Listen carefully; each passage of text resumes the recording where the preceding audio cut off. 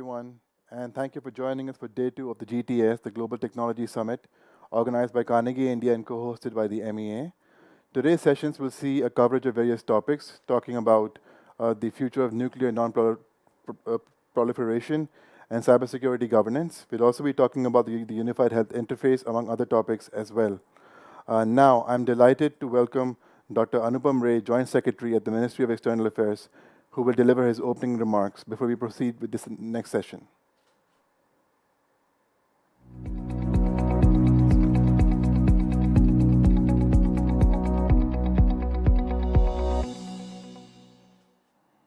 Good morning, wherever you are across the world.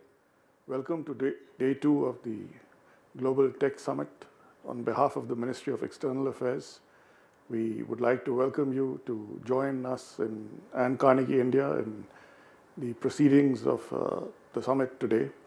This is the first post-pandemic summit meeting of this nature that we are doing, and it is appropriate for the times. What the pandemic has taught us is that technology will define our lives. As it defines our life, it will define diplomacy. And this is an event where we would like to hear your views, discuss with you, and listen to the opinions of thought leaders on how technology and its impact will affect our working, will affect the way we deal with other entities, how it affects how we work with other nations. We are very pleased with the way this conference is proceeding. I think attendance and high-level attendance particularly is at an all-time high. We have expectations that the outcome of the summit, the ideas that you produce, the concepts that are elaborated upon will be useful for us in the policy-making process, will inform diplomatic and other discussions as we go along. This is an area of geotechnology. Diplomacy was traditionally about geopolitics, then it became about geopolitics and geoeconomics, and today it's about geopolitics, geoeconomics, and geotech. We are entering the era of geotech, and I hope that this summit and this meeting and its outcomes will help us understand what is going on, will help us project our views, and in course of time, that this will become an important crossroads where ideas, people, concepts interact and intersect. Welcome once again to the day's proceedings, and good luck and good wishes to all the participants. Thank you.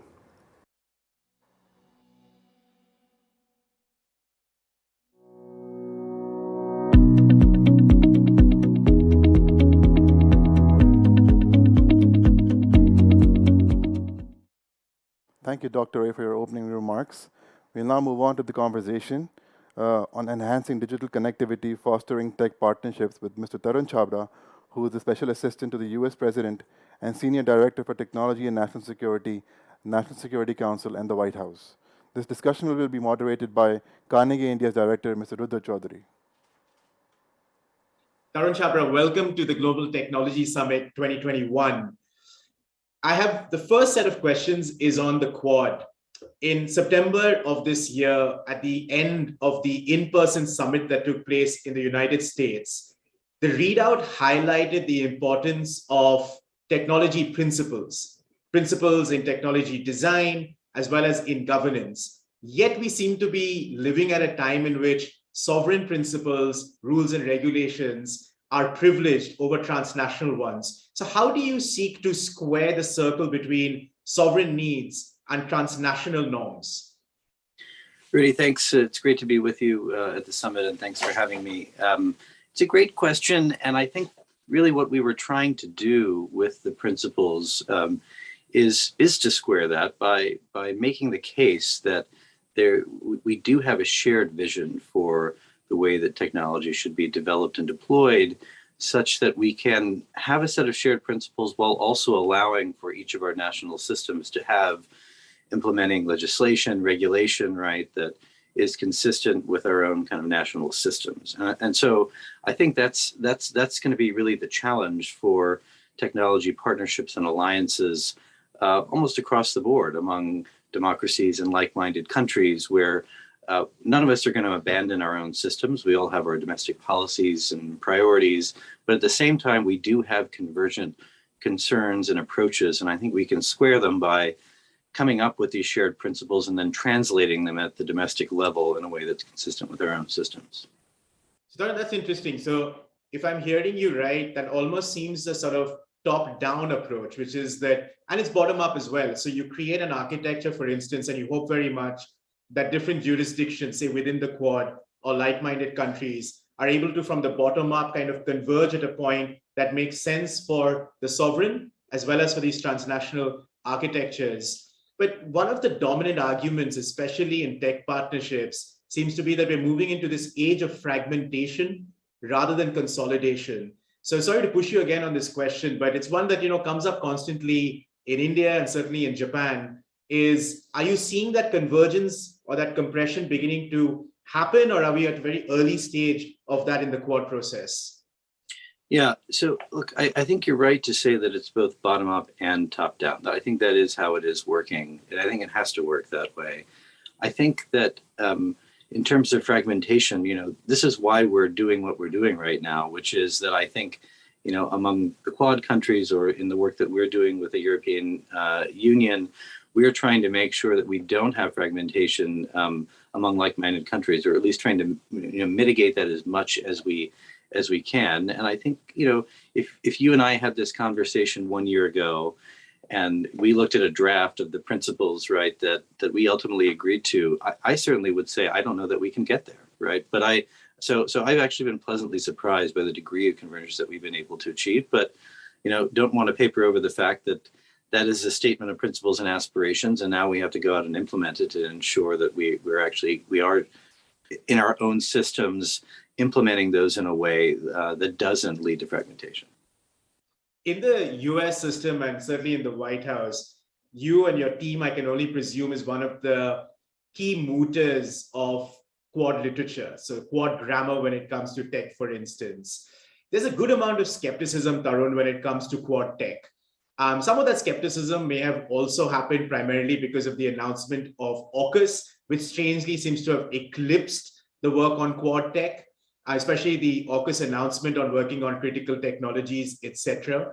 Now, in March of this year, the Quad created 4 emerging tech working groups. Could you give us a sense of what are these groups about and what is the end that they're trying to achieve?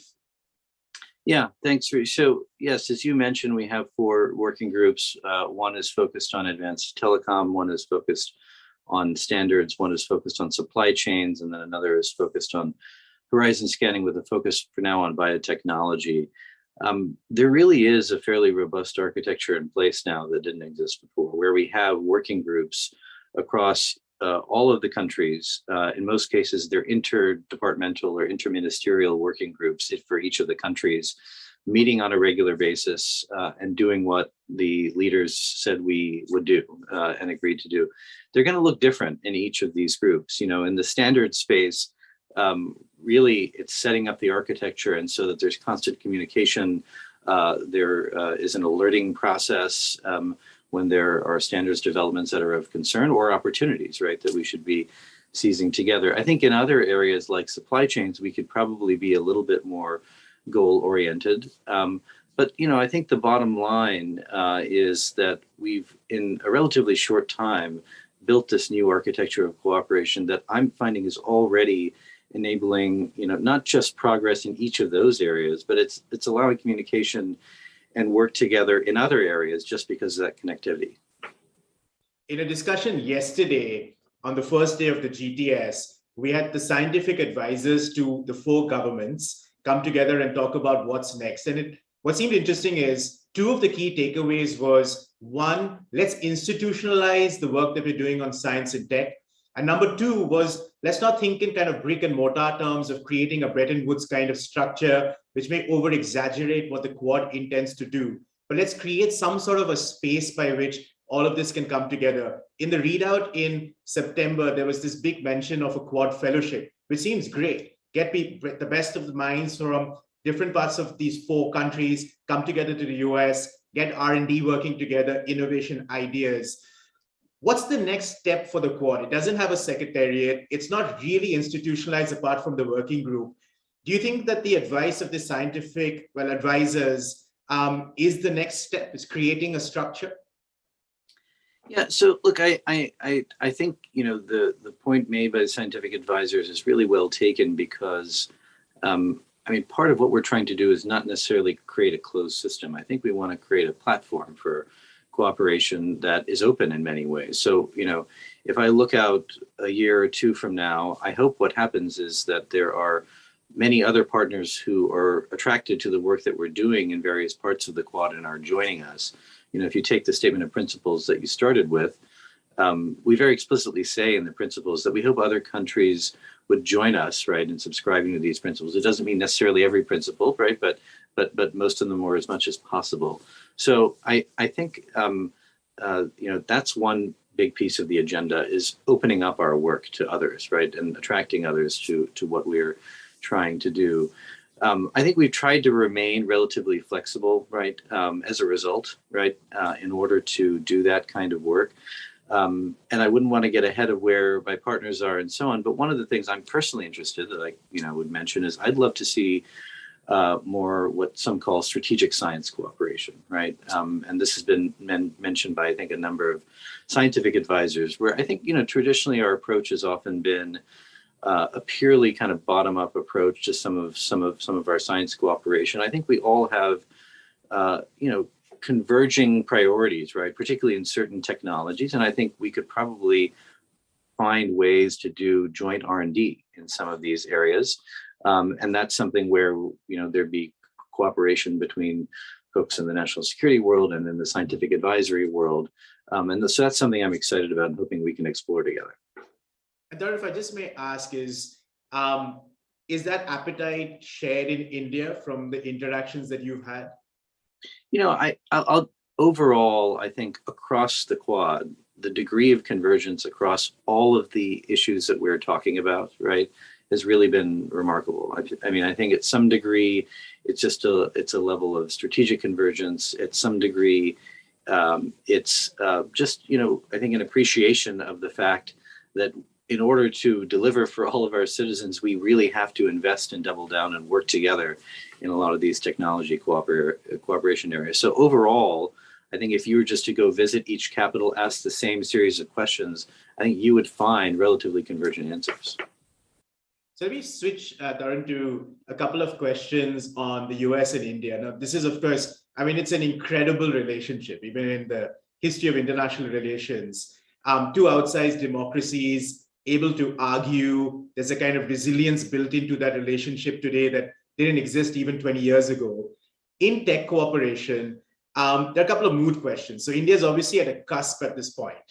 There's a privacy architecture that's in the making. There's a report by the Joint Parliamentary Committee that will come alive any day now. A privacy bill will become a law. There's a raging debate on cryptocurrency. Should we ban it? Should you treat it as a commodity? Should you treat it as a currency, for instance? And there's the tough business, especially from American company perspective, on rules and regulations in e-commerce. So let me ask a question around challenges first, and then I'll switch to opportunities. What's the challenge that you see in US-India relationship when it comes to India's sort of tech architecture build out? Are you concerned? So look, overall, I think each of our countries is going to go through a phase of fairly dramatic experimentation, right, in the digital regulation space. I don't think there's any way around that. It's already happening, and I think each of us is doing it. I think it's happening now. It'll probably happen more in the United States. It's happening in India. It's happening in Europe. And I think one of the most important things is that we have to be unafraid of taking a really sober look at how things are working, whether they're working, and then revise accordingly. I know that's very hard, right, when we talk about bureaucracy and regulation, right? But that's just what we're going to have to do. That includes the United States. And so I think overall, if we can try to maintain some degree of agility and have very honest conversations about what is working and what is not, then I'm optimistic about what we can achieve. I think overall, if you talk to, a lot of businesses operating in India, I think obviously, that the first thing you'll hear is about kind of the regulatory challenges, right? And, the 5 or 6 windows in different ministries that you have to visit to get approvals for various things. So those are discussions that I think we can have. If you look on the other side, if you talk about infrastructure, though, for example, if you talk to electronics manufacturers and so on, I think, what they'll tell you about infrastructure challenges actually changed quite a bit, in terms of power and water and so on. What the states have done, I think, has been quite remarkable and changed the picture in that space. So overall, I think there's a lot that we can do if we are focused at the highest levels. And I see that kind of focus. So I think the next year will actually tell us quite a bit about what we can achieve together. So Darren, let me push you on that a little bit. Localization is going to happen in India at some level. I mean, all the signs sort of seem clear. It's already happening through rules and regulations, through agencies, the Reserve Bank of India, and there's a very high chance that the privacy bill or the law will have criteria for localization of data. Now, under the Trump administration, there was a fairly coercive approach to India on the debate with regards to localization. I mean, informally, officials will tell you that threats were made to India. The White House came very clear to say that, look, if you go down the localization route, X, Y, Z may happen to you, and so on and so forth. How is this administration dealing with the question of potential localization, which will, of course, have a significant impact on American companies invested in India? Look, I think really what we're focused on is implementation, right? I think that's going to be the key issue, right? And if you talk to a lot of the companies, I think that's where they've pivoted really to focus. I think it's important for us to keep our eyes on the overall objective, which is to try to maintain digital flows and commerce overall and digital connectivity between our countries. I think there are ways to do that if we tackle the implementation challenge in the right way.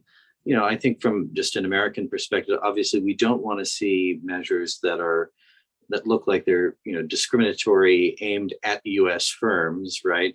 I think, but overall, I think whether we're talking about supply chain security, right, or data security, these are all objectives that we share, and we're all figuring out ways to address them together. Let me sort of switch to this question of opportunities and the more optimistic side of the relationship. In India, the number of technologists basically pride themselves of building the digital highways of technology. So India Stack, there's a lot of work now on what's come to be known as unified health infrastructure, payments gateways. So it's incredible where the government builds an infrastructure and WhatsApp or Google or Paytm in India can build a layer, and you've basically got a payment system that's ready to go online. And boom, you've got 500 million people using your platform. Where are the opportunities? So, one of the things that we've been trying to advocate is that this is exactly the kind of structure that should be setting the standards across Asia. Is there some thinking, Tarun, in the US, in the White House, about working with India together on digital infrastructure, on building this out in third countries, in Africa and other places? So look, I think overall there's enormous, enthusiasm and interest here in ensuring that we can together kind of harness the scale of the Indian market, right, for many purposes, right? And so that's kind of what you're talking about here. That means sometimes helping drive costs down, right, and it's market opportunities, right, for all of our firms. I think in addition, right, there's the question of the tremendous, skill and education levels, right, in India too. And so, we just tend not to talk enough about talent, right, and how crucial talent is, right, for the digital and technology space overall. So, yes, I think, when we're looking at the deployment of various digital technologies around the world, whether things can be scaled in India potentially first and then kind of move beyond, I think is a really important question that we should be looking at together. Tarun, just on the sort of India question and perhaps where the cooperation can strengthen, if I can come back to this question around supply chains. So there's a lot of writing and reading about supply chain diversification. But to some of us, it seems actually that what's happening is a degree of consolidation. The 6-7 companies, for instance, invested in, say, semiconductor manufacturing capabilities are consolidating rather than necessarily fragmenting or diversifying. Is there a role for India, in your view, in sort of looking at semiconductor markets in the future and that supply chain? Yeah, and I think in the semiconductor market, obviously there has been a lot of consolidation that's come for a variety of kind of structural and economic reasons. And obviously the investments that are required, right, in many cases to get to the leading edge are just so enormous, right? That's driven some of the consolidation as well. From our perspective, we want to see a resilient and diverse semiconductor supply chain. And so, we're certainly making investments or hope to make investments in the United States. At this point, we still have appropriations pending for the CHIPS bill in Congress and hope that it passes very soon. But we're in discussions with our colleagues in Europe about the European CHIPS bill.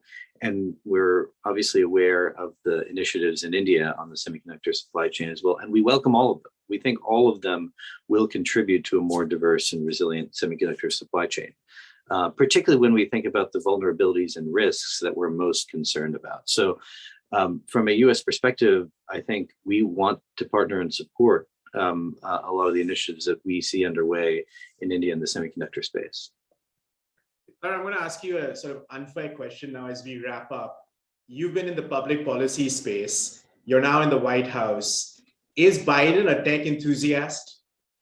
He's absolutely a tech enthusiast. I mean, I think above all, he sees the kind of centrality of technology in not just strategic competition, but really in ensuring that democracies deliver, right? I mean, that's I think really the focus. And we're having this conversation at a time when we've just had the Global Summit for Democracy as well, where technology has really been kind of a key issue highlighted there. We've had my colleague Eric Lander, the science advisor to the president, talking about democracy affirming technologies. We were looking at export control issues related to human technologies that could be used to abuse human rights. So I think he absolutely sees it as central, both from an economic standpoint, a national security standpoint, and a human rights standpoint. Further, sort of my last question on the Democracy Summit, there's been quite a sort of churn when it comes to the Democracy Summit, primarily because some countries were invited, some weren't, and I'm sure there are good reasons for yes and no. Do you think this is the beginning of a new architecture, or is this a one-off? And I say this primarily because of the point you made about technology architectures and norms. So are we going to see these two kind of paradigms melding together? So democracy, human rights on the one side, and technology concerns on the other? Or is that part of the plan? I see this summit as really a great kickoff to a series of work and initiatives, right, that are going to be launched over the coming year, right? So we're calling it the Year of Action, but the bottom line is we're launching a number of initiatives, and I think that's really where all the work is going to get done. And so, in some instances, we're going to try to develop a new, regime if it's maybe focused on human rights and technology issues, right? In others, we have prize challenges, trying to get the technology and standards moving right around privacy enhancing technology. So it's really about all the work that's getting launched over the course of the coming year. Tarun Chhabra, thank you so much for being with us at the Global Technology Summit 2021. And we hope very much that you can be with us in person next year when we return to Bengaluru in what is now called a hybrid format. Thank you so much. Thanks so much for having me, Rudy.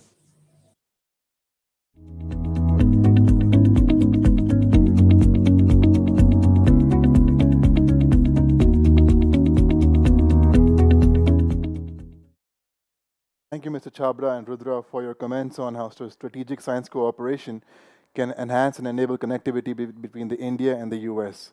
Now, this brings us to our next marquee conversation. This will be focused on building a unified health interface for India.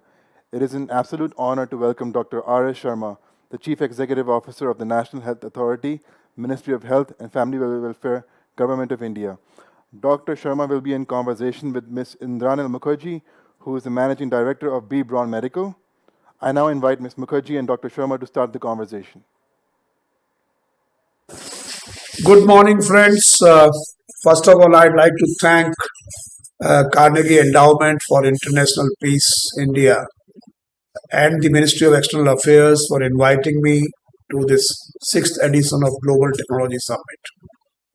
And I've been asked to look into, sort of talk about the digital journey of the country and also as to how health sector is going to be transformed by use of information and communication technology. So I'll begin by making this statement that today the Digital India journey, which was started about 7 years back, has been successful in creating a number of digital public goods which are working as the building blocks for various solutions in various sectors. The Digital India program, envisaged to make India into a digitally empowered society and a knowledge economy. And there are three kind of vision areas of the whole vision of Digital India. One was creating a digital infrastructure and connectivity as a utility to citizen. So that was one part that, ultimately, unless we are connected, we cannot really have any digital online solution. So we today have 1.18 billion mobile connections. We have 800 million internet connections. We have 600 million smartphones in this country. And we have the cheapest data rates in the world. So India, though it does not have that much of fixed line connectivity, India does have a very ubiquitous connectivity, and 600,000 villages of the country are more or less connected by a 4G connectivity, and of course 5G is on the horizon. So I think we are pretty robust in terms of connectivity. Thereafter, the second area of Digital India was to build digital solutions, so basically software and services on demand. And we have created a number of these software and services. So one is digital identity, which is also a kind of infrastructure of digital identity system, which can be plugged into any transaction. And on top of those digital identity, we have created authentication services, electronic KYC services, digital locker services, and also electronic signatures on demand, and various other artifacts. And on top of it all, we have created a UPI, the Unified Payment Interface, which is actually a very, very scalable and frugal payment system. The last month we clocked about 4.2 billion transactions in that. So I think we have built a number of horizontal service delivery components by way of these public digital goods. Now, what is going to happen is that we are going to utilize and leverage these goods and also create a number of other digital public goods in the health space so as to provide quality, accessible and affordable healthcare to our citizens. And the Ayushman Bharat Digital Mission, launched by our Prime Minister on 27th of September this year, is the one which is going to play an extremely important role in this journey. So during the last 1 year, because he had announced a pilot on 15th of August 2020, we have been experimenting and developing new, sort of stack components. So one is the Health Facility Registry, which essentially will work as a reference registry for the health facilities in the country, and which can be used by any application to locate the facilities, what are available, what is the bed capacity, what are the other details of those facilities. Similarly, we are going to have the Health Professionals Registry, which means the registry of the doctors, the vets, the nurses, and the ANMs and ASHAs, and all the health workers of various categories. So that will, help people in locating the nearest doctor if they have to, go to visit a doctor and stuff like that. Similarly, we want to have the personal health record registry in the sense that we want to have a PHR application, which will basically mean that one will be able to get a horizontal view or a longitudinal view of his or her health records. And that we have created the health ID, which will work like an health account, which essentially one will be able to see the records, and it is all based on privacy and consent by design. So therefore, the owner of the data, which is the person to whom the health records pertains, he or she will be the one who will have the full control on those records. So I think all these things together are going to create an interoperable system, which will essentially ensure that we are able to connect the client applications with the facilities, with the providers, and with the laboratories, with the hospitals, etc. And in a manner which is completely interoperable, completely non-discretionary, and completely open. So this we are calling it Unified Health Interface. Now, Unified Health Interface will basically work in an open and transparent manner, wherein the various applications will be able to be plugged to provide citizen services. And of course, the teleconsultation or the digital consultation or telemedicine, whatever you call it, will be an important part of it. This will ensure that the geographical boundaries will break, which means a patient sitting in remote area will be able to connect with a doctor sitting in Mumbai or Delhi. That's number one. Number two, he or she will be able to pay the doctor using the UPI, using the digital payment transactions. He or she will be able to accumulate or see his or her health record using the PHR application. Then he will be basically able to get the prescription from the doctor, which will be digitally signed using the e-sign facility, which the country has developed. So therefore, all the tools are already available for us to activate this ecosystem. And the specific tools, especially relating to the health space, has already been built, and I explained them to you. The PHR, the health facility registry, the drug registry, for example, is another very important component where we will be able to put the list of entire drugs along with their prices, along with the formulae and the equivalents and all those things, so that people are able to buy cheaper drugs, generic drugs, or whatever drugs they want to buy. So I think those things will ultimately work in tandem and will work to provide health services to our people, leveraging technology, reducing cost, making it more affordable. However, let me also add in the end that all this system will work only when everybody participates in it. So it's an open system where the private sector and public sector both will have to participate. It's a system which will be win-win-win for everybody. It will a system which will bring about transparency and rationality. Imagine we built COVID, and COVID now, at one point in time, COVID has been recording 1,000 or more than 1,000 vaccinations per second. That's a scalable platform. We have 135 crore, entities and entries on this platform, and we have done 2.5 crore also in a single day. So these are the platforms, and what we are building here is essentially an open, interoperable, frugal, scalable, inclusive, and platform based on open APIs, open standards, and open source. So these are some of the basic architectural principles which we have learned from Aadhaar, and since then we have been building multiple platforms. And I think this is also going to be such a transformational platform, which we think will be able to transform the public service delivery in the health space. Thank you very much for inviting me. I just wanted to share these thoughts with you as to what we are doing, how we are trying to leverage technology to deliver health services. The PMJY is another program, insurance program, assurance program, which provides to as many as 540 million people the health insurance cover of 500,000 rupees per family per year.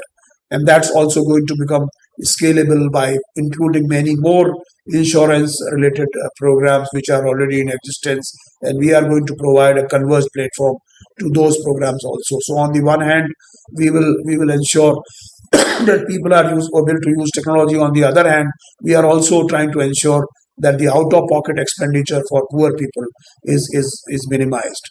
So thank you very much once again for inviting me to this international, sort of a peace, international conference which you have organized. Thank you.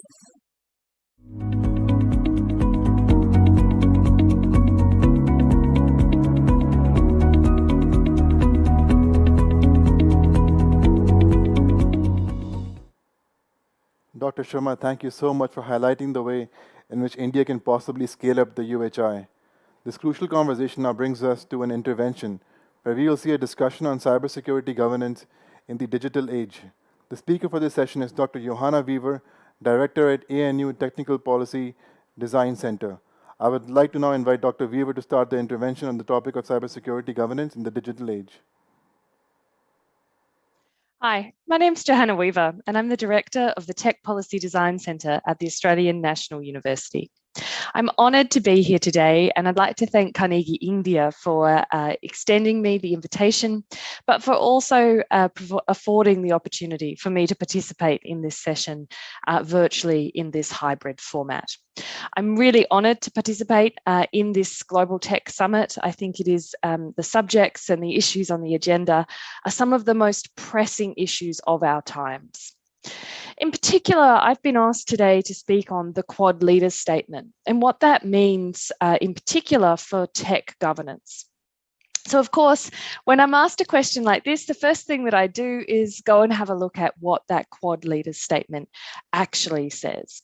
So my first observation that I would make is that having a meaty leaders statement of 4 presidents and prime ministers of countries is no mean feat. This is actually something that would have been a relatively negotiated document, and the depth and length of this document, as someone who used to have to be the one negotiating these things, really stands out to me. In particular, in our space, in the cyber and tech space, there are 2 things that jumped out. The first, of course, is the provisions that have been referred to in the session overview about cybersecurity threats, enhancing cooperation to protect critical infrastructure, and enhance cyber resilience. It is significant that the leaders of India, the US, Japan, and Australia have made a commitment to enhance cooperation at that level on these issues. There was not too long ago when trying to get even the word cybersecurity into a leaders level statement was a difficult thing. So let's not diminish the significance of that commitment. However, in saying that, the thing that particularly jumped out to me in the Quad Leaders Statement of September was the document that accompanied them and a paragraph reference in that Quad Leaders Statement to the Quad Principles on Technology Design, Development, Governance and Use. Now, if you haven't already seen or downloaded a copy of these principles, I really urge you to do so.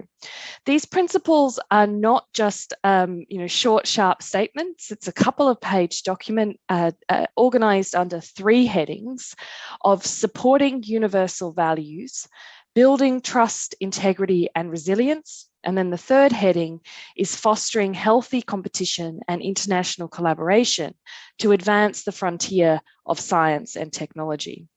Now, under each one of those headings, there is 4 or 5, sometimes 6 dot points that further extrapolate those high-level principles. So for anyone wanting to know the areas of cooperation that the Quad countries are prioritising at the leaders level, that statement really provides you with your answers. Again, just to underscore that the negotiation of a statement, a set of principles, like this, the Quad principles of technology design, development, governance and use, and their endorsement at the leaders level really is a significant thing. So I urge you to make use of those, cross-reference them, hold your governments to account to those principles, because they are now the public stated principles. In terms of areas for priority cooperation for Quad countries, taking into account what the governments have prioritised in those principles, I'd like to leave you with 3 key takeouts. The first is that we really need to mature the tech policy, the tech governance ecosystem. The second is that we have to remember and preserve Quad countries' point of difference. And the third is that we must not, as Quad countries, forget the standards discussions that are going on. So let's dive into each one of those in turn. In terms of maturing the tech ecosystem, this is something that is a particular passion of mine. It's actually the motivation behind me leaving government a few months ago and establishing the Tech Policy Design Centre at the Australian National University. And that's because in my previous role, when I worked for the Australian Department of Foreign Affairs, also when I led our negotiations at the United Nations, it became really clear to me that every country in the world is grappling with these issues of how do we govern and regulate technologies. And there is an information asymmetry here, because the blunt fact is that often the politicians and also the public servants that are looking to design policy and regulation in this space do not know and understand and have the same depth of knowledge about the technologies that they're seeking to govern and regulate as, for example, the private sector does. And so what I've observed is that we really need to mature the tech policy ecosystem. And when I use the word policy here, I really do mean it in its broadest sense. So policy, strategy, regulation, legislation, governance. So we actually need to build the level of expertise and knowledge so that our politicians, our public servants, a vibrant civil society that can hold government and public servants to account, and also so that we can have some contestability in engagement with industry, that we are not solely dependent on industry, but also so that when industry is speaking, we can have independent verification. And in many instances, industry is acting with society's best interest at heart, but there is a sense of trust and dissatisfaction, and we need to address that. We need to address that information asymmetry, so that as we move to regulate and govern in this space around critical and emerging technologies or on cybersecurity issues, that we do so in an informed, evidence-based way that ensures that we are getting the outcomes for security or for societal benefit, but at the same time, we're not stifling innovation and growth. So that's the first thing that I think we need to prioritize as Quad countries, which is actually putting in the effort to mature the ecosystem so that we can develop better and more informed tech policy, regulation, and governance. The second point I would make is that we really need to, when Quad countries are working together and are looking to cooperate on cyber and critical tech issues, that we really need to keep front of mind the Quad point of difference and the Quad reason for existence. And put simply, the Quad point of difference is the fact that the US, India, Japan, and Australia all share this commitment to universal values, so human rights, for example, but we also share a commitment to liberal democratic values.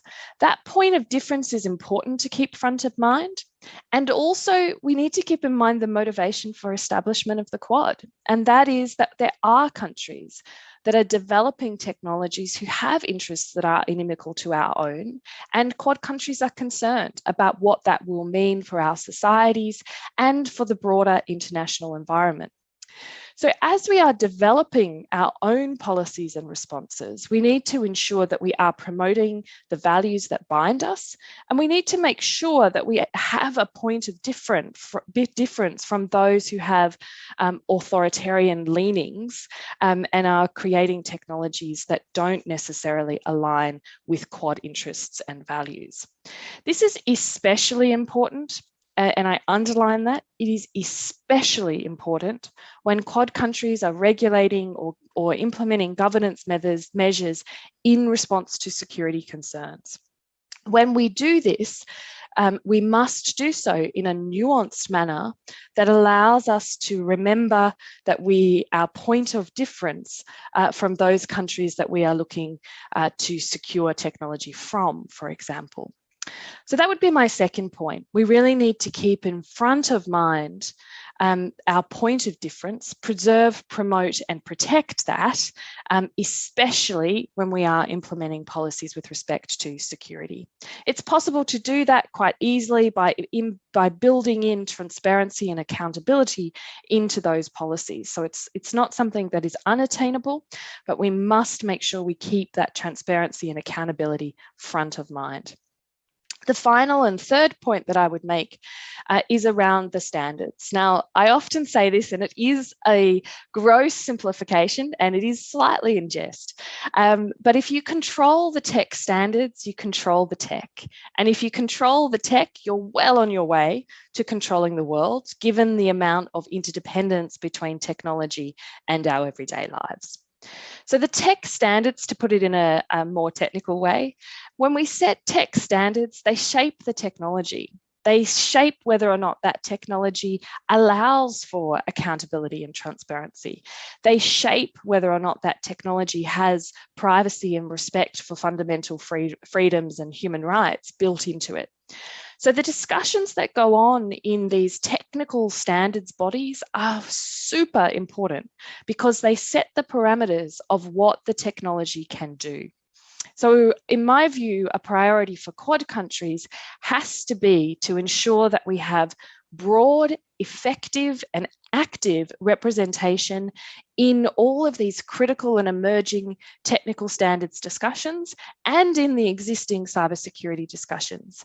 We need to have that breadth and depth of expertise represented there, and this is something that is represented in the Quad principles that I referred to at the start, that we need to have an active private sector participation in these standards discussions, but we also need to make sure that we have government in those discussions as well to ensure that we are protecting, promoting that point of difference that I just referred to. So this is really important. We need to make sure that Quad countries have coverage not only of the different types of technologies, but also of the different forums in which these discussions are happening. I think this is an area of clear opportunity for public-private partnership, and it is also an area where the Quad governments can demonstrate leadership by perhaps divvying up and prioritising, but ensuring we have that spread of engagement. So that is my brief remarks today. In summary, I really do urge you to have a look at this Quad principles for technology design, development, governance, and use. Don't just look at it, download it, cross-reference it, hold your government to account. And then the 3 points that I'd like you to take out in terms of priority is we need to mature the tech policy ecosystem more broadly. We need to keep Quad points of difference front of mind when we're engaging in tech governance. And we also need to make sure that we don't forget the technical standards. This has just been a really brief discussion. If you'd like to know more, please do follow us at Tech Policy Design on Twitter. We're also on the cusp of launching a new podcast called Talking Tech Policy.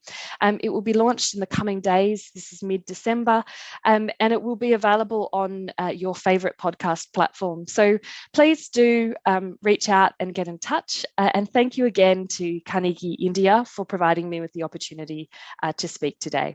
Best of luck with the rest of the conference.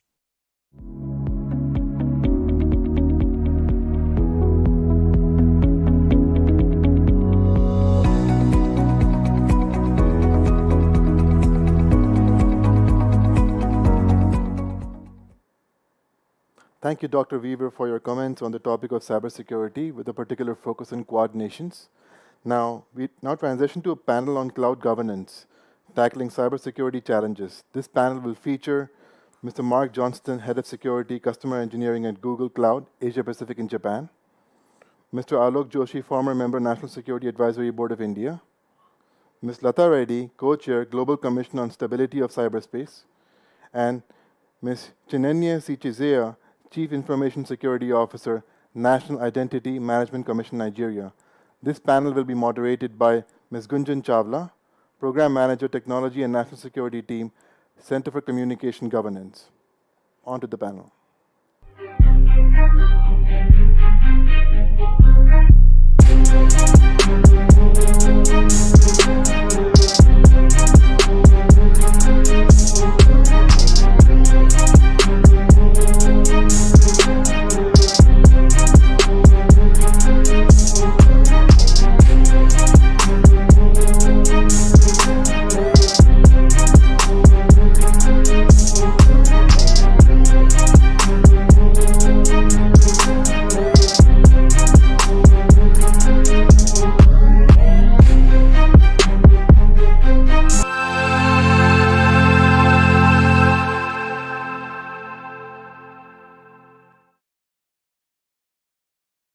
A very good morning to all present. I'm Gunjan, and I'm going to be your moderator for today's session on cloud governance, tackling cybersecurity challenges.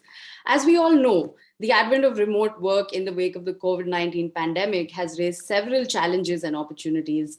As more and more enterprises transition to cloud-centric work models to enable remote work, the cybersecurity of cloud infrastructure has gained unprecedented importance.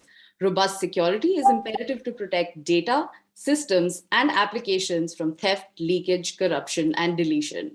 Previously, most people connecting to their corporate network would do so from their place of work, thus accessing their accounts, files, and company servers from within the four walls or the perimeter of the office building, protected by enterprise-grade firewalls and other security tools.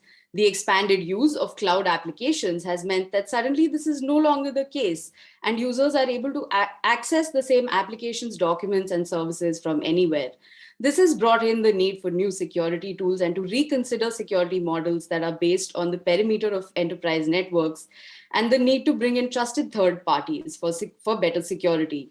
While the flexibility, scalability, reliability, and location independence of cloud services are certainly desirable features, at the same time, the multiplicity of endpoints scattered in various locations opens up new points of entry for malicious actors. Today, we have a star-studded panel of experts with us to discuss ways in which cybersecurity practitioners and policymakers can maximize the benefits of cloud services and minimize related cybersecurity risks. I turn first to you, Mr. Mark Johnston, as the technical expert on the panel. Amid the growing uncertainty during the pandemic, since more organizations are charting their journeys towards cloud computing and digital transformation, what technologies can be used to secure the digital infrastructure and manage the technological risks that organizations face while safely supporting their corporate goals? Thank you for the question, Gunjan, and thank you for the opportunity to share at this wonderful conference. And the technology change is something that you mentioned in your opening, and that is the movement from a perimeter-based model to one that is very much a buzzword today that's used is zero trust or perimeter-less model. Now, this particular technology change has a massive effect on the legacy applications and infrastructure that organizations have used to protect themselves. Example, network separation and firewalls, which are the traditional technologies that have been used in order to mitigate particular problems that exist inside the organization from being exposed externally. But with this move to cloud, we're seeing the need to actually move to a cloud-first designed approach. Something we at Google for many years have practiced is this zero trust approach, where we don't use a VPN as our primary mechanism to connect our employees to the systems that operate our business or environment. This has been a challenge for many organizations. Primarily, their legacy application set and the traditional approaches to security have not fared well in this transition to a cloud-first world.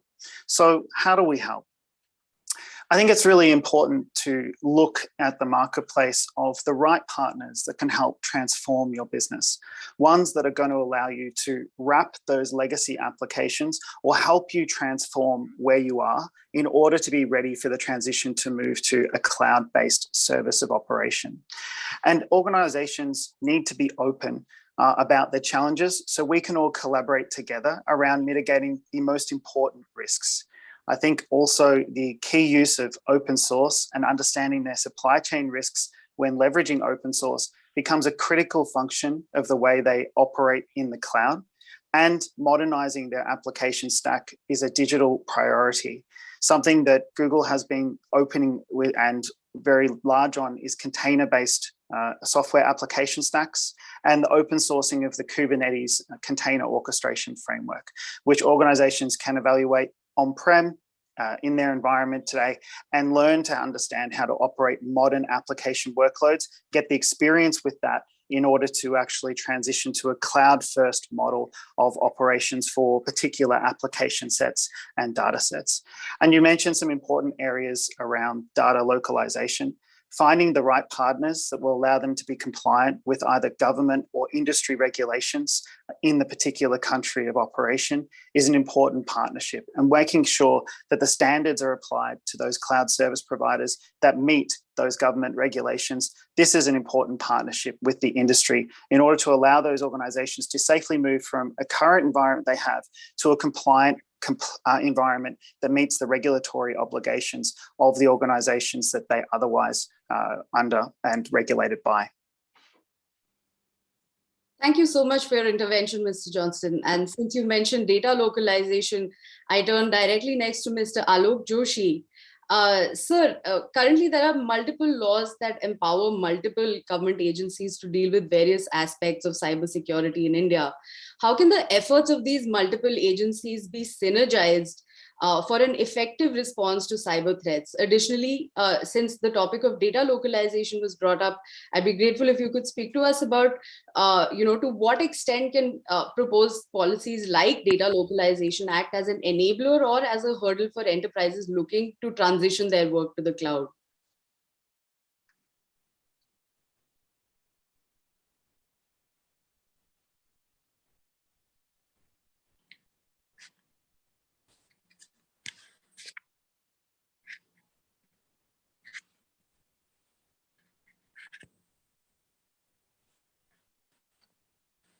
Gunjan, I'm afraid I just had to leave and I have come back again on my mobile. Could you please, if it is directed towards me, could you please repeat the question? Certainly, I'd be happy to, sir. My question was, to what extent can policies like Data Localization act as an enabler or as a hurdle for enterprises to adopt cloud computing models? No, I think data localization is something which is now inherent in the governance policies of almost every nation. I think we'll have to learn to accept it.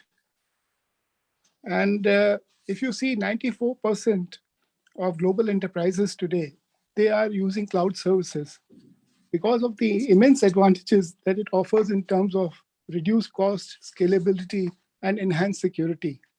And as far as India is concerned, if you see the government initiatives, especially, if you look at the way Aadhaar has been worked out as a platform for collection of data and processing of data and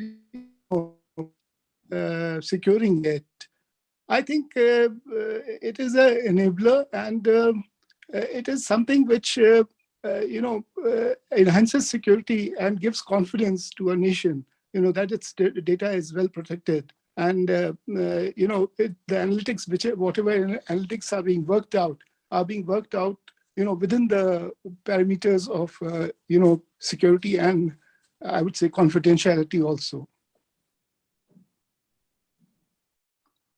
Thank you for that. Thank you for that very interesting response, Mr. Joshi. I turn next to Ambassador Lata Reddy. Ma'am, since we've just spoken about the need for coordination and cooperation between enterprises and government, I'm curious to hear from you. Since the Global Commission on the Stability of Cyberspace develops proposals for norms and policies to enhance international security and stability and guide responsible state behavior in cyberspace, but with different nations adopting different regulations for data protection and privacy, what challenges does the GCSE face in developing shared understandings and support information exchange and capacity building to advance cybersecurity globally? Well, Gunjan, I'm glad you brought this up, because I think the fact of the matter is that governments alone can't really address the entire problem of cyber threats and cybersecurity. We need to bring in all the multi-stakeholder players, by which I mean the policymakers, obviously, because they would be the most important, as well as the technical experts, including legal experts, law enforcement agencies, academia, industry, platforms, users, civil society, and NGOs. And I think that organizations like the GCSE have an important contribution to make, because we are made up of experts from different countries, from different backgrounds. And what we try to do is to achieve a common understanding of what the major issues are.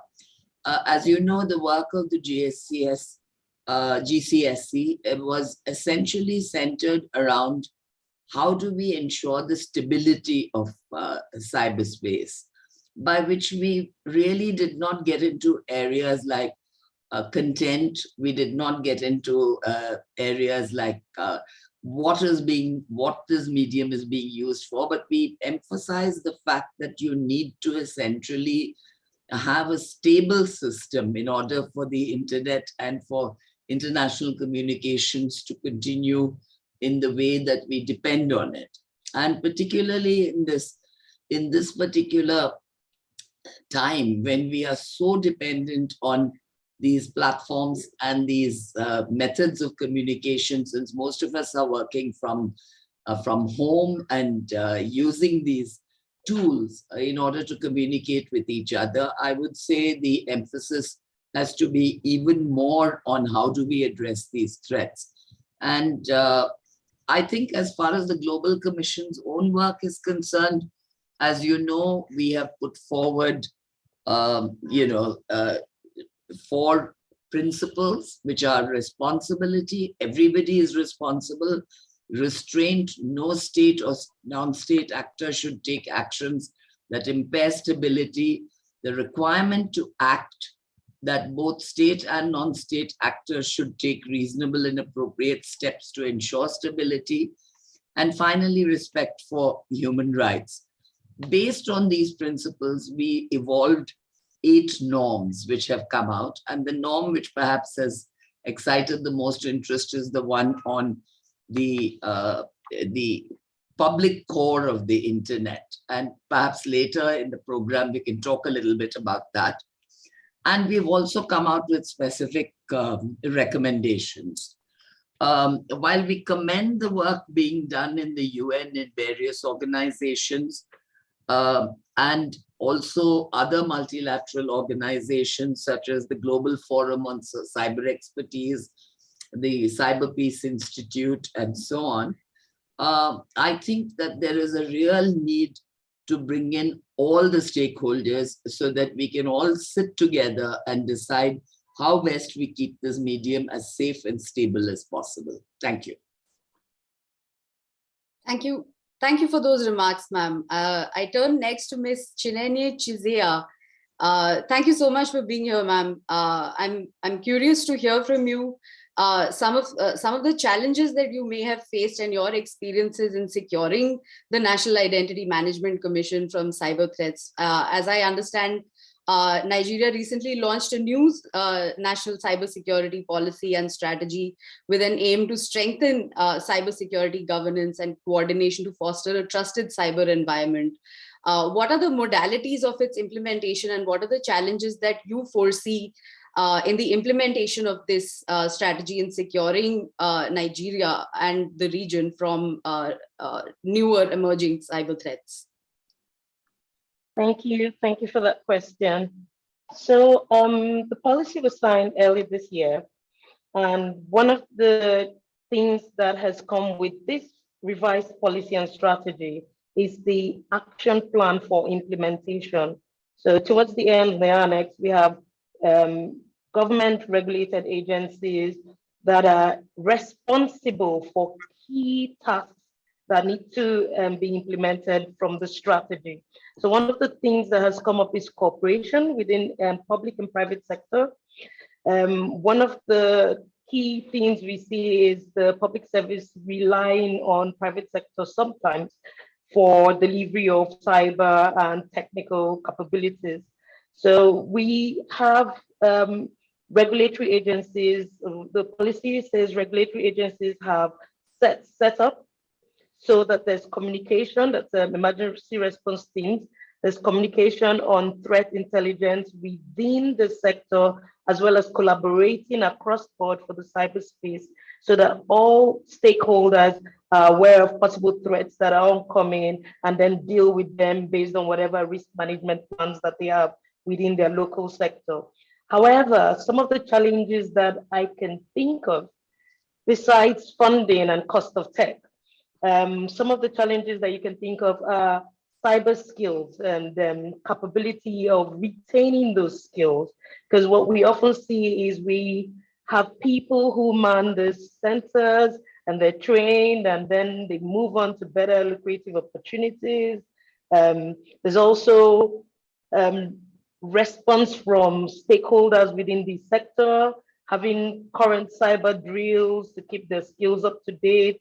All those collaboration teething challenges are the kind of things that I've seen come up so far. Thank you so much, Ms. Chizeya. I wholly take your point on the need for building capacity and retaining talent as far as cybersecurity skills are concerned as a major challenge that many developing countries, including India, are facing as well. I turn back to you, Ambassador Reddy, if I may.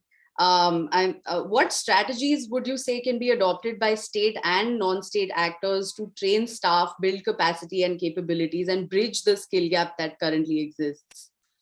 I would say, Gunjan, that where this is concerned, the question of building capabilities, obviously, we need to exchange best practices between states. And this could be done bilaterally, it could be done regionally. There's a new word which has come in, plurilaterally, in groups of states, and of course, globally. And I think organizations like the Global Forum on Cyber Expertise, which I mentioned earlier, are making a good contribution in this area. And I would urge countries and organizations that need help in developing their capabilities to contact the GFCE, because they are actually offering training programs and others. As you know, Chris Painter is currently heading this initiative. And it started off as a Dutch initiative, but I think it's really become a global initiative now. I think encouraging, the cooperation between CERTs will also be very, very important, because CERTs essentially are all engaged in this task of building capacities to deal with crises, to deal with cyber attacks, cyber threats, and to bridge the skill gaps. Because frankly, we are all only as strong as the weakest link in the chain. And, if certain countries forge ahead with fantastic capabilities, but there are other countries who have very basic capabilities or no capabilities at all, the entire system can malfunction as a result of a weak link in the chain. Therefore, it's to our mutual advantage, that those with advanced capabilities try to help those with less advanced capabilities, share our knowledge, share our best practices, and essentially help with the training, building capacity, building capabilities, and bridging the skill gap, as you mentioned. Because if we don't do this, I'm afraid that with the huge emphasis there is now on the use of this medium, there will be some serious breaches in future. Our financial systems are so connected. Our communication sets are so connected. And, I cannot emphasize this strongly enough, that unless we come together, cooperate, and work together, the entire system will be seriously affected. Thank you. Thank you for those remarks, Ambassador Reddy, and that global perspective on the need to bridge the skills gap between countries.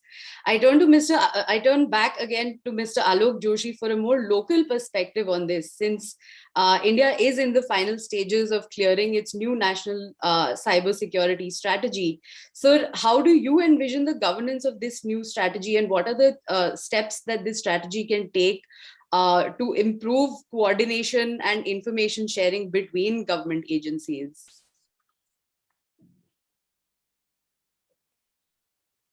Mr. Joshi? I'll just take forward, the the remarks of Ambassador Reddy, and to my mind, the national cybersecurity strategy, which is still a work in the making. And basically, I think there are three issues which are involved. One is to secure the national cyberspace and strengthen the nation's cyber resilience, and also synergize resources and enhance cooperation. Now, when we come to building capacities, I think one of the major planks that need to be kind of worked upon is the government and private sector partnership. And I think this is one area that, even non-governmental organizations can contribute immensely. The other aspect is about certification. Ambassador Reddy talked about the wide, differential between the capacities among different countries. Now, what we need today is to build up the processes which can lead to a robust certification, I would say, process, and which is common to, as far as possible, to various countries, among various countries. Now, that is something which would assist even the industry and the government in recruiting people, in finding out, the areas where they are having gaps in capability. And I think this is one of the major issues that need to be addressed by the national cybersecurity policy. Now, coming back to your question about the local this thing, I think one of the major areas is of critical information infrastructure, which needs to be focused on very strongly by any cybersecurity strategy that is worked out. And this includes the telecommunications, the e-governance sector, and the transportation sector, and allied critical areas. I think this is what needs to be looked into very closely in the policy. Thank you. Thank you, sir. If I may ask a follow-up question, since you mentioned critical infrastructure, there is a question that has come in from the audience. Since cloud service providers have become critical to a huge number of sectors, therefore, therefore the risk now is that all data is aggregated in the cloud. So should cloud service providers be scrutinized at the same level as critical infrastructure service providers?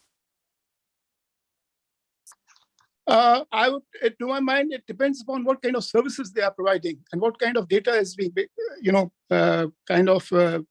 reposed in their clouds, because you will have to have different levels of security for different kind of data. And this brings to the other point that we need to focus more on developing encryption skills. Today, I must say that there is a strong case for investing a lot in encryption technologies, both in the private sector as well as the government.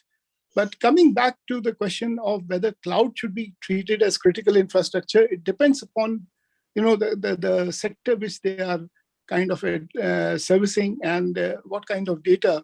And within the cloud also, you have the capacity to build up, use technologies to protect data at different levels through access control, etc. Thank you. Thank you. Thank you for your response, Mr. Joshi. I turn to Mr. Mark Johnston again to get Google's perspective on this. Sir, at this year's Google's Cloud Next conference, Google announced its Google Distributed Cloud. Could you tell us a little bit about the solutions under Google Distributed Cloud and how they will affect the future of cybersecurity within Google Cloud? Sure, thank you, Gunjan. Google Distributed Cloud is a mechanism of being able to take some of the technology that we use at Google to run our services and run it on-premise or inside your data center, as well as at the edge for telecommunication providers, leveraging Google's infrastructure and network. And ultimately, you get a managed capability that's watered and fed by Google. But in this instance, it's disconnected so that you can modernize your applications using cloud capability on premises. Now, this is something that's in preview right now, and we're working with many partners to bring that to market, including hardware providers that will make compatibility possible for technology providers to provide in-country services to data centers. But I do want to quickly shift to something that I feel very important is no matter how great a technology we as a cloud provider make, the skills to drive that technology are critical in the success. And we've heard so much from every panelist today around how important the skills of cybersecurity will be to the securing of our digital economy. And we believe that too at Google. So it's really important that we pass that on. And we've committed to 40 million people being educated in Google Cloud skills. We've committed $10 billion US to cybersecurity in Washington just recently to help contribute. And we've committed $100 million to open source security to improve the overall ecosystem. And actually, something that Google Distributed Cloud runs on is part of this open source, which I mentioned earlier, which is Kubernetes. So we believe by democratizing security into open source, we believe by raising the skills of the ecosystem and making it available in an open source compatible form for organizations, will enable a greater hygiene in the environment accordingly to improve the overall security posture. And there was a mention of sort of data classification and encryption by Mr. Joshi. And that's an important aspect. Some data is highly sensitive and organizations aren't yet comfortable moving it to an external entity. Google Distributed Cloud will allow them to keep that information where they feel most comfortable with the trusted technology partners and hardware providers that they have, as well as on top of that, a sort of advanced capability for modernizing their applications enabled by our Anthos or open source Kubernetes technology for containerization. Thank you. Thank you so much for that intervention, Mr. Johnston. I'll turn again to Ms. Chizea, since capacity building and skill development was mentioned yet again. Since many African countries, including Nigeria, have seen a rise in reports of digital threats and malicious cyber activities as well. Ma'am, in your view, what steps can be taken to increase public awareness and make end users available of possible cyber threats and invest in building up cybersecurity capabilities? Thank you. So an increased public awareness is essential to encourage behavioral change. Someone quite said on the panel earlier that we are only as strong as our weakest link. So it doesn't matter how much technology is out there if staff or the general public is not aware of the basic security controls, we then have that leak. Having said that, organizations and nations, because we've seen a lot of disruptions from cyber threats, the disruptions have ranged from digital fraud affecting or illicit financial flows, as well as sabotage. So what organizations and nations can do now to help manage or mitigate these threats is basically to have that greater commitment to cybersecurity, make sure there are enforceable policies or safeguards that are there. It's not enough to have a fancy policy, but how is it implemented? What are the risk management strategies or approaches? Is it being handled? Is someone doing that function correctly? Then where the opportunity exists and the funding is available, invest in infrastructure and technologies. I was pleased to hear about the Google distributed cloud technology. I mean, because one of the hesitants for most people in adopting cloud is no control, kind of. So having that on-prem kind of solution with the cloud technology is something that people should actually consider. So invest in infrastructure and technology, protect your information assets, commit to enforcing these robust legislations that are out there, and more importantly, build up the cybersecurity capabilities, because that is what would help ensure security within the cyberspace or information architecture or domain that you work with. Thank you. Thank you for that kind response, Ms. Chizea. And for you as well, I have a follow-up question from the audience. What are the primary concerns of an information security regulatory body when it comes to cybersecurity and the cloud? What are the issues that are being prioritized here? Someone mentioned earlier about data location. In Nigeria, we have this organization, it's called National Information Technology Development Agency. And then they have this cloud first policy that was introduced. The benefits for that was to reap the benefits of cloud computing and then adopt this policy for public sector institutions, governments, and government-owned corporations. But basically, one of the key things that has always happened for critical national information infrastructure is the domestication of the data. So it's encouraged that SMEs and IT service provider or IT-enabled service providers for governments use these cloud technologies and help with the huge capital investment for IT as is required for this migration. Thank you. I'll turn back again to Mr. Mark Johnson, if I may. Since if you could tell us about some of the most common reasons for cloud security breaches, I think all of us will have a better idea of what exactly are we spreading awareness about. What are some of the main issues that lead to cybersecurity breaches on the cloud? Sure. I think it's a very interesting question.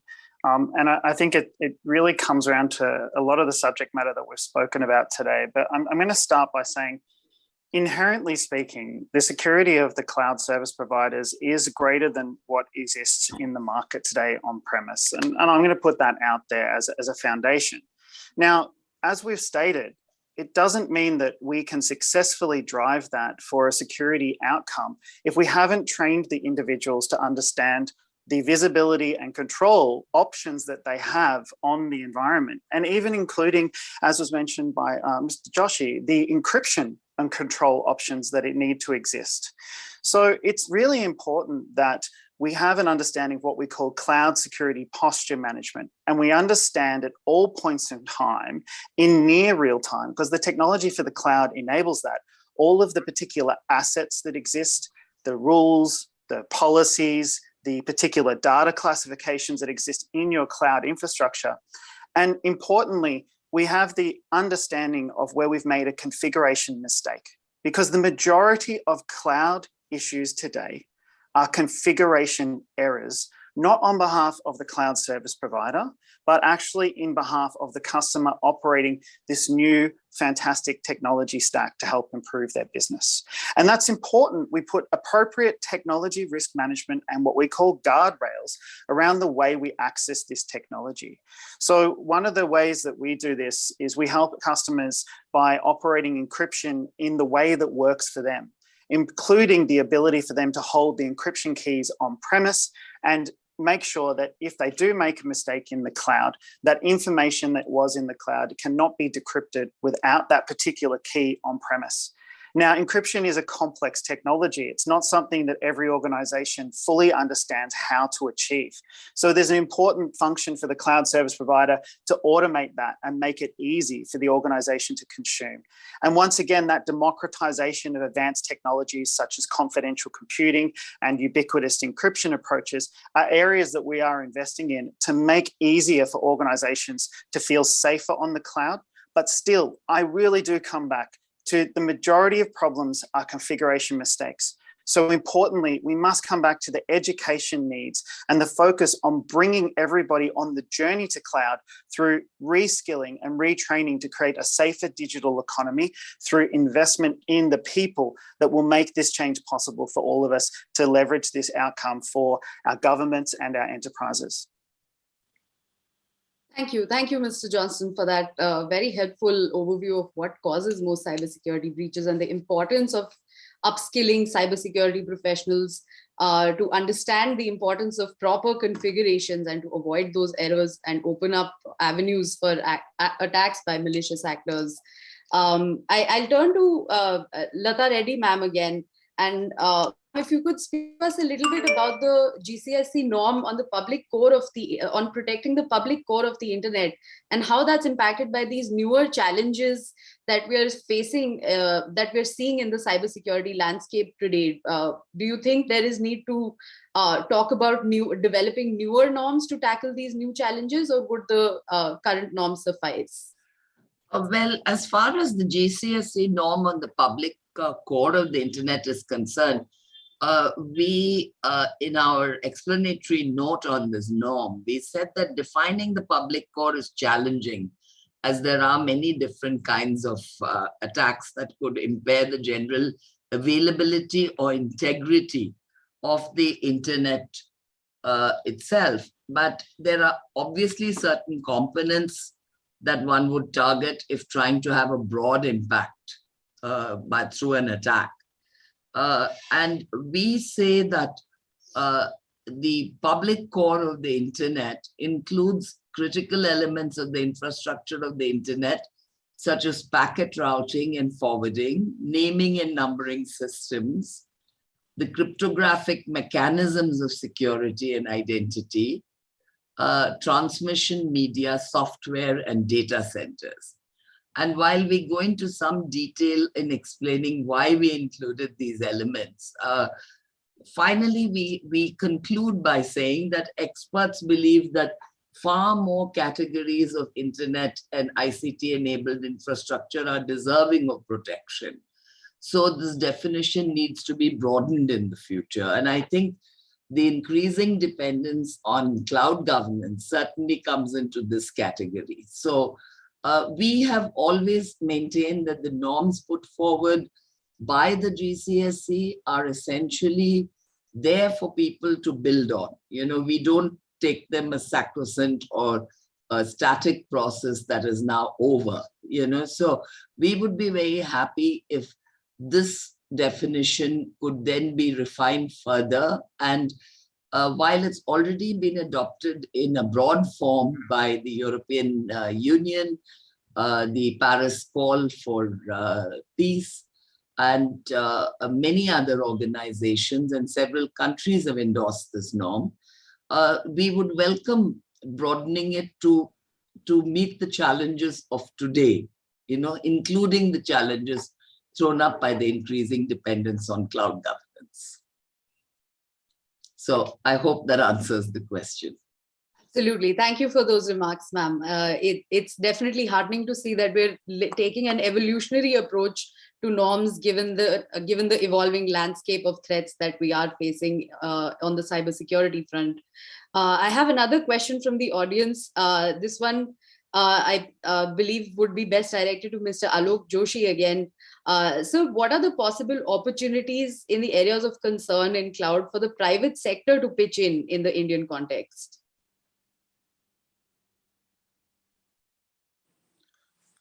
I think one of the areas, as I mentioned, is about certification. And I'll just elaborate on this aspect. You see, we are conscious today that we need, almost 1.5 million skilled workers, in particularly for cybersecurity, which include, people who are specialists in network security, in encryption technologies, etc. Now, the point is that unless you have a robust certification process, which is not only generic, but also sectoral, it will be very difficult to bridge this gap. Although today I can say with some confidence that there's enough talent lying in the industry, in the academia, which can fulfill these requirements. So for I would say certification process, you need to have very strong audit capabilities, and then only you'll be in a position to have the confidence to protect your critical systems. I hope that answers the question to some extent. Thank you. Certainly, Mr. Joshi. I think we have consensus and we all agree on the importance of upskilling and cybersecurity skill building, and have also you've also identified that as an area where the private sector can pitch in. I'll turn next to Ms. Chizia again and put to you, ma'am, in 2016, Nigeria had set up its Cybercrime Advisory Council.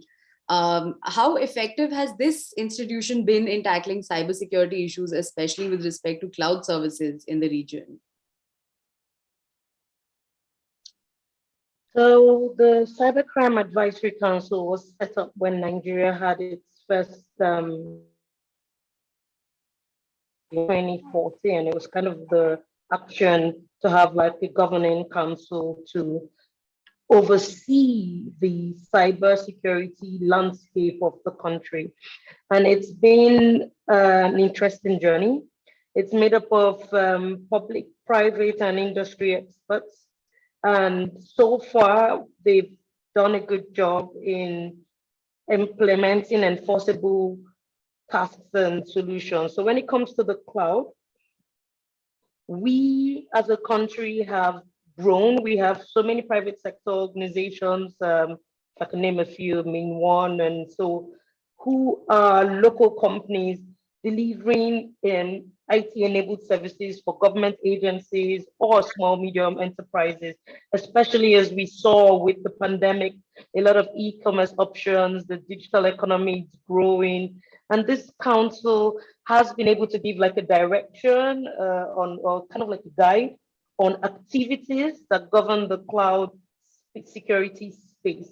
I think Mark mentioned earlier when he was talking about democratization of the security controls in the cloud infrastructure. So that's basically what's been happening with the council. They've brought up policies, and because they are made up of different stakeholders, whether private or public, it's been, I want to say, effective to an extent. And the cloud industry has grown so far for us here in Nigeria. And I believe something similar is replicated across other African countries. Thank you. I'll turn back again to Mr. Johnston on this, since we've touched upon the issue of cybercrime. Since mining blockchains and that underpin cryptocurrencies require a significant amount of computing power and expensive software, Google's in-house cybersecurity team has recently warned that cryptocurrency miners are hacking compromised cloud accounts. What steps can we take to tackle this variety of cyber threats, sir? Yeah, thank you for the question, Gunjan. And it's very true what we're seeing here is that a compromise of a particular cloud resource, which often has significantly greater technology resources than organizations used to have because of this almost unlimited style of growth and capacity, means that any abuser of that service then can actually accelerate the usage and abuse of the service to mine cryptocurrency services. It is important to state this can happen to anyone on-prem or in cloud, but we have seen that these malicious gained access to the cloud instances by taking advantage of poor customer security practices and vulnerable third-party software in nearly 75% of these cases. We're all currently, as cybersecurity professionals, dealing with the Log4j vulnerability that is rolling around the world at the moment. Another example of these vulnerabilities in third-party software that may be running in your infrastructure. These are used as entrances into then the abuse of these cloud services. 48% of those compromised instances were attributed to gaining access to internet-facing services that had no password or weak passwords for user accounts and API connections as well. So once again, a hygiene error on top of these third-party vulnerabilities that may allow entrance in the beginning. And that 26% were that third-party attributed software installed by the operator of that cloud instance themselves, not the cloud service provider, but actually the individual customer or tenant running in the environment. So what are we seeing as a theme? Configuration management, we came back to that as an important aspect. Good hygiene in operations of passwords accordingly, and supply chain and understanding the third-party dependencies in your software. Today, Log4j is an open source Apache software stack. We have actually open sourced how we at Google secure our stack. It's called salsa.dev, slsa.dev, the mechanism we do for supply chain integrity in an open source manner for any organization to look at applying that process to their organization. And we've built the capabilities to operate that supply chain security, something we call binary authorization. Complex word, but operated as a service in our Anthos stack on cloud or in that Google distributed cloud service that we spoke about earlier. And then on top of that, dependencies are an important part of the software library organization. In understanding those, deps.dev, another Google open initiative to understand the dependencies in your application packages. I know that was all very technical, but it really comes down to training and understanding your dependencies, understanding your configuration options to protect your organization, and good hygiene and practices for authentication, authorization, and auditing in the way that you operate your environment will help protect you from that cryptocurrency mining exploit, which is a quick gain for criminal organizations that are then trying to exploit those services themselves. Thank you for those valuable insights, Mr. Johnston. I fully take your point. In addition to upskilling and capacity building, you've also raised the issue of cyber hygiene, which I recall is also one of the norms that the GCSE has been looking at. So I turn again to Ambassador Reddy on this. Ma'am, how can the norm to promote cyber hygiene help us in better governing the cybersecurity challenges in cloud governance? I think cyber hygiene cannot be emphasized enough. I go back to the point that the users need to be educated, right? And it's not enough for us to say that that certain procedures should be followed, like frequently changing passwords and so on and so forth, not sharing your password with others. And I think that users are essentially key to cyber hygiene, and individuals, and by users, I mean individuals as well as organizations, enterprises, governments, all of us essentially are users of the cyber medium. And therefore, we essentially have to practice cyber hygiene. I can tell you from my own experiences in government, it's very difficult to persuade people to frequently change passwords, for example. They say it's bad enough creating one password and remembering it. Why do I have to keep frequently changing it? And I must admit, I myself at times get exasperated when I keep getting notices saying, we've noticed a hack attempt and please change your password yet again. I don't recall how many times I've had to change my passwords for my email accounts, for example. Cyber hygiene standards do exist. They've been gaining wider international acceptance as governments and enterprises have been understanding the importance of taking these steps, and which do demonstrate that you can reduce the danger of known malware by practicing cyber hygiene. But I think that, again, I come back to the question that many societies face considerable challenges in the use of ICT technologies. And again, I would make this appeal to states that have greater knowledge of how to combat these threats to come forward to help those states that do not have the same level of knowledge. Because again, unless all of us are safe, none of us is safe. So, this is where cyber hygiene is so very important. And again, here you come into the multi-stakeholder issue, which I've mentioned earlier, that you can't do this alone. Governments alone can't implement cyber hygiene. They can't force people to practice good cyber hygiene. And but you can educate. Digital literacy is important. You have to explain to people in terms that they will understand, particularly in a developing country like India, where people just see it as a tool. They don't see the dangers. You have to educate them about the dangers. You have to show them how they can protect themselves, at least against some basic attacks. And I can't emphasize enough how much resonance this norm on basic cyber hygiene that we came out with for GCSE, how much this has resonated and how many questions we've had on this particular norm. I would say perhaps after the electoral systems and maybe public norms, the public core of the internet first. The second one on which there was great interest was the electoral systems infrastructure. And the third perhaps was cyber hygiene. So it remains a very important and live issue for all of us. Thank you for those insights, Ambassador Reddy. And since you mentioned electoral infrastructure, that takes me back to Mr. Johnson's comments on democratizing access to technology and security. In that vein, the Indian government has taken several initiatives to develop open networks and open digital ecosystems, including the Open Network for Digital Commerce program to democratize online commerce. I'll turn to Mr. Alok Joshi, sir, on this. While these initiatives do certainly democratize access to technology, do government agencies and the end users in our context have adequate cybersecurity and privacy awareness to tackle cyber threats? What are the steps that the government can take to promote cyber hygiene in these newer initiatives?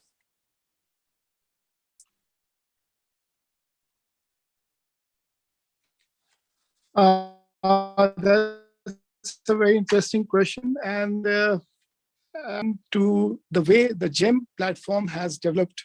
It's a platform which was developed basically for procurement of goods and services for the government. And mind you, Gunjan, most of the organizations, in fact, all the organizations of the government, whether they are related to security or commerce or any public service, they are registered on this platform. And my personal experience has been that it has been a very robust platform. It envisaged in the first place, and it has improved over. And mind you, the democratization of the procurement process itself has resulted in enormous savings. So coming back to your question, whether there is capacity for building up such platforms and securing them, I think there should not be any doubts on that count. But again, I come back to the question, how do we do it? we need to focus again and again on the processes. And the processes include developing capabilities across the spectrum. It is not good enough for A organization or B organization to have that capacity. I think you need to have a common certification program, both for building capacities and for auditing those capacities. I think that is something which we need to stress upon. And unfortunately, I think this is the ground situation which sometimes is overlooked, by policy planners. But I would, again, re-emphasize this point. You have to look at the ground and build your, capacities ground up. That is the way to go forward. Thank you. Thank you, Mr. Joshi. Ms. Chizé, same question. What can governments do to disseminate the importance of cyber hygiene amongst end users of newer and emerging technologies? I'm in agreement with my co-panelists. We cannot overemphasize what it is when it comes to educating people, and education is at different levels. I know I touched on the skill gap earlier, but I was talking about the tech team then. Now for the basic user, just as the ambassador mentioned earlier, we need to bring the education down to the language they understand. What means of communication? This is where the communication experts and specialists come in. How do you get this information across to them? In what language? We have so many people around who is their passion to pass this information to people at the grassroots level, for those in the offices, executives. How is this information or education about protecting their information? Again, for the tech people, just as Mark had mentioned earlier, configuration mistakes is basically what is the issue with cloud security. And then it's not just making the mistake, because the mistakes happen. How do you recover? Because what we see sometimes is just punitive measures and pushing that under the carpet, or sweeping it under the carpet, instead of learning from that to build robust and secure systems. So the education in this case can be like a knowledge management, where you manage the incidents that have occurred, have that, I don't want to say database, but have that way in which others can learn from what to do, what not to do, how to best configure a new application coming up, domiciled for each organization or even countries, those policies that you have, bringing it down to the level for the different sectors. What does this strategy or policy mean to us as a sector? How are we going to best implement this task that has been assigned to us? And that way, everybody learns from the issues that are on ground and basically enables or engages with the new technologies that are available. So basically, all I'm just trying to say is that governments need to have strong commitment and support for cloud computing service adoption. Without that commitment, it doesn't matter what the private sector brings as a new tech and new tech that we can engage in or use to provide services. That commitment is essential, especially also from the cloud service providers. When you market this solution for an organization, what have you done? Is there like a readiness assessment for that organization? How best can they adapt to this new cloud service that you're providing for them? That way, the chain of information flow and how best to secure it will be best enabled, and when we'll maintain our cyber hygiene, as been mentioned.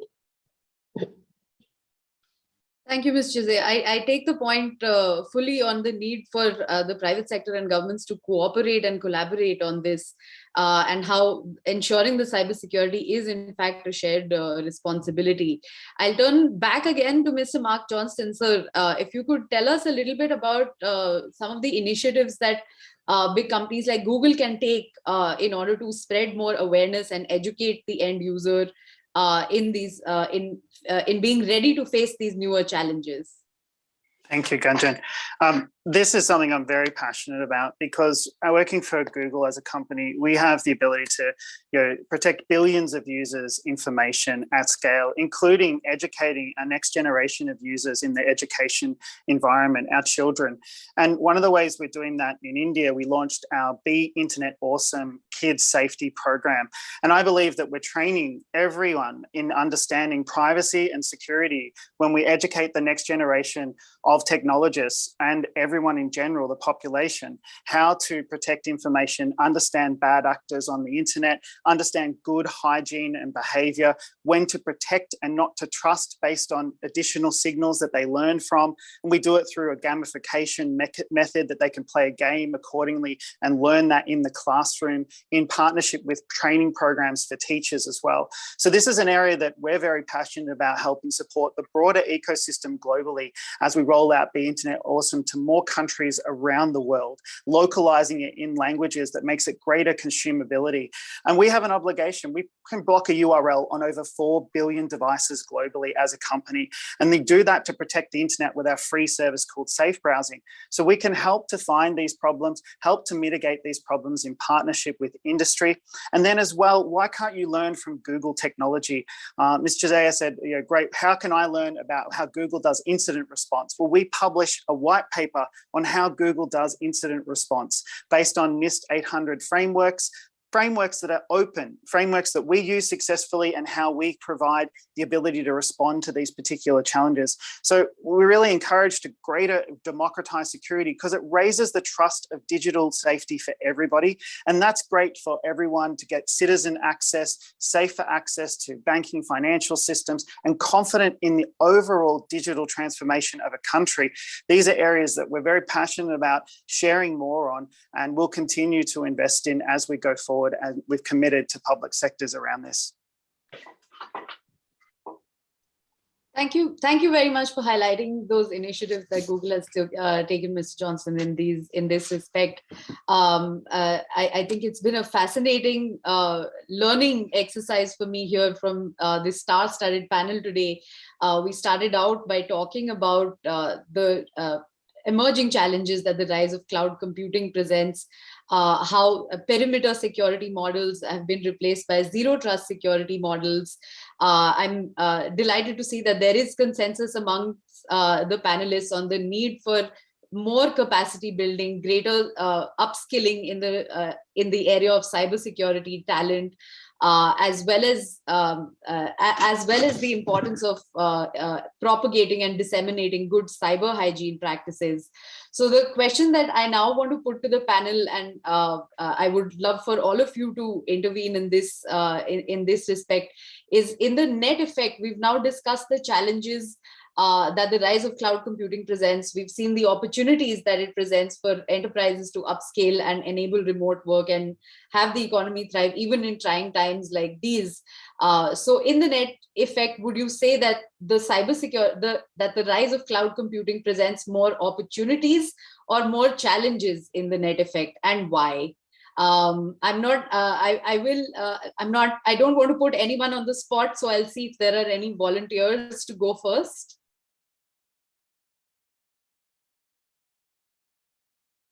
Ambassador Reddy, you have your hand raised, please.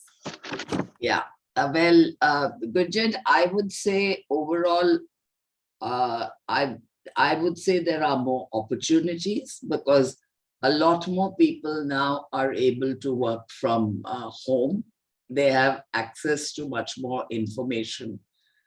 But at the same time, I can't say that it's an unmixed blessing, because there are these dangers as well of concentrating so much data together, of putting everything in the cloud. If you lose the cloud, you lose it all. And so but overall, I would say I see it as a positive opportunity more than as a threat, because the threat has always existed, ever since, I would say, the last 10, 15 years. Definitely, it's the threat perceptions have grown stronger, and there's a kind of a fear psychosis that has come up in many people about putting too much online.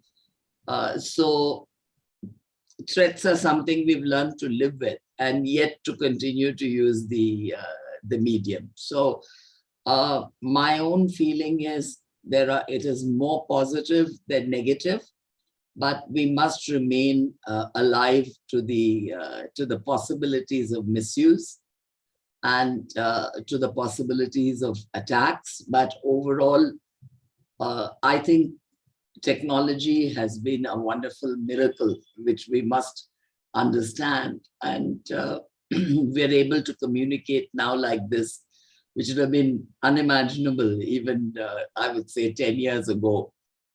These kind of platforms were not so popular and were very restricted to just companies and so on. Today, we're all able to speak on these platforms. That in itself is an amazing advance. So overall, being an optimist, I would say it presents more opportunities than challenges. Thanks. Thank you, Ambassador Reddy, for that dose of cautious optimism, if I may say so. I turn next. Again, I'm not going to call on people if we have any volunteers to go next. Mr. Joshi, yes, please. Gunjan, it's a very interesting thought that when organizations like MI6, MI5, and GCHQ of the UK have the confidence to bring the data on cloud, of course, with data localization, and I'm sure with very strong encryption methodologies, I think we should feel quite reassured. But taking forward what Ambassador Reddy has said, we need to be conscious also of the pitfalls. And I think there's enough capacity in the system to build up resilience within the system to meet any challenges that may come on the security side. So overall, I think that we should feel optimistic. Cloud has come to stay, and I think we'll have to learn to kind of take care of the security aspects. Thank you. Thank you, Mr. Joshi. I'm delighted to see that there is more optimism so far. Let's see if that changes with our next speaker. Well, I don't think it changes. I think it's the opportunity that we all need to embrace. We're happy with the adoption process so far. From here on the government side, it's a bit slow, but we're getting there. Like Mr. Josh mentioned about when you see MI5 getting on cloud computing, it's a confidence booster. And so, like the ambassador mentioned earlier, we live with threats. We can see what's going on with the pandemic. We're living with it. We're moving on. So we need to embrace or adopt cloud computing technologies. I'm happy to stand by the fact that it's more of an opportunity and a blessing than new stuff, and the fact that we no longer consider vendor locking. There's so much exchange going on, different multi-cloud service providers, open services, and what we've mentioned so far, and we cannot overemphasize, is in the configuration management. So yes, it's an opportunity, and I'm glad to see that it is here to stay, and most businesses and organizations are adopting the best part of the cloud. We don't talk about what the bad actors are doing with cloud, but we're happy with what's going on so far. Thank you. Thank you, Ms. Chizea. That leaves us with our final panelist, Mr. Johnston. Your thoughts on the matter? Sure, and of course I might be a little biased on this one, but honestly speaking, I wouldn't be working for a cloud company in cybersecurity if I didn't think that was the ability to democratize advanced security capability for enterprises that make it easier and citizens and government to create their businesses on more securely. The ability that's been mentioned, We have FedRAMP certification for our GovCloud infrastructure, but that's across our public cloud globally. Our controls and the ability for organizations to feel confident to leverage their region in Delhi or Mumbai, that they can have the confidence it's got the same level of security controls that a US government uses for their infrastructure, is something that's just never been available to many organizations in that way. Confidential computing is complex. Advanced encryption techniques is complex. What about you can get that without large capital expenditures? And look at the digital natives that exploded, the unicorns during this time to address the needs of individuals, whether it be food delivery in Indonesia or around the world through these companies that have popped up overnight that have then created connections between people who are sitting there with their business needing to connect to the end users, creating that small business digital connection through super apps that have come together. And a lot of this wouldn't have been possible if those digital natives needed to buy a big data center in that way. They wouldn't have been able to get there, iterate at speed, fail fast, and create innovation. And doing it safely, that's what excites me. So I am an extreme optimist with regard to what cloud can bring and how we can work as service providers to improve the hygiene of the ecosystem, both in training and the processes, but also take some of the burden away, that we can take care of a lot of the infrastructure and water and feed it very well with our techniques that will allow you to focus on what makes your business and government more important in serving its users or citizens. So thank you for the opportunity to share that. Thank you very much for sharing your optimistic thoughts with us, Mr. Johnston. I think it certainly adds a certain brightness to our day today. All the optimism that I'm absorbing from the panelists this morning. So I'm mindful of the time, so we'll very quickly move on to the final question, given that we are all in agreement on the fantastic, massive opportunities that the rise of cloud computing presents for nations and enterprises altogether. I suppose the question that then remains to be answered is in making the most of these opportunities that are presented to both governments and enterprises. How can governments and enterprises prepare themselves to tackle the cyber threats that are expected with the adoption and exploitation of these opportunities?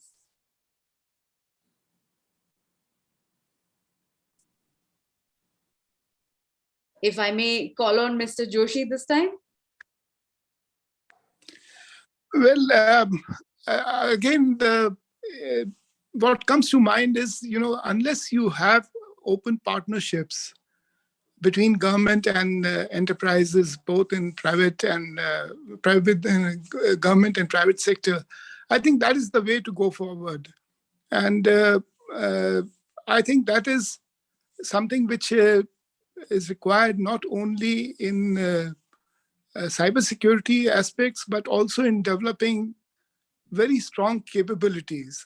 I just can't fail to underscore that point, that unless and until you have common programs running across various sectors, which give some kind of confidence to the industry that there is a certain level of competence which has been achieved. I think that is where the government needs to put its resources in. Thank you. So greater collaboration and open partnerships between the public and the private sector. Thank you so much for that input, Mr. Joshi. If I may turn to Ms. Chizea next on this point.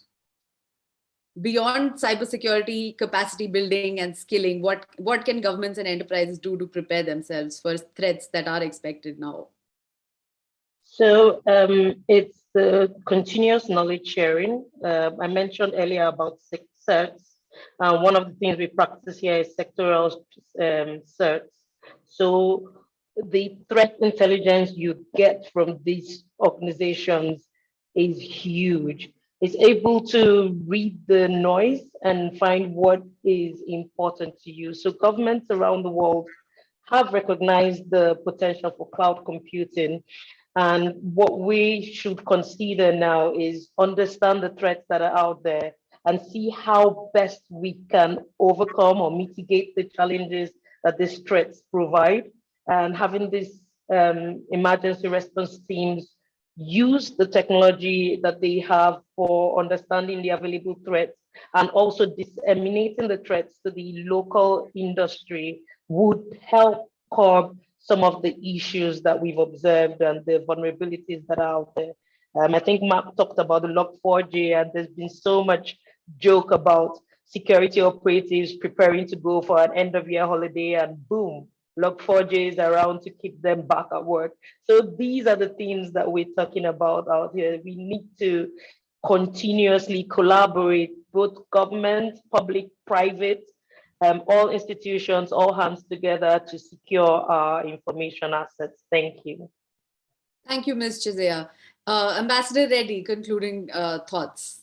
Well, I would certainly say that government and private sector have to cooperate. And just a very quick anecdote that, we set up the first joint working group between the private industry and the government in India. And it was amazing how many goals and aims we had in common. So contrary to public opinion, I think there is a common goal. And if we work out good mechanisms by which the private sector and governments can work together, nationally as well as internationally, I see no reason why this can't be a very rewarding partnership. Thank you, Ambassador Reddy. Concluding remarks from the private sector, Mr. Johnston, your thoughts on the issue. Yeah, I think all trust is built on a form of transparency, and the transparency from us cloud service providers is important. A constant mention today is sort of the audit, the third-party independent audit based on industry global standards. This is an important part of building confidence that we are doing what we've committed to do to the marketplace accordingly. And on top of that, we do have a huge amount of threat intelligence data that we can work towards operationalizing in a manner. Log4j has been a real challenge for many organizations right now. We've deployed edged protections to our firewalls and our web application firewalls so customers can be protected. We've created search mechanisms and published those so organizations can help find the problem. We want to contribute greater to that ecosystem, improve the collaboration between us all, and that transparency and openness and that open source view of the world for us is very important in the way we work with governments and enterprises alike. Thank you, Mr. Johnston. And with that, we come to a close for the close of this very interesting panel discussion that we had today. It only remains for me to thank all the panelists for their time and indulgence in answering all my questions very patiently today. And thank you to all those who attended. This is me signing off. Thank you very much.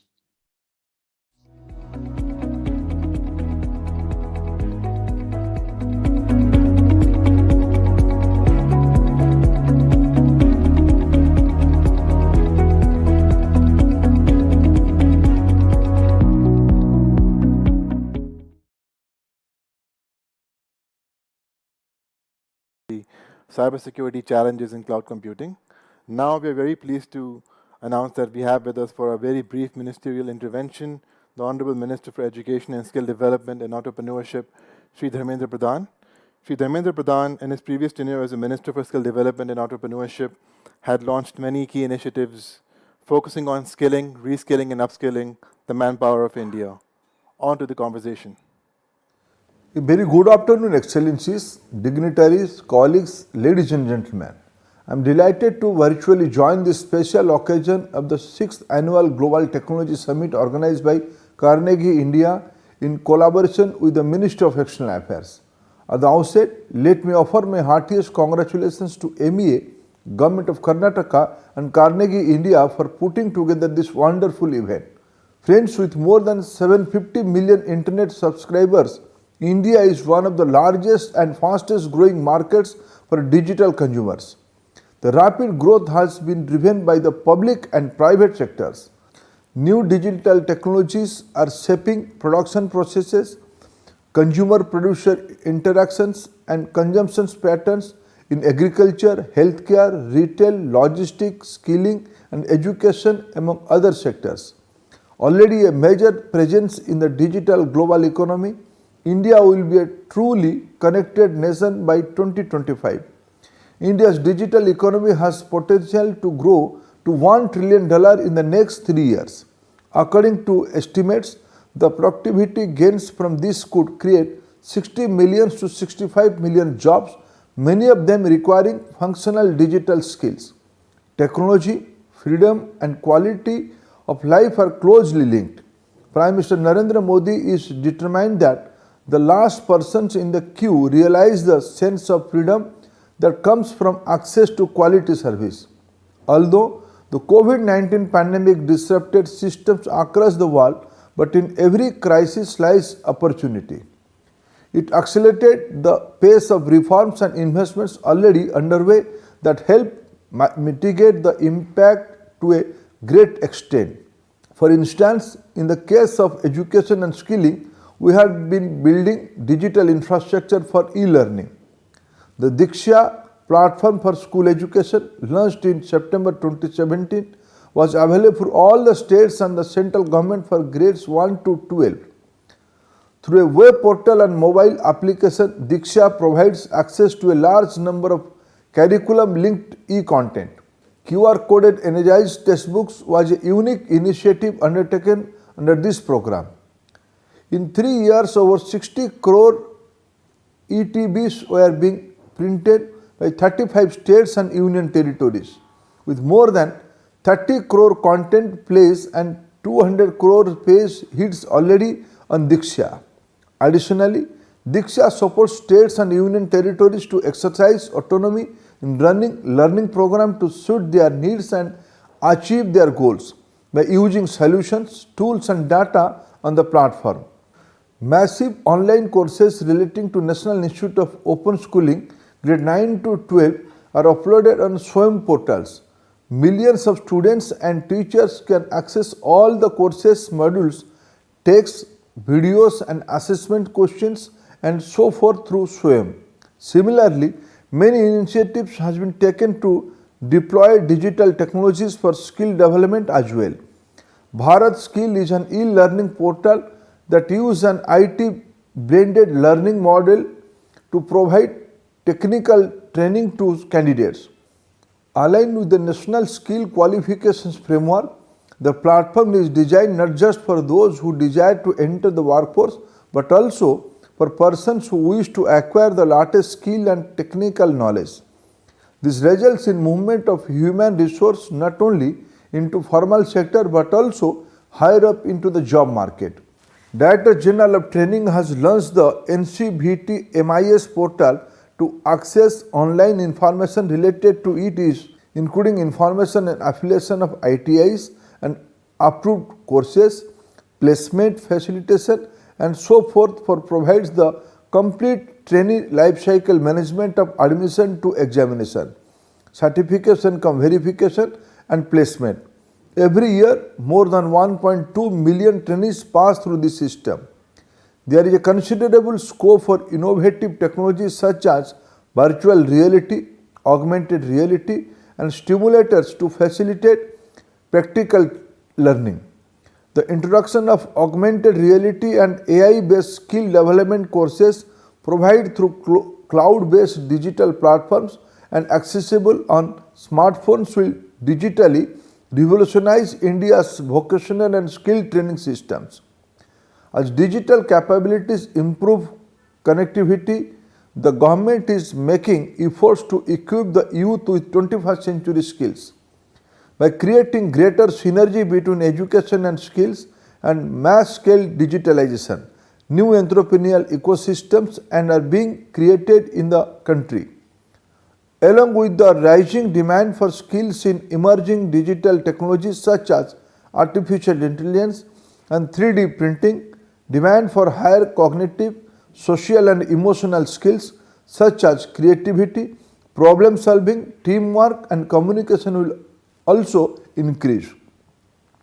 India's steady increase in unicorn firmly assures the inherent strength of academic and skills foundational learning systems driven by power of innovations. India's unicorns are now valued at approximately $168 billion and is the third largest unicorn ecosystem in the world. Digital literacy is an essential foundation on which future skilling for digital technologies can be done.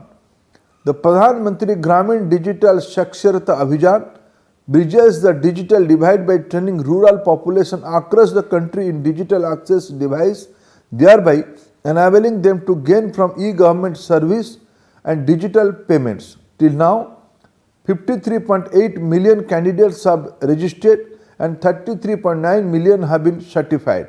In partnership with NASCOM, the government has launched a digital skilling initiative. The first of its kind platform is a huge step that will go a long way in building a digital talent stack and catering to the rising need of the industry for a future-ready workforce. World Skill India is an initiative of the National Skill Development Corporation under the Ministry of Skill Development and Entrepreneurship with the objectives such as skill advocacy and showcasing vocational trades and training facilities across the country. India is already a major hub for ICT-based service. Platforms like this summit are very important for showcasing innovations, debate policy, foster partnership, and bring forth new ideas. I am happy to see Carnegie Endowment for International Peace India being together world leaders, key data privacy and security experts, academia, civil societies and pioneers in the field of digital and financial inclusion, among others in this summit. I wish the event and its organizers the very best. Thank you, friends.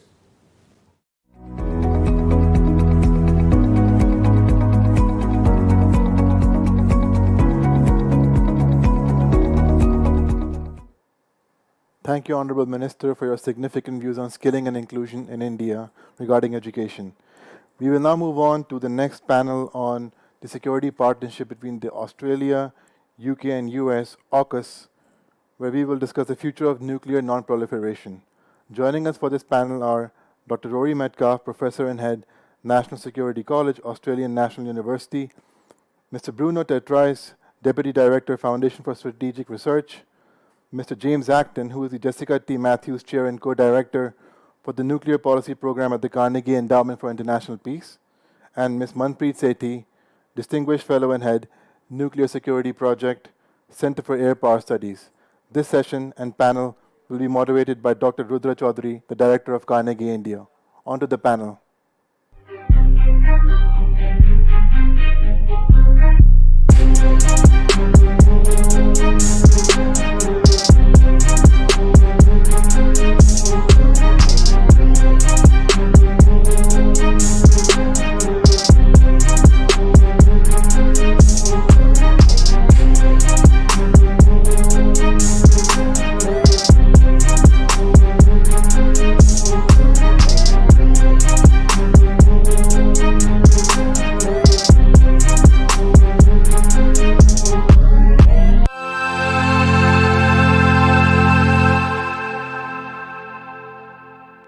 Manpreet Sethi, James Acton, Bruno Tetrais, welcome to the Global Technology Summit 2021. Before we get going on this particular panel, because of the time differences, we had to do a pre-record with Rory Metcalf.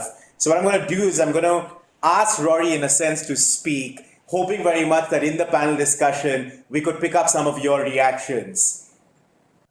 Rory Metcalf, it's great to have you at the Global Technology Summit 2021.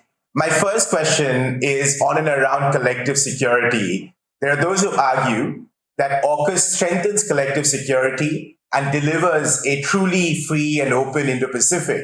But then there are others, Russian officials, Chinese officials, but also a number of Europeans who argue that all AUKUS does is over-militarizes the Indo-Pacific, exponentially increases the opportunity of an arms race. Given these paradigms, Rory, could you give us a sense of how you read AUKUS? So AUKUS is the new kid on the block when it comes to acronyms for security partnerships in the Indo-Pacific. And we all know what we think it means, the Australia, United States, UK Defence Technology Partnership, essentially, with a focus initially on nuclear-powered submarines for Australia.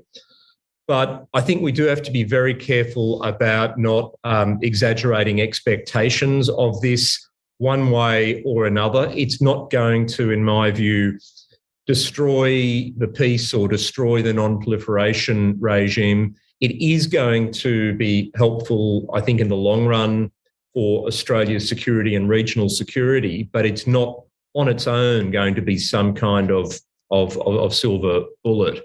So I think we need to look beneath the surface, literally look at the specifics and consider pretty objectively how they're going to affect the regional security environment. You know, the promise of Australia acquiring 8 nuclear-powered submarines sometime over the next 20 years, but really looking more towards the latter part of those 20 years than the former. You know, that is, it's not insignificant, but it is not on its own going to radically alter the strategic balance, especially not in the short term. And I think it's really important to situate AUKUS in wider regional trends and perspectives, the genuinely deteriorating strategic environment, China's coercive behaviour, the language that the Australian government's been using for some years now about this being like the new 1930s. We need to strengthen ourselves, but also the wider work on diplomatic arrangements, the Quad, other partnerships, they still matter. Roy, if I could come back to the question of non-proliferation for a second. Now, clearly there is the humdrum around AUKUS because it's the first time that a non-nuclear weapons state is going to be given essentially nuclear reactors, possibly fueled by highly enriched uranium. And it seems that what these 3 countries, Australia, the UK, and the US, is doing is exercising a loophole. So the Comprehensive Safeguard Agreement of the IEA makes very clear that it is simply not practical to safeguard civil nuclear technologies or nuclear technologies more broadly in submarines. But doesn't this set a precedent, Rory? So I understand that it'll take 15 or 20 years, but down the line for a number of countries in Asia, for instance, doesn't this sort of set a new mainstream in non-proliferation? Well, I think it's no secret that as the Australian government has really mobilised to make AUKUS a reality, there's a lot of mobilisation of bureaucratic and legal expertise across this town, across Canberra. And so I think in a way the non-proliferation expertise that Australia has in the past been quite famous for in building our own non-proliferation credentials in the international system, some of that is now going to be redeveloped or redirected to generate arrangements that will make AUKUS acceptable and sustainable under the global non-proliferation system. And you're absolutely right, this is at one level new territory. It is going to require, as I understand it, a special agreement or a special arrangement with the IAEA. I don't think that in the long run this is going to be some sort of existential problem for the non-proliferation regime. Adjustments can be made, in a strange kind of way. It makes us understand a little bit better how India may have felt back in 1998 when for India's very real strategic interests, you began working with partners like the United States and others to create, if you like, a kind of a special exception. Now, of course, we're not talking about nuclear weapons. Here in Australia's case, we are talking about nuclear propulsion. But I think that idea of creating new arrangements within or in parallel with, the current international treaty regime is going to be what's required. I think that in time this will be achievable, in large part because of the good standing that Australia has painstakingly built up for itself over many years as a non-proliferation and arms control champion. I don't really buy the argument that the precedent that this would set of a country in good standing coming to its own arrangement for, if you like, nuclear fuel for these vessels being accepted as not being, verifiable under safeguards, is somehow going to open the way for Iran or whichever other country it may be that is not in good non-proliferation standing to suddenly accelerate its nuclear program. I don't see that happening, but I can see some really difficult legal arguments, and I do think it's reasonable that Australia goes the extra mile in providing those broader assurances. We do need to wind back, though, and think about what is the NPT for? What is the safeguards system for? I don't think it was designed to prevent nations from acquiring the non-nuclear weapons capabilities that they need to protect their interests in a much more coercive strategic environment. Well, I can only guess that there are many in India who are trying to make the same arguments with regards to India. Obviously, it's a very different case study, but there are many who would like this kind of propulsion technology here. But Rory, if I could switch to a slightly politically sensitive question around the future of what is known as the trilateral between India, France, and Australia. Now, quite obviously, there's no other way of putting it. France and French officials from the top all the way down are livid about this agreement. The sensitivities cannot be overemphasized. You have been one of the key individuals. Your organization has been one of the key organizations to moot this trilateral with think tanks in different parts of the world. How do you see this trilateral evolving? Does it evolve at all in the future, or should we just say goodbye to the trilateral?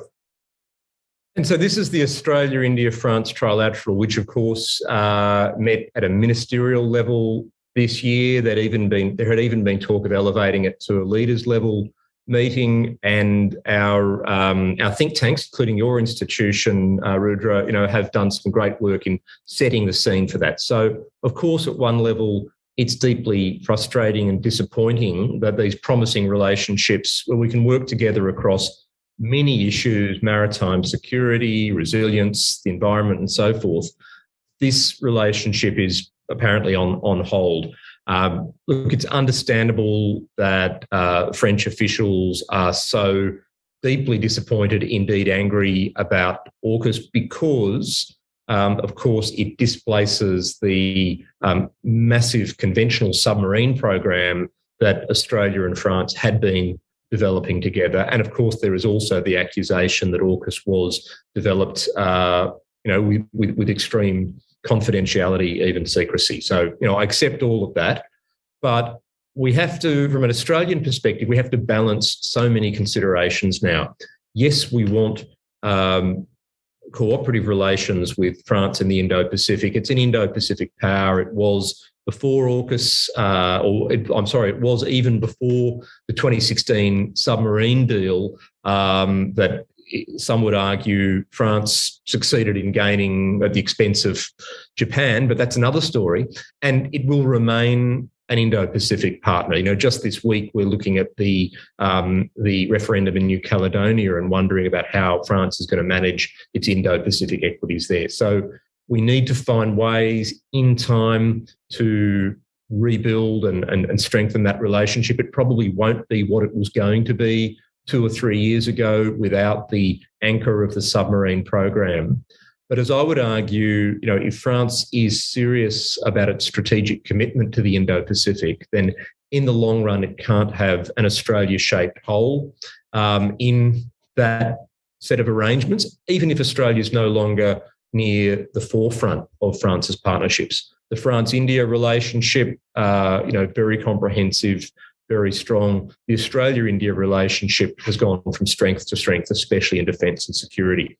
So I would say we need to give this time. We need to look from an Australian perspective at other ways that we can work with and support France and the region, even if all of that may not be immediately welcomed. Part of the problem we have for the moment is with election campaigns, both in Australia and France as we speak. National elections in both countries in the first half of next year. It's going to be hard to get big gestures and big decisions out of governments on either side. So personally, I would look to India to show what leadership it can in helping us manage this family feud among democracies in the Indo-Pacific. Rory, my last question is about the evolution of the Indo-Pacific. There's, of course, the Quad. And now from, following the in-person summit in September, there's a lot going on in the Quad in science and technology, in student movement, in fellowships. Then there is the AUKUS, which is something of a mini-lateral. And it's very clear from the readout that AUKUS is not just about nuclear technologies or propulsion technology. It's going to also be about science and tech cooperation. It's going to be about people-to-people movements and essentially creating something of a marketplace. So if you've got these two market spaces in the Indo-Pacific, 5 or 8 years down the line, does it make sense for these to simply merge? So that's a good way of framing the question, I think, Rudra, because there has been a false assumption that somehow AUKUS will displace the Quad. It won't. And 2021, sure, it was the year of AUKUS, but it was also the year that the Quad went to summit level, leaders level, 2 substantial meetings, a comprehensive agenda that, as you say, is a lot more than ships in the water or perceived hawk talk about China. It's about vaccines, public goods, science and tech, climate, environment, and so forth, which is fantastic. And I think that the Quad and AUKUS and other arrangements can be complementary if we're smart about the diplomacy and that all of our countries actually invest in the diplomatic capability to coordinate, deconflict, complement one another. Look, I would say that AUKUS in the end for Australia is about building Australian strategic weight, building Australian capability. And so a stronger Australia is going to be good for the Quad. In theory, a stronger Australia is going to be good for those other arrangements, our engagement with ASEAN, our other mini-laterals and partnerships in the region. But there's a lot of delicacy and misperception to manage along the way.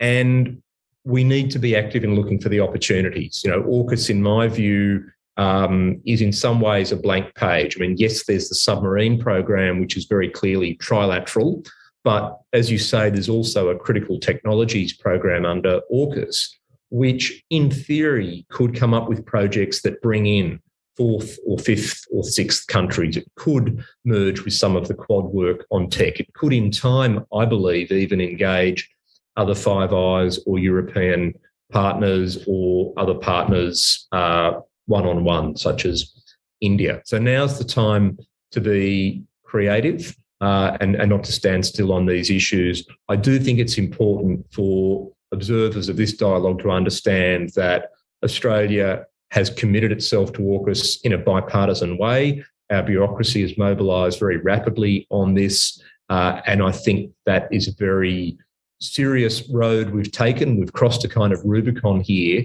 So it's no longer about how do we unwind or move away from AUKUS. It's how do we make AUKUS work for those other relationships with the Quad and in time, indeed, with Europe. And don't forget that in the end, it's our shared concerns about China that has driven this sometimes untidy ferment of responses. Thanks, Rory. And as you say, we can only hope that India can play that role of bridging power in this time of family feuds in the Indo-Pacific, and I'm sure it will. But Rory Metcalf, thank you so much for being with us at GTS 2021, and I hope to see you in person in Bengaluru next year this time. Thank you, Rory. Thanks for the opportunity indeed, Rudra, and good luck with the conference.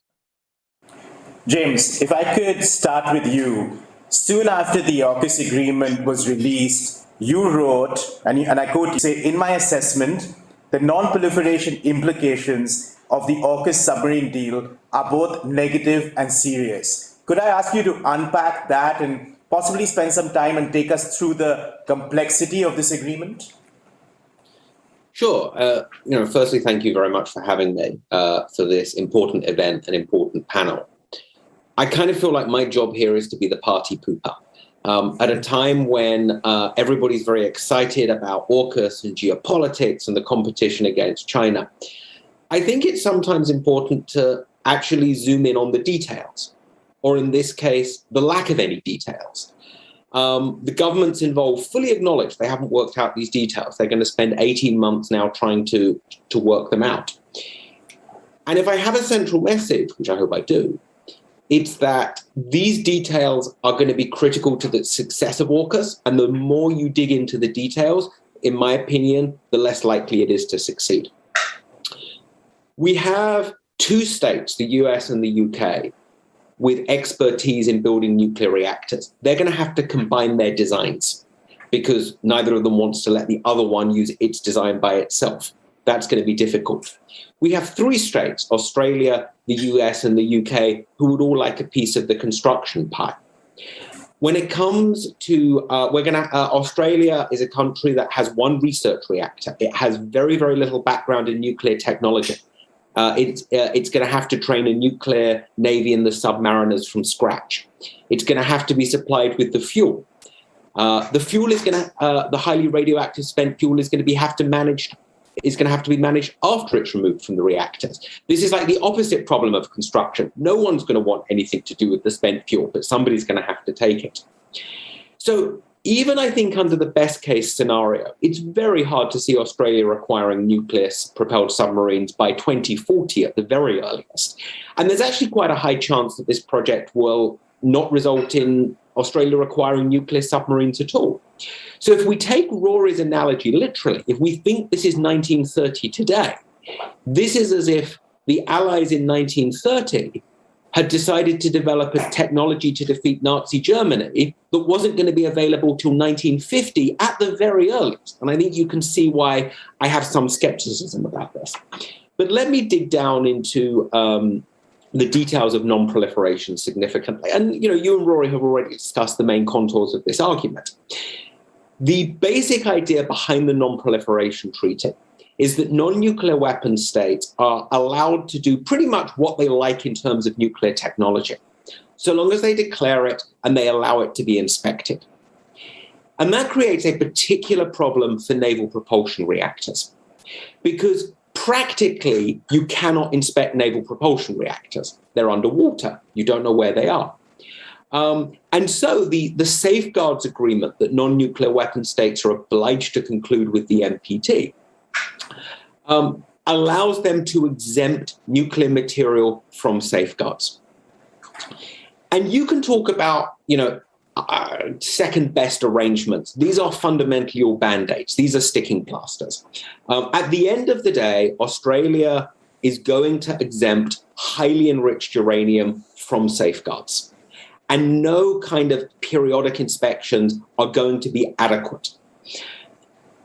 The good news historically is this loophole has never been used. Countries including Iran and Canada and Brazil have threatened to use it and have made moves in that direction, but they've never actually exempted nuclear material from safeguards. And my big concern here is that when Australia does that, it will set a precedent that other, much less trustworthy countries with bad non-proliferation records, unlike Australia, but that other countries are going to use. I believe prior to AUKUS, if Iran had announced, as it's threatened to do, that it would remove nuclear material from safeguards, I think there would have been a huge backlash. I think even Russia and China would have put tremendous pressure on Iran not to follow through on that. The AUKUS announcement means that if Iran were to follow that, I think the pressure today would be less than it would have been otherwise. And if Australia actually goes ahead and removes nuclear material from safeguards, I think Iran will face a very, very mild backlash. And effectively what that does is it weakens deterrence. It gives Iran and other less trustworthy states a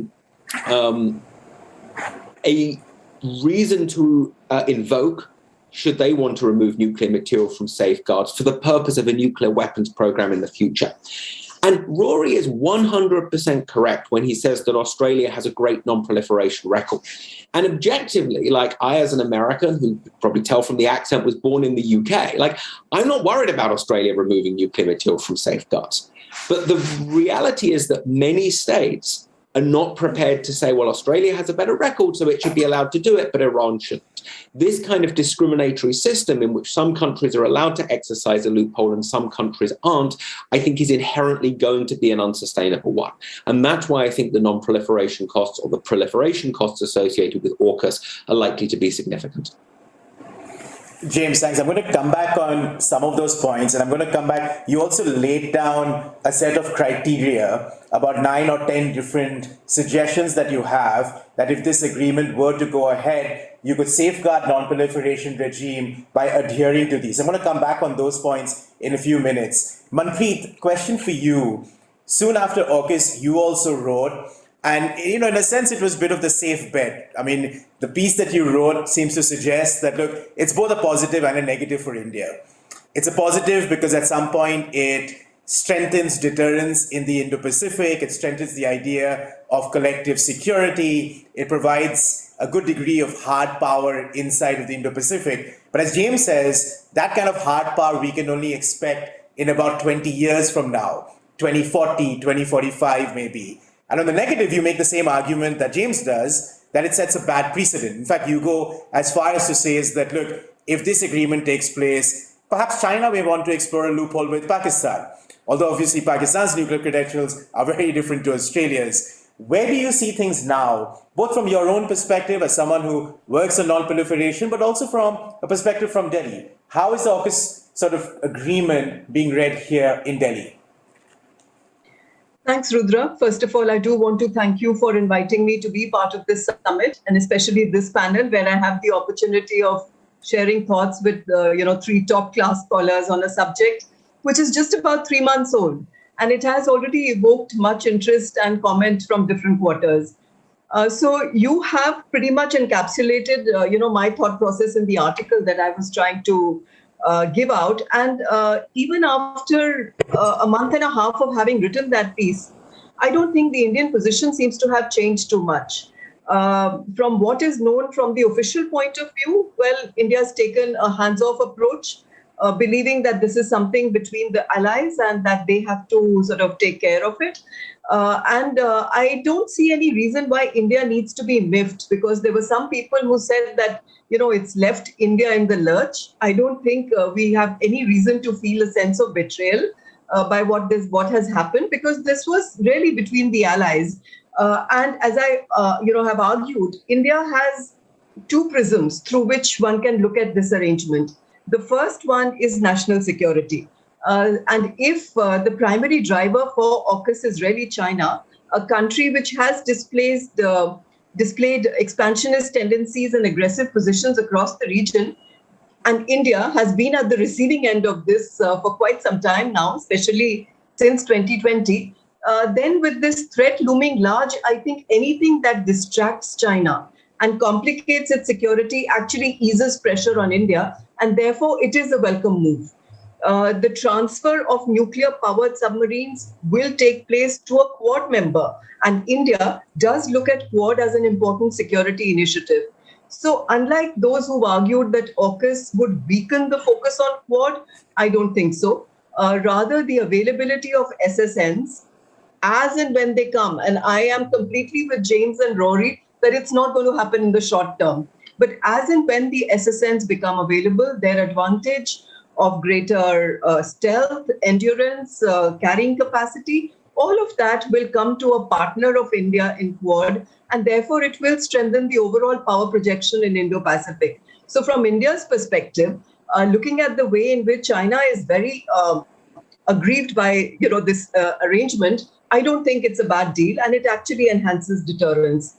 But the benefits of AUKUS begin to lose, I think, some of their sheen when you see them from the lens of non-proliferation. And I am with James completely on how he's put across what are going to be the loopholes of the NPT, which will sort of become more pronounced with AUKUS. And for me, largely, as a non-NPT state from India, the precedent that this transfer of technology is going to set with the transfer of nuclear material as well as technology for nuclear-powered submarines to another country is what really is the problem area.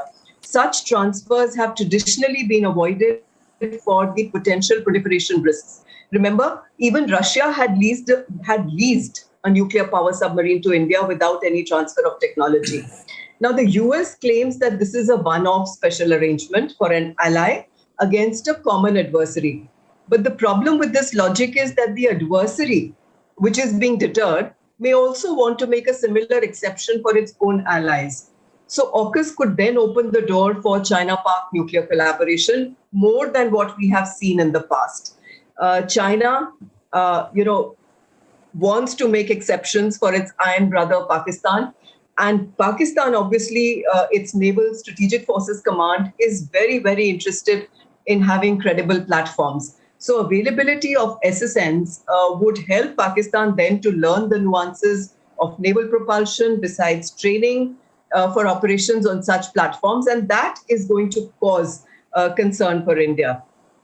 Since China is openly seeking parity with the US in being a global rule maker, this will be an opportunity for it then to prove its credentials as that, in that position. And North Korea and Iran could also be potential Chinese customers. So coming back to the point that James was, emphasizing, Australia is not a proliferation concern, but the countries that become China's customers on this would be, because they don't have either IAEA full scope safeguards, and neither of them has a good compliance record either. So if China was to offer this to these countries, that is where I think the problem lies. Another problematic issue would be proliferation of these platforms in general. Countries like Argentina, Brazil, Japan, South Korea, Taiwan, Saudi Arabia, Iran have all expressed interest in having SSNs. And AUKUS could then open the door for many such acquisitions to take place. So would more be better? Well, SSNs are useful military platforms, certainly not prohibited by any legal instrument, not by the NPT. So the challenge then will be, how are we going to ensure safeguards over nuclear material in such platforms?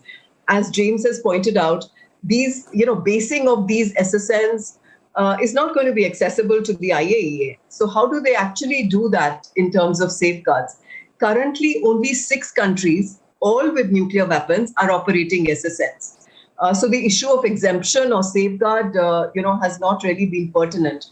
But if SSN proliferation becomes a reality, then safeguards on nuclear material in naval reactors will have to be carefully addressed. So basically, the point I'm trying to get at is that AUKUS has been crafted to address a looming concern, which is equally for India, which is China. The AUKUS plans to do this by strengthening the deterrent capability of a US ally, with which India does not have a problem. But the deal might end up opening the possibility of new security dilemmas, which could well happen in our region. And that could happen in the short term, even before the AUKUS has really given us the fruits that it is looking for. And that really is going to be a matter of concern for India. So this is where I see the problem with AUKUS. Thanks, Manpreet. I'm going to come back to this point about non-proliferation. And if I go back to Rory's message, I wonder if we're over-exaggerating the non-proliferation concerns or the concerns around precedent. So I'll come back to you and James on this. But if I could switch to Bruno. Bruno, I presume you're in Paris, or at least you're in France at this particular point in time. French officials from the top down have been livid, disappointed, angry in public about this particular agreement. You've taken an interesting position. I was reading the piece that you did on AUKUS, the co-authored piece, where you've taken a slightly more sober position, where you encourage a degree of rethink within France of its own Indo-Pacific strategy. So I was wondering if you could give us a sense of, is Paris still as livid with AUKUS as it was on the 15th of September and a little bit after? That's first. And second is, what does this rethink of France's Indo-Pacific strategy actually mean? Yeah, thank you, Rudra. Believe me, they were livid in private as much as they were in public. And I cannot emphasize enough the sense of betrayal that was felt in Paris, not only in the government, but also the broader public opinion.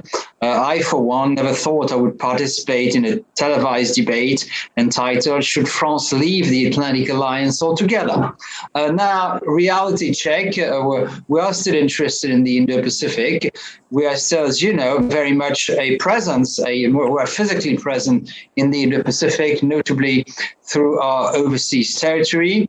I believe that the referendum in New Caledonia on 12th of December will actually confirm that New Caledonia will remain French, albeit perhaps with a new autonomy status. So yes, after the disappointment and the sense of betrayal, we rolled up our sleeves and tried to reassess our whole strategy in the region.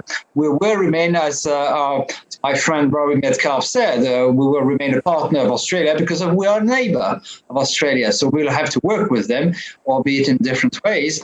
But I assume that, as I recommended with a colleague in the piece you just mentioned, that we'll perhaps deepen more or even more our connections and links and the cooperations with India and as well as with Japan, which are the other two great partners of ours in the region, aside, of course, from the United States, who was never an adversary in this whole game, because our whole cooperation with Australia was also based on the assumption that we would work alongside the United States and not against the United States. But tackling maybe the non-proliferation dimension that you wanted us to talk about, I actually have a slightly different view than my friend and colleague James, and I feel slightly actually closer to the previous speakers.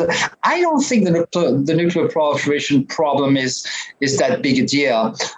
Granted, I mean, I hear the arguments of those who say that the US has broken a taboo, in a sense, a taboo that, I can't imagine what the US reaction would have been, by the way, if it had been France being the first country to sell nuclear-powered submarine to a country like Australia. Of course, we at some point came close to selling such subs to, there wasn't Canada in the late 80s, but never came to fruition. But let me give you an unconventional view. Maybe it's actually good for non-proliferation. Let me explain. If these submarines are indeed being delivered, and that's a huge if, because I actually think that there's a good chance that Australia will never get any nuclear-powered submarines of its own, because in addition to the constraints that have been mentioned by James, there's also the fact that simply the US and the UK building capabilities are just not there for the next 20 years at least, and that Australia building its own capability to man and operate submarine is something that will take several decades. So, I mean, I like James' comparison with the 1930s, but I think it's even worse than that. And if I had to bet, I would say that Australia will get some Australian officers on US and UK submarines operating in the region, but that will be pretty much it. But why do I think there might be a silver lining in terms of non-proliferation?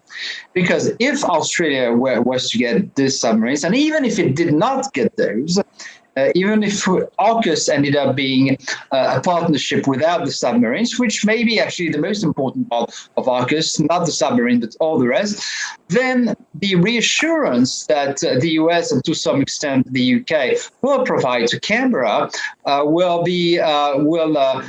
put an end about these to these debates that you have sometimes in the Australian think tank and media commentariat about the possibility that one day Australia may have to go nuclear to safeguard its vital interests. So maybe in that sense, the reassurance provided by AUKUS may even have some non-proliferation benefits.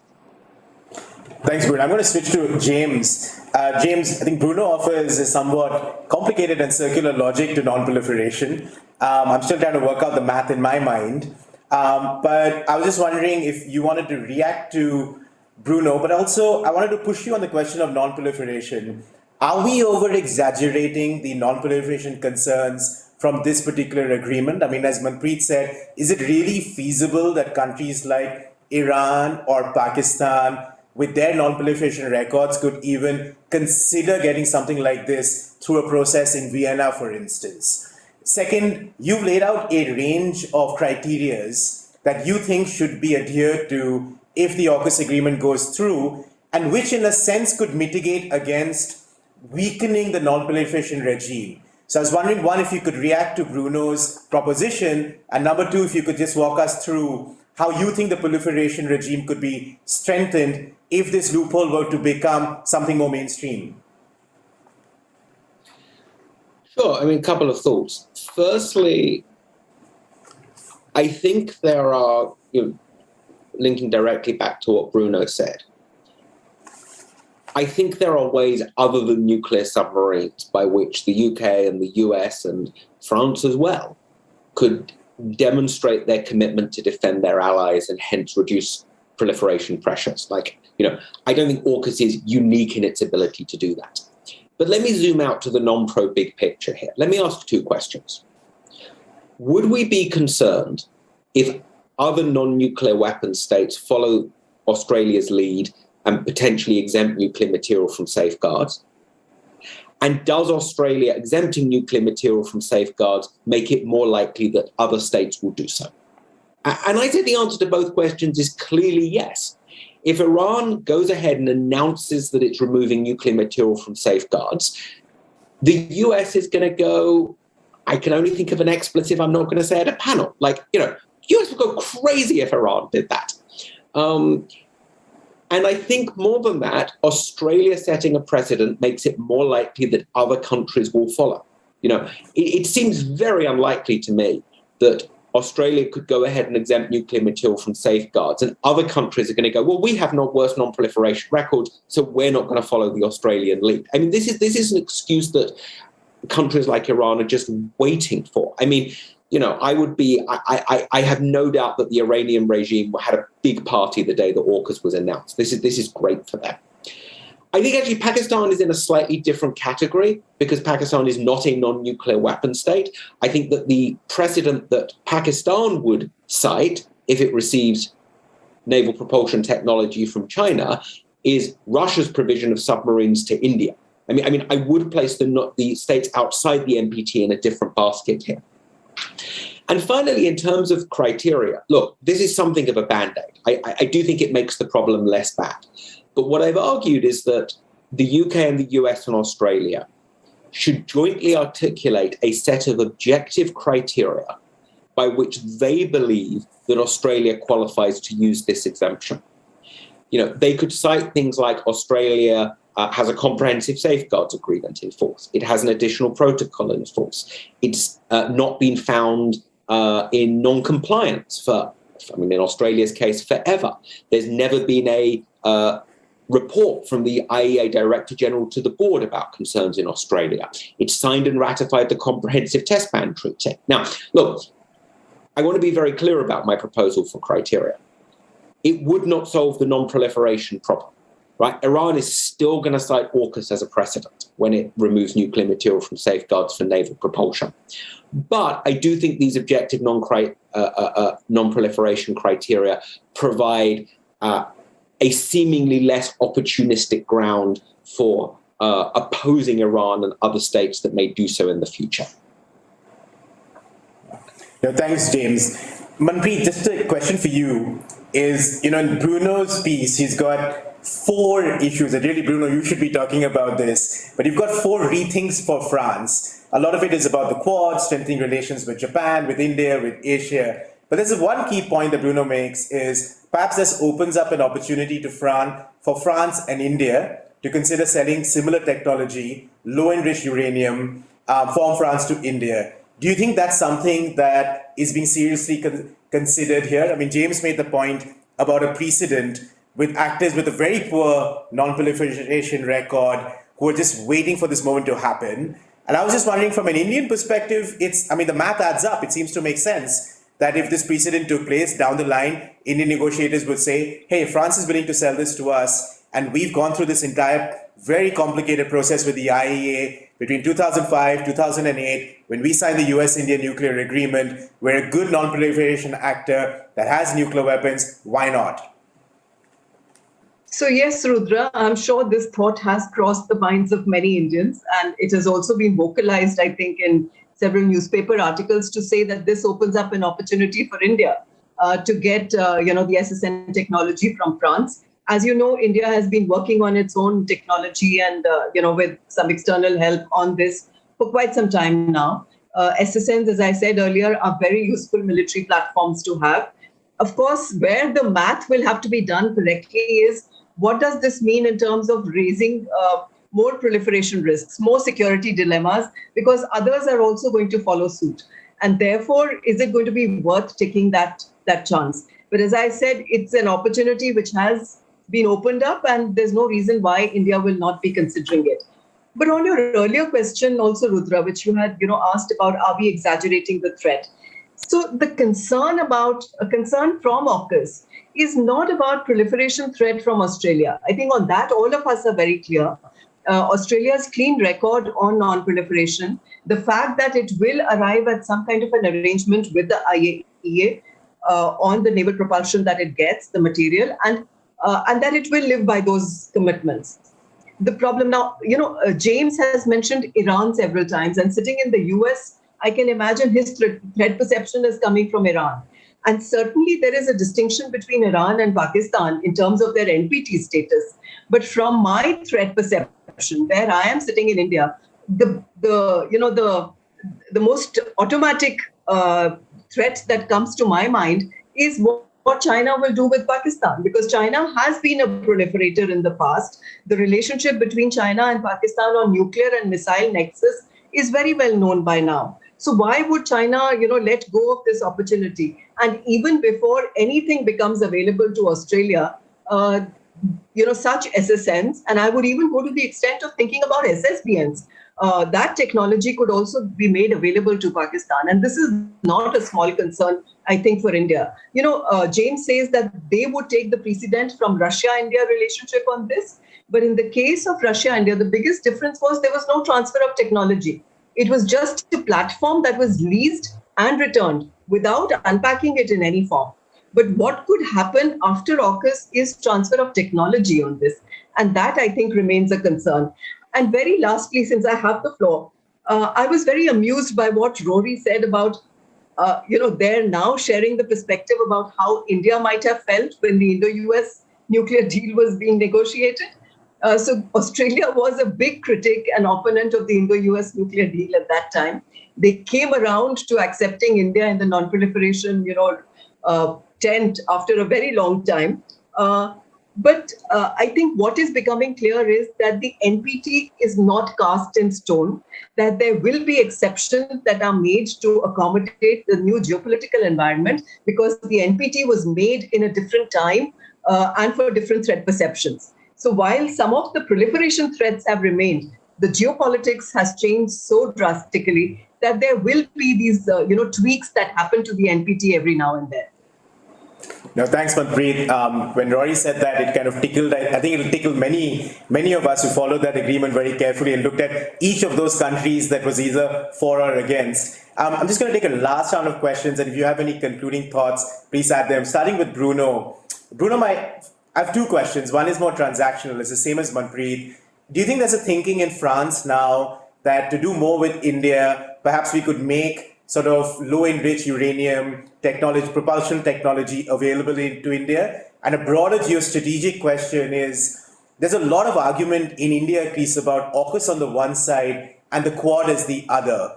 Both seem to be a marketplace. What's interesting about AUKUS is that the submarine deal is the first big kind of agreement, the headline. But underneath that, there's quite a bit on cooperation in emerging technologies, sensitive technologies. So I was just wondering is, geopolitically, where does this leave us in the Indo-Pacific? Three quick points, Rudra. First of all, it's difficult for me not to mention here what our good friend and mutual friend and colleague George Berkovich said when he reminded us that more than 15 years after the 2005 US-India nuclear deal, there's not a single nuclear reactor of US origin being constructed in India. And I suspect that it will be even worse for the AUKUS submarine deal, as I suspected. To answer your question, I don't think that the French will make spontaneous proposals, but certainly they will feel very comfortable answering to a possible request for a study by India of possible transfer of nuclear submarine technology, or even sales or joint construction, on the grounds that one, as you just reminded us, and Manpreet reminded us, these are, on three grounds. First, the taboo has been broken by the United States. Two, we only make LEU and not HEU powered submarine. And three, India is a nuclear power state. And so for all these reasons, and also a trusted ally, of course. So for all these reasons, we would be extremely comfortable in considering such idea proposal, or at least we would not feel restrained by the previous taboo that or tradition of non-sale, call it whatever you want, that our American friends with their UK and Australian colleagues have just exploded. On the Quad, very briefly, I think AUKUS and the Quad are very different. I think the potential for deep technological cooperation within the AUKUS is actually much more important and deeper than within the Quad. I think the Quad is a different animal, but my personal suggestion that I've made for several weeks now for a graceful exit of this whole AUKUS-RUKUS would be to have, in addition to the Quad, a separate format, which you could call enlarged Quad or whatever you want, in which both the UK and France would participate in such enlarged Quad meetings, not to replace the Quad, but in addition to the Quad. And that would be a sort of graceful exit to this whole affair, and not to assuage French sensitivities, but just to move forward and find the best ways all together, the US, the UK, Australia, India, Japan, and France to work together to address the challenges of the Indo-Pacific. Thanks, Bruno. If I had to be an over-optimist, I'd say perhaps that's why France did not expel its ambassador to the UK, but it did so to Australia and to the United States. James, it was about punishing one, ignoring the other, etc., etc. So James, if I could ask you, are we in an era where we are moving from unconditional non-proliferation to conditional non-proliferation? Is this the kind of trend now? I mean, one could argue the trend started a long time ago, but are we in that space? And the second question, which may not make sense, but with the AUKUS agreement, does it complicate a potential negotiation between the United States, Europe, and Iran on the nuclear deal?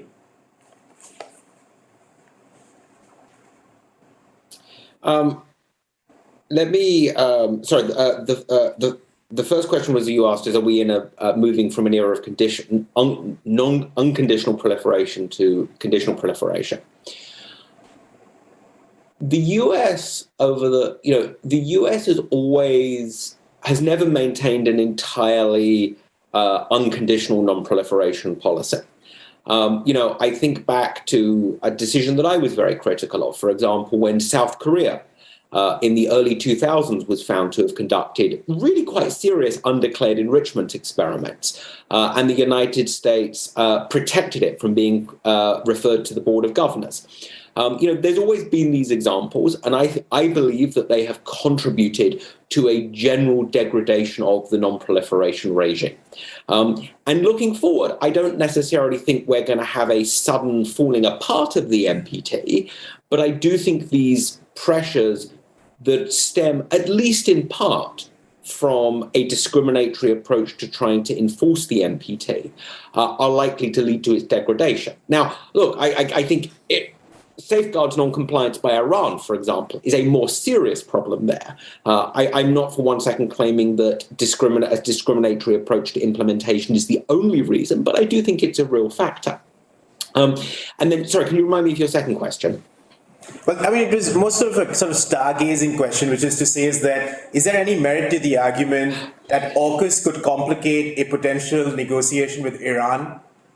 So I actually don't think so in the short term, because I think the sensible play for the Iranians is to hold the possibility of removing nuclear material from safeguards in their pocket and not to put it on the table during negotiations. Like, I'm very skeptical we're going to be able to put the JCPOA back together. I think the decision to withdraw from the JCPOA will be viewed in future as one of the great geopolitical blunders of the decade. But I actually think the sensible play for the Iranians here is not to try and put this on the table right now. I think it's to hold it in their back pocket and then use it at some time in the future as and when they want to.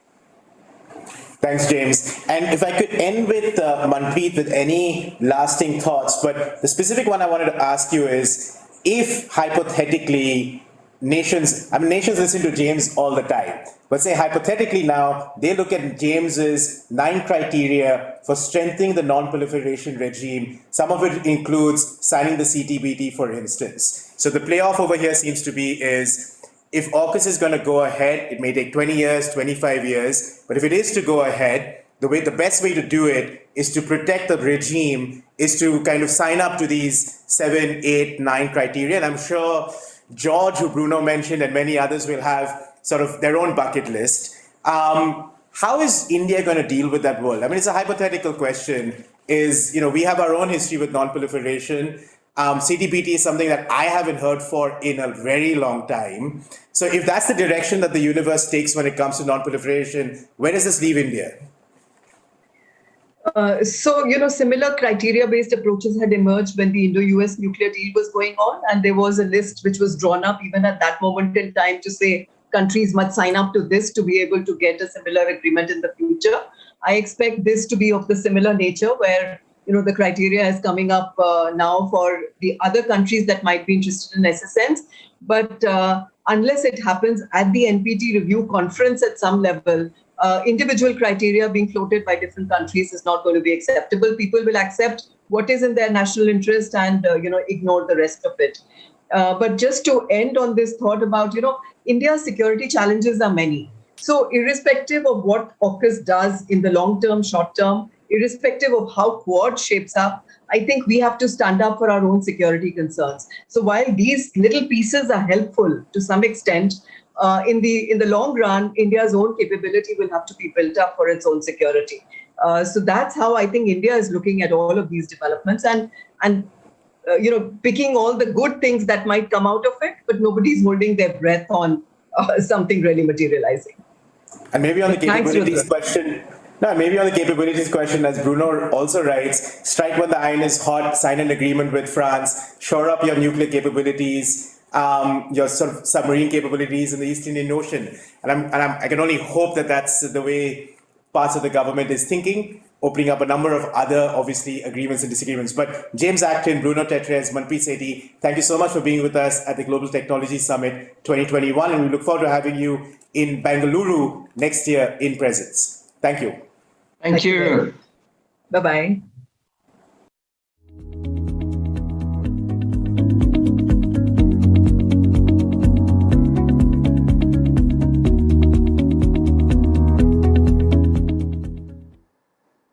Thank you to everyone for that insightful look into the geopolitical implications of AUKUS. Now, moving on to our next panel, we'll feature a discussion on the lessons that can be learned from the Indian state of Karnataka when it comes to building a technology innovation hub. The panel will feature Ms. Kiran Mazumdar-Shaw, Executive Chairperson Biocon, and Mr. T.V. Mohandas Pai, Co-founder and Chairperson Aaron Capital. This panel will be moderated by Mr. R.K. Mishra, who is a non-resident scholar at Carnegie, India. Thank you.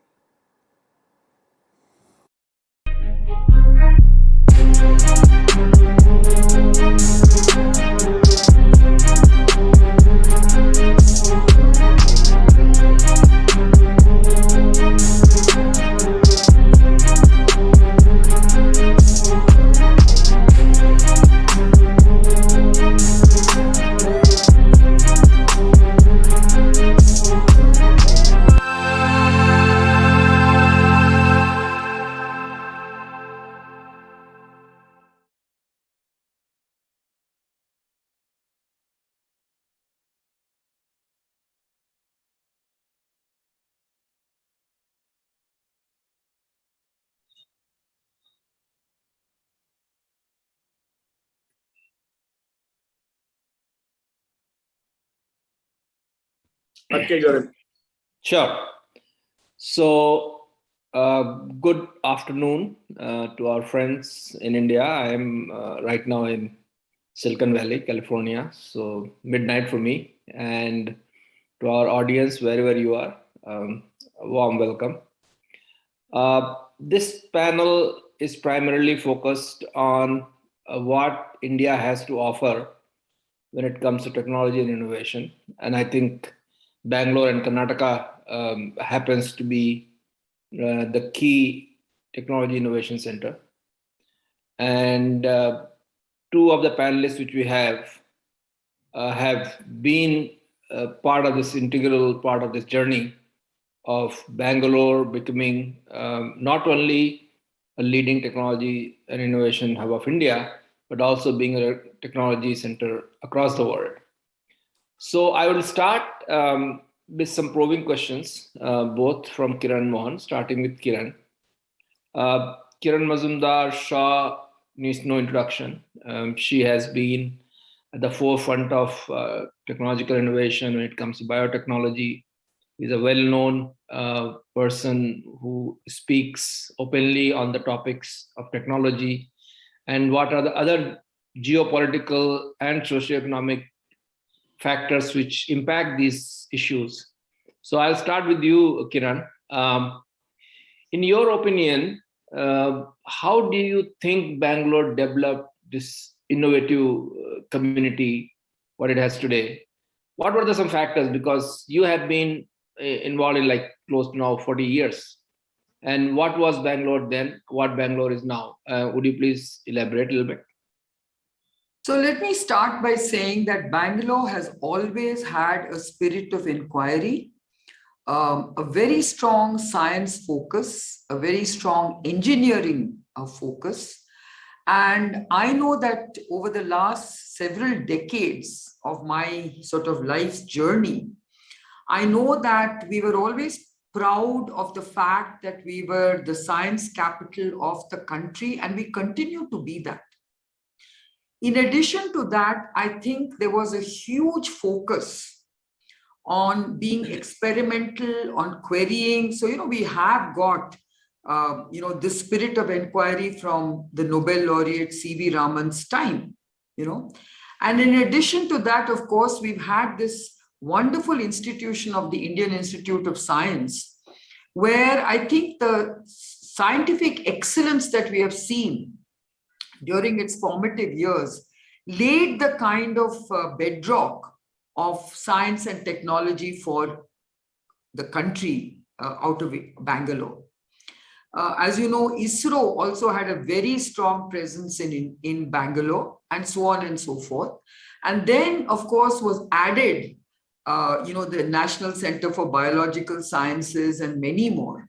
And of course, you had the likes of, many CNS Raos and many other people who actually have been global figures when it comes to science, technology, and the spirit of inquiry. When you look at all these names that I just mentioned, they always have encouraged us to think out of the box, to innovate, to try and basically do things in a differentiated way. And one of the great achievements that Bangalore has had is that all of us who started our entrepreneurial journeys are not only first generation entrepreneurs, but we actually took a big risk in an untrodden way, on an untrodden path, whether it was information technology by the likes of the founders of Infosys, or in my case, in biotechnology. I think all of us were willing to take that risk. And that's the first important aspect of a city that innovates. If you are a risk taker, if you want to, sort of basically challenge the status quo, and you want to basically, think out of the box and do things differently, that sets a very strong foundation for innovation, which I think Bangalore has very successfully done. Added to that was a government that believed that these tech sectors were going to drive the future of the state and the economy. With that kind of focus, where you had a very strong public-private partnership when it came to policies in building this ecosystem, I think we have a very unique model of vision groups headed by private sector leaders, and then also participated in by academia, industry, and the government. And this has created a very unique trust model. The trust model that we have created through vision groups allows us to come out with far-reaching policies, which the government then implements so that it basically adds to the ecosystem. So whether it was the first IT policy, the first biotech policy, the first EV policy, the first startup policy for the country, I think Bengaluru has actually taken the lead. And, the beauty is that the state government also was very keen to play a leadership role in all these areas. So even if you think about electric vehicles, it was a Bangalore-based entrepreneur, Sandeep Maini, who actually took the lead. Chetan Maini, who took the lead in basically coming out with the first EV project in the country, which he, of course, later on divested to Mahindra's. So you've seen the kind of risks we've taken, RK. And I think the fact that we have 400 R&D centers in Bengaluru today of various global companies is a sort of testimony to that great talent pool that we have, that great, that innovative spirit that we have, and the fact that we are actually delivering very high-end innovation for global kind of needs. So, the fact that we also now have, some of the largest number of tech unicorns coming out of Bengaluru is again a testimony to that. Because these are people who are willing to think out of the box and come up with very new business models, all sort of tech-led. So that, to answer in a nutshell, is the reason why Bengaluru enjoys the status of being amongst the top 25 global tech hubs in the world. So starting, I think you mentioned about these techpreneurs and the unicorns, and that's where I think a much bigger impact, I think, because the people who have taken the risk and made their money are also the people who are willing to take more risk by putting their money into the new, ventures, whether it is through they themselves becoming venture capital, part of the VC firms, or like Mohan, who has essentially, after being Infosys CFO and having done several other stints, now is focused on venture capital, and he is running private equity and venture capital funds. So my question to you, Mohan, of course, it's obvious you were with Infosys, you are a true blue Bangalorean, but let's think of hypothetical situation if you had to set up your RN capital or 314, not in Bangalore, maybe some other city, of India, for example. What would have been, what were the decision-making, parameters which you took when you decided, and what challenges you would have faced if it was not Bangalore? Well, RK, I think the most important thing is availability of science and R&D institutions in a place, because that is where research takes place. That's where new ideas come, possibly critical mass of researchers. Without that, it will be a blank landscape. Second, availability of human capital in the form of educational institutions, because educational institutions provide the raw material for technology companies. You need innovators, you need technocrats to execute that. And third will be a good quality of life, so that people from outside the city are willing to emigrate and make it a bigger national or global hub. And then comes good government policies to make all this happen. For example, look at Bangalore, look at Calcutta. Calcutta in the 50s and 60s had many more research institutions, much more critical human capital, education, everything. But bad government policy ruined that, right? And quality of life came down dramatically. Whereas in Bangalore, the establishment of all these institutions, like Kiran said long ago, and then the public sector, big firms coming here in technology and engineering in the 50s, then their children getting educated in the engineering colleges, creating a critical mass of human capital and a high quality of life, all that came together to make what it is. So I would pick things in that order if I have to go elsewhere, because for venture capital and for private equity, you need deals. Deal sourcing is the biggest thing. And you have to be in the place where deals are sourced. And for deal sourcing, you need a critical mass of innovation, innovators, and engineers. And all that has to be available in multiple areas.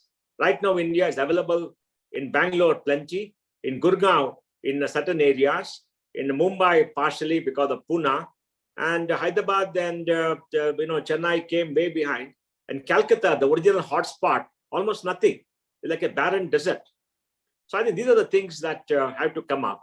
And I think Karnataka is now at an inflection point.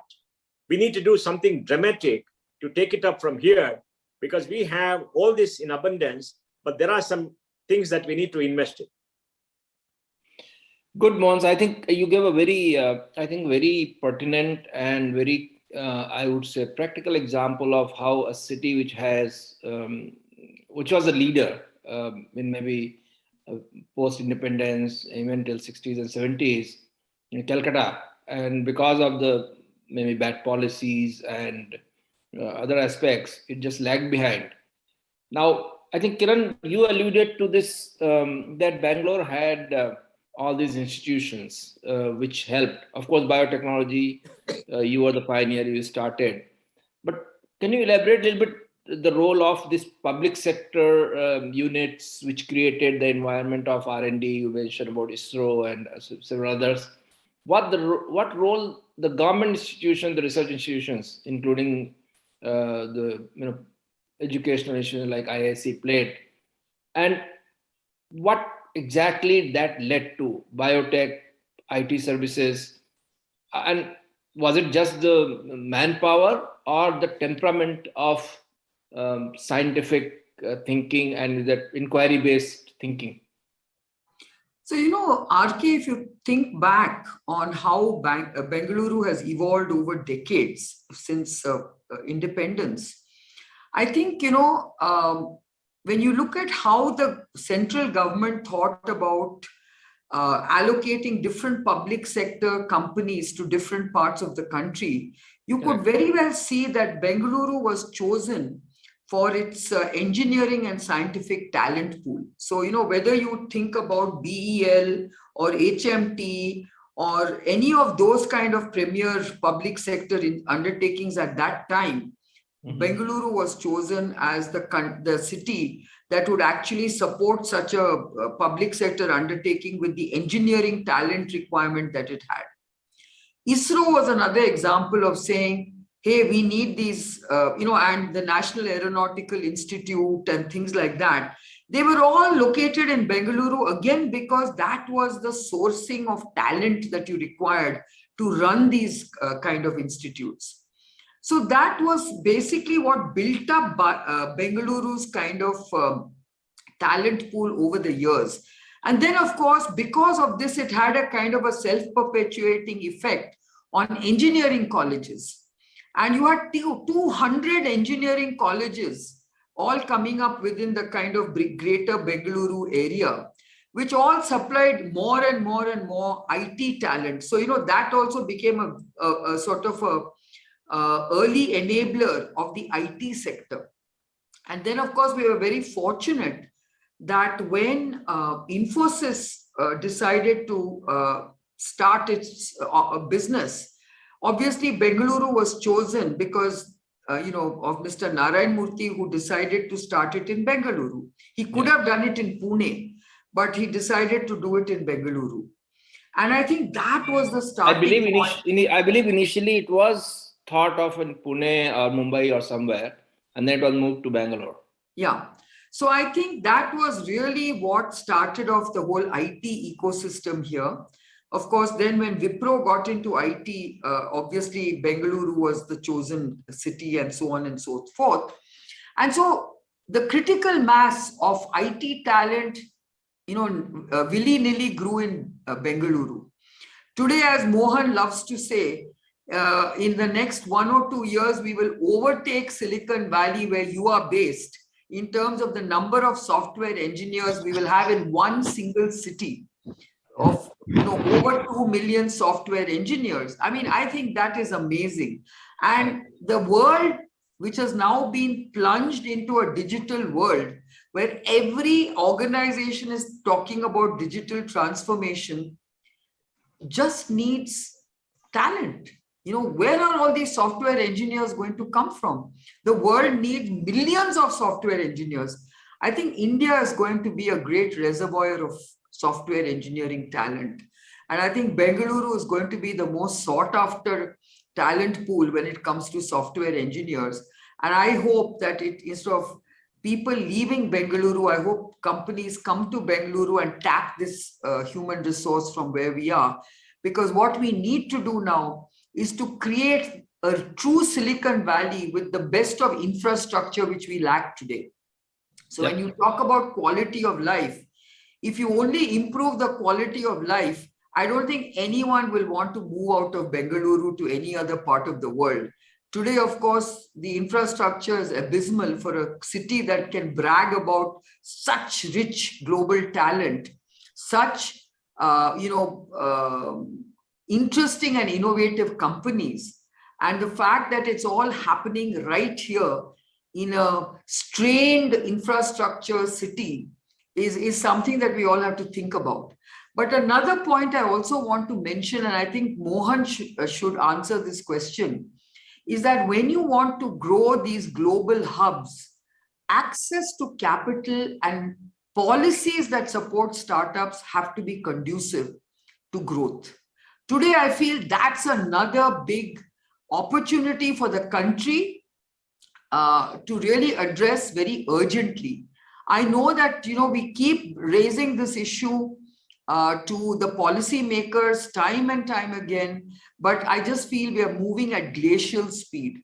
We're just not realizing the huge potential that we have created right here out of Bengaluru. But you ask any of these unicorns, ask any of these young aspiring tech entrepreneurs, what is it that keeps them behind, or what is it that they need to really unleash their full potential? And the answer is going to be access to capital. I think we do need to urgently address this. And I think Carnegie will do a human service to the startup economy if we really put pressure on policymakers to really make it easier for young startups to access capital, and for the investors, the VC investors, to invest in these sectors unhindered. Because today, we also know there's a lot of flight of, these startups to the more conducive, policy countries in the world, like Singapore and US and other parts of the world, where they know what it means to have a very rich startup ecosystem. We have it and we don't know the value of this. That's my point. So I think that's very important point. And Mohan, I think, Kiran touched a very important, and given that this tech summit is about the bridge between technology and policy. And as our foreign minister in his inaugural mentioned that there was in the very first summit 5 years ago, and he remembered that, we discussed about bridging the gap between Delhi and Bangalore. How Delhi thinks and how Bangalore acts, we need to bring it together. And that time he mentioned there is not much difference. But today he said, I would like to qualify that statement, that there is a difference, but difference is of different nature. And then he tried to elaborate more on it. And I think this is a very important point. And I know for a fact, being an entrepreneur and investor, a lot of our companies, even now, and I know you've been working very hard through SEBI and so many other institutions. First, access to capital. Then second, exit from exit routes through public listing, and then what are the consequences of that in terms of the taxation and things like that, and because of which companies prefer to base themselves out of India, many times in Singapore or other place. Could you elaborate, I think, for the audience, and I'm sure policymakers also will like to hear this, what is already being done and what needs to be done to make sure that India becomes the preferred place for setting up, not only just having the body, but also the head in India? Because many times startups have the head in Singapore and bodies in India. How do we do it, and what are the challenges? Okay, I would suggest a 5-point program. I hope Amitabh Kant and everybody in Delhi are listening. Delhi is not habitable because of bad air. So let's be clear. Because I read reports that if you live in Delhi, you lose 9 years of your life. And I'm sure everybody wants to live long, and they're all going to Goa, coming to Bangalore, hopefully. I've seen my friends from Delhi come to Bangalore. 5 things. First, we need to have a high-tech vision for Bangalore. We have to invest in the top of the pyramid. Now, Kiran is doing a lot of R&D. There are a lot of R&D happening in our university, but we need a fund for R&D. We need to identify 10 areas of high technology like artificial intelligence, biotechnology, space research, in let us say quantum computing, and in the metaverse, etc. 10 areas. And I've been asking Nivruti and Kiran to write a paper on that. What should be that? Create a policy and create a kitty of 500,000 crores from the state government to invest in research and to fund startups in those areas. So we create a high-tech, very high-tech area which grows over a period of time and pulls up the whole system to become the innovation center of the world. It's not expensive, it can be done. And possibly we can have Chris Gopalkrishnan, who has put big money into investment to lead this from the Vision Group, with Kiran also, so that it can work. And Prashant, these 3 people are extraordinary people. The second thing we need to do very, very clearly is we have to set up new places near the airport so that we get new investment coming in an area which is very conducive to high quality living to make a global city. Now, let me explain. We need to attract global talent, Kiran. So let us say we invite, PNC Menon from Dubai, who has created Shobha Heartland, which is very wonderful. If you go there, is in paradise, to create a city with space for companies and space for people to stay, with schools and everything else in 500 acres, and call 2 or 3 other people so that near the airport, we can create something new in 2 years. But globally, people can start coming. They don't have to go to the city. That is something for the new thing.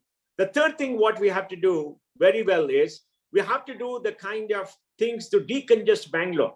Take up the metro to 250 kilometers is on the track, but they have to fund it properly. Create those 10, 11 high-speed corridors to make sure that traffic moves, and do it ruthlessly in a short period of time, for the quality of life for every Bangalorean gets a dramatic improvement, and make the core of Bangalore a walking city. So the quality of life goes up. Then the fourth thing what we have to do is the government has to actively pursue global firms who are in the high-tech area to come here. See, we have not had success. We had Invest Karnataka, which we are all a part. It didn't work because sabotage from within. We need a minister full-time to work with somebody like Invest Karnataka to target high-tech firms, to ask them to come here. For example, today, 75,000 crore PLI is being approved by the cabinet for semiconductor chip design. Now, can you get a fab to Bangalore? It'll be difficult. We don't have water, maybe. But can we get more designers? We are the design center of the world, 250,000 software chip testers and designers in Bangalore. So what can we do in terms of chip packaging and all the other things that can be done? I think we need to work on that and make it happen. What can we do to make Bangalore the EV capital of India? We wrote the EV policy 4 years ago. Nothing has happened. We need urgency in that thing. And the next thing, which is very important, which Kiran keeps talking about, is the higher quality of life. How can we create more museums for our children? A technology museum, a space museum, natural history museum. How can we create, cultural activities in the city so that more people understand how to make it a global city?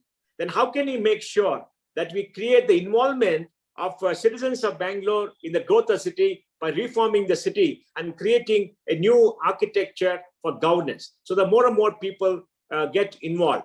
And how do we also make sure that, we are able to become truly global in as much as we get maybe 500,000 people from all over the world coming and staying here and interacting with everybody in an atmosphere? How do you change the tax laws to make sure more Indian capital flows into venture? You mentioned about exits. Look at the IPOs that have happened. But 12, 13 IPOs happen, is done well, except when there's overpricing. Another 12, 13 are coming. So we cracked the IPO problem. I mean, it's always there, but people didn't venture for whatever reason.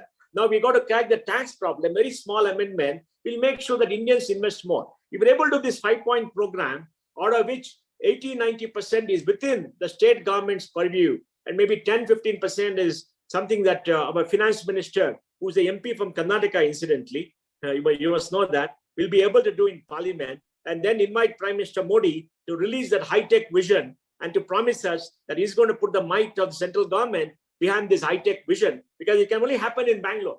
And if Bangalore does that, it'll pull up the whole country, because it can't happen anywhere else. It has to happen in Bangalore in the shortest period of time. Everything is here. If we're able to do this 5-point program the next 2 or 3 years, 2025 will be very different, RK. But it has to be done by focus. Maybe get RK Minister to program manage this with authority. And RK, if I may add to it, I think, as Mohan said, Bengaluru is the only city of the future that, that India can really brag about, because we've actually created the basic building blocks of a world-class city. If our infrastructure was world-class, believe me, we would have been flying by now. Today, that's what is dragging us down. Everything else is world-class talent, okay? We've got world-class capabilities. We're second to none when it comes to research and innovation. We have great institutions. We have great research focuses. We have great incubators. We have great we've even created an ecosystem of investment. So I think we've got all the basic ingredients of world-class cities, except its infrastructure. And I think I would really like to keep emphasizing this point, because I think the political will has to be there to recognize it and invest in it. Unfortunately, the political preference is for saying Bangalore can look after itself. We need to do more in the rest of the state. But I think that's making a big mistake, because you have to invest in Bengaluru, because it is the economic growth engine, not just for Karnataka, but for the country. And I think you cannot replicate Bengaluru in a short time. If you want to do it, it will take any of the other cities at least 10 to 20 years. We have basically evolved in a very natural way. And these are examples of cities around the world that have come to this kind of level. You cannot suddenly make a city that is not conducive to innovation into the most innovative city. So for instance, even in the US, you've got Boston, San Diego, and San Francisco. And even if you throw money at other cities like Dallas or any of the other rich cities, they can never emulate what these other cities represent in terms of the talent and the ecosystem. It takes a long time to build an ecosystem. As I said, Bengaluru was very fortunate that it had leading scientific research institutions. It had the kind of scientific temper, the engineering temper, and the kind of, first generation risk-taking appetite. Bengaluru is a city built by first generation entrepreneurs. This has not been a city that has inherited wealth in like other cities have. That's what I think makes us different. So Kiran, very important point, I think both of you. And again, because given that, this summit is not only about technology, but the role of technology in geopolitical and socio-economic. And I think when Carnegie started India, and most of the Carnegie centers across the world did not have the technology policy as part of their agenda. And you would remember that we said you should start with India, because for India, having a technology as a geopolitical element of our policy making was very, very crucial, and which was again today emphasized by our foreign minister, who was foreign secretary then and had been a great supporter of this. So I think, Mohan, to your 5-point technology mission, this is of strategic importance to the country. Yeah. From the geopolitical context, today, yeah. the leadership in the world is taken by the countries and companies which have technology supremacy. And I think this point needs to be explained to the policymakers, and emphasis should be given. Bangalore is not just about so many engineers and so much employment and so many unicorns. It's about geopolitical aspect, our country's image, as well as our ability to leverage technology. RK, from the geopolitical point of view, let me make this point. China may be overtaking the United States in many multiple areas of technology. China has 25% of the world's manufacturing and is not going to go away. Yeah. And China is becoming a very different country from what people thought China was. Well, the rest of the world has to come together to make sure that technology is used for peace and not for hegemony. Japan will not be able to do it on its own. The United States will not be able to do it. Europe is behind. So we have to work in collaboration with the US, Europe, and Japan to work on areas of high technology which can be used for the benefit of mankind in a way that is more egalitarian and more democratic. And in that, Bangalore becomes very good. So maybe we need a global coalition of cities, maybe Boston and the Valley, Bangalore, maybe London, and Germany's Frankfurt, along with Tokyo, which should come together and along with Tel Aviv to chalk out what we need and how do we all work together. Because this will depend on three things. One will depend on what exactly is high technology and where do we work and how do we put in the R&D piece. Second will depend on capital. And third will depend on human capital, right? In all three, India is a major player, may not be as big as the United States, may not be as big as Japan, but in some areas we have great strength. And if you look to the future, Bangalore is the place which can really make a very deep change. We have the R&D centers of the major 450 or the 500 Fortune 500 companies in the world. And we have so much of cutting edge happening here. Artificial intelligence work has taken off here like nothing. And our software companies have trained 2.5 million people in the use of AI and ML. So we solve one set of problems. We have not solved the problem of creating AI algorithms, which require PhDs and others. So that's why with the government investing in high tech, with the high tech vision, an alliance with these big cities to Carnegie could be very, very good. For example, we know in the future the metaverse is going to come where virtual reality and reality could merge. That's very dangerous for all of us. We are seeing how robotics and drone technology, unmanned technology, and everything and space technology is coming together for defense to create a shield against missiles and everything else. And we also see how efforts in biotechnology to elongate human life, to tackle any of these pandemics that could come.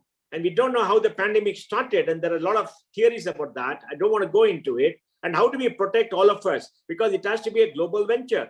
And the pandemic has demonstrated, like Kiran keeps saying, you're not safe anywhere. You can't hide between the two ponds. Think on both sides of a country, there are big ponds and nobody can come. Those days are gone. Those days are gone. So we're all in the same boat. So we have to work together and we have to think big. To me, that is geopolitics, because geopolitics is going to be technology-led, and technology domination and technology creation and innovation is going to determine future safety of the planet. And here is where we have to work together. Good. So I think Mohan, you talked about pandemic, and I think no discussion is complete unless we go a little bit. And I think with what happened in pandemic and which made us realize earlier when we missed a flight got cancelled, we got really, really agitated. For almost a year, there were no flights. I mean, nothing was flying. And this was surreal. We never thought this will ever see in our lifetimes. It has happened. And it seems to be continuing to happen, which also brings to the point building the resilience. A city like Bangalore, a country like India, and I'm sure we have no one better than Kiran to talk about it. Kiran, what is something Bangalore as a tech and innovation capital, and you being at the forefront of biotech and what's happening here? India did a great job with vaccine, but how do we build the resilience? Resilience as a city, resilience to our economy, and resilience to our society and as a country, because this kind of thing potentially could be, even if it is accidental or man-made, may repeat, looks like it will repeat. What do we do about it, and how? What kind of role a city like Bangalore, the entrepreneurial ecosystem of Bangalore can do? So RK, first let me start by saying that I think India has done the best job in the world when it comes to pandemic management. Mm-hmm. I really have been comparing and contrasting what every part of the world has been doing in managing this pandemic. We have leveraged digital technologies in the most efficient ways compared to any country in the world, if I may say so. Look at the way we developed. Okay, it had teething problems, but we developed Arogya Setu basically to contact, trace, and track every infected person in the early phases of the pandemic. We developed a fantastic COVID app that could actually capture all data associated with the COVID-19 pandemic, whether it was an RT-PCR test result, whether it was your vaccination dose, 1 or 2, which vaccine you took, when did you take it, where did you take it? And we had a QR code on our vaccination certificate issued online. Yep. We have created one of the largest databases in the world when it comes to vaccination and all the data that is related to COVID-19. Now we are basically also capturing sequencing data, okay? Because we want to know which variant is where and all this kind of stuff. What we should do is to leverage all this software and platforms that we have created. And remember, all this was available to you in a personalized way on your mobile phone. Yeah. So if you wanted to know whether your RT-PCR test is positive or negative, it would come on your phone. Yeah. Today, every single airport test that we do on arrival arrives on your mobile phone a few hours later. I don't think any country in the world has actually worked out such an elaborate, complex, and powerful database and digital system for tracking COVID-19. We have to be agnostic to COVID-19 and go beyond COVID-19 for any disease management using the same kind of platforms. That is my real recommendation to the government, saying you've done a tremendous job, but now how about leveraging this technology and getting into other diseases? Whether it's non-communicable or communicable, it's a very powerful platform. So digital health has arrived. Okay, and that is going to really transform the way the world manages and does surveillance. To be resilient, RK, you need to be in a state of preparedness. To be in a state of preparedness, you need to have surveillance. You need to be able to pick up any signs of a worrying pandemic or a worrying epidemic or a worrying disease. Even today, if you suddenly find that why is it that we're getting huge amounts of a certain type of cancer, that data has to be shared in the form of alerts. That I'm finding that a certain type of cancer is very prevalent in this area. You then have to see what is it that's causing that kind of cancer. Many times in the world, you find that polluted waters or something else is causing cancers of a certain type. So I'm just giving that as an example. So to be resilient, you have to be prepared, and you have to have some kind of warning system that prepares you in a way that allows you to tide over something like this. And then Today, because of COVID, we've learned to swiftly come up with protocols. So for pandemic preparedness, you need to have a number of protocols that you can quickly put into place, whether it's diagnostic testing, whether it is treatments, whether it is hospital preparedness, whether it is the way you want to segregate populations in step-up kind of hospital care centers. We've learned a lot. That's how you basically get into a pandemic preparedness kind of situation. But I also believe that we should use all that we have done in COVID-19 to actually go beyond to other parts of healthcare.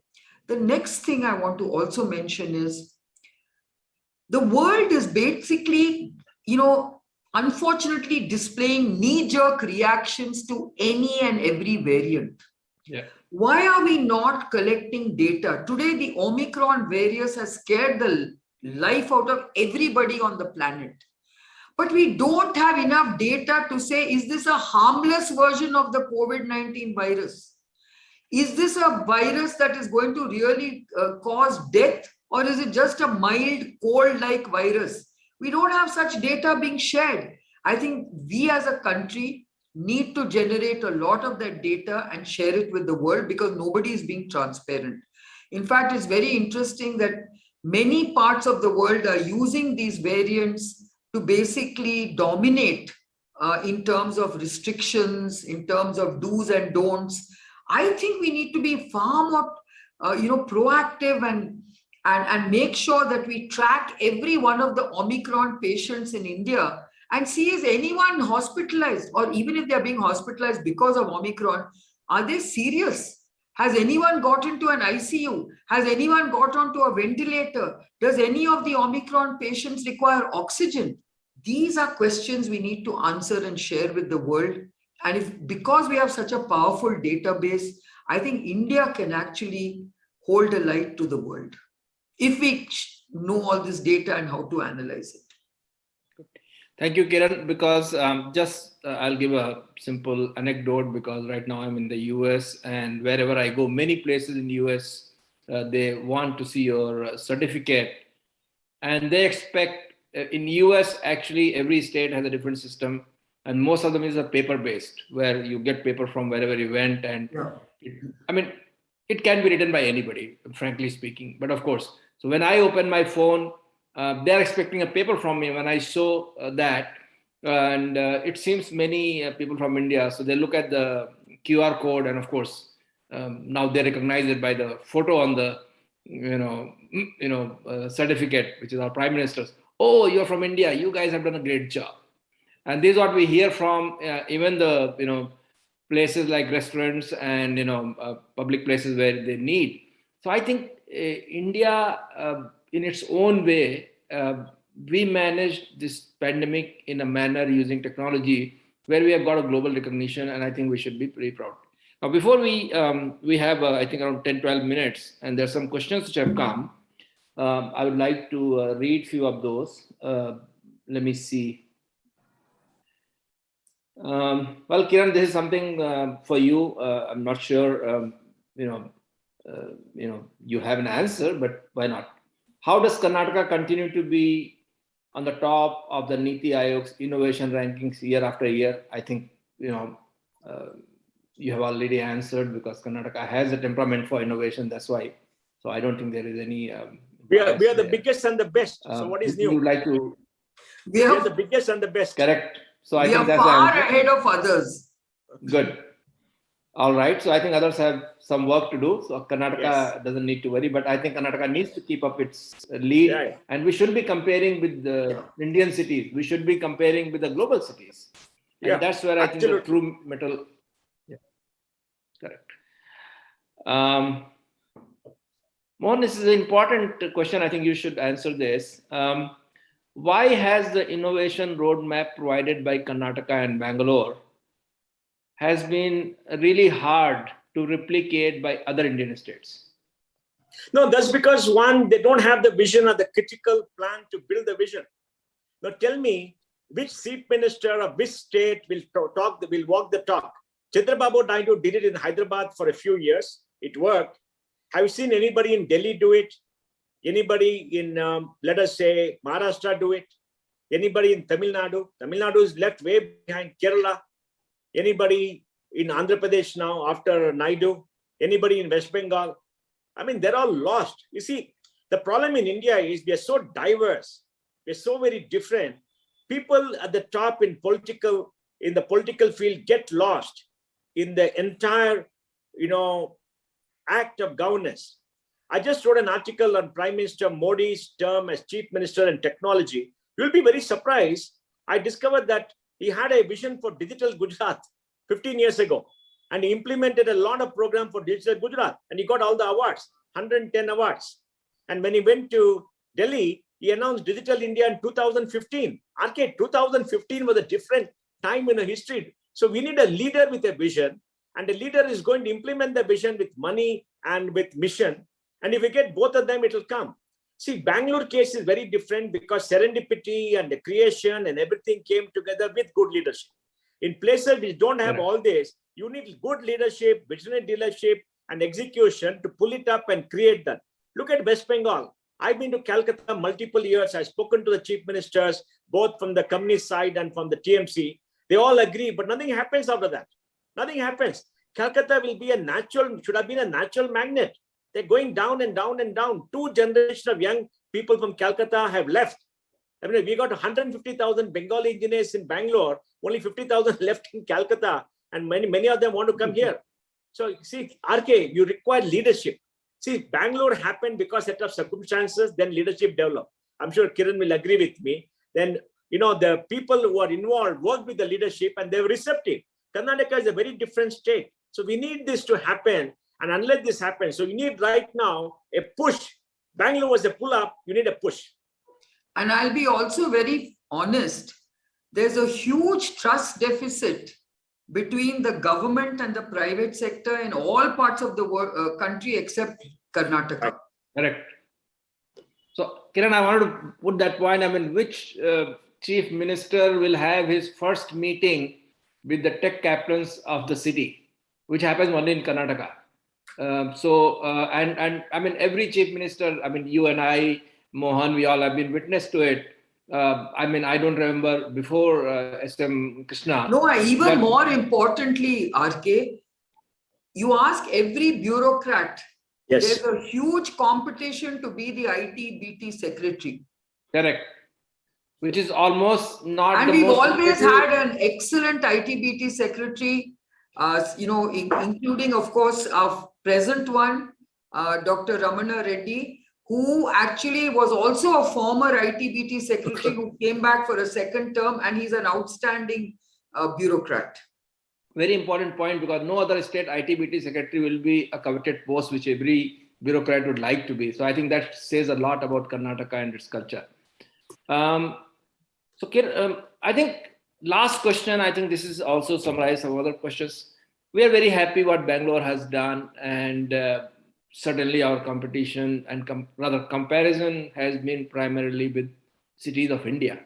But what about global rankings and standing? I think we still have a long way to go. So 2 minutes to both of you, if you could quickly elaborate what we need to do, because I don't think we are still there where we potentially could be. To realize our potential, what we need to do so that we can be in the same league as when it comes to innovation as Silicon Valley, Tel Aviv, or Shenzhen, or Berlin for that matter. Okay, let me go first, then Kiran can wind up. RK, first in Bangalore, we need to create a document which shows what we achieved so far, so all the data is there. Bangalore has 42 or 45 unicorns. Who knows it globally? They don't even know how many unicorns are there in India. India has got 82 unicorns. 42 came up in the last 11 months. Who knows about it? We get a bad name because of infrastructure. You look at the New York Times, they write rubbish all the time. You look at Nikki Asia, where you understand, some people keep on writing rubbish, they publish it. So we have to create a compendium, a document which encapsulates all the latest data about Bangalore, say, this is what we achieved. And then Kiran and others, Nivruti, should write the vision document, this is where we are going. So people know that we know our stuff, right? And third, we have to interact with the major global hubs to make sure they know what we are doing, so they feel They have to associate with us or they're going to lose out. For example, Tel Aviv is a innovation hub. I mean, they hardly know us, right? Of course, Jonathan is trying to do it, but they hardly know us. So I think all this is important and we have to do it well. So I think all these things have to be done. First, the information asymmetry has to be closed. Then the vision. We're able to do that, we can do that. Thank you. Yeah, I just believe that what Mohan said is absolutely true. I think we do need to emulate some of the best practices from other parts of the world. And I think we need to really do it seriously, because we keep pointing this out to policymakers saying, look at the way they're incentivizing startups. Look at the way they're incentivizing access to capital. Look at the way they're incentivizing venture capital. Look at the way they're incentivizing these kind of companies or anything that we talk about. We have to adopt that. You know, we cannot ignore it. We cannot assume that it'll just happen on its own. I think policymakers always believe that we are going with handouts. That they're giving handouts. It's not handouts. They have to invest. I think policymakers need to understand that nothing happens without investment.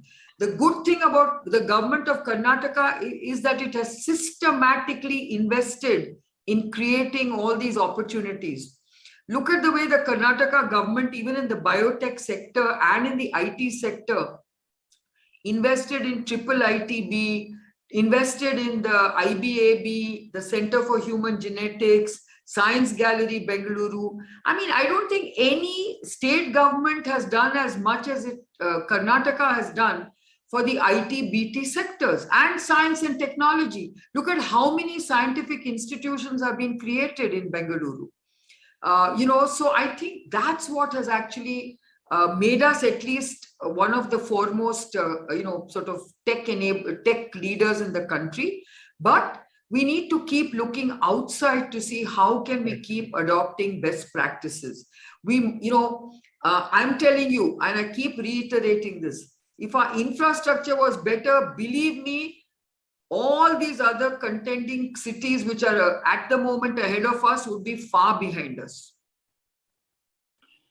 Good. So I think I would have not expected anything better or more from this panel, because two people who are always speaking their mind and really care for the city, for the state and for the country.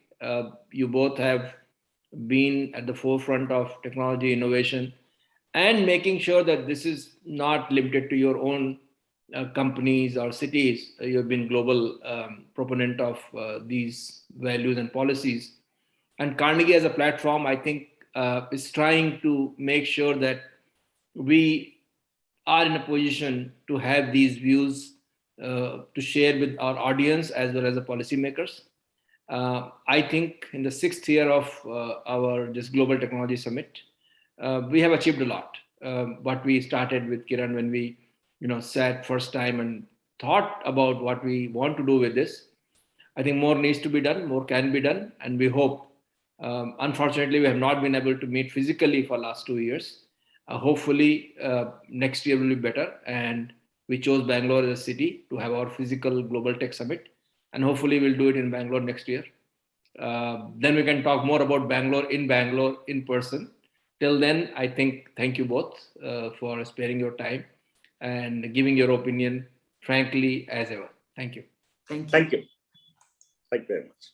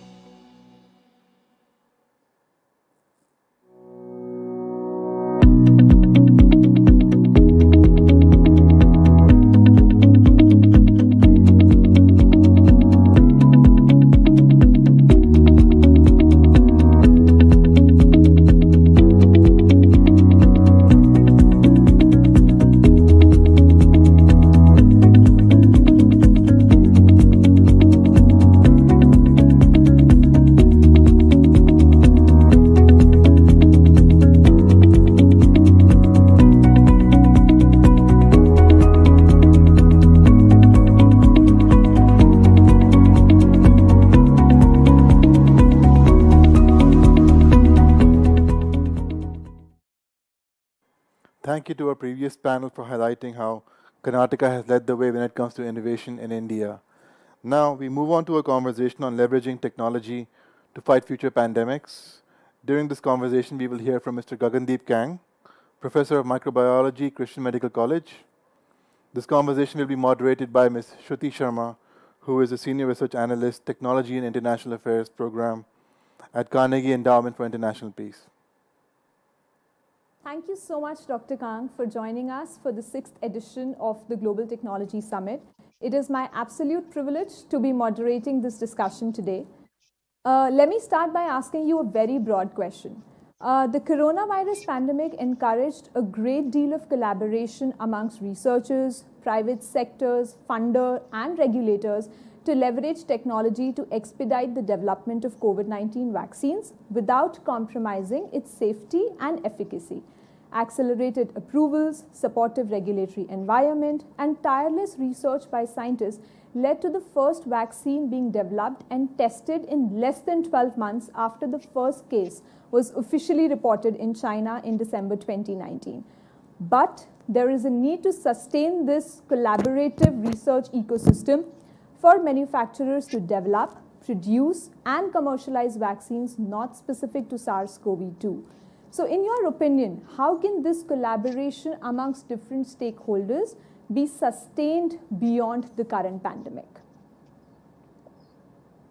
I think one of the things that is really important to recognize about pandemics is that after some time, people ignore the fact that an outbreak of disease is happening because cases come down.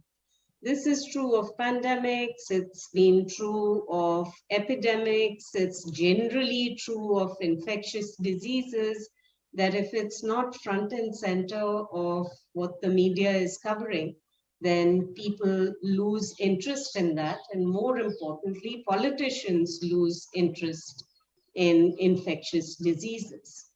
Now, if we think about vaccines, then I think the chance of us constantly, every day, every month, every year, developing a new vaccine, that's not likely to happen in the future. But one of the things that has been really interesting about the vaccine platforms that have been developed through and during this pandemic is the nucleic acid vaccines and the vaccines like the vectored vaccines, where it's relatively easy to be able to use the same platform to be able to make lots of different kinds of vaccines targeting many different pathogens.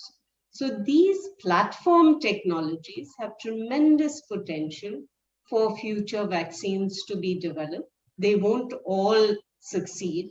I think we got really lucky, in fact, with SARS-CoV-2, in that both our prior knowledge of MERS as well as the virology, where the spike protein was the key target, were things that came together to allow us to develop vaccines that quickly.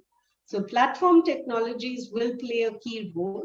How we sustain interest is by ensuring that we target diseases that are of local interest in the time when there is no pandemic or global concern. India, for example, has plenty of infectious diseases that are not seen in other parts of the world. And to use these platform technologies to develop vaccines for diseases that are of interest to us may be one way of ensuring that there is an ability to sustain both the expertise as well as the manufacturing know-how and infrastructure. It's essentially referred to in the vaccine industry as keeping facilities warm by making sure that they continue to have projects to work on. One of the problems with amplifying vaccine manufacture around the world has been precisely the lack of people that were able to do technology transfers. And if we forget that lesson, then we will be in the same situation again once there is the next pandemic.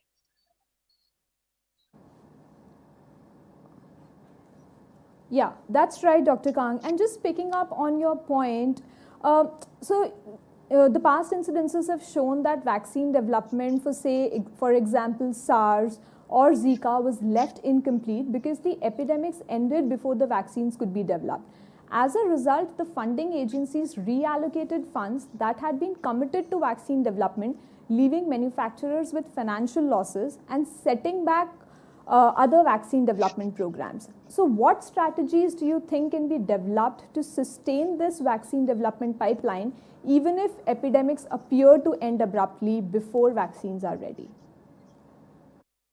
Shruti, I think you've pointed out something that has been absolutely a critical barrier for vaccine development in the past, and especially for vaccines for diseases that are not necessarily global. So, for example, Zika was a problem in South America, and people started to worry about it when it came into high-income countries in North America. If we look at Ebola, that is a similar sort of situation. If we look at Crimean Congo hemorrhagic fever, which we have in India, these are not diseases for which the West has a natural, sustained interest, because these are diseases that they see very rarely. And that results effectively in a market failure where neither the company, which makes vaccines for other more globally prevalent diseases, or the government, which has been a major source of early stage research funding, are interested anymore. They would rather direct their resources elsewhere. So here is where an organization that I'm associated with, the Coalition for Epidemic Preparedness Innovation, and similar exercises become really important. What CEPI does is look at pathogens for which there has been market failure, where no big company is interested, and yet there may be some early stage researchers or companies that are working in this area, and it supports them to take their vaccines through early phase testing. Now, in thinking about how CEPI was established, that was the initial model. But what has been realized is that that's insufficient. You actually need to take a vaccine to some form of licensure or approval so that when an outbreak hits, you can actually use the vaccine. What you mentioned about regulatory facilitation is critical for this process. We need to understand how we better study the immune response to be able to give a conditional approval for a vaccine without necessarily checking its efficacy against disease. So Zika is an example. We have vaccines available, but we need to look at how we could license a Zika vaccine without doing a full-fledged phase 3 efficacy trial. So we can do this if we have a correlate of protection, which requires a good understanding of the immune response and how that immune response protects against disease. The second approach is to use what is called in the US the animal rule, which is where if you have a truly good animal model that mimics human disease, and you can demonstrate that the vaccine works in studies in animals through doing challenge studies, for example, then you could use the animal data to apply for approval for the vaccine for use in humans. This has been done for anthrax, and a similar approach could be taken for other vaccines in the future. A third approach is to think about human challenge studies, which is unlikely for new pathogens and certainly unlikely for pathogens that are going to be deadly. But for SARS-CoV-2, where we now have an understanding that the case fatality rate is very low, and in young individuals, it's even lower. it has been possible to think about human challenge studies being on the pathway to licensure, not the be all and end all of how we design and develop vaccines or evaluate them, but at least giving us more information about the vaccine that could lead to these vaccines being approved for use in humans. So there are multiple approaches that can be taken. What is critical is partnerships between researchers, between regulators, policymakers, and funders to ensure that we keep going with the development of vaccines. Yeah. No, so that's right, Dr. Kang. Just like a follow-up question to what you just said, India is especially vulnerable to quite a lot of infectious diseases, right? So, and you've described different approaches. So which one does India follow, if I may ask? At the moment, the only thing where we have seen a shortened pathway to approvals has been in the case of SARS-CoV-2. And I hope that the regulators will learn from this experience and learn from the partnerships that they have developed with the MHRA, the EMA, and the FDA in order to think about how to support innovation in the vaccine manufacturing space. Before this, India had never gone out and done vaccines on any new platforms. And we recently had our regulator license the first DNA vaccine, or at least approve the first DNA vaccine for use in humans. So this shows that our regulators are learning how to regulate new products. And I hope that this is an approach that will continue. Regulatory science, the ability of regulators to think about what pathways are likely to be required, what considerations there are likely to be in the development of a new product is absolutely essential. It requires a very high level of expertise, not only in the manufacturing and quality control of the product, but also in clinical trials, clinical trial readouts, and in disease biology. I hope that our regulators will be able to build this expertise and support the innovation ecosystem for vaccines. Yeah, so Dr. Khan, we've already discussed, the role of partnerships in manufacturing vaccines and in like the development of vaccines.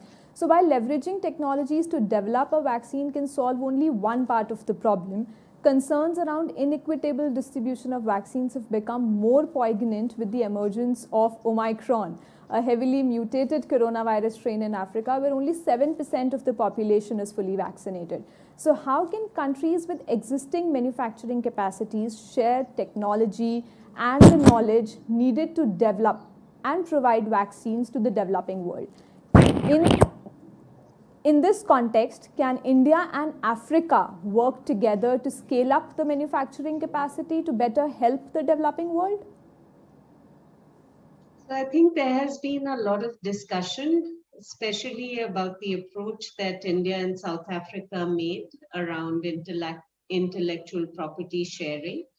But while I completely agree that if you have either research that has largely been funded by the government in its early and most critical, highest risk stages, as well as when there is a public health need, such as a pandemic, either of those situations should be situations in which intellectual property is shared. But second to that, you need to have the ability to manufacture. And for manufacturing, you will require technology transfer. And the number of individuals in the world that are capable of supporting a technology transfer process is very, very limited.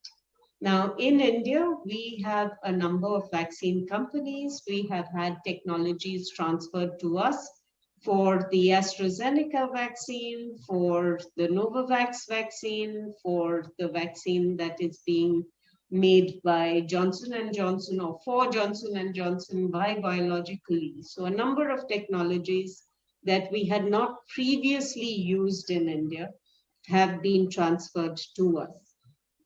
I think going forward, one of the things that we do need to think about is regional or distributed manufacturing. We already know that the world and WHO in particular are going to be supporting Africa in a big way to develop manufacturing capacity for vaccines. It may start with fill-finish facilities, but ultimately it will be full-fledged manufacture in Africa. Now, we can stand by and watch that happen, or we can be part of the process. And I think for our vaccine companies, it's very important to recognize that this is a huge growth opportunity for us. We need to leverage every partnership that we've had previously with Africa to make sure that our companies are supporting every aspect of the establishment of vaccine manufacturing in regions that don't currently have it. And Africa, of course, is the region with the lowest vaccine coverage and likely the greatest need. So you have spoken about the role of private sector and how there can be partnerships between India and Africa when it comes to vaccines, but do you envision the Indian NCDC and the African CDC working together in this regard? I think the African CDC has traditionally had very good ties with the US CDC and with their WHO regional office.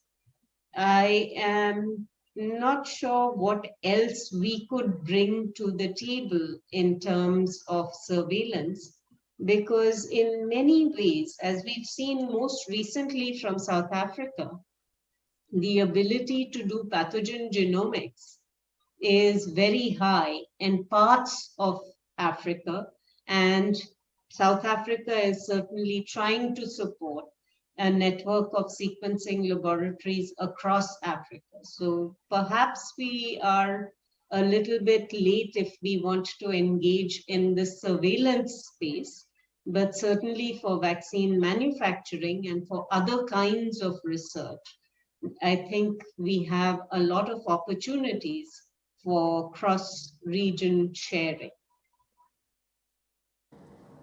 Okay, so I think we've covered many points. So just to summarize, what do you think would be the major lessons that stakeholders could adopt from this current pandemic to be better prepared for future unprecedented biological emergencies?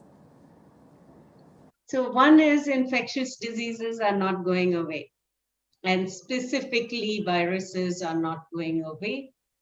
We should plan for, we should prepare for local outbreaks and pandemics to continue to happen.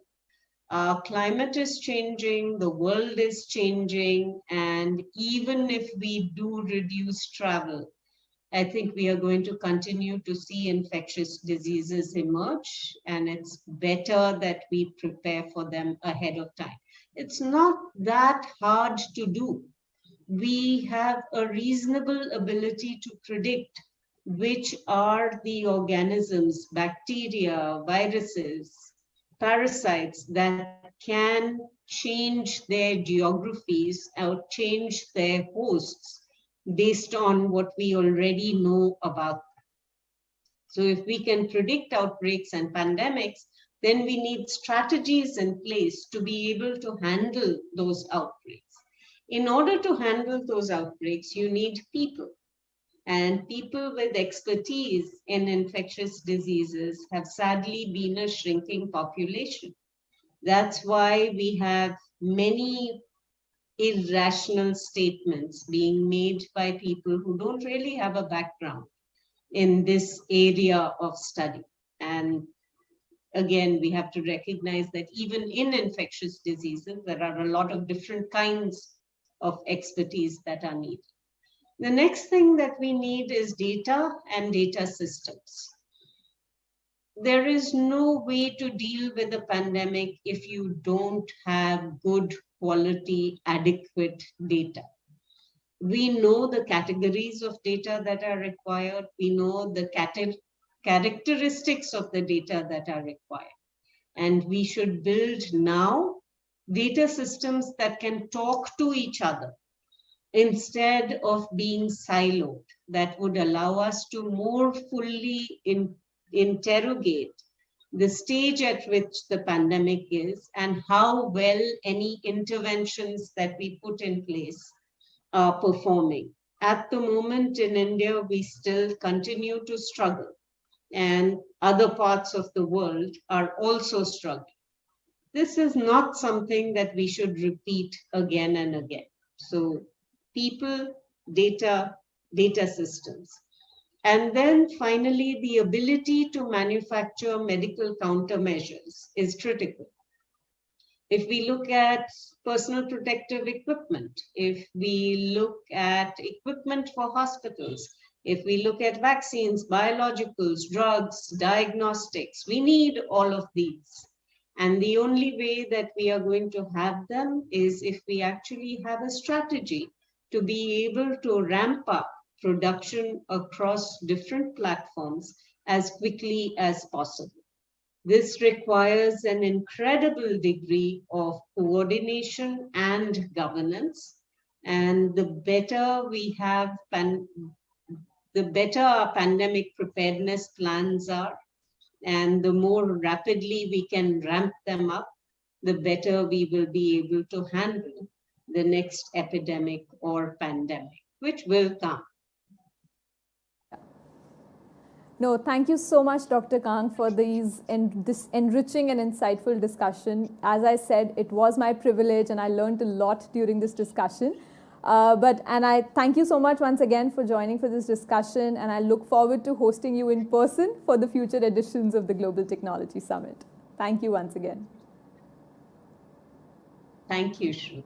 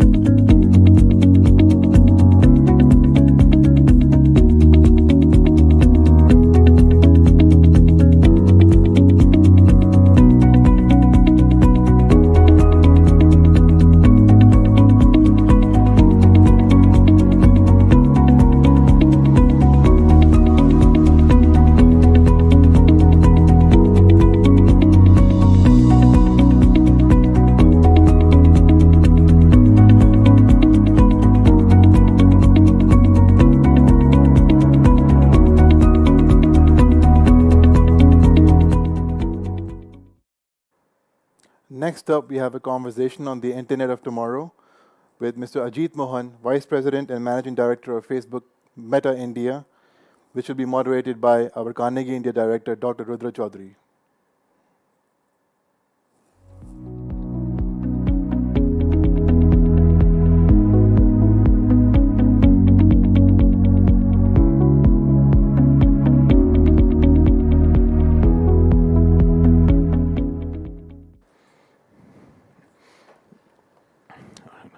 Ajit Mohan, welcome to the Global Technology Summit 2021. It's great to see you.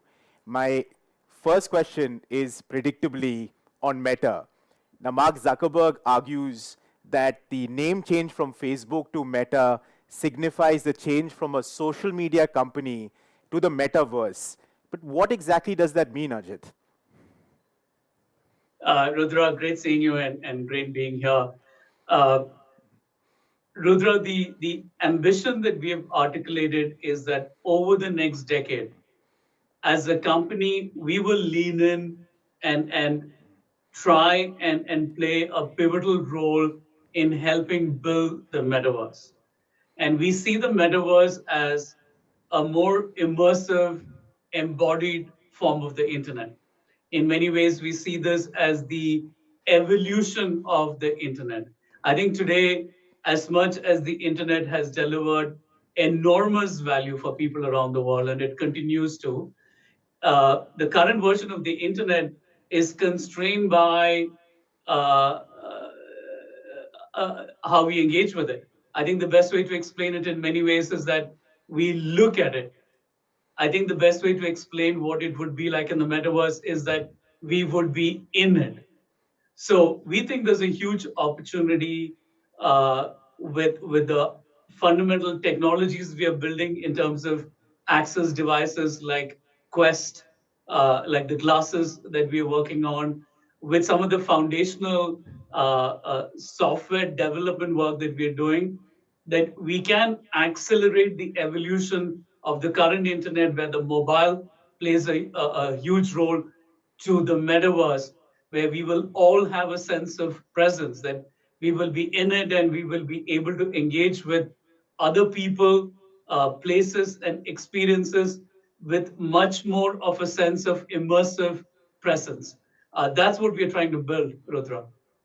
So, Ajit, if you can give us a sort of a little bit more of a deeper sense, different parts of the world, especially the technologists, are now all talking about the Internet 3.0, the move from 2D to 3D for this immersive experience that you're talking about. But for people like me, so I'm a complete non-tech person who happens to be in a tech conversation with one of India's tech trailblazers. What does that actually mean? So what are the kind of products, for instance, or the user experiences that, well, we're going to experience in this metaverse that is so radically different? It's a great question, Rudra.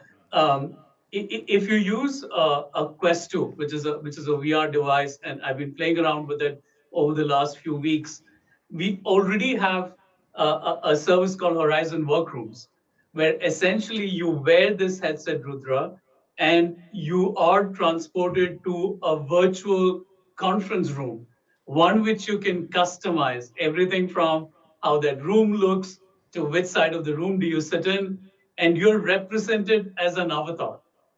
And in that room, other people, like we're doing this call over Zoom, Rudra, you could be in that same room as Rudra's avatar.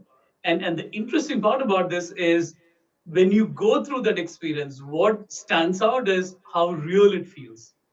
It's possible to collaborate. There is a whiteboard that you can use. There's a sense of spatial sound. So when you're in that room, and let's say you choose a circular table, the avatars where they're speaking, it lands differently depending on where they're located in the room. So I think it's just a very early example, and this is not a conception of what it could look like. This is a live experience that you and I can experience today using the Quest device. Equally, I think a few days ago we rolled out Horizon Worlds, which is a beta to everyone with an Oculus in the US. Um, think about it from a use case like education, Rudra. We all know that the most powerful way of learning is to actually be immersed in it, right? Whether if you want to learn about space, there could not be an experience better than transporting you into a virtual world that feels like you're fully in space. So I think the minute you think about it as there is an enabling device like a headset. Today that's a headset. Tomorrow it could just be, the glasses that I'm wearing.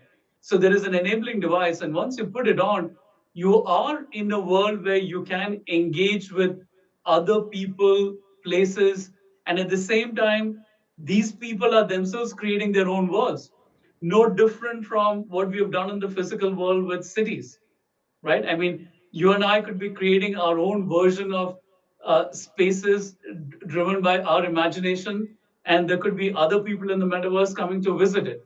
So I think it sounds like it's complex, and yet in many ways, if you look back at the beginnings of this version of the internet, going back to the mid 90s, I think a lot of what we easily experience today, at that time, 20, 25 years ago, when all of this was being described, it did feel like it was all going to be magical, right? The idea of being able to watch entertainment on your mobile screen, or that you could actually use your mobile to make payments to people around the world. Um, I think everything that we have built on the internet, the experiences, the idea of people connecting with each other, I think all of it, the experience can be enhanced and accentuated if you think of it as you're going to be in it, that it's immersive, but it still allows you to do the connections and interaction with spaces and companies and communities the way that we do on today's version of the internet. So in 2 to 3 years from now, when we host the 8th and 9th edition of the Global Tech Summit, right now there are 5 cameras, there are 50 technicians, there are about 40 laptops in the setup that we have right here on the back end. We could all just be walking around with an Oculus or a VR machine, and we are immersed. But Jadid, if I ask you a sort of a more parochial question, sort of an everyday question, I mean, the internet is fabulous. What it's done for this universe is undoubtable. But do you sometimes worry as an individual or a human being, if I say, is that the more we get immersed digitally into these universes, the more we wear an Oculus. I'll give you an example. The other day I was on a VR set, and it had David Attenborough's kind of narrative around a jungle. It was fantastic. I was walking with elephants. I was walking through grass. But none of that kind of takes away from a jungle, from listening to the noise of the birds or the rustle of the trees, for instance. I was just wondering, and this is more of a philosophical question for someone like you, are you afraid that the more meta we get, that the more we take away from a kind of humanism and even humanity? How do you reconcile that tension? I think it's a great question, Rudra. And in some ways, we are not substituting the physical world, right? I think in many ways, we will be picking off from the physical world, will be inspired by it. And this space will exist in parallel to everything we experience today in the physical world, the connections between people and communities. I think that's what has allowed the internet to be fueled, and that will allow the metaverse to be fueled as well. My sense is this is coexistence. This is continued evolution of technology. I think, Rudra, we are both probably old enough to understand or remember that there were a lot of concerns about the internet, today's internet, in the mid 90s. That, hey, look, what does it mean that everything goes online? And yet, if you look at the last 25 years, I think we have to look back and say, fundamentally, the internet has changed the world for good. It has allowed people and communities to be included in a way that was not easy earlier. It has allowed costs to come down and new products and services to be available for large numbers of people around the world. And it has allowed all of us to experience things that we may otherwise may not have been able to, or may have been limited to only a very few set of people on the planet. So I do think this is a continuation of that. I think, um, uh, as always, whenever there are new technologies that are introduced, I do think we have to be intentional and conscious about amplifying the good and finding ways to limit the harm. And hopefully everything that we have learned from the last 25 years, I think we are now able to intentionally design those into how we think about and build for the metaverse over the next decade. So, Ajay, just on the question, I'm going to come back to the harms bit in a little while. But just a question of economic productivity. As you say, the internet, it democratized economics in many different ways. You had, small towns engaged with big buyers from different parts of the world. And it has, the advantages are innumerable. The 3D internet, the metaverse, for instance, and I'm guessing the many other companies that come up with their own versions, are you expecting a kind of a quantum jump in economic productivity between what happened in the, say, 2D period and what will be available in the 3D period? Absolutely. And again, I think with the caveat that, Rudra, this is still early, right? I think we're conceptualizing what's going to happen. And by the way, I think we have full recognition as a company that we're going to be one of many companies and many institutions that will play a role in building the metaverse. We don't see this as, no one company built the internet and no one company is going to build the metaverse. But, projecting, sort of looking at already what is possible and some of the evolution that we can already see coming, will this be a huge boost to productivity as well as fuel innovation? Absolutely. I think no different from what the internet has done in the last 25 years.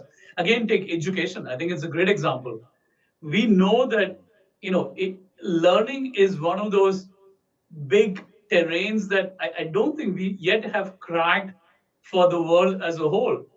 There are still kids in different parts of the world who are not getting access to great primary school learning. I think there are adults who have the desire for reskilling and to learn new things, and there are all kinds of constraints, right, from cost to the curriculum to the way in which we teach. And you can imagine that fundamentally this allows you to teach people new things. We introduce to concepts and structures and places in a more immersive environment.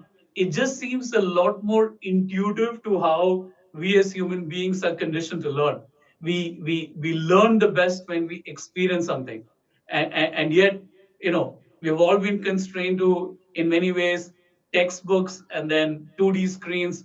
But you know that it's going to be order of magnitude easier to pick up things when you're in it, when you're immersed in it. And I can see when the dots are connected to create great immersive learning experiences, it would make a material difference on the agenda of learning and therefore productivity. So, but that's just an example, Rudra. You can literally throw the dart at many different things that we are grappling with as a society, and see that a more immersive environment can be a much better environment. Ajit, if I can just stick with your example of learning for a second. Yesterday at the GTS, Rajkumar Ranjan Singh, the Minister of State in the Ministry of External Affairs, also in education, made a big kind of pitch on EdTech, and he saw huge optimism in EdTech in itself. And I take everything that you're saying, that this kind of technology will make it more immersive, it's more real in many ways. But in a country like India, how do we make it more affordable? And, we hear a lot about EdTech and these solutions, but fact is that 90% of this country doesn't have access to a laptop. 5-6 people have to use an internet connection together. You, me, and many of us, I'm guessing, have helped people in this time of pandemic when they've had to come out of a classroom. So how do we make these changes, the internet 3D, more broadly, more inclusive, more affordable, and really get that connection going? Yeah, and Rudra, and I apologize that I'm again referring to our our age. But again, circle back to 2012 or 2013 in India, when it was prohibitively expensive to own a smartphone. It was unimaginable to watch video on the internet because it was so expensive. I remember it used to cost, I think, $8 to stream an hour of video in 2013.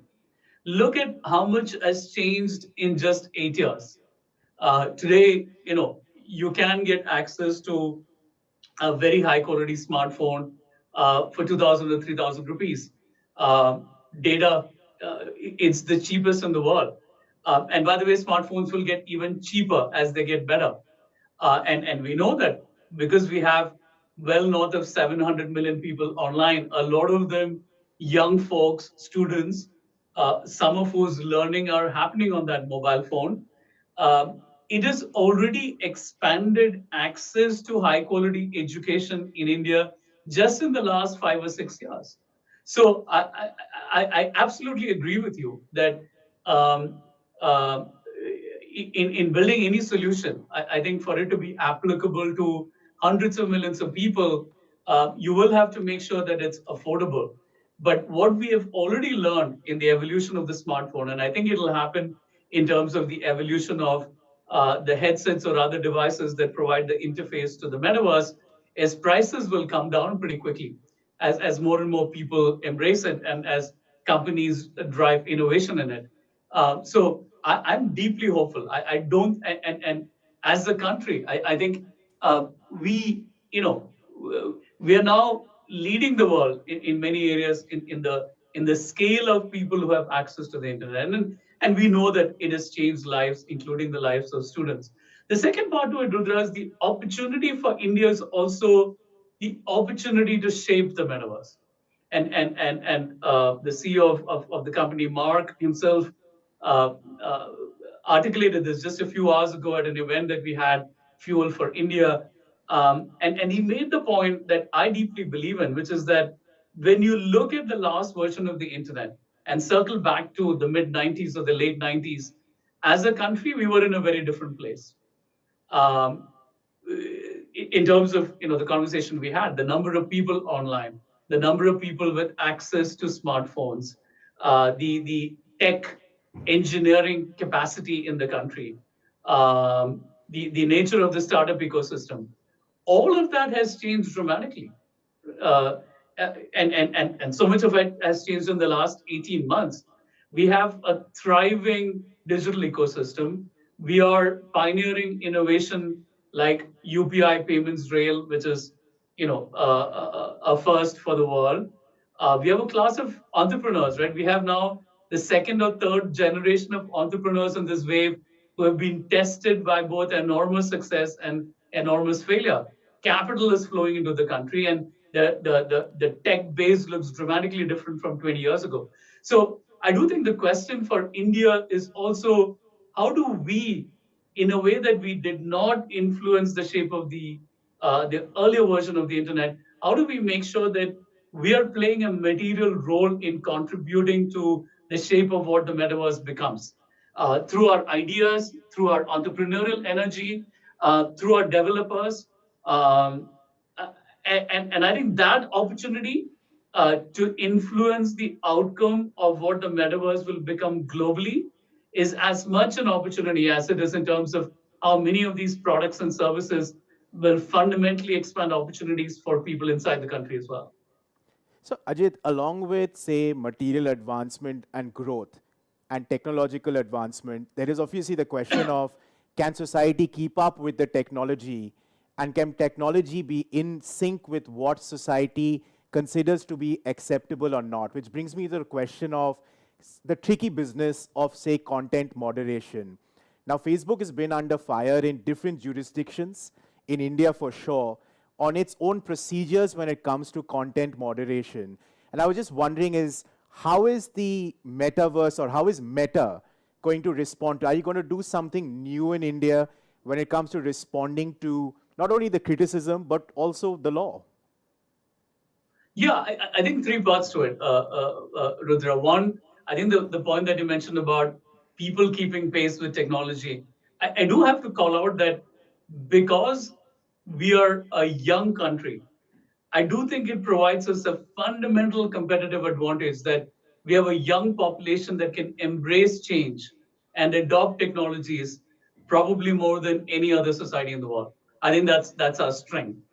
I think to the second part of the question in terms of the continued scrutiny on us as a company with a particular focus on content moderation. A few reactions to that, Rudra. One, I absolutely think there should be scrutiny on us. We are a consequential platform both in India and around the world. I think when you have a company that owns Facebook and Instagram and WhatsApp, we have a lot of pride that these are platforms that add a lot of value for consumers and businesses every day, and nowhere more so true than in India. And yet, I think that also means that a lot of what is happening in the world, we have more than 3.5 billion people on our platform every month. It is inconceivable that we won't reflect both the good and the bad of what happens in the world. And I think we just need to make sure that because the enormous amount of energy on the platform and the way it is used by people on the platform are to drive good, that we do as much as we can to limit harm. I do think that as a company, Rudra, we've really leaned in. Since 2016, we have spent $13 billion on the agenda of safety and security. Just $5 billion in this year alone. We have more than 40,000 people, most of whom have been hired in the last 5 years to enable the agenda of safety and security. So the intent is there. Our incentives are aligned to do the right thing. I do think, Rudra, the question that a lot of astute observers like you should be asking is, where are you relative to other tech companies as well? And I think, we're proud that not just in the absolute sort of scale, but even relative to other companies and even relative to our own scale, we do feel that we are leading in terms of the approaches and the policies and the investments we are making to limit harm. And the last one, Rudra, is the question is this all translating to outcomes, right? It's not just about the intent, it's not just about the actions, but are we actually impacting what happens on our platforms? And I have a number to share. The prevalence of, given you were speaking about content moderation, the prevalence of hate speech on our platforms is 0.03%. That number has come down dramatically over the last few years to 0.03%. It's not zero. I think we have zero tolerance for content that violates our community standards, content that you and I can agree has no place in a society like ours. But that doesn't mean that it can get to zero, but we will do everything we can to reduce the ability of bad actors to do harm. So as you can imagine, Ajit, I've got at least 6 questions that are primarily focused on content moderation harms. But I think you've given a argument, you've put some statistics out there. But as Meta kind of builds out its future, Ajit, do you think even say, let's forget about comparing with other tech companies, is sort of societal engagement and different modes of being transparent about whether it's algorithmic biases or whether it's methods on which you're even designing questions for community guidelines, is that one of the objectives of Meta as it kind of moves forward with all the subsidiaries, Facebook, WhatsApp, so on and so forth? Absolutely. And I think, Rudra, we have been vocal that if you look at some of the conversations that we have had around the world in terms of the relationship between tech companies and societies, the role of regulation, what should be allowed, not allowed, who gets to make calls on that. I think we've been consistent in advocating for a while that we do think there is a need for a new set of rules, that we invite regulation. And I think you alluded to 2 areas that we have been vocal about. One is transparency about how data is used. We do believe that societies around the world can benefit from greater clarity on requiring companies to be transparent about how data is used. And second is, because this conversation is quite live and has received a lot of attention, and you raised it, how do we ensure that people still have agency in a world where algorithms still have a huge role to play? So how do we make sure that consumers, users of platform like ours, still has agency in terms of determining what they get to see and what they engage with in the context of algorithms playing a huge role in trying to understand what someone like me would want to see or would want to engage with.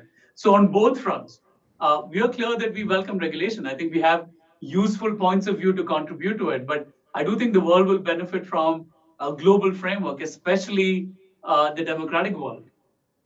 So Ajay, I'm going to zoom out of Meta for a second and focus a little bit more on you as someone who's been deeply invested in the Indian economy for well over a decade. And I guess my first question from your vantage point is on this business of co-regulation. So Facebook had come up front saying is that they welcome co-regulation. Meta says it welcomes regulation in itself. But when it comes to regulation in almost any part of the world, it seems that, at some very broad level, you've got three buckets. You've got the tech utopianists, and there's a very strong view in India as well among people in, say, Bangalore, where the view seems to be is that you can code your way out of societal problems. Two, you've got the economists who have their own view on technology. We're seeing a lot of that live debate on crypto, for instance. Is it a good economic call for decentralized digital currencies or not? And the third bucket in many ways are the political economists who need to understand how society will respond to this.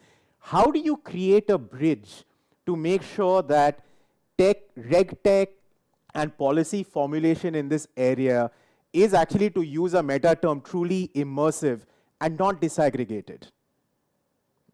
No, it's a great question, Rudra, and I think all three constituencies have important perspectives in this. And in some ways, I do think a lot of very feisty debates are happening around the world. It's really a conversation between, as you articulated, these three different schools in terms of trying to resolve it to find common ground. I think the reality is that any regulation must keep the canvas of innovation open. I think it must learn from what we have learned over the last 20, 25 years, and in some ways try, especially as we shift from the mobile computing platform to the metaverse, try and address some of what we may not have gotten right in the early years of the internet and try and bake it into the fundamental design of the metaverse. And the third is that, I do think we need rules. And we know, we can literally go down sort of 3 or 4 or 5 big areas where the conversation has been on for a while. The debate has been on for a while between these three constituencies. But in some ways, I think it's probably time for democracies around the world to try and now start saying, okay, we know the tensions in this, but with what we have learned, with some of the clarity about, what are the guidelines on transparency on data or retaining the agency of users, as well as recognizing that technology is changing so fast and we don't want to put constraints too early and yet not see that, to the phrase that you use, not assume that you can code your way out of any real world complex issue. I think if all of us are willing to accept that the answers lie somewhere in between, that none of these three extremes captures the full complexity, and that if we are able to resolve some of these tensions, we can focus on the task of driving innovation, driving prosperity, and making change happen for people in India and around the world. So Ajit, you brought up sort of data and different architectures. And we've got a number of questions about multilateralism and the future of technology. But the question I have for you, and I remember having this conversation last year at the Fuel India's Economy conference with Nick Clegg. And he was very bullish. He's, of course, was with Facebook then, I guess now with Meta, very bullish about the need to multilateralize data, to think about common architectures, to feed off each other's privacy architectures in different jurisdictions. But it seems to us, and that's a big theme of the Global Tech Summit, is, global meets local, is that there is a severe tension between the local, the sovereign, and transnational norms. From your vantage point, how do you see this? Are we going to see a world of greater multilateralism or greater fragmentation when it comes to technology? I hope greater multilateralism, Rudra, and let me make the case for it, right? And I think even be specific in terms of what that multilateralism could look like. I think one, if you're fundamentally looking at an architecture like the internet, it does mean that the assumption is that we are going to be connected to each other that cross territorial boundaries, right? That cross sovereign boundaries. And we have benefited from that. I think we have benefited from people and businesses being connected to each other. And I think one of the countries that has really benefited from it is India. So there is one that is, the nature of what we are solving for, that technology crosses borders, crosses boundaries, and the nature of what we have built in the internet and what we will build in the metaverse is fundamental connections between people and communities. I think the second part of it is, it's important to call out is, I do think the instincts of democracies would be different from non-democracies. And I think we benefit from being in a country with an established democratic ethos that is committed to democracy. And I think, and therefore how we think about resolving trade-offs, resolving tension between free expression and security, we all would have a bias towards maintaining democratic norms. And that is true for many other countries around the world. So that's the second variable in my mind, which is fundamentally, how do you make sure that it is influenced by democratic instincts? And the third one is, I think the point that you made, that I don't think we should assume that there is one answer for all of the world. I look at it the other way. I think if we can bring an interoperable answer, where it does not have to be exactly the same, but it is interoperable, it is based on shared principles, but the rendition of it may have local variations, it doubles up on the idea that people being connected is good for the world.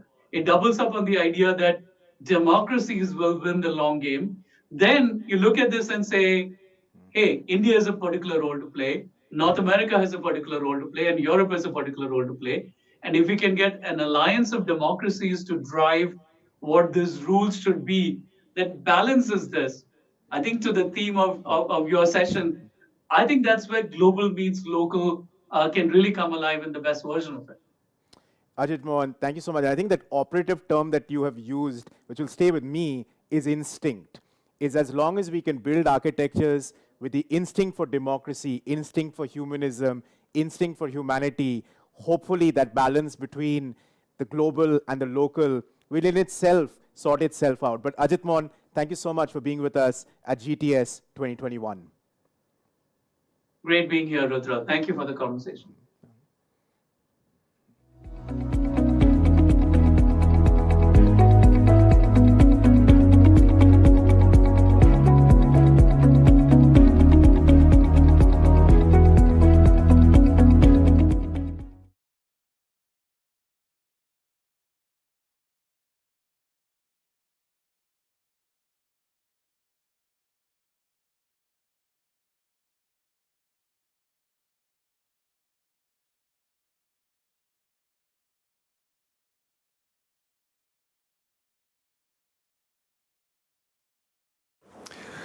Honorable Minister of External Affairs of India, Mr. Subramanian Jayanshankar. Distinguished Director of Carnegie India, Mr. Rudra Chaudhuri. Distinguished participants. First of all, I would like to thank the organizers for the invitation to Minister Marcos Pontes. In his name, and as Vice Minister of Science, Technology and Innovation of Brazil, I want to congratulate India for this successful Global Technology Summit. Brazil and India have a fruitful partnership in many fields, and our good relationship stands in multilateral forums like BRICS. Our ties are strong, and in his visits to India, Minister Pontes wanted to pursue potential partnerships. In this sense, it's quite easy to speak about our expectations for the future, considering the bilateral cooperation. We live in a changing world, and we have to adapt to new times, new values, and of course, new technologies. Smart cities are already a reality, and we have to prepare our cities for this new way of life, a life full of clean technologies. In this sense, renewable energy is a crucial topic in our bilateral agenda. Brazil and India have already started a partnership between the Brazilian Renewables National Laboratory and the Indian Oil Corporation. It's a perfect start, but we can strengthen the field and encourage Brazilian and Indian companies to develop new technologies together. I would like to emphasize that Brazilian grid of energy is mostly renewable energy. And when I mention mostly, I'm saying 74%. Only 26% of the Brazilian energy matrix is non-renewable energy. Thinking in smart cities, another technology we need to develop, and a partnership with India would be desirable, is in the field of artificial intelligence. We all know that these technologies already have been in our daily life. Anyway, we need specialized systems for city operations, such as intelligent systems able to control public transportation and mobility, energy expenditure, energy and water distribution, water and sewage treatment. Food technologies are already a matter that deserves our attention. New food that can attend nutritional needs of diverse people can be useful in a significant market. New proteins, new source of carbohydrates, fats, vitamins, and rare nutrients we can explore together.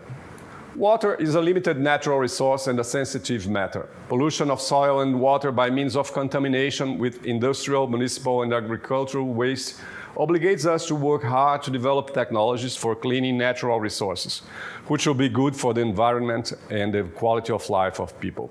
Also, finding new ways to obtain pure and drinkable water can be another front to work together. Space technologies bring countless benefits to humankind, including weather forecasts and space weather. Weather impacts in almost every human activity, but particularly agriculture and food production. We are aware of India's developing space technologies, and we want to strengthen our partnership. For example, at the beginning of this year, India launched the Brazilian satellite, Amazonia 1, a super important instrument for monitoring our forests, rivers, and agricultural areas. And last but not least, it's relevant to mention that health area, because during the last 2 years, we have lived together with a virus. So, understanding biological processes as well as developing new technologies is crucial. Customized medicine is a dream that's close to us. Maybe in a century or even decades, we can see human beings living 200 years healthy. We can work together in tropical neglected diseases as well as in chronic diseases, particularly those related to aging.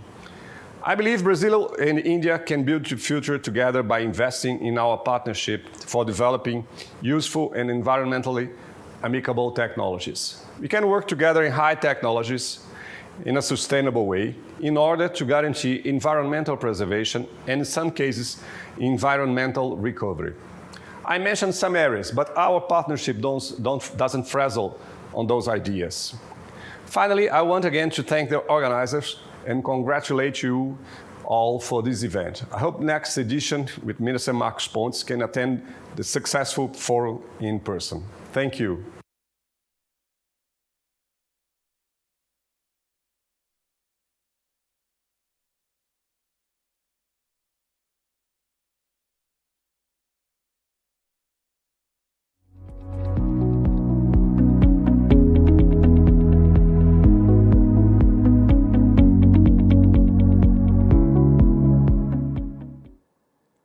Thank you, Mr. Almeida, for your remarks on the field of India and Brazil cooperation, especially in the fields of artificial intelligence and smart cities.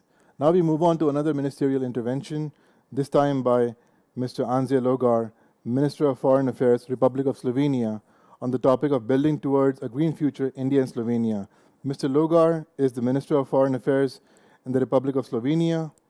He was the spokesperson of the Slovenian EU Council presidency from 2014 to 2018.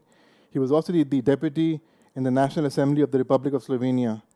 During this time, he headed the Commission of Inquiry established to identify those responsible for abusing the Slovenian banking system. Over to you, Minister. Excellencies, dear honorable guests of the Global Technology Summit. At the outset, let me stress that Slovenia and India cultivate excellent relations and with many opportunities for further advancement.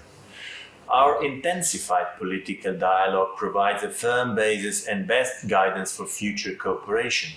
The visit to Slovenia by India's president in 2019 and by Minister Jaishankar in September were the true milestones. Moreover, the minister's visit was the first one by any Indian foreign minister since Slovenia gained independence 30 years ago. For Slovenia, holding the presidency of the Council of the EU, the visit was also an important opportunity to put our bilateral cooperation in a wider EU context. Hosting the minister together with EU foreign ministers was yet another contribution towards a broader strategic partnership between the EU and India. Our strategic partnership is grounded in the shared principles and values of democracy and freedom. Both India and the EU are firmly committed to multilateralism, peaceful resolution of conflicts, and sustainable development, and are therefore natural partners in the global community. In these times of multifaceted challenges, bluntly unveiled by the COVID-19 pandemic, our interdependent world is tested in how it addresses challenges and seeks solutions. If we all step together, we can rise up to challenges faster and respond more efficiently. As the country holding the Council presidency, Slovenia has been working towards Europe's economy recovery, focusing on its two main elements, green transition and digital transformation, together with the overarching theme of resilience. The pandemic has demonstrated that technology matters and can help us address health emergencies faster and more efficiently. In addition, it is crucial to ensure that recovery from the pandemic takes into account climate change and environmental degradation. Slovenia and India bilateral cooperation is taking place both at institutional and business level. Our countries signed science and technology agreement, and there are projects underway in the field of health, biomedicine and biotechnology, new materials, renewable energy, smart cities and artificial intelligence. Slovenian companies are trying to pave the way in India in the field of environmental technologies, information technology and some niche technologies. Some Slovenian companies already operate successfully in India in the field of pharmacy, healthcare and medical devices. Slovenian green technology is also present in the Indian market, among others in the field of smart technology and environmentally friendly solutions in the area of advanced materials. There are efforts underway to establish cooperation between public agency Spirit Slovenia and Indian National Small Industries Corporation. We recognize opportunities in technology transfer, sustainable business alliances through exchange of business missions, and sharing of best practices. It would be worth to explore also cooperation in the field of green hydrogen, robotics, and artificial intelligence. The 9th session of the Joint Committee on Trade and Economic Cooperation between Slovenia and India suggested closer cooperation between the Mahatma Gandhi Institute for Rural Industrialization and various Slovenian institutions. Bilateral cooperation in information technology appears to be one of the most promising. After a successful start of the cooperation in 2014 at the Knowledge Expo, Public Agency Spirit Slovenia has been cooperating with established stakeholders in technology and innovation. After many roadshows, more than 20 tech and innovative companies were invited to National Clean Ganga program. Subsequently, the Indian Institute of Technology Kanpur signed Memorandum of Understanding with 2 Slovenian companies for participation in the Ganges Revitalization Project. Artificial intelligence is a priority topic in digitalization efforts everywhere. Slovenia is highly ambitious in the field of artificial intelligence too, building on over 40 years of experience and research activities. Slovenia and India are both founding and active members of the Global Partnership on Artificial Intelligence, an initiative to support and guide the responsible adoption of artificial intelligence grounded in human rights, inclusion, diversity, innovation, and economic growth. Slovenia is also home of the International Research Center on Artificial Intelligence, a new category center under the auspices of UNESCO. It helps partners to accelerate their efforts to meet the UN Sustainable Development Goals. Slovenia warmly welcomes India as a partner country in the center and stands ready to connect with India experts and institutions. One of the topics for our bilateral cooperation might be the growing demand for fresh water. If we fail to act now, by 2040, we will be facing a 40% gap between water demand and supply. To help close the gap, we need investment, capacity building, data, innovative and good governance. Slovenia is doing its part. We have been advocating for a comprehensive approach to water and water-related challenges at the regional and global level. We have established cooperation with India on water in eco-remediation and monitoring of rivers and underground waters. At the 6th India Water Impact Summit taking place in the coming days, similar solutions will be discussed. Slovenian companies are keen to contribute. I'm grateful to the Indian Ministry of External Affairs and to Carnegie India for inviting me to speak at this year's edition of the GTS. And I'm looking forward to continued growth of India-Slovenia relationship. Thank you.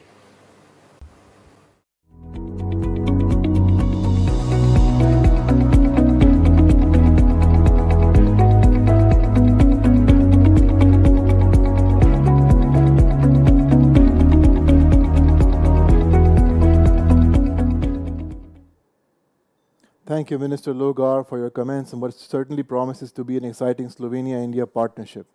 Now we move on to the keynote address, which is to be delivered by Ms. Nivruti Rai, Country Head Intel India and Vice President Intel Foundry Services. Ms. Rai leads engagement with national and local governments and policy makers, as well as collaborates with ecosystem players to enable innovation and entrepreneurship. Good day, everyone. I'm very excited to talk to you about my favorite topic, which is how can technology drive growth for India? India is already on the journey of digitalization, how to create more value out of it. And I'm looking forward to adding technology angle to it and reach the target of 1 trillion digitally driven economy for our country. With that, I just want to show you how evolution has happened in this space which I work in. I work for semiconductors, and I want to just give you a brief journey of what happened in the semiconductor space over the last 40, 50 years. So let's talk about 1980. 1980, we had already built second or third microprocessor generation. We called it 8088. It started with 8086, 8088. And it had 20,000 some transistors, and it worked at a frequency of something like 5 to 10 megahertz. So if you think of what kind of frequencies we are working with, we're working with 5 gigahertz, 10 gigahertz, or 5,000 megahertz. So starting with in 1980, 5 megahertz. To now, 5,000 megahertz is the journey we have traversed. 1990, a decade later, everything was associated with networking. How do we connect? How do we leverage networking into our lives? Then came an era where it was mobile everything. Before that, let me tell you that United States, a country which was 10, 15, 20 years ahead of us, in the year 1983, already was leveraging, cell phones. Ours came a year later, 1993, 1995, is when we had our, mobile phone. And rest is history. India became a mobile first driven economy, the number of, users we had grew exponentially, and a lot of, technology, whether it was, fintech or etc., we know has been driven by mobile phones. While mobile everything was happening between 2000 2010, came 2020, a decade later, we realized that the compute in your handset or compute in your desktop or laptop was not enough. So cloudification was the requirement.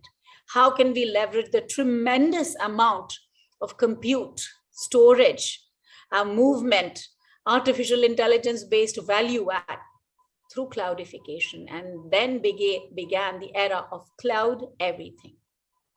Now, what happens post-2020?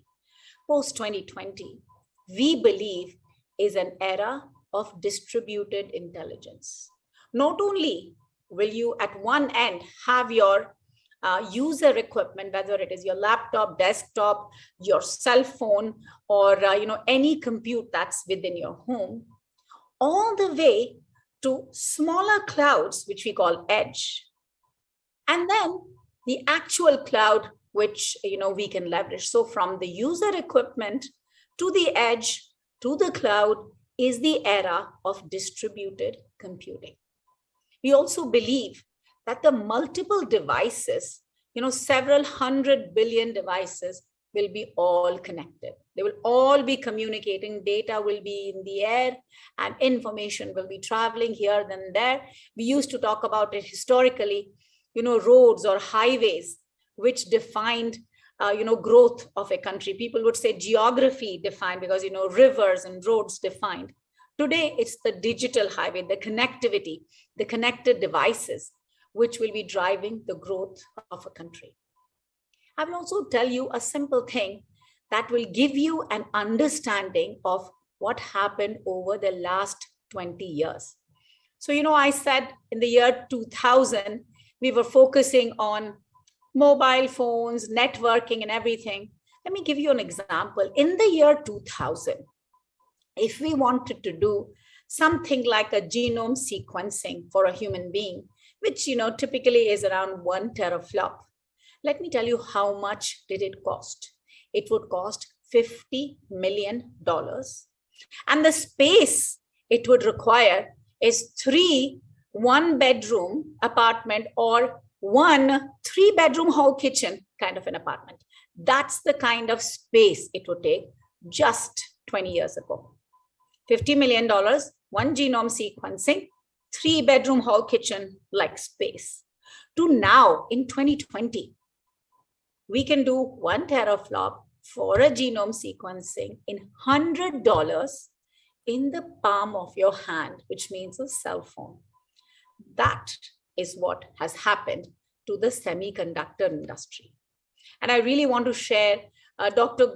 Gordon Moore, one of Intel's co-founder. He said, if the automotive industry saw a similar kind of advancement or revolution like the semiconductors, then a Rolls Royce like a car for a gallon of petrol would run 500,000 miles. And I know my car, it's not a Rolls Royce for sure, but it gives me 10 miles per gallon.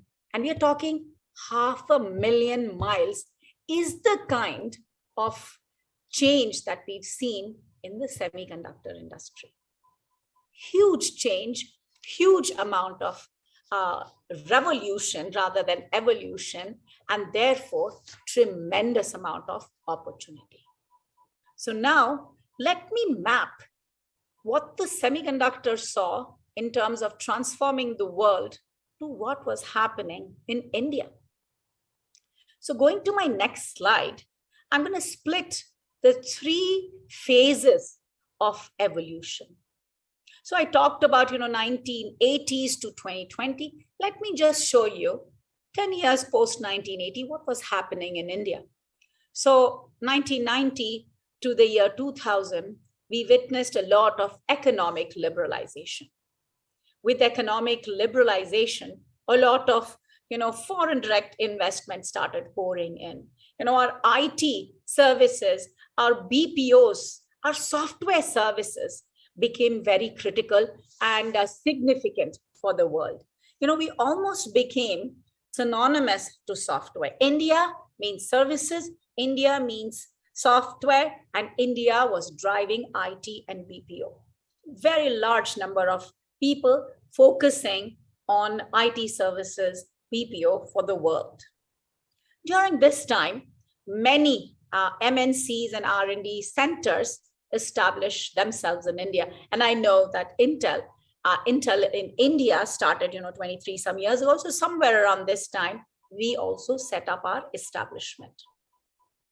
A lot of change was being driven. A lot of learnings was happening.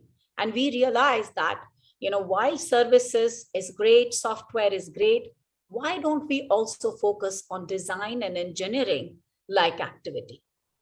Between 2000 to 2010, significant amount of wireless comms and growth happened. I talked about, US saw cell phone in 1983, India saw in 1993, and a large scale started happening around this time. While wireless communication was growing, consumer electronics was also growing. Auto segment was growing significantly. And I know that, India today sees 1% of the world's, vehicles that run in our country. It seems like a smaller number, but its significant growth happened around this time, 2000 to 2010. There's a lot of connection to semiconductors and automotives, and I'm really tempted to say that the world is seeing a lot of shortfall of semiconductors, and auto segment is also going through tremendous amount of revolution. No longer is the combustible engine the engine of the future. The engine of the future is EV. With EV, the amount of semiconductor usage is going to be huge. And in a conference in Munich in Europe, my CEO called out that by 2025, 2026, we believe, or around that time, 20% of a car's cost is going to be semiconductors. So there's a lot of relationship to why many of these industries are going through revolution. Semiconductor is becoming a base ingredient for many of them. Now, what happened in the last 10 years? I think last 10 years is a history that India will play a significant role in. In 2010 to 20, 700 million internet users got created in India. 1.2 billion mobile phone users. So, while I am excited about the 1.2 billion mobile phone users, which is about 70-ish% penetration, I'm also excited about the growth in desktop and laptop penetration. The world saw 20% increased sales of PCs and laptops. And not a wonderful moment to remember as to why a lot of this growth was driven. It was driven by the world pandemic, COVID-19. But regardless, it's penning what the future of the world is going to look like. A lot of national level platforms got established, Aadhaar to name one, unified payment interface to name another. As a result, a lot of global fintech establishments happened in India. A lot of adoption in fintech also happened out of India. While a lot of these things were happening in terms of digitalization, I think manufacturing was also a focus that India put its mind on. Software was great, design services was great, leveraging internet, leveraging connectivity, leveraging mobile phones, all good. But we also focused on how do we drive manufacturing? So a lot of mobile phone manufacturing started happening, out of India. Very many companies started looking at building their, supply chain kind of an ecosystem out of India. To name, Apple and Samsung started looking at India. So a lot of changes were happening while, COVID hit us. Many adoption of technologies happened for the world. Cell phones, PCs, laptops became essential for survival in the last 2-3 years. I want to tell you that while a lot of this digital transformation was happening, how did India show its innovation and the need for its country? So going to the next slide, I want to share with you, while this evolution was happening, let me share some numbers with you. So I told you that, we have about 1.2 billion kind of mobile phones. If you look at smartphones, 48%, I like to think half of 48% of growth of population had smartphones as compared to 2014. 2014 had 9% population with smartphones, 2019, 50%. It was not just simply buying these devices, it was because the monthly data consumption was increasing. The monthly data consumption grew at a CAGR of 175%. From 2014, when 123 million people had smartphones, the data consumption was 0.1 GB. To 2019, it became almost 10 GB. And it only became 10 GB because India drove a lot of innovation in cost of data. 2014 was very high, $3 to $5, versus 2019, about a quarter, 25 cents is what the cost. And just to tell you, India is so advanced in terms of cost of data. If you look at, some of the countries like US, Europe, Australia, the cost, of data per GB is $10 to $15. Our 2014 was also not that because affordability was not that. So our consumption grew because innovation was happening. Number of people with digital ID, similarly, today we believe, almost all of India has a, digital ID, Aadhaar that I talked about. And if you look at the, number of bank linked to our unique identification, it grew from 100 million to 1,000 million. Also, what I want to say is, if you look at the transaction, the digital transaction in India, it's almost double of what China sees. So China sees about 16 billion, and India sees 30 billion. So India is getting ready for setting itself up on a growth path with digitalization. No longer, I believe, that petrol and oil is going to define, a country's wealth or a country's, GDP or growth. It's going to be data, and it's going to be the infrastructure for the data, such that data plus infrastructure creates value. And I can clearly see that India is setting itself up to build these national level platforms, which are nothing but infrastructure for me, and look at what are the areas, what are the problems that the country has that we need to solve with this data and the infrastructure.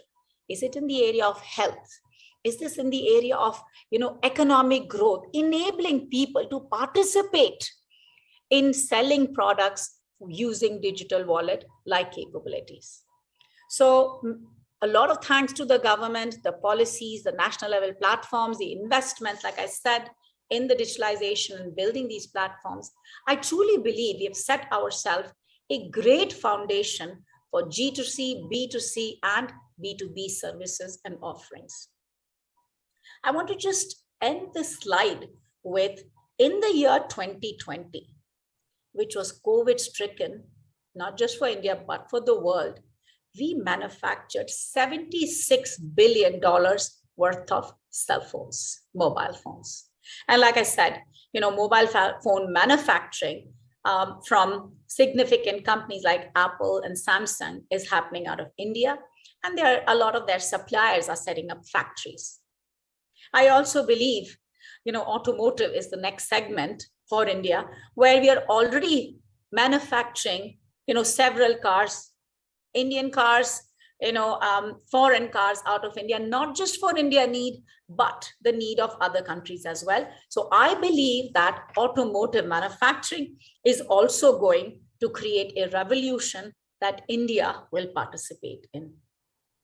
And of course, you think auto, you cannot not think semiconductors. I'll tell you a story. I was in US maybe a few months back, and I went to get myself a car that I wanted to rent.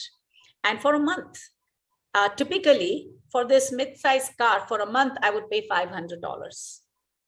I was shocked. For the same car, they were asking me $5,000. I said, what happened? They said, during the downtimes, we got rid of many cars. And now we don't have cars. We cannot buy those cars because those cars are facing semiconductor shortage. And of course, the semiconductor shortage semiconductors was looking at enabling lives of people in the world, to drive health, to drive education. So many of those semiconductors went into the devices which were needed for living life for the world. And as a result, auto segment kind of suffered. So as digitalization is happening, as the world is moving towards growth driven by these kind of solutions, semiconductors will play a critical role. Not only semiconductors, some technologies which are going to be based on data will play a huge role. While India was synonymous to software, time is now that India needs to be synonymous to data. India needs to be synonymous to AI. India needs to be synonymous to deep technology. If we are wealthy with people, if we are wealthy with data, because people generate data, I often say India is a country of 1.3 billion data generating factories. And the democracy of it makes it easier for companies, for entrepreneurs, for government to leverage its data for the good of its own people. So going to the next slide, I want to talk about how we believe we can leverage the wealth that we have, the wealth in terms of AI and deep technology that we are building. So while if you look at, up till now, I think we have had, I would say 60,000 startups. But a lot of these startups were, based on software, e-retail kind of, focus areas. But I'm happy to tell you that now we have, about 2,500 deep tech startups. Each year from the year 2017, we have been adding 500 plus deep tech startups.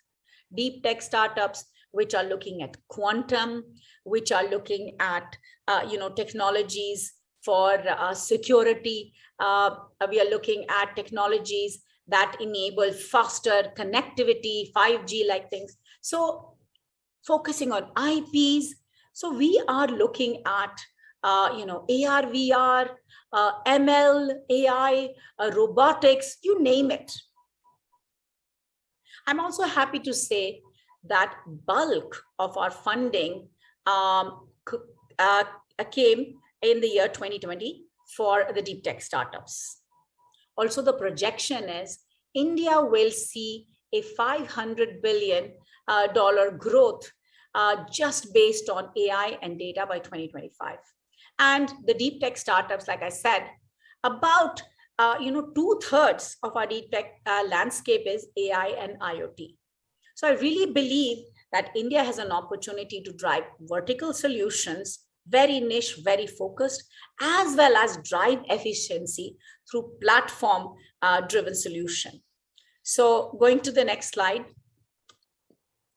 I want to quickly summarize that COVID has led to a lot of acceleration.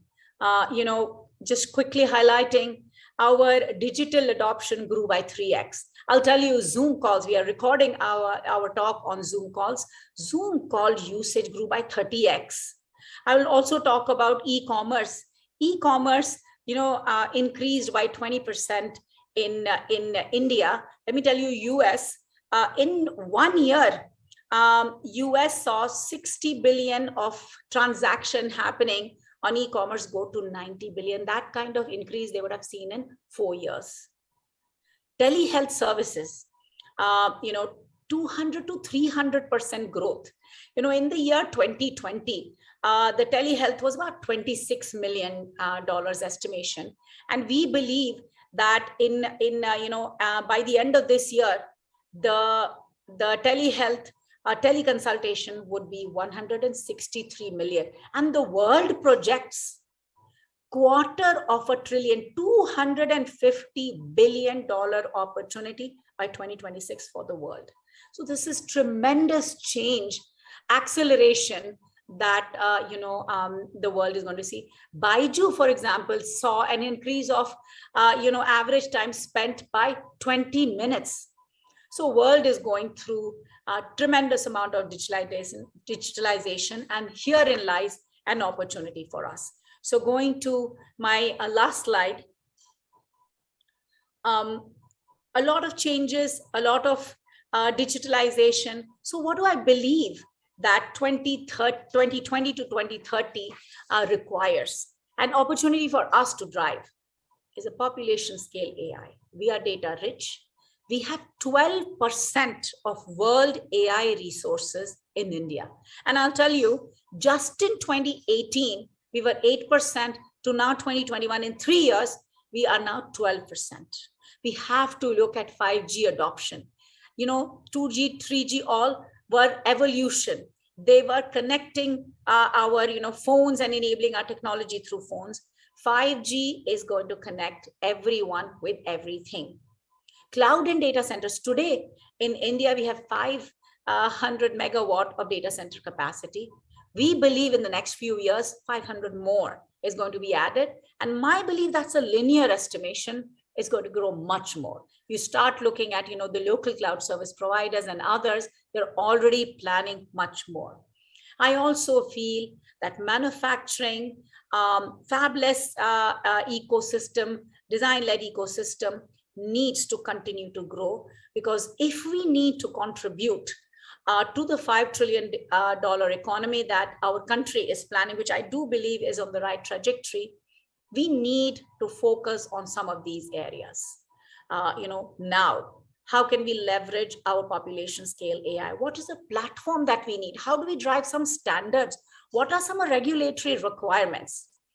So I truly believe that we will be driving the next decade for the world. And I truly believe that exciting opportunities lie ahead of us. So I want to finish with a quote that I coined for my team to look at how can technology impact lives of people.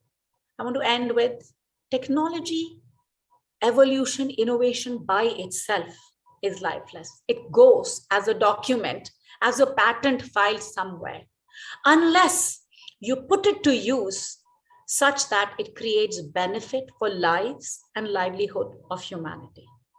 And this is our chance. Thank you very much.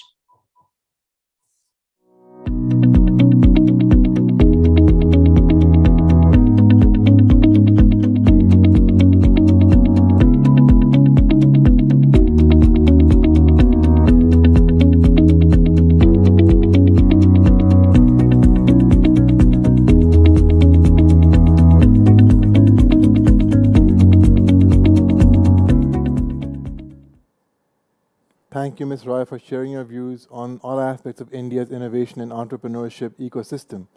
Now we have the panel for reaching $1 trillion economy, where we will see a discussion on various aspects of the Government of India's Digital India program. The panel will see a discussion involving Ms. Arundhati Bhattacharya, Chief Executive Officer and Chairperson Salesforce, Mr. Manish Sabharwal, Executive Vice Chairman, Team Lee Service Limited, and the panel will be moderated by Mr. Venkatesh Hariharan, India representative of the Open Invention Network.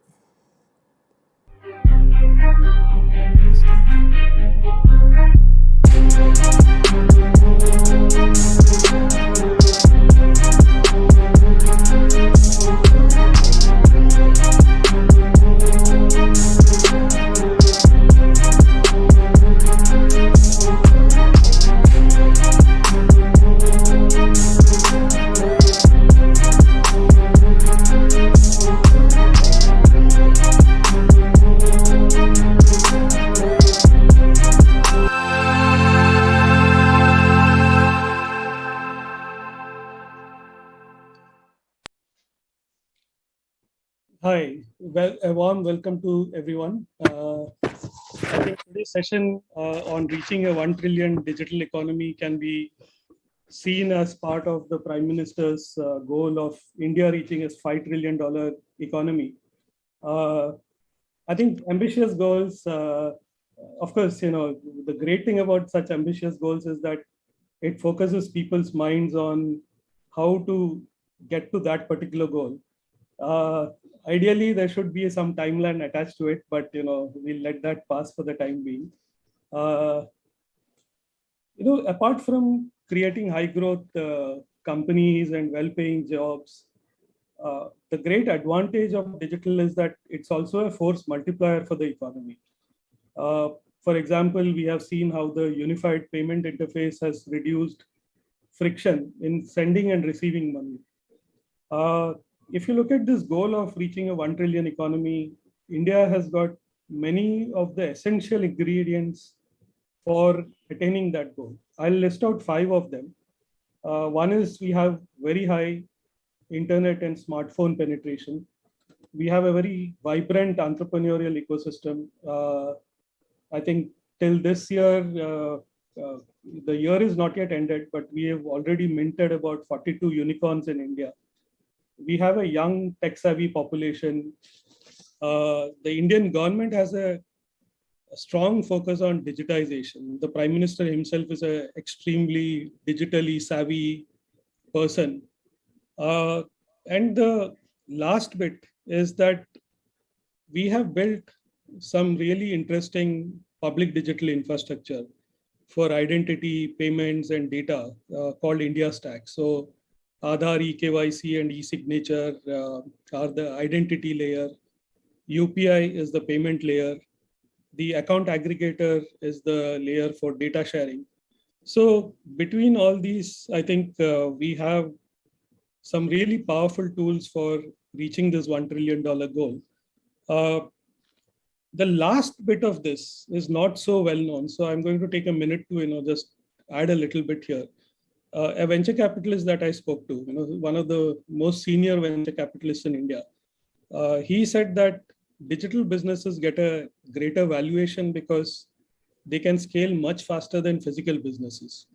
And he said that because India has built this public digital infrastructure called India Stack, he would assign India a higher multiple if India was a private company, because India Stack enables the ecosystem to go digital much faster. So basically, I think this is something that very few people really understand. However, one person who would really understand this really well is Mrs. Arundhati Bhattacharya, because she was the chairman of State Bank of India at a time when UPI was launched in 2016. And very few people know the fact that if it wasn't for the kind of strong support that Mrs. Bhattacharya had given UPI in the early days, it wouldn't be where it is. We recently saw last month, November 2021, 4.1 billion transactions happening on UPI. I think roughly a value of about $110 billion. So if it wasn't for that early support from State Bank of India and Mrs. Bhattacharya, that would not have happened. We also have Manish Sabharwal, who has been writing about some of these developments. One of the rare businessmen who writes a lot on public policy issues. Also been on the board of the Reserve Bank of India. So I think we have two people who are highly qualified to discuss this particular topic today. So let me, without much further ado, come to you, Manish. Last month you wrote an article in Indian Express, and I quote you. You say that economic magic needs an engine firing on all three cylinders, and the three cylinders being the private sector, the non-profits, and the government. And you explained why Geo lowering the data rates, why UPI reducing friction in low volume transactions, and GST driving formalization of the economy is a triad that basically leads to inclusion and prosperity. You also quoted estimates that say that the startup ecosystem is going to explode in valuation from $315 billion today to about $1 trillion in 2025. So most of these startups anyway are born digital. So, since you said that 1 trillion by 2025, do you think that the 1 trillion goal is not very ambitious? I'm trying to provoke you a little bit here, but, over to you, Manish. Thanks, Venkatesh. One of my favorite generals says plans are useless, but planning is indispensable. And I think that sort of is your goal setting in an economy with infinite potential is really more art than science, right? And I was intrigued by your comment of the PM's $5 trillion target, and you said, well, there should be a timeline to it. The fact that we can talk about a 5 trillion target is quite remarkable, right? I landed for my MBA in August 1994 in the US, and there was a front page article on the Wall Street Journal, which said that India is more interesting than important. I hope that journalist is eating the newspaper on which he wrote that, because what's happening in India is not once in a decade or once in a millennium. It's really once in the lifetime of a country, right? But if you wanted to examine whether 1 trillion was too high or too low, there would only be two frameworks, right? It would be luck or it would be skill. Is India the next 20 years, is it going to be luck or skill? And I think there are three elements of luck in this, right? There is a global glut of capital. 40% of the world's bonds are trading at less than 1% interest rate. 20% of the world's bonds are trading at at negative interest rate. So obviously we will overvalue growth. And India is one of the few countries in the world with 20 years of growth ahead of it, with more than 100 million people, right? I think there is China, Deng Xiaoping has made a list of everything that, Xi Jinping has made a list of everything that Deng Xiaoping did right, and he is crossing each one of them off one by one. So that's a wonderful bout of luck for India. But I think the new world of work, if you're working from Chicago for a New York company, you can be working from anywhere. Work from home can be work from anywhere. So there's a new world of work, there's a new world of organizations, and there's a new world of education. And that plays to somebody like India who came late to the party. So I think there's a bunch of luck we have.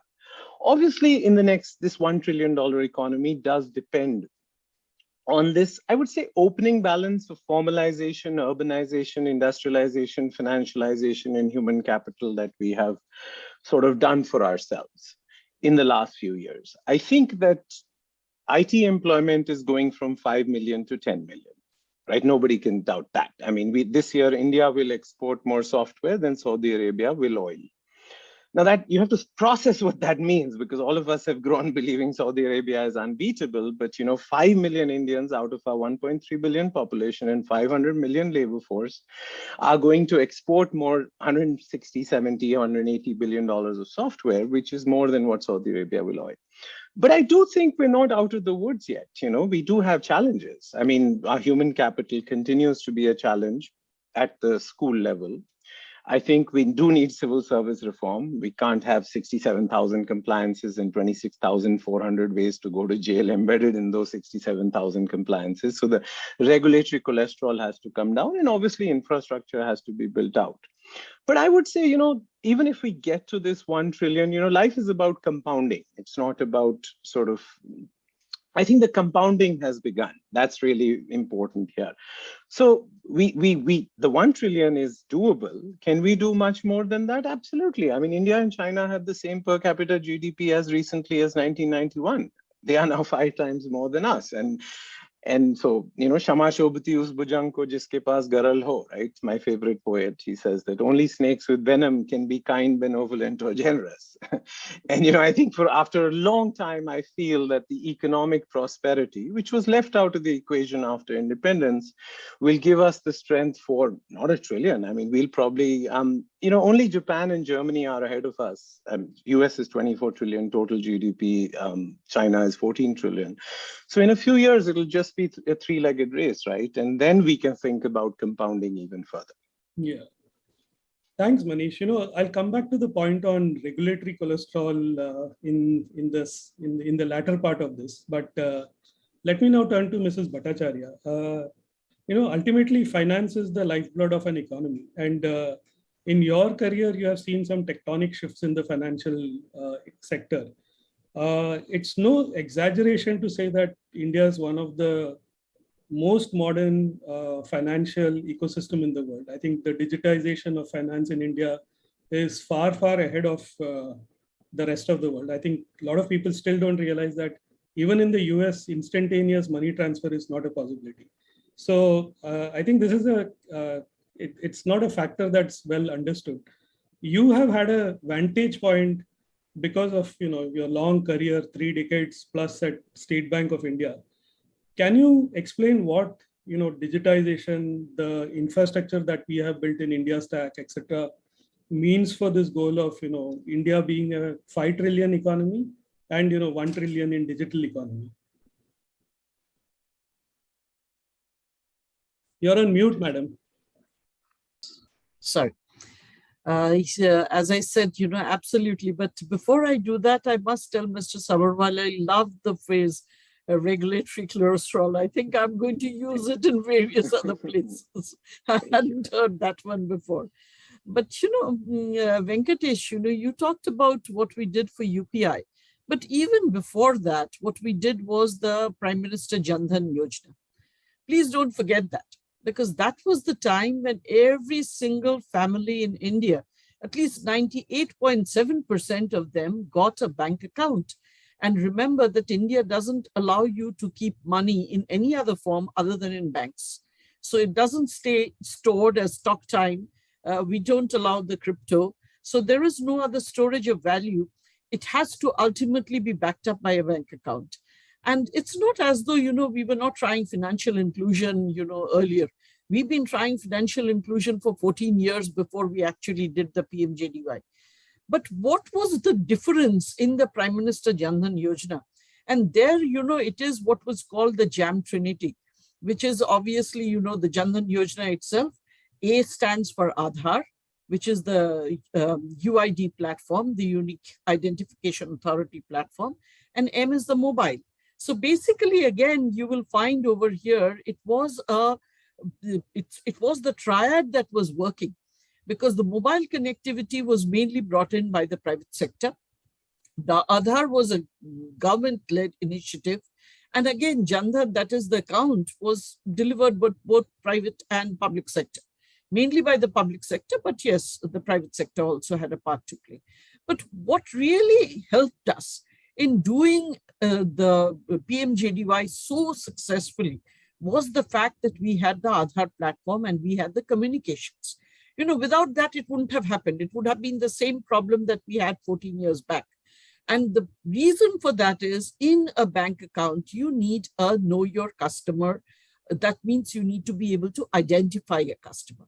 In India, where we have so much of unorganized labor and so much of migration of labor, it's impossible to identify a person until you have that biometric database that can deduplicate and give you a number and give you the entire identification details in all of 30 seconds.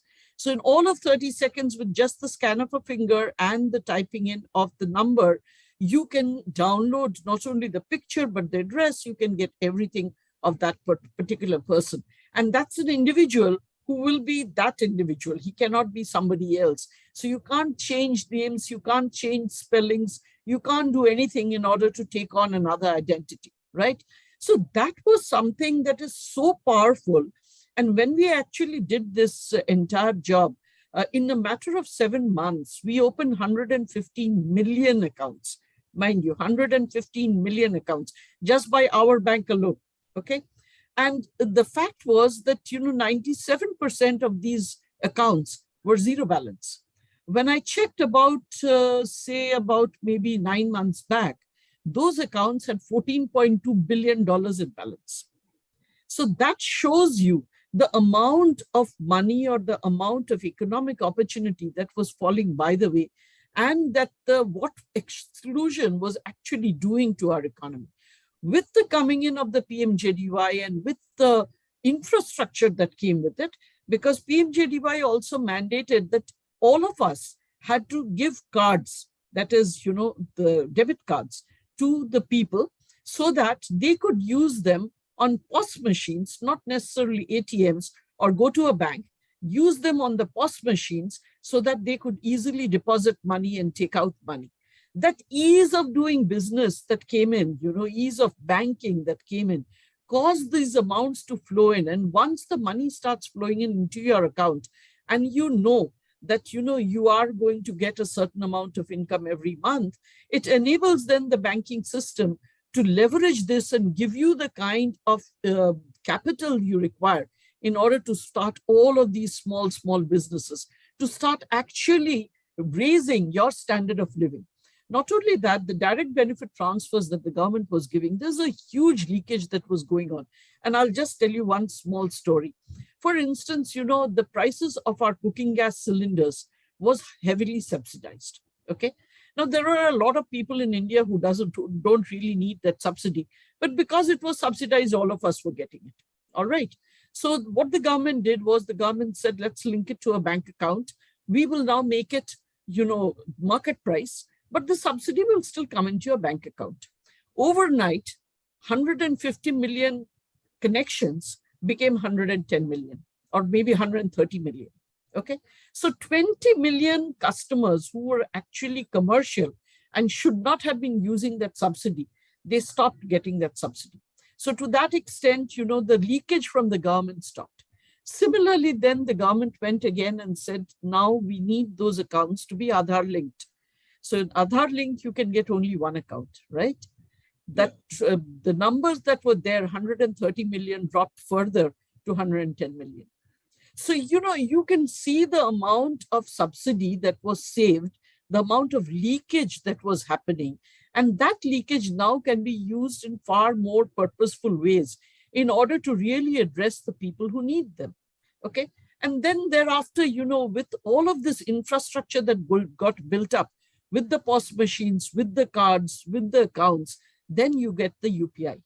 And again, in the UPI, this is, I think, the only system in the world where you can have the app of, say, Bank A, and you can connect it to your account in Bank B. Send money to somebody who has an app of Bank C, connected to his or her account in Bank D. All of this will happen real time. It needs 14 hops. We'd actually calculated at that point of time how many hops there are. And as you know, any fluctuation anywhere, the hops can get cancelled or they can abort. But we also ensured that there would be no reconciliation issues, because if a hop gets aborted at one point of time, it just hops back to the original. Okay. So at the end of the day, there is nothing in the pipeline. And obviously there were issues. There are some failures still, but those numbers are so few considering the volumes that we are handling. It's something which I would say is really and truly empowering. And I agree with your comment there, saying that, people don't really understand where our banking system has gone. Today, for instance, you have what are called the Open Credit Enablement Network, or they are in short form called the Open Rails. With the Open Credit Enablement Network, any banker can get in over there, find out the details of people who are presenting them the bills, and they will get, customized data coming from very many sources, including the GSTN. Okay, so you can get the sources, you can get the amount of data that people, about how much people are taking as taxes, paying as taxes, how much they are actually spending on certain items. So, what has happened is that the underwriting, which was very, very poor if you do it manually, that underwriting has become very rich. And the richer it becomes, the more risk mitigated your activities become in finance. And the more risk mitigation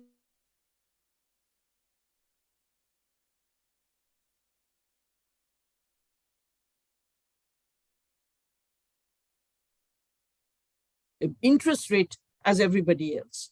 So to that extent, question. Sorry to interrupt you, but, yeah, did it drop in the middle? Can you hear me? Yeah, I can hear you. Can you hear me? I can hear you. I just wanted to quickly ask you, what does that mean for, the goal of reaching a 1 trillion economy in the next? Frankly speaking, I think that's a no-brainer. And I agree with Mr. Sabharwal, it's an absolute no-brainer. You look at India. In India, by 2030, India will have about 370 million Generation Z customers. Okay, next only to China, right? And of these, they will be between the ages of 10 to 25. They would have grown up in an India which is with ubiquitous internet, smartphones, digital media, digital consumption platforms. And as they start consuming, earning, and spending, they will actively use technology that has enabled these consumption models. And in turn, they will influence consumption behavior of their households. India today is already, Mr. Sabharwal was saying about 5 million people. I agree with him that that headcount will double. Even for a smaller company like Salesforce, in the 20 months that I have been in this company, and this is throughout the pandemic, believe me, we have more than doubled headcount in India alone. And that is not only true of our company, all of the companies that we work with, our entire ecosystem is simply looking for talent. Even today, I think I can straight away bet that there are at least 20,000 Salesforce jobs that are open in India, right? So India is actually, working for the world.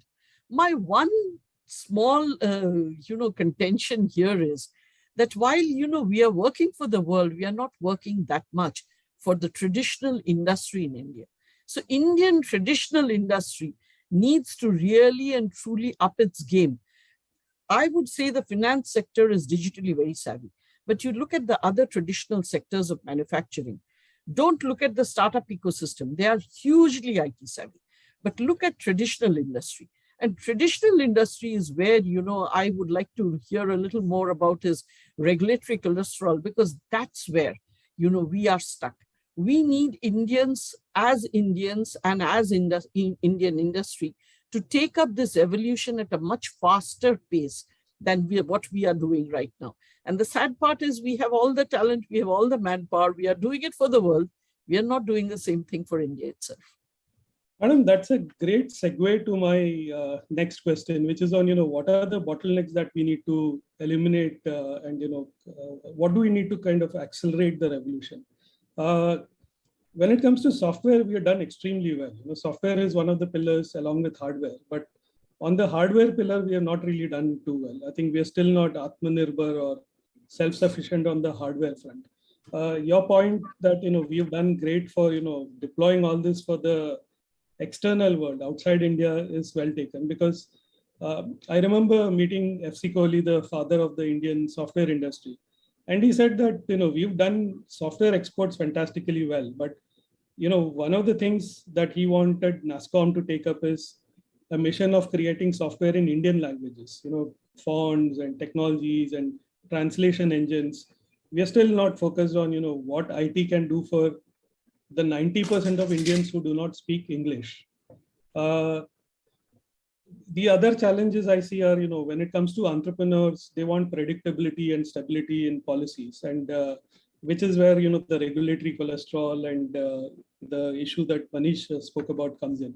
I think many, for example, some blockchain startups that I know, they chose to register themselves in Singapore and other geographies rather than India because they don't know what the policy is going to be like. The other thing I feel maybe we could do better is, having an Office of Technology Forecasting, which will say that these are the technologies of the future and invest heavily in it. So the Chinese government, for example, said that AI is going to be the industry of the future.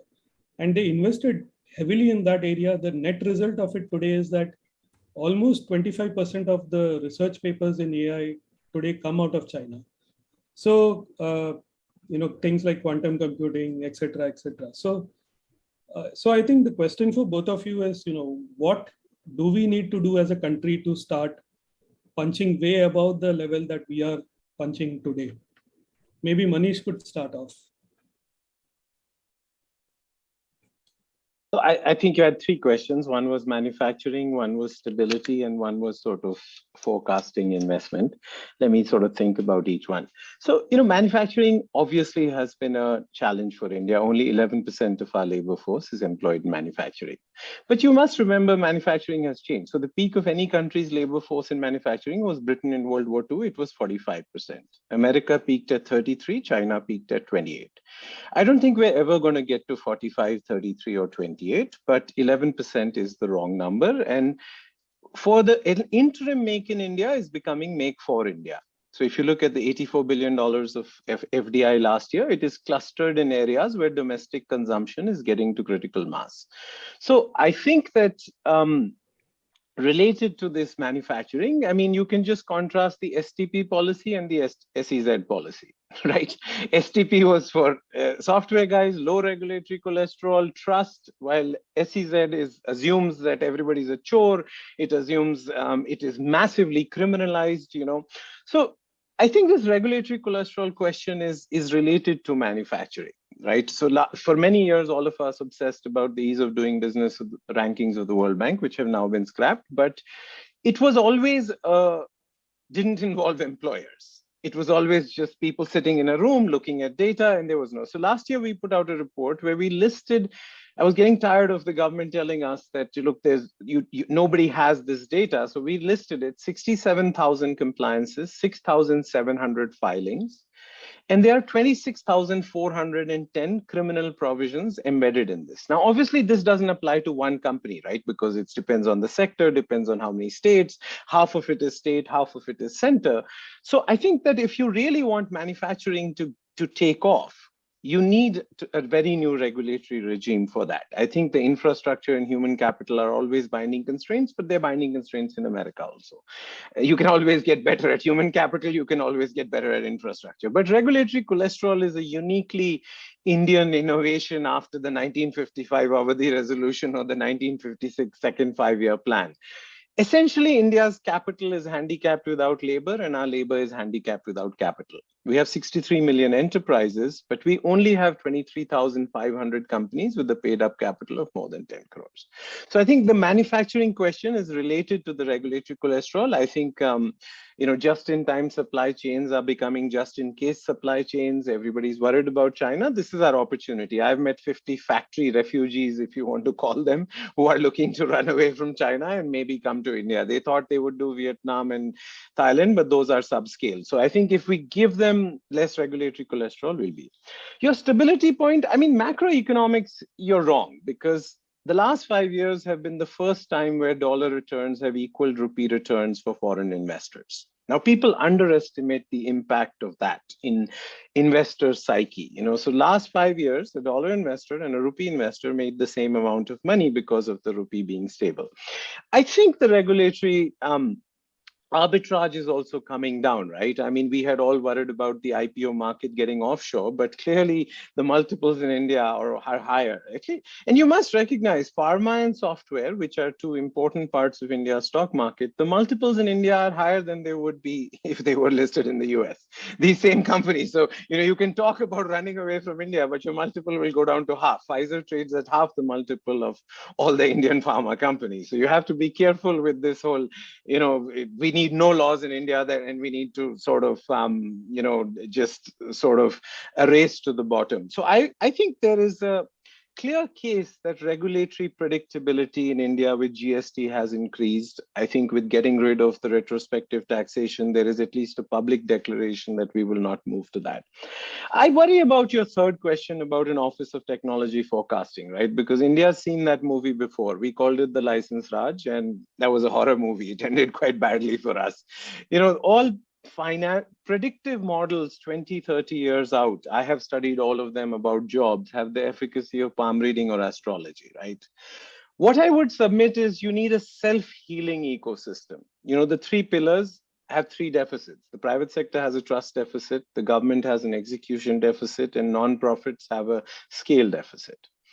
And so if you want to make the system self-healing, let's everybody drive in their lane. The government should, like selling Air India is a very substantial statement of strategy more than the money received. I mean, the government only paid 2.5 crores to buy Air India, but it burnt 1.1 lakh crores in the last 11 years, incinerated 1.5 lakh crores in the last 12 years to keep Air India. So I would say, I wouldn't be so much into this industrial strategy that China has about artificial intelligence. I'd say make the SEZ policy equal to the STP policy in its simplicity and trust.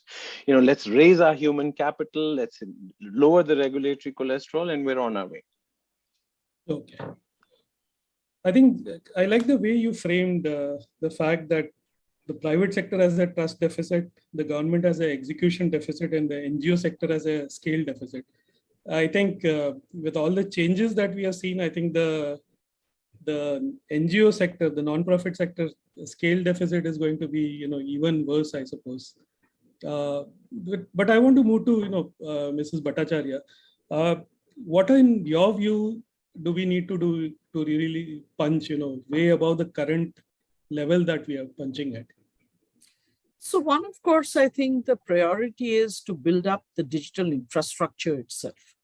If you look at the communication infrastructure, I got cut off in the middle of what I was saying because the internet obviously went on a blip, okay, for a second or two. Now that should not be happening, because if this was between a UPI transaction, mind you, that transaction would have dropped and it would have aborted, okay? So you do need stable infrastructure. And at this point of time, the amount that we need to spend on creating that infrastructure is a challenge, but should not be one. There are ways and means by which this infrastructure can definitely be funded, and then funded in a profitable manner with a rate of return on it. And if this is done, then it can increase our productivity and efficiency enormously. But I think, the Indian infrastructure, the digital infrastructure, or even the other infrastructure, overall, I think there is a deficit there, and we really need to work on how we bring this together. There again, I do believe that, we need to have a single window for all infrastructure projects. Infra projects at this point of time, even if it is, not digital infrastructure, it's pure infrastructure like, building of roads or building of any core industries. The number of ministries and the number of agencies involved, and I'm sure Mr. Sabharwal would be able to quickly tell you the exact numbers, they are just enormous. The ease of business, if you actually get down to it, is really and truly difficult. You look at any cloud service provider for that matter, and the kind of hoops that they have to run through before, they even get anywhere close to offering their services. And this I say from experience. So to that extent, this is definitely a barrier that needs to be taken care of. I think the other very, very important thing is the skill gap. We really and truly need to ensure we have the people, we have the talent, But what we really don't have is proper, school skilling programs that ensures that we are actually bringing out market-ready, industry-ready individuals. India is the only country in the world that is graduating close to 1 million engineers a year. There is no other country that is, graduating that many engineers. And given the fact that, engineers will be required in whatever technology that we choose to implement, it may be AI, it may be robotics, it may be machine learning, it could be your blockchain technology, whatever technology you need people, you need skilled people, and you need the higher skills. Again, believe me, the talent is very much available in India, and we've seen how quickly they can scale. But we don't have the proper system of doing it at scale and as fast as we need them to happen. And if you look at one of these reports that came, I think it was IDC that did it, that said, the impact on GDP of non-skilling at the right time will be the maximum for India, decreasing India's GDP to the extent of 2.3%. And we are the country that has the highest impact for this. Yeah. So, you have the people, you have the talent, but you don't have the ways of skilling them in the right skill sets. That's not going to work. And again, without infrastructure, you will not be able to get even the primary education at the level you want out there into the rural areas where people may not really be able to move. In fact, in many forums, I have said that the government should stop thinking about giving people only, especially students, only bicycles. They need to now give them iPads, and they need to give them some kind of a subsidy in order to have a broadband connection. That's the only way. Otherwise, imagine the number of student days that have been lost because these students had no way of accessing any kind of learning in the last 2 years. So I think that's another very major area where we need to work. And of course, regarding the ease of doing business, as I have said, today, for instance, if you look at the procurement policy, it has certain requirements for components, a majority component to be made in India. Now, if you look at companies such as ours that have R&D centers here, R&D centers abroad, how do you determine which product, how much of it is done in India? Yeah. This is not a discrete manufacturing, where you can say product A, B, C, D sourced in India, the rest of it sourced from here, and therefore 51% is sourced in India. How do you find out how much of the contribution has come from abroad and how much has come from India? Now, what is the end result of this? The end result of it is procurement in many of these areas has just stopped. Now, who is suffering from it? It's Indian industry that's suffering from it.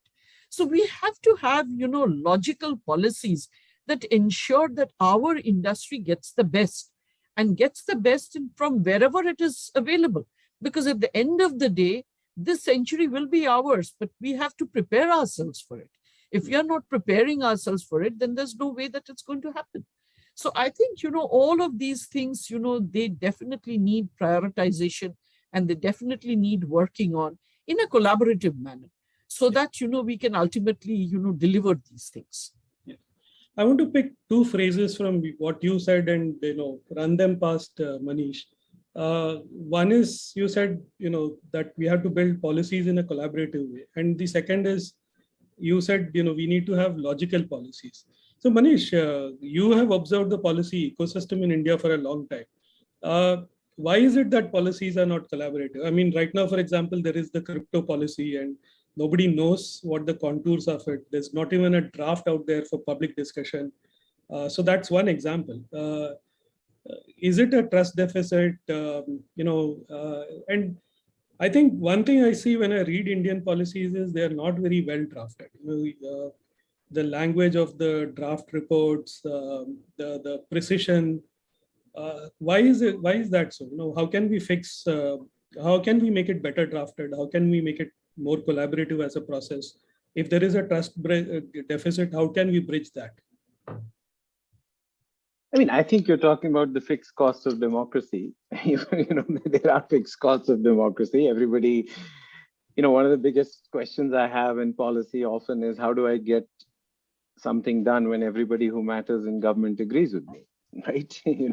Apprenticeship Act was the 20th point in Indira Gandhi's 20-point program in 1975. You could change the date on the Kothari Committee report of 1968 and not go wrong in higher education. So there are a few things which slow down policy. One is we genuinely are a democracy. So at some point, anybody can say no and nobody can say yes is complicated for India. And I've seen it in interministerial consultations, 31 ministries may say yes, one will say no, and it goes into cold storage, right? So I mean, whether that should be allowed or not should be allowed, what is representative, that's a, I mean, half the time this government is criticized for being too dictatorial. So you can't criticize them for being not consultative. You have to make up your mind which one it is. Either they don't listen or they listen too much is both is unfair.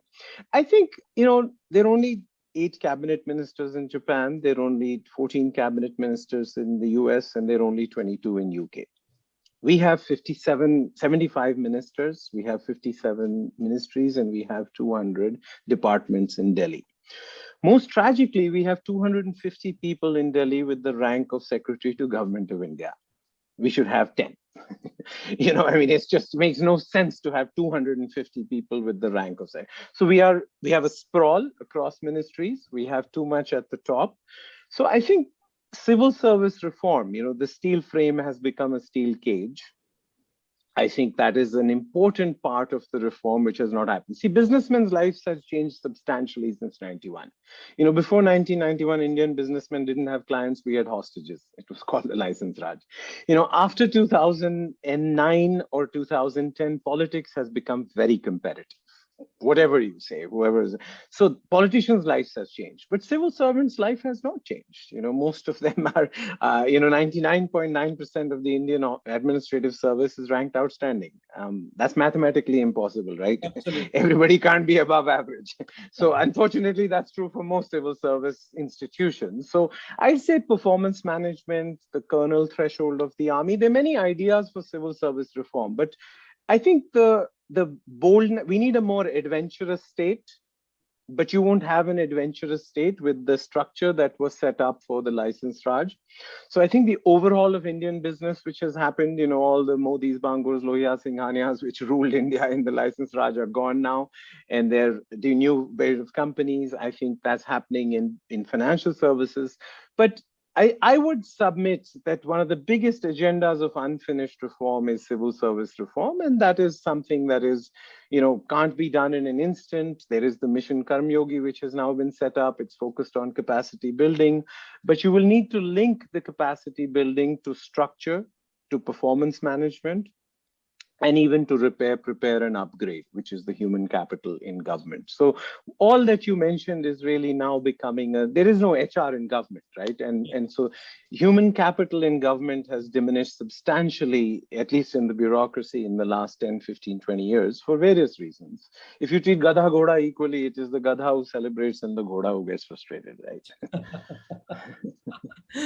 So Manish, what you say reminds me of I think it was one of the IT exhibitions in Delhi, Pragati Maidan in 1997. And Shamal Ghosh was the telecom secretary. And that was the time when India was winning the Miss World and the Miss Universe. And so Shamal Ghosh basically said that we are winning in IT and beauty because there's no Ministry of IT and there's no Ministry of Beauty. So that's, of course, a bit of a lighthearted comment. But one question. No, I think I just wanted to pause you there because Indian cricket really improved after the IPL came. Yes. Because the IPL is the ultimate meritocracy. Yes. Right? You have people from small towns. Yeah. I don't think the Indian civil service is a meritocracy anymore, right? I mean, I was born and brought up in Kashmir, so I wish Patel had won over Nehru in the Kashmir discussion, but in the civil services discussion, Patel won. But, Nehru used to say the Indian civil service is neither Indian nor civil nor a service. Right? So I think that there was a huge time after independence that the Indian civil service structure serviced India well. 560 Maharajas were integrated. We put together this country. But I think now the steel frame is becoming a steel cage, and we need a more adventurous state. And the current state is not set up to be adventurous. Yeah. I think I take your point on, the IPL unleashing a wave of talent and innovation. Yes. And I think we see that in multiple other areas. For example, if you look at over the top, it's an explosion of opportunity for actors. So it's the same kind of a phenomena as the IPL. It's now the hegemony of a few select actors. I think so I really hope that, the steel cage, as you call it, becomes a very different. We have an OTT kind of a phenomena happening with the steel cage.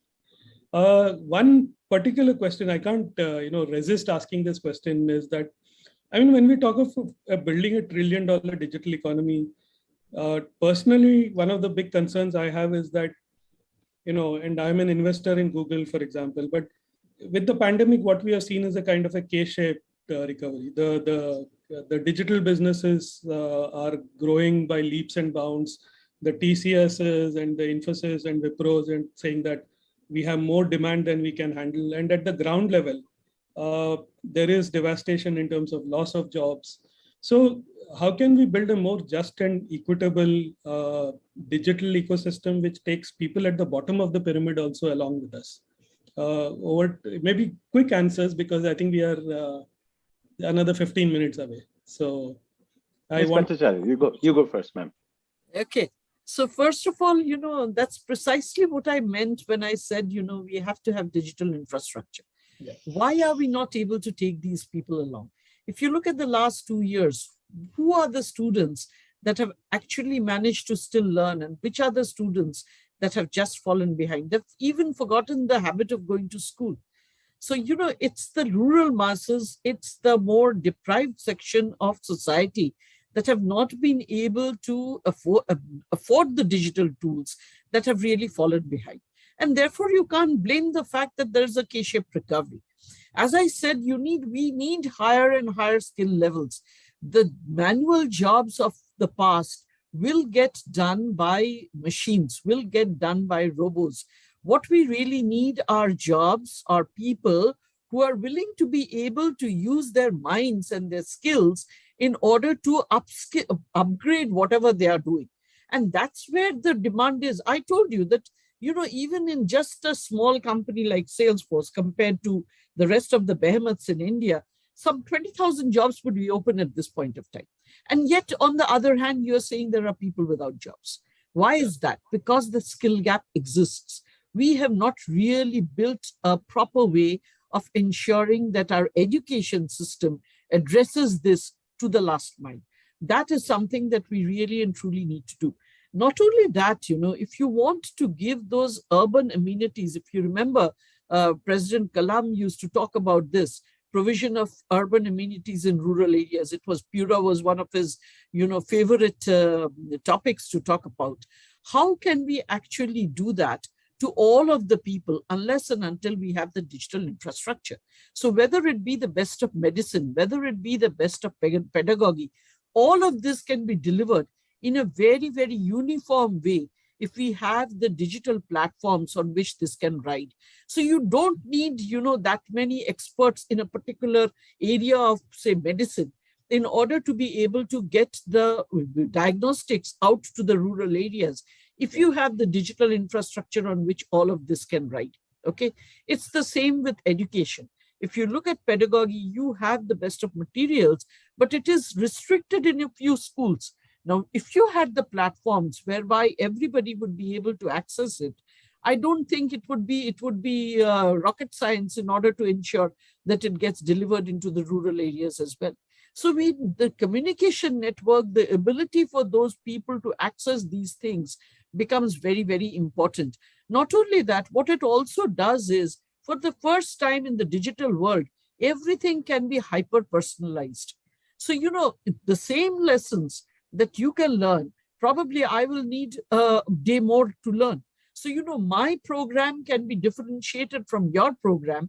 And as you do that, you ensure far better learning and therefore far better outcomes. So there is a lot that can be done actually if we expand the digital network. And I think, today it is not only a question of commerce, it's also a question of, social engineering that needs to be done in order to get that digital infrastructure out there, in order to empower all of our people. The K-shaped recovery is something that should not happen. I personally believe that, a society that is not inclusive is not a sustainable society.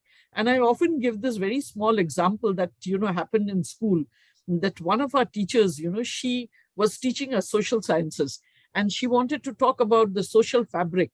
And somebody asked her, what does that really mean? And the next day, she actually landed up with a piece of fabric, okay, a thin piece of fabric. She had four of us, hold it at four corners. And then she took a pencil and asked somebody to push it up the center. Okay, like it went up like a tent. Now, as he kept pushing, the fabric actually tore from that point. So she said, this is exactly the representation. If there is too much of division between the haves and the have-nots, this is what happens. You cannot have a stable society if that happens. And that is so, it is a image that stays in your mind, because then you realize that this inclusiveness is so important. And in an India that is as populous a country as we are, it is impossible to do it without digital. So digital transformation, therefore, I think it's the bedrock of all that we build on, and it is the bedrock on which we can get a stable society. I agree there, and I think I would probably add that, when you say digital infrastructure, I think we have done a great job of building the back-end digital infrastructure in terms of India Stack. But in terms of the front-end digital infrastructure, the software in Indian languages, getting more devices into the hands of students and people at the bottom of the pyramid, I think there's still a lot to be done. I think, and I hope that, the government does focus on that in the next few years. I think it's a crying shame that, despite the fact that we are, in a sense, the IT producing nation of the world, we still don't have, software interfaces in Hindi, Marathi, Gujarati. If you take a list of the top 10 spoken languages in the world, there is, Hindi, Bengali, and so many other languages. But where is the user interface in those languages? So I think that definitely adds to a tremendous amount of exclusion. But let me, have Manish also chime in on this particular aspect, and then we'll take questions from the audience. I mean, the lack of inclusion between elites and masses in India was a pre-existing condition of COVID. COVID didn't do this, right? So I'm a little surprised when people were surprised about migrants the Indian economy, the Indian migrant behaved exactly as you would expect, right? Because we are inadequately formalized, urbanized, industrialized, financialized, and human capital. See, there's no such thing as poor people. There are people in poor places. An electrician who moves from Patna to Bangalore gets 4 times more salary. A plumber who moves from Nigeria to the US gets 25 times more salary. So the pathology is not with the place, it is with the individual, right? And you can't take jobs to people, you have to take people to jobs in the short run. So I think just formalizing India, 63 million enterprises only translate to 23,500 companies with paid up capital. I think industrializing India, we can't have 2% of our labor force on farms. They only produce 14% of GDP. We have to, the only way to help farmers is to have less farmers. I think financialization, credit to GDP ratio has been stuck at 50% for a long time for various reasons. I don't think China's 300% credit to GDP ratio is the right number, but 100% is what we need to get to. And obviously the digitization of payments has happened. Hopefully the digitization of credit is on the horizon, at least it seems to be. I think urbanization, we only have 52 cities with more than 1 million people. We should have 200. Shoving more people into Delhi, Bombay, Bangalore is not the way for prosperity. We need to shove them into Ludhiana, Jammu, and other places. So I think, the agenda is quite clear, and it's not fiscal and monetary policy. If fiscal deficits made countries rich, then no country would be poor. And I haven't made up my mind about monetary policy on whether it's a placebo or a painkiller or a steroid. It's surely not a solution to India's poverty. The only solution to India's poverty is a structural transformation of our land, labor, capital, and how it combines. In fact, we don't have a shortage of land, labor, capital. It's the fourth factor of production, which is really innovation or entrepreneurship. right? Most people think that there are three factors of production: land, labor, capital. But actually, it's the fourth one, which economists call TFP, is really the challenge for India. We have enough land. You could give every Indian household half an acre and they would fit into Rajasthan and half of Maharashtra. We don't have a shortage of labor. 40% of our labor force is Vela. We don't have a shortage of capital, as the unicorn phenomena is showing. But what we have a challenge in how this land, labor, capital combines to create high-paying jobs or wage employment. It's that innovation, that entrepreneurship, which obviously this digitization is an accelerant for India. It's a rocket in some sense. But even if software employment doubles, it'll be 10 million out of the 550 million labor force. So 0.8% of our labor force today produces 8% of GDP. It's a wonderful oasis of high productivity. But the jobs we need will be sales, service, logistics, customer service. China's farm to non-farm transition happened to factories. India's is happening to sales. Sales is the fastest growing job in India, all kinds of sales. And so I think that, the inclusiveness of India will go up with a structural transformation. Some of it is underway, some of it we still have to do. Thanks. What I'll do is I'll quickly take some questions from the audience. I think we have just a few minutes to go. In your opinion, and just 2 minutes, quick answers, what kind of government incentives are necessary to reach $1 trillion economy? Maybe Manish would go first. No, ma'am, Ms. Patel, please go ahead. See, if you just look at, for instance, you're talking about AI in China. Now, frankly speaking, everybody knows that, the larger the data sets, better will be the responses or the guidances that come out of AI tools, okay? How do you handle such large data sets if you're not on the cloud? You can't do it. It's way, way too expensive, all right? Now, look at the incentives that the Singapore government has been giving in order to use cloud technology. And look at India and where we are. There is still so much of wrong perception regarding cloud and security and whether you should be there or should not be there. Though, the government showed huge courage in taking the entire CoWIN on the cloud, on the public cloud. And that's the reason it could be stood up in such short time. Yeah. So the fact of the matter is, what are the incentives? There have to be regulatory and policy incentives that tell you that adoption of your latest technology is something that we respect and which we will incentivize, not put, too many guardrails against. And not only that, regulatorily, if you look at, for instance, again, I have to quote Singapore in this. Singapore regulator, that is the financial regulator, is the only one that also used to have a business development department. A regulator having a business development department. I have dealt with them personally and been very, very impressed. But the fact of the matter is that is not something, the regulators feel is part of their mandate. But what it does is, if you are there, is it helps you stay ahead of the curve. It doesn't, then you are not catching up with the innovations, catching up with things. Yes, we have a sandbox, but who really owns it? Who really ensures that, that is something that is actively promoted, so that you're actively promoting innovation, as Mr. Sabharwal was talking about? Because innovation is what, what is going to keep us ahead of the race. If that doesn't happen, we are going to be, left behind. Having said that, I must also say, I don't think that we have a country as good in frugal innovation as we have in India. The amount of frugal innovation I have seen is, and it is not jugaad, okay? It is not jugaad that I'm talking about. I'm talking about true innovation in the right way, in the right manner, but with the minimum amount of resources. It can be done in India. We have those kinds of entrepreneurs. Indians have been entrepreneurial all their lives, because of which you will find Indian entrepreneurs in every corner of the world. So the fact is, we have to give them the incentives and the policies and the confidence that the policies, that the rules of the game will not change, while the dance is on. It's okay to put as tough a rule as you want up front, but you don't change the rules, as the game is going on. So there are a number of these things, where the perception needs to be set right by consistent action.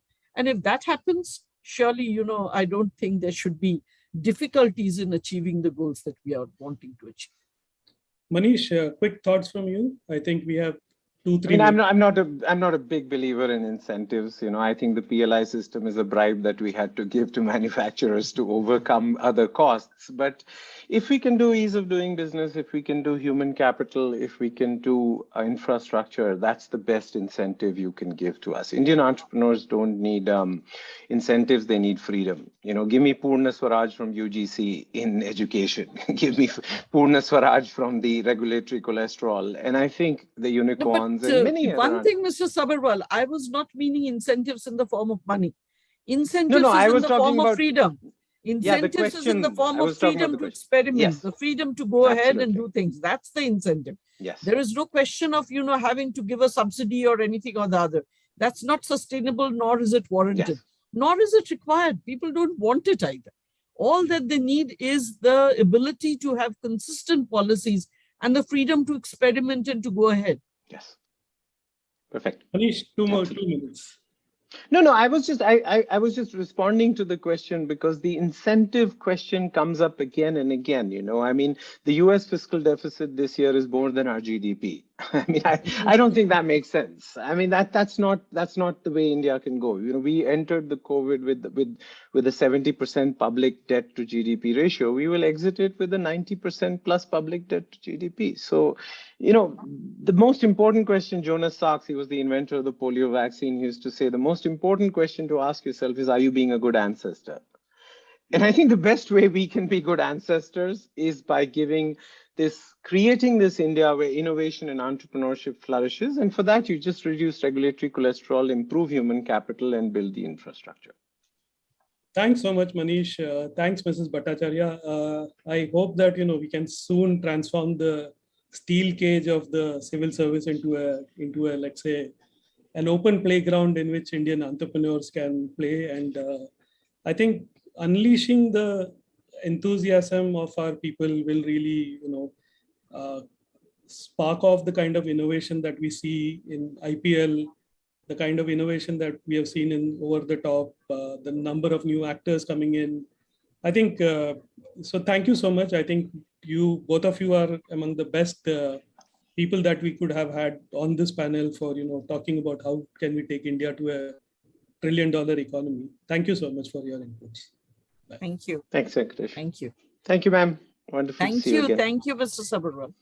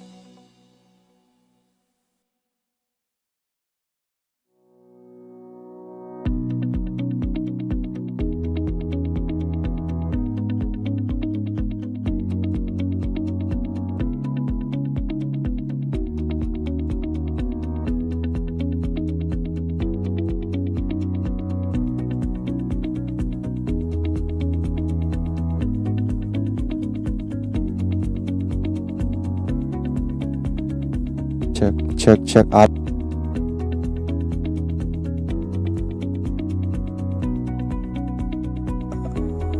क्या बोल रहा?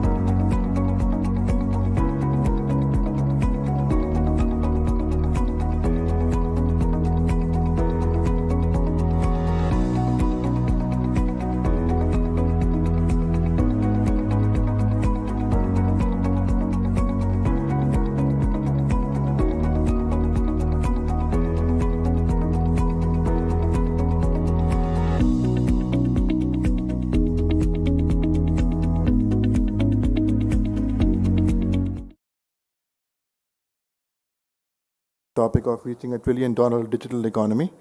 Now we'll move on to our next panel. The onset of the COVID pandemic has seen vulnerabilities in the global retail supply chains. Therefore, our next conversation now will accordingly feature a discussion on this topic. We have joining us Mr. Abhijit Kamra, Director, Global Trade, Amazon India, and Mr. Preetam Banerjee, Logistics Specialist, Asian Development Bank. This conversation will be moderated by Ms. Aruna Sharma, Practitioner, Development Economist, and former Secretary, Steel, Government of India. Thank you.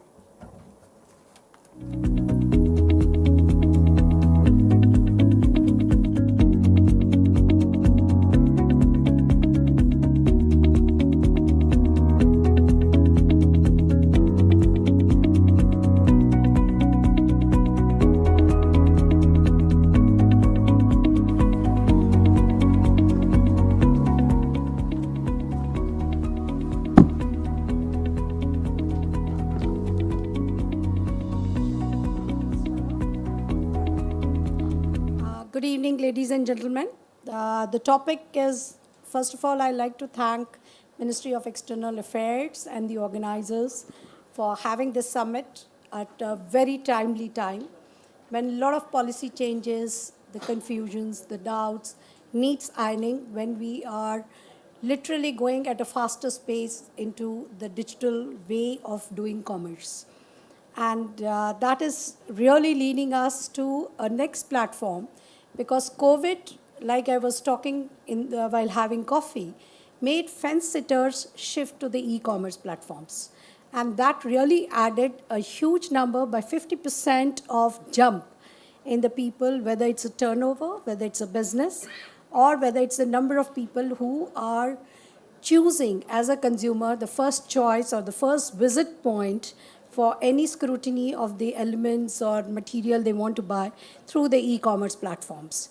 So under this scenario, it is very, very important for us to understand that on date it may be constituting only 4% of the commerce, but then you never know as to the level it can reach, because it is expected to reach $300 to $600 million of the entire turnover of the business in just maybe 5 to 6 years.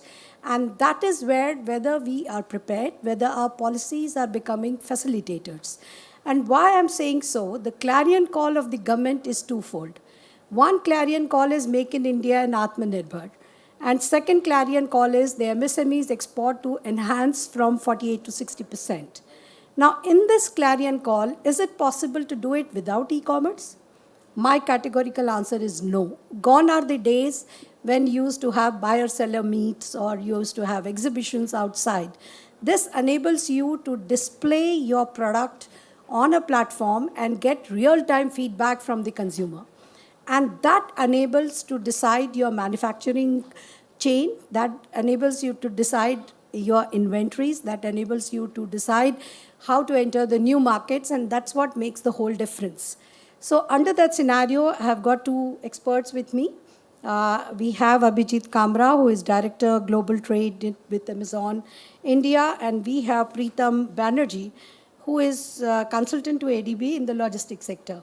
That's his expertise and his area. Before that, I'll just make one statement before I ask them to respond to some of the particular queries which I have in mind. One thing I'll say, that let us come out that e-commerce is only for FMCG. Answer is no. Now metals are getting traded through e-commerce platform. The equipments, whether it is mining equipment or health equipments, they are getting traded, lent, sold through e-commerce platforms. So e-commerce is the way of going ahead. And if you always target to some of the companies, it is that it is not e-commerce, right? So there is a field for everybody, and that is what is very important when we go ahead. So first, Abhijit, I'll come to you. Now that we know that e-commerce is going in a very big way, and we are entering into the markets, and that's sort of a consumer choice, not just in metropolitan Tier 2, Tier 3 cities, even in rural India. So do you think that it will help to enter the export market, which is a government's target from 48 to 60% for MSMEs? how e-commerce can play a role to expand the market domestically and cross-border. Thank you very much, Arunaji. I think probably there's never been a better time when MSMEs should think about exports. And that too, leverage e-commerce and other technology channels to build their export-oriented businesses. Because if I were to cross-reference some of the challenges that MSMEs typically face when they think about building export-oriented businesses, specifically from our country, I could classify them potentially into market access. Like you rightly said, typically you'd have to fly down to one of these global exhibitions, set up a stall, if you wanted to be even considered to sell products to audiences across the globe. Now, on your mobile phone, in a couple of minutes, you can create an account, and that's market access. Second is market intelligence. A lot of times, there's a guesswork involved. As offline erstwhile exporters, you'd have to guess what the market demand for certain products is. At best, you would have experimented, and you have a point of view.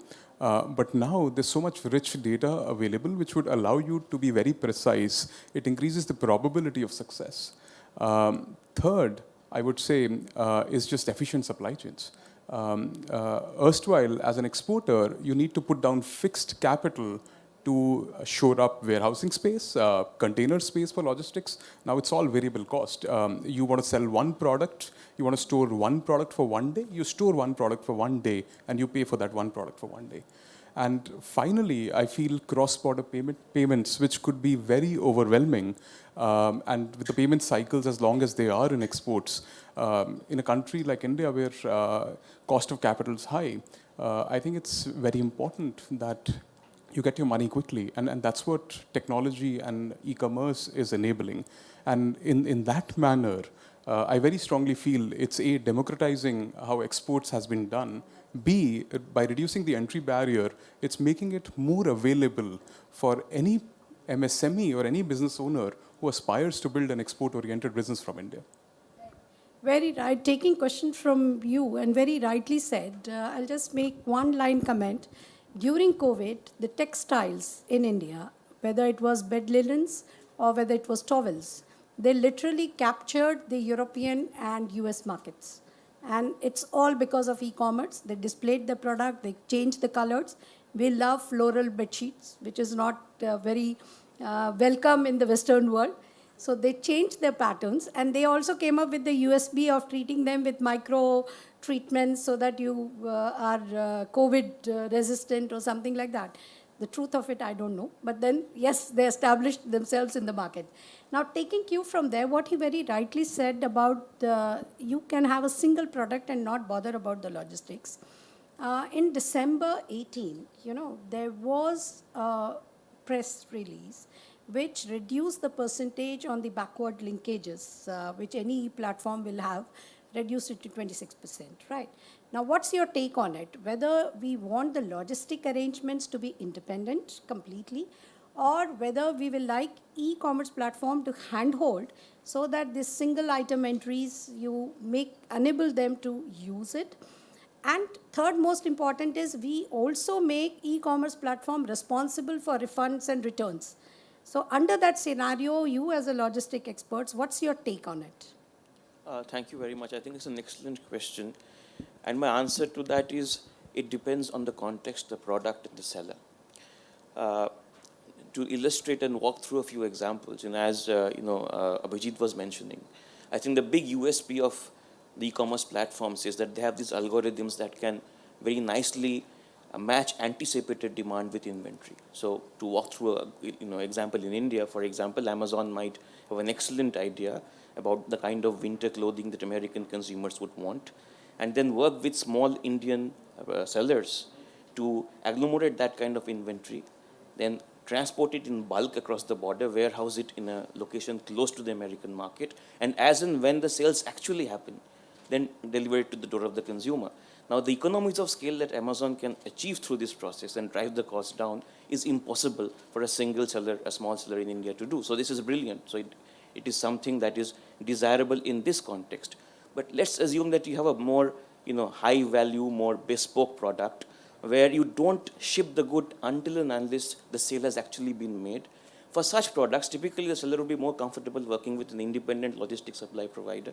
So let me extend that, the question that you had, madam, to include the large logistics supply providers in the ambit. So the facilitation that small players or even mid-sized players would like is either strong engagement and management from the platforms themselves or from a large logistics supply provider. Even Amazon would be using, in many cases, another large third-party logistics supply provider in this case. But to add perspective to this, and taking from the question you talked about the returns and all of that, that is a issue about accountability. And that takes us back to also the regulatory perspective. Because e-commerce, and we can come back to this in more detail later, has also opened up significant regulatory challenges of how do we manage this cross-border supply chain. And from a regulatory perspective, definitely the regulators would want either the large platforms or large logistics supply providers to have much greater visibility of the supply chain so they can drive accountability through it. Absolutely right. So one thing which is bothering is, if we want MSMEs to enter, we need a much more hand-holding by these e-commerce platforms. There is an e-commerce platform which established its complete net, and the distributor chain were up in arms against it. So all of you must have read about it. So it is going to happen. That is a transformation where we are heading to. That is a change that is happening, where these distribution expertise will get agglomerated together. It will get aggregated together, and that is how it will move. Mr. Kamra, I come back to you that MSME, because India with 65% youth that we have and employment, and during COVID, now coming with the core sectors and talking to core sectors and everything, automation is happening. That is one major decision all companies took, is wherever possible shift to automation. Now, with this kind of a chain, and even MSMEs are going to go for automation, but number of MSMEs will increase. So MSME is very important in India to have a qualitative, sustainable employment zones. How do you think e-commerce platforms, I'm talking platforms, can play a role to encourage these MSMEs, SMEs, to board the e-commerce platform and then explore the market, expand the market, and become sustainable? Thank you very much, ma'am. I think it's a great question, very pertinent. I think we need to evaluate every step of the MSME's journey and pursue how the entry barrier can be reduced leveraging technology, I feel. If I were to take a few examples, if you think about an MSME's journey, let's say there's an MSME based out of a tier 3 town in India who aspires to build a cross-border business, export business, or a domestic business using e-commerce. The first thing is awareness. How are we, as an ecosystem, making this individual or this enterprise aware of the opportunity, that how easy is it to build a business using e-commerce? So, and then how can we partner, whether it is platforms like Amazon, government through the vast ecosystem they have, like export promotion councils, drive that awareness and education. Once that's done, the second part is how do we make it easy for them to access it? Now, that manifests in a few different ways. How can we work on technology products which work on low bandwidth, for example? For example, our seller site now works on low bandwidth because we realize that there's a lot of MSMEs who want to participate in building a business. But if in their area, the internet bandwidth, the network that they use, it's 3G or even 4G, the network bandwidth's low, how will they ever get access? A different dimension of access is linguistics. We are a country where we have so many vernacular languages. It's very difficult to expect that everybody is going to be well versed in English. So how do you use technology? How do you use machine learning to talk the language that MSMEs speak? So another initiative we did was we vernacularized our technology platform so that if somebody speaks Hindi, now they can export in Hindi. On the other side, the consumer is going to buy in Japanese, right? So how do you do a reverse machine translation so that now Hindi converts to English and English converts to Japanese, while the MSME doesn't have to do any heavy lifting because that's not going to scale. Similarly, the example I took on supply chains, if again we talk about this lady entrepreneur who's based somewhere hypothetically in West Bengal who wants to export the daris that she makes, it'll be very difficult to expect that she's going to go book a container for herself. It's going to be up to the ecosystem and people like Amazon that how can we contract containers and then offer it to them at a competitive, easy to use way so that they use it for that one dari that they want to export to Japan now. So I feel that at every step, we need to take a step back, evaluate that what are the things that are getting in the way of truly democratizing exports or even commerce in India, and then use technology to solve for them so that our MSMEs focus on what they do best, which is create good quality products. And all the other heavy lifting is taken care by technology. Absolutely right, because if you look at the China's example of trans-village industry, they literally made an expertise and used e-commerce platform to spread and create market across the globe. And standardization, capturing market, immediate feedback, research being a part of the manufacturing chain so that you do the corrections in your assembly line immediately. And India is also talking about one district, one product kind of plan process. So having said that, that e-commerce is important, I will come back with a second question to you, Mr. Kamra.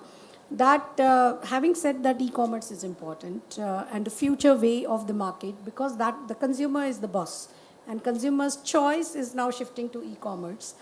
What are the pain points in policy? That the government says make in India, government says we want to enhance exports, but too many departments, like, is it that too many cooks, we are spoiling the broth? Are they contradicting each other, or there are serious pain points that needs to be addressed in the policies?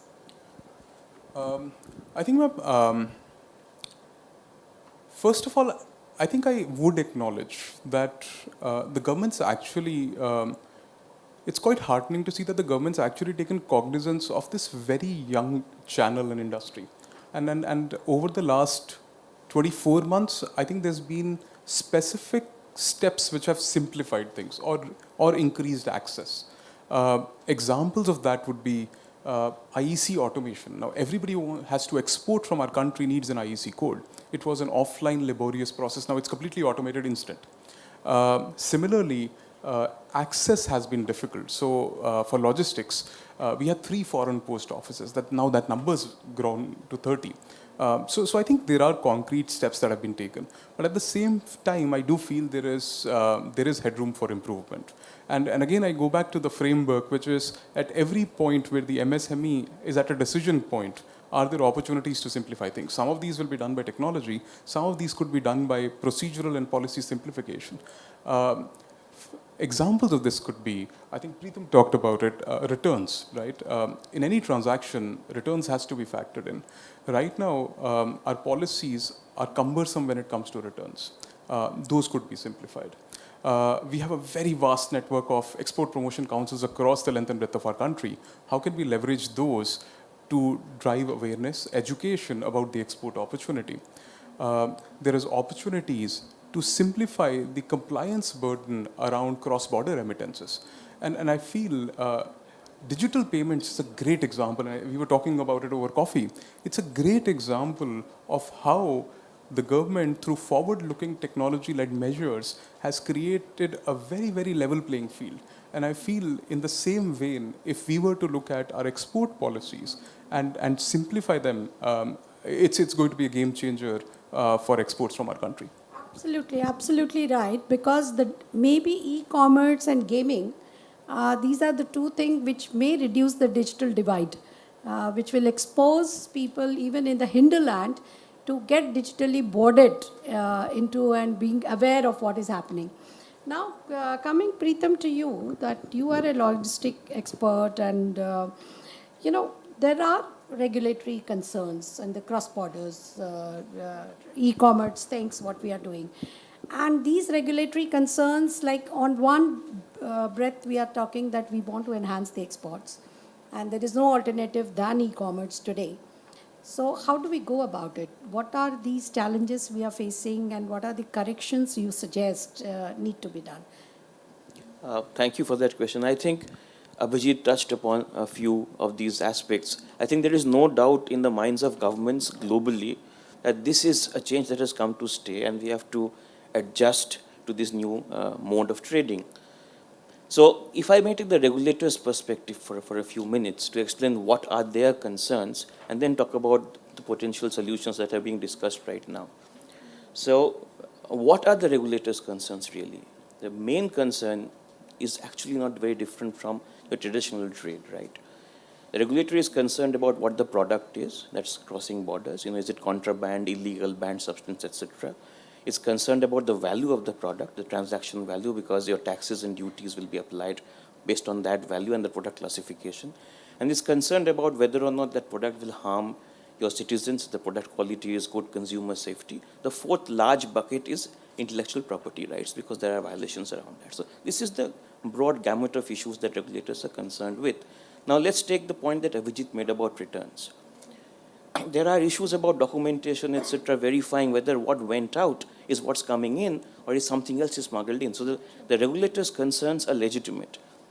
That's the concern part. The good news is that e-commerce is the most digitalized aspect of trade, as we are discussing. So what the conversation that's happening not just in India but globally in forums like the World Customs Organization, in the UPU, the United Postal Union, which looks at the postal channel, is that how do we use the information available digitally to facilitate and make this trade very smooth. So for example, the ecosystem has the e-commerce platforms with their invoicing and their know your customer onboarding of the seller and the buyer. They're already aware of accountability on perhaps the intellectual property. It could be enforced even cross-border. Because you're selling something digitally, the payment is being made digitally, you can be made aware of what the transaction price is in a very credible way. So you have all this credible data. The question is, how do you break these silos and make this data available in a manner that is useful to the regulators? So what then they can do is pinpoint risk. Because you see, the big challenge today for the regulator is this. In the traditional trade, you had large consignments largely crossing borders. Now you have hundreds of small shipments. The manpower has not increased to scrutinize with the same level this huge number of shipments is literally impossible. It's not something that they can sustainably do. So they are very credibly looking for solutions. And the solution lies in that tech. Sharing this data in a credible way, at the same time ensuring that commercial sensitive things are not, data privacy is maintained, etc. But that's the way we are headed. And once we get to that point, in countries like the US, for example, it's already working to an extent. In the US, you have 99.99% clearance without any scrutiny. Only 0.01% actually gets stopped. So it's a very smooth system. And I think if you look at the National Trade Facilitation Action Plan, the NTFAP that we have, we are moving in the same direction too. So I think I am quite positive that in a few years we will see real difference in India as well. Yeah, before asking you to expand on the technology, I'll just like to add two more pain points, which I think maybe you coming from business were a bit hesitant to say so. First of all is to treat e-commerce as a platform. It is as good as a brick and mortar shop. This is a platform. You can't have an onus of what is being packaged and delivered on the platform. Similarly, you can't have an onus of a bad quality on the platform. But having said that, they have to have a mechanism of having a digital footprint, and they have a mechanism of refund, grievance redressal as we are moving ahead. So maybe it is very important when we are making policies and there are too many departments involved into it.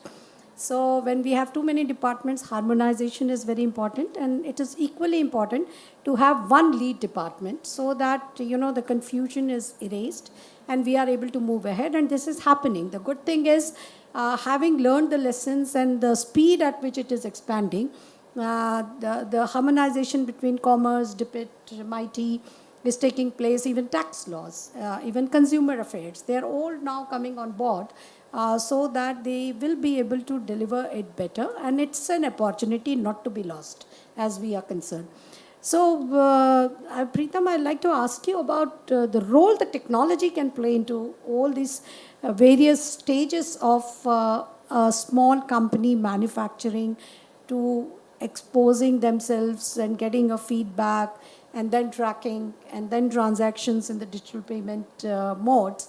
How do you suggest technology needs a much more maybe deep dive as we are going, and whether it may be a good idea to adopt or it may be a good idea to have our own norms for it?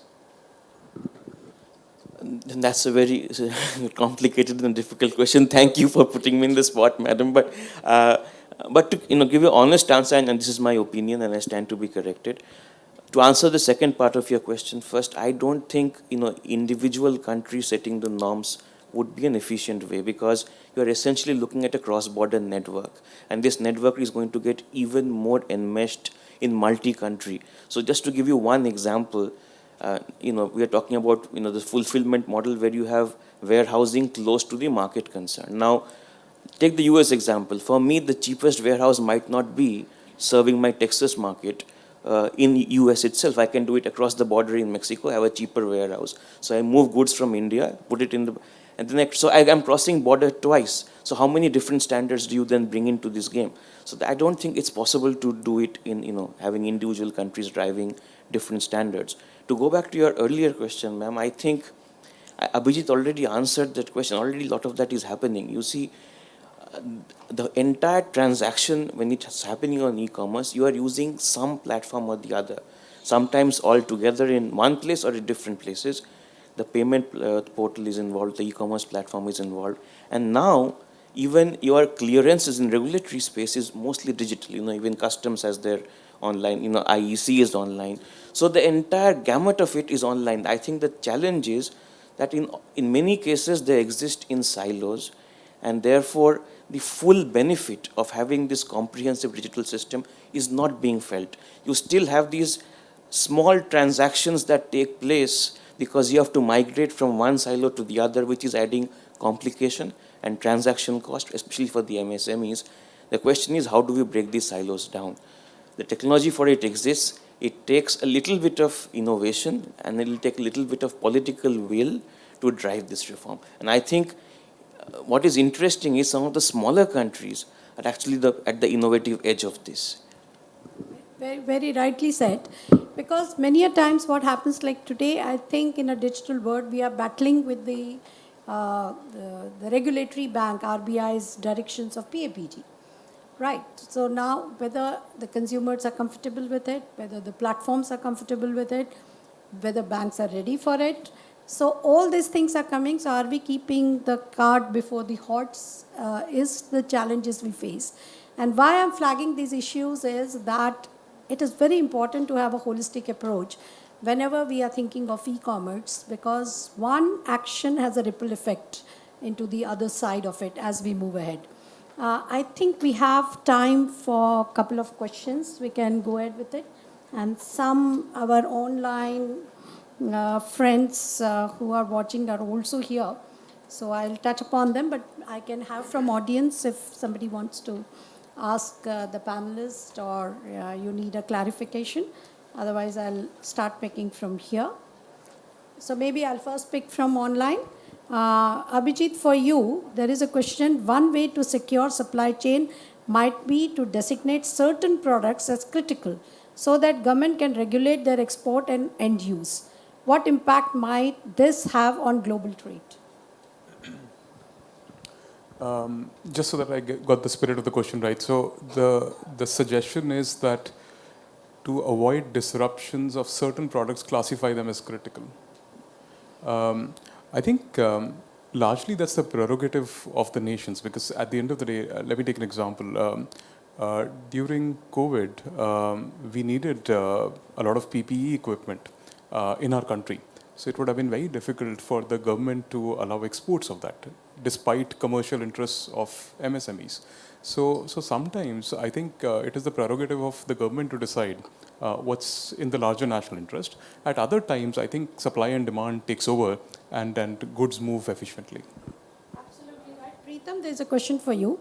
To thwart the next major disruption, should countries come up with voluntary standards that companies can adhere to, such as having the tag of secure, which would imply that the product would be available in the country where it is designated secure. So, sort of a self-declaration mode. I think we will move to some form of this, but we already have something like the AEO, the Authorized Economic Operator, which is a trusted trader. Now, why I find this very interesting is that in the digital space, you are actually building digital history of transactions. We already, as consumers, use this. We look at the feedback that a seller gets on Amazon and look at the credibility of that seller. So in some sense, combining that feedback loop and creating this trusted trader network, extending it to an extent where regulators also start looking at similar frameworks to facilitate trade would be the natural next step to go. And that's the big disruption I think that will happen next. Absolutely right.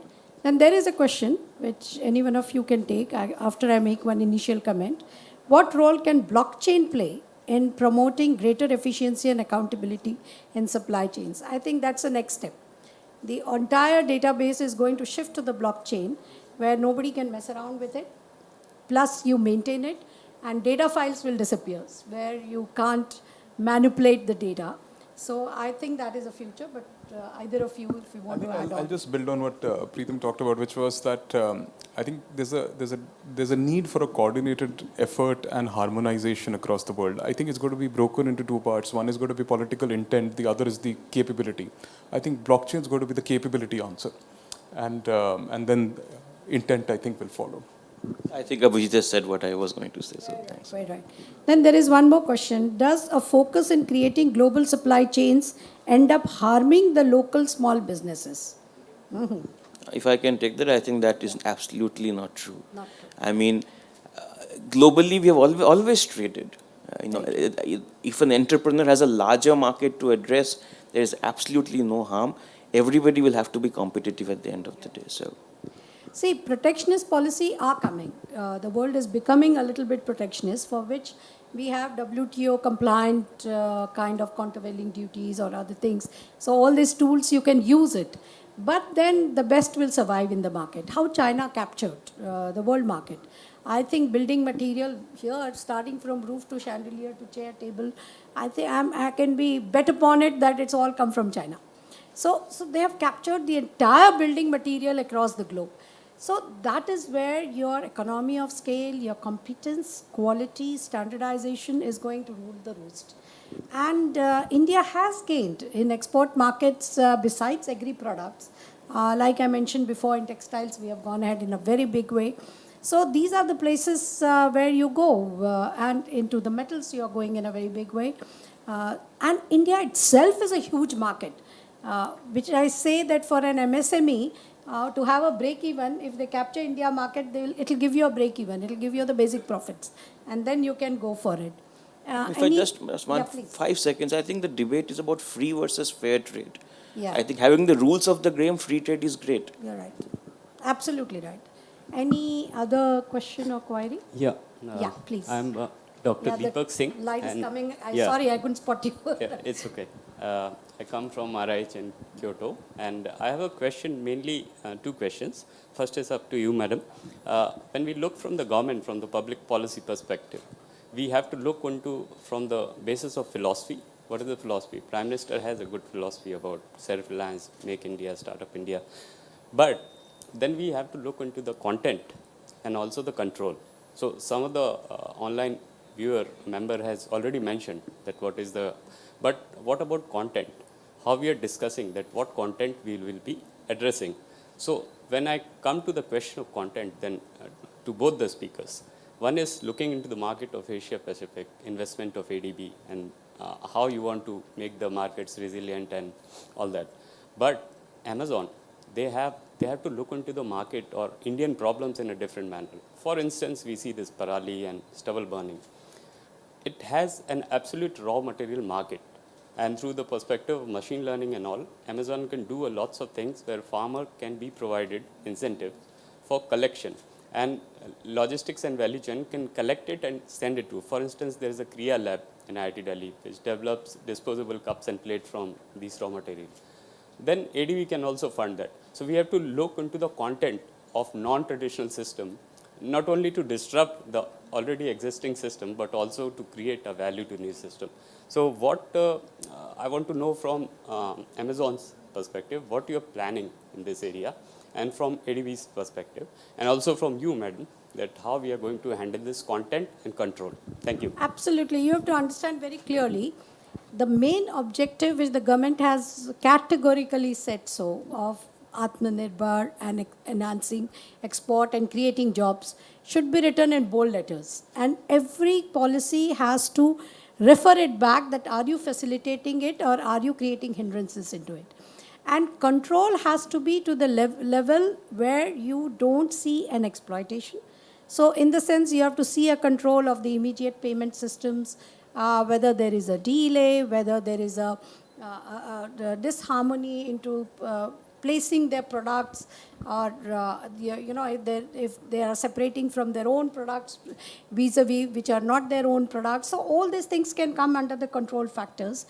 And of course, the concerns where we have to ban the export sometimes, depending on the demand and supply within the country, or because of some non-legal kind of transactions that may happen, that control will come.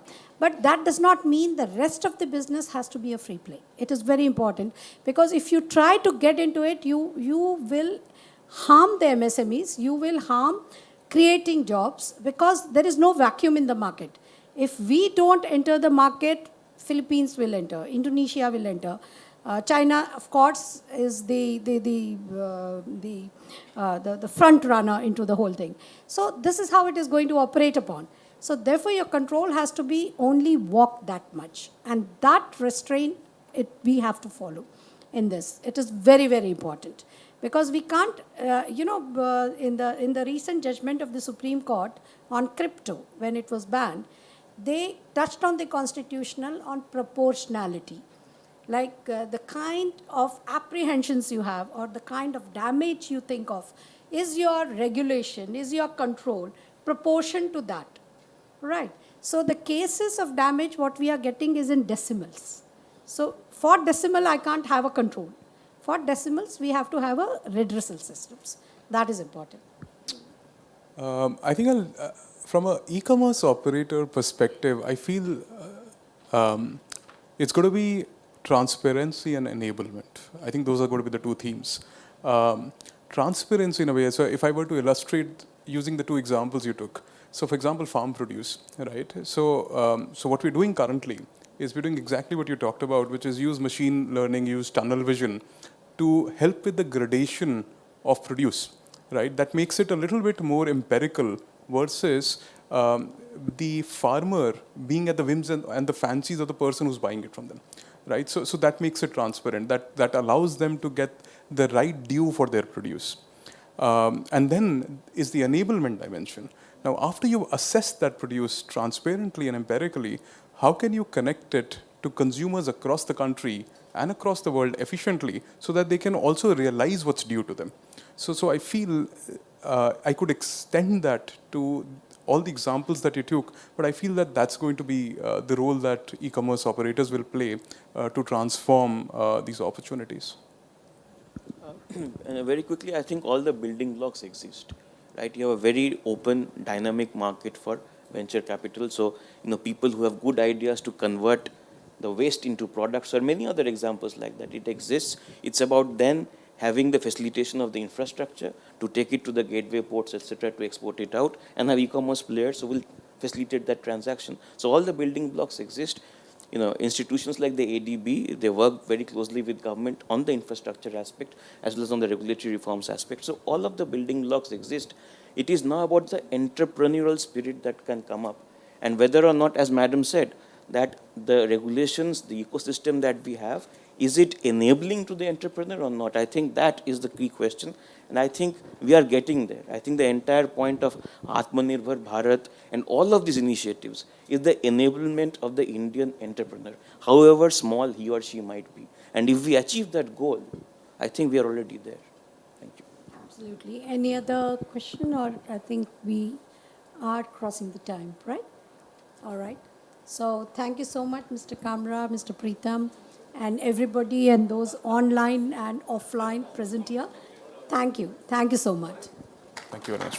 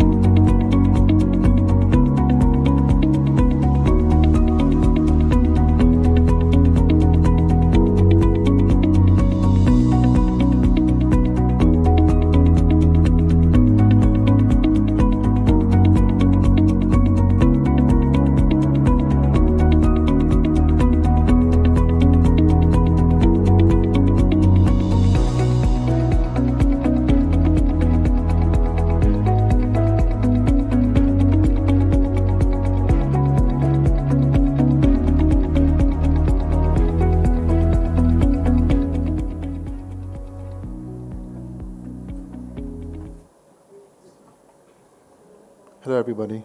We will now have a keynote address on the future of technology, resilience and partnerships, where our guest speaker is the Honorable Minister of State for External Affairs and Culture, Ms. Meenakshi Lekhi. Ma'am is a member of Parliament from New Delhi. Before she took over as minister, as a parliamentarian, she had served on many parliamentary committees, including as chair of the Joint Parliamentary Committee on the Data Protection Bill. She also has had a distinguished career in the practice of law. Ma'am, it's a pleasure to have you here.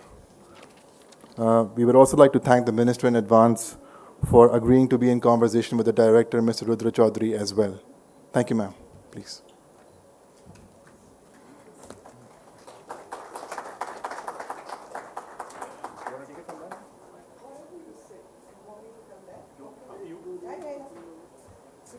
Here and then the questions there. Good evening, everyone. Good evening, everyone, and what an honor and pleasure to be here amongst all tech experts who are connected both virtually and physically with the program. It only shows, while being briefed, I was told that people from 107 countries are connected to this particular GTI summit, which means the world is looking at India for the answers as well as leadership. And we are able to offer the leadership and also the answers because of our prowess. And I tell everyone, I say one thing which we have in plenty, which people may not give us credit for, is the brains. So we have plenty of brains spread all over. We belong to a very, very intelligent community.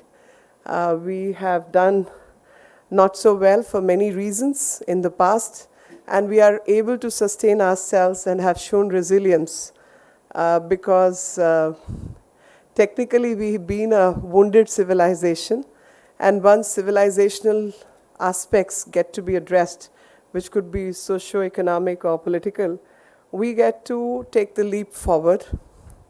And how our leadership came across is for everyone to see that India's performance during COVID, which was a challenge not just to us, but globally to everyone, and how world sustained and showed resilience also exists, how countries are facing the problem even up till now, is for everyone to see, and how technology can be used and misused also is a lesson in science and technology for everyone. And when we are talking about COVID-19, the lessons we have learned from this has also been the use of technology. Much maligned word, but use of technology which came handy in finding many, many solutions. So if I talk about the former health minister, Mr. Dr. Harshvardhan, he got to be part of the executive board of WHO in 2020. And this is at the universal level that India became part of WHO. India became part of the solution and not part of the problem. We became part of CEPI, which was basically to deal with preparedness in epidemic management. And 130 crore people whose vaccination program had to be made by our country efficiently, keeping the live virus alive and managing the chains, the logistic chains, the cold chains, managing the technicians who had to infuse the virus in a certain time period, producing the vaccine, a country which of course had a pharma capital many ways and had the capacity, but could not innovate and go get ahead because of paucity of funds, where the government of India came handy and provided the funds to private players and also made it possible that we come up with a captive production, captive manufacturing capacity and building that within the country. And the result are 2 top-class vaccines which have been built. Irrespective of the vaccine politics across the globe, which pharma companies may indulge in, we've managed to vaccinate our people very well. And the vaccination process itself shows that how good we could be if we really put our heart and soul into a project, and how we can put even technology to use, like CoWIN platform. CoWIN platform was a solution and part of solving the problem of vaccinating so many people, and also certification that they have been vaccinated, also monitoring as to when the next dose is going to be, which are the target regions, connecting it with the districts, connecting it with Aadhaar card, and also making it indirectly mandatory without force, without the use of force, but mandatory because it's in everybody's interest to get vaccinated. People were still debating in many countries whether to wear a mask or not to wear a mask, whether to get a vaccination dose or not to get a vaccination dose. We are famous for so-called illiteracy and rural connectivity issues. But irrespective of all those challenges, we've managed to reach out to everyone.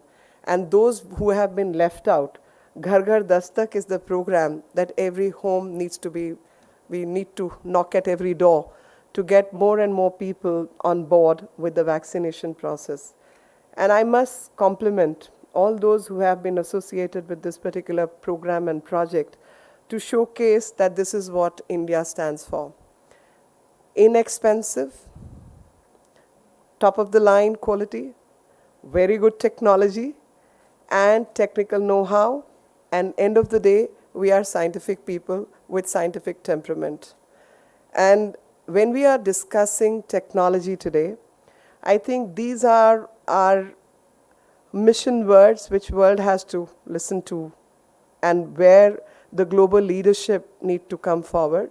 So whether it is Aryabhat Research Institute, ARIES, or it is the Dutch-Indian water leadership, we are there and we are providing the leadership to ourselves and to the world. And we are important key stakeholders in whatever the world has to be part of. And when India becomes a key holder or key stakeholder in global technologies and global well-beings, I must put it on record that Mission Innovation is one project which was started in 2015, and India sowed the seeds for that Mission Innovation, in which we got about 9 R&D projects and for smart grids, in which the participation, I have the numbers with me and I must share the numbers. In this, we have the numbers like some very, very amazing numbers. So 20 countries got involved with 9 R&D projects, 17 Indian institutes, 22 foreign institutes, and 15 Indian institutes, and 8 industry people, 8 innovators. So can you imagine this kind of number just to put them together on one smart grid project? And this is the kind of work we are capable of building. And when it comes to participation, and because today's program is all about global partnerships, whether it's GPAI, so Global Partnership for Artificial Intelligence, we are very much part of the same. And when it comes to internet users, I think India showcases a number which many can't rival, and that is 290 million in 2019 is the Indian rural internet user base. And that kind of base is something which is for any tech company or any tech service provider a number to compete for.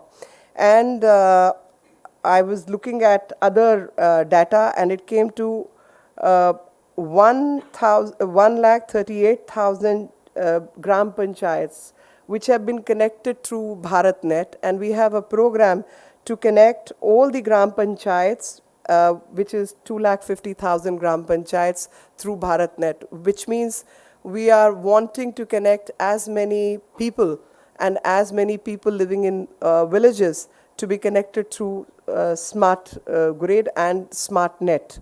And 50 million minutes is what Indians use per day on WhatsApp video calling. This is how communication technology is important for Indians. And why I'm sharing this data is for the reason that this data itself shows that we are a very, very large market for technology. For any innovation, the seeds of technology have to be counted in numbers. And these are some amazing numbers. Also shows that how the so-called rural-bound Indian is tech-savvy and uses technology for communication as well as information and sharing of knowledge. And during pandemic, so many children coming from, say, not so well off backgrounds were also using internet facilities to get themselves educated and have gotten themselves trained through education mechanism, and also trained their parents and got them hooked onto the same. And when it comes to the platform and products and services, 84% of the country is 4G enabled.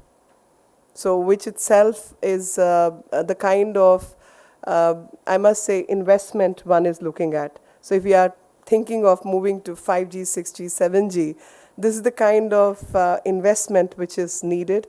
So when it comes to platform and services, we must look at this large picture. And when we are looking at this larger picture, we are also looking at some short-term goals, and we need some long-term goals. And between short-term and long-term goals, we need an act of balancing. And this act of balancing will have all kinds of implications, from privacy to illegal hacking, to cybersecurity, to data mining. Both ethical and unethical means need to be balanced, and also the innovation and technology requires that kind of funding and finance mechanism. And thus, a fairness of the deal is always very, very relevant and important for any country, like a developing country like ours. And in this case, 78% or income is what 78% maintain or are seeking increase in the investment. 78% of the industry is today, because as per one survey, it was found that 78% of the industry is looking at that either they are maintaining whatever investments they have been making, or they are looking at increasing that investment. So it becomes a relevant data for the industrial output program as well, to look at the kind of goals we are looking at. And when it comes to, say, today's the topic is about the global meets local, and also the kind of cooperation we are looking at. So I must mention that when it comes to various partnerships in technology, we are partnering with similarly placed countries. Similarly, because either they are similar because of the value system, they are democratic countries. These are countries which have a good base in technology, and they may be looking at markets, or they may be wanting to put in their money in terms of FDI, and they're looking for right places to do that. So France, India, Japan, the three countries are looking at partnership when it comes to startup ecosystem. When we are looking at Finland, they are looking at information technology partnership with India and communication partnership with India. When you look at US-India partnership, we are already having various mechanisms through science and technology forums, where we are looking at partnership on artificial intelligence and knowledge sharing, a constant annual, biannual, bilateral meets. We are working with them.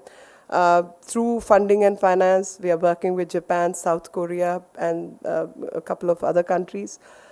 So, and whoever, wherever I have met people, whether it's Central Europe, it's Eastern Europe, Western Europe, everybody is looking at India for the skill that Indians possess when it comes to many management issues. Whether it's Estonia, Latvia, Lithuania, any of the countries which are very, very good with technology themselves, but they are constantly having that faith in Indian professional, that they know that Indian professionals are highly skilled individuals who can manage so many other questions which are open for everyone, whether it's developmental issue, it's management of democracy, it's education, technology. And thus, the partnerships have to be global in nature, in the sense that when you're engaging with a global network, the rule-based system becomes very, very pertinent and important. And also, when it is requirement and needs. Now, obviously, the need of several other countries which are financially better off will be very different at a very different level as compared to India, where data is, I think, cheapest in the world, most inexpensive data usage, simply because we are such large number user base in this country. And when it comes to strategy, because as a politician and as someone who is part of external affairs, the strategic partnerships also become very, very relevant. And when it comes to strategy and partnership, I think the kind of partnerships India is looking at, the UK-India relationship is also looking forward, that strategically we need to meet each other's need. So whether it is data management, it is blockchains, it is, I must say, infrastructure, which is the hardware part of it, not just the management part of it, we all need to relook, because seeding and interseeding is something which is very much a reality in today's day and age. So how servers are going to be managed, how cybersecurity is going to be handled, whether it's the UN agencies or others, we need to take a relook at the hardware systems. I sometimes feel that in a hurry to have cheaper iPhones, we all forgot the hardware management issue. And in this hardware management issue, or it's the Android base, most of you are from technology, and you will understand these issues better than I do. But I do rely on many solid, reasoned arguments that we need to somewhere find a solution to these problems, because cybersecurity, digital literacy, digital education are some aspects which we all need to be very conscious of. And also management of data is relevant, while technology is very, very important to find and figure out the solutions. Like the future of the world, the future of India is dependent on technology. That is not to take away the point that while it is dependent on technology, technology can't be compromising sovereignty of any nation.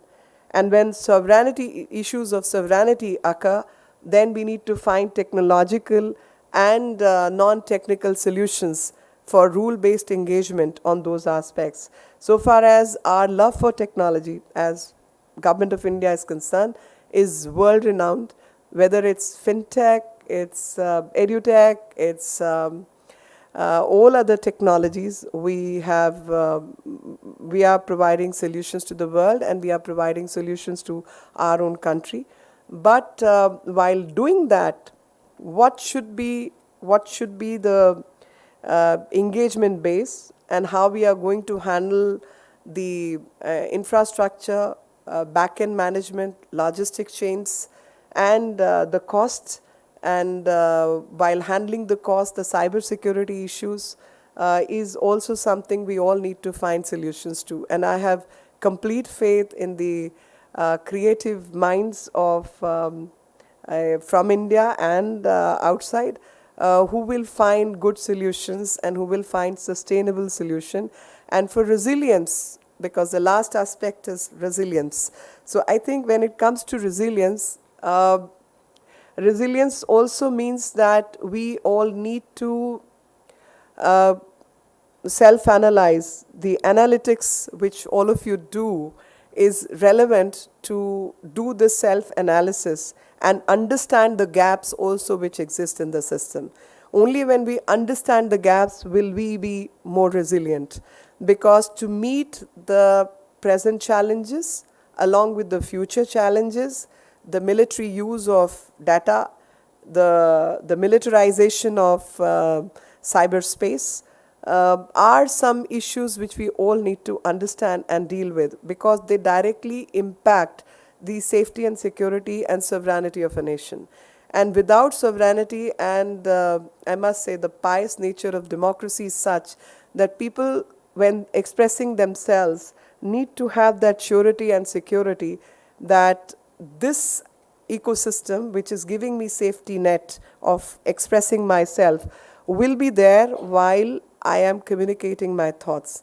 And the moment that particular aspect is taken away, then the very existence of a democratic nation becomes compromised.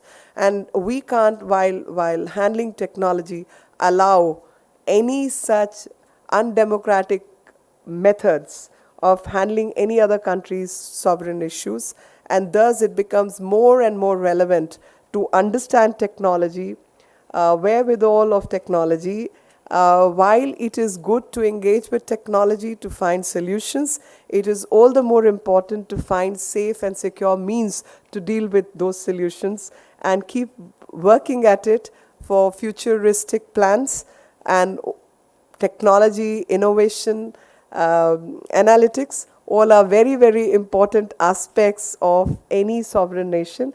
And all the technologists, I'm sure, will find solutions to those kinds of problems and also keep working at the hardware. I'm again emphasizing that it's very, very important to pay attention to the hardware aspect. With these words, Jai Hind, thank you very much. I'm open to answer a few questions.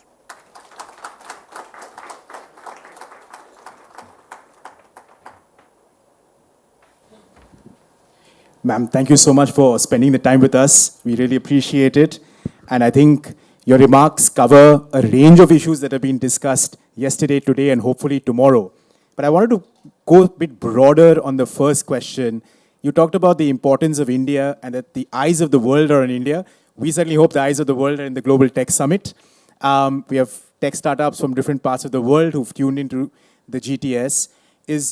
While the eyes of the world are in India, the world is also changing quite fast. In the last 3 to 5 years, we've seen multilateralism being transformed in many different ways. India seems to have put its bet in smaller groupings rather than on the large multilateral sort of tag or the bill that we had in the post, say, Second World War period. What is it, ma'am, according to you, that sort of shapes India's approach to multilateralism, minilateralism, or the way we're seeing this kind of more fragmented universe today? See, so far as India is concerned, the world is not fragmented. World is one big family. We believe in Vasudev Kutumbakam. We are all one big family. But one big family may always have certain elements which are non-familial in nature. So engagement on those bases could be temporary. But when it comes to engagement with the world at large, we are open to engagement with the world at large, because it is for the good of everyone that world be one, and with one voice, let's all think in terms of saving the planet. Let's all think in terms of saving the mankind. Let's all think in terms of peaceful coexistence. And when it comes to peaceful coexistence, whether it is COVID or cyber attacks or cyber security or space technology, becomes very, very relevant from these perspectives. And we must engage in a rule-based manner. And we always insist that there is a rule-based engagement for the world at large, because no one person or no one country can threaten the other. And when it is existential question, we are always on the side of the right. Ma'am, on the rule-based order, we seem to be at a critical juncture in India where not only tech companies, but societies at large within India and outside are waiting for the rules of the highway when it comes to India's digital architecture, which seems to be in the making. You were the chairperson for the JPC on the privacy bill. I was just wondering, ma'am, how do you see that sort of unfolding? A, are we going to see a bill sometime soon be tabled in Parliament? And will that give some sort of a policy architecture for many of those engineers that you talked about, the innovators that you talked about? And the reason I ask this is there is a fair bit of hesitation also among innovators, say in terms of cryptocurrency or a range of other issues. So where India has huge promise, India is a unique country, it built UPI, it's built the highways of the digital universe. But we seem to be also at a place where people are still waiting for that policy architecture to be formalized. Where do you think we are, ma'am? So we are obviously at a juncture where technology needs to balance the long-term goals of a sovereign nation. And long-term goals of a sovereign nation, a democratic nation, cannot be compromised. And thus there is no hurry of any sort.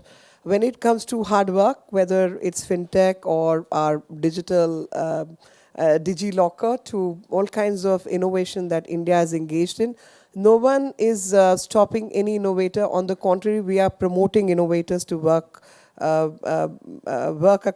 the world, across the globe, to reach and make their mark. But when it comes to using, say, I'll just speak about cryptocurrency because you mentioned it.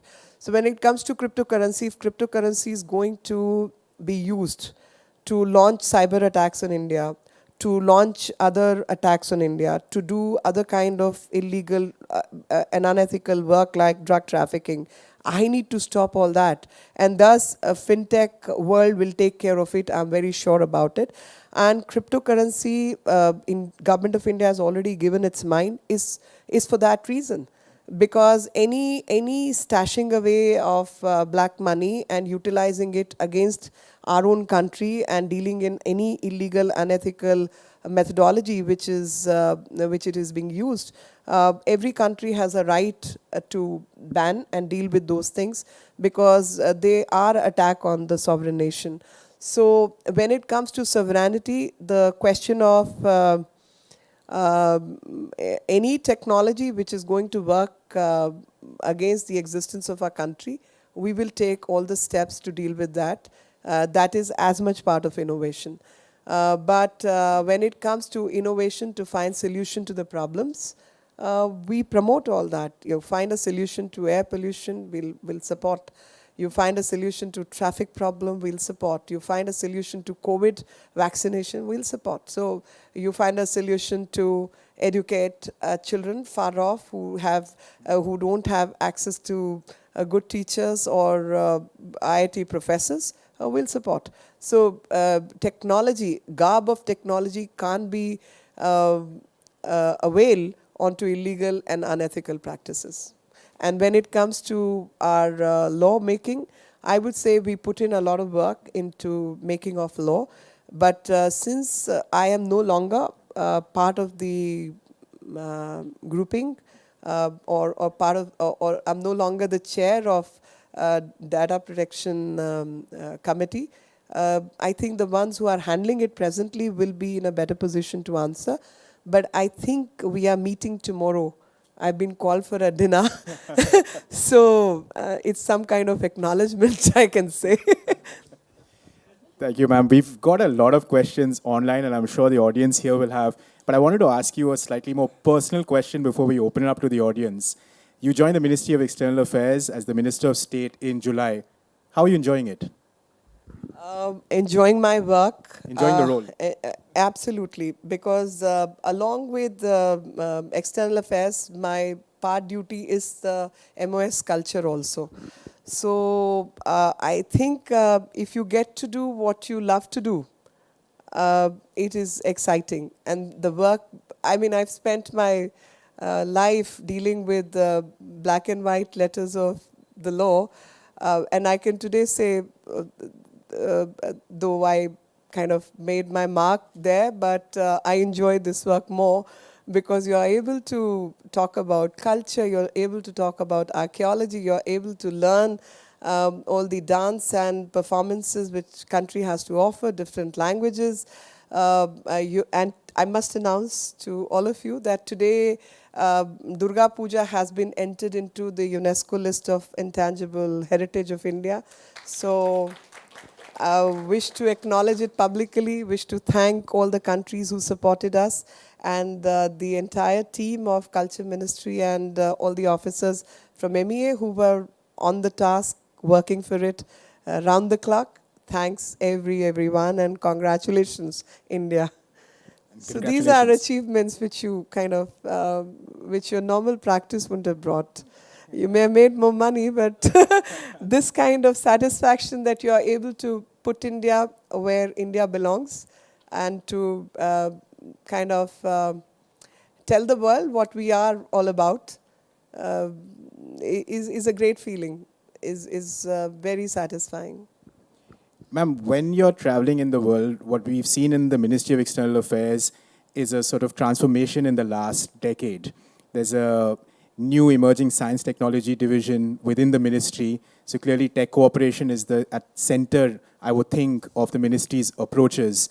One of the big areas of discussion we've had at the GTS is how do you get India's highways on technology to become the global standard, either regionally or internationally. UPI is a very good example. If I could just ask you, ma'am, do you think we need to take a push in terms of making the rules rather than, you talked about the global-local disconnect. How do we push ahead? How do we get India's tech across the world? See, I personally feel sometimes you don't really need to push. There is an automatic pull factor. And that pull factor comes, you see, I hope my patriotic brothers and sisters are not going to mind what I'm going to say because that is not my opinion. That is my perception of how we were looked at before 2014. Before 2014, I wouldn't say people looked at us as snake charmer's place, but a little better than that. But we were still not considered to be leaders or we could ever deliver on anything. We were not considered to be people who could stand by our commitments. But today people are seeing that we are capable of transforming India and we are capable of transforming the world. And unfortunate factor which COVID brought to the globe, so many deaths happened and so much of chaos, economy suffered. I mean, the world was moving in one particular direction, all that got disrupted.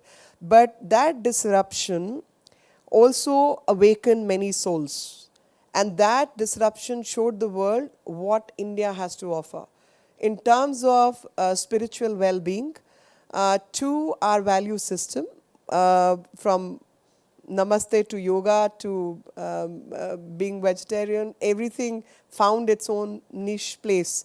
And aside that country which people had very less expectation, showed that we could manage COVID, we could produce the vaccines and we could vaccinate people. And which also showed that in terms of technology that we have 130 crore people and everybody is Aadhaar linked. So this kind of system we can manage. So use of science and technology is today accepted. Today when I remember I was in a country, I won't name it, but I was in a country much before I became a minister. And those people and everyone who was very well placed, some professors to some lawyers to some judges, they asked me a question and university interaction where they said, how do you see that your things happen the right way? Then I gave an example of Jan Dhan Khatas, that how we open these accounts and how all the subsidies directly going to people and direct benefit transfers, etc. And when they said, and when I talked about number, they were all in shock. Today we've stopped shocking the world. So today if we say this is what we've achieved, people expect that, this is possible. This is India, it's possible. So this kind, I think political leadership, political will matters when it comes to delivery systems. Today, the delivery mechanisms have proved to the world that we have the capacity, we have the knowledge, and we have the good intentions, and we are harmless people. We are not causing disruption and or harm to the world. We are in that sense harmless people. So sharing technology with us, helping us build our country, helping us find solutions to the problems is actually helping the global leadership, because then our solutions are available to everybody else. I think that's a very, very positive and good thing which the country can proclaim today. I mean, recent past, I should say. Thank you, ma'am. We've got a lot of online questions, but I'm going to abuse the fact that we're back in a room. It's a hybrid format. So I'm going to open the questions to the room and apologize to many of those across the world logging in. Yes. If you could just ask you to keep your question a little short, that would be great. Thank you. Sir, take off your mask, please, for a minute. Madam Minister, namaste. Namaste. My name is Binay Panda. I am a professor in JNU. Now, I think this question is pertinent because you hold portfolios of best two ministries, external affairs and culture. You talked about technology and sovereignty. You know, one of the things about our policy from lookist to actist, one of the areas that I think there is a lot of growth potential, and I'm just picking up on what you mentioned about identifying gaps, is on the ASEAN countries.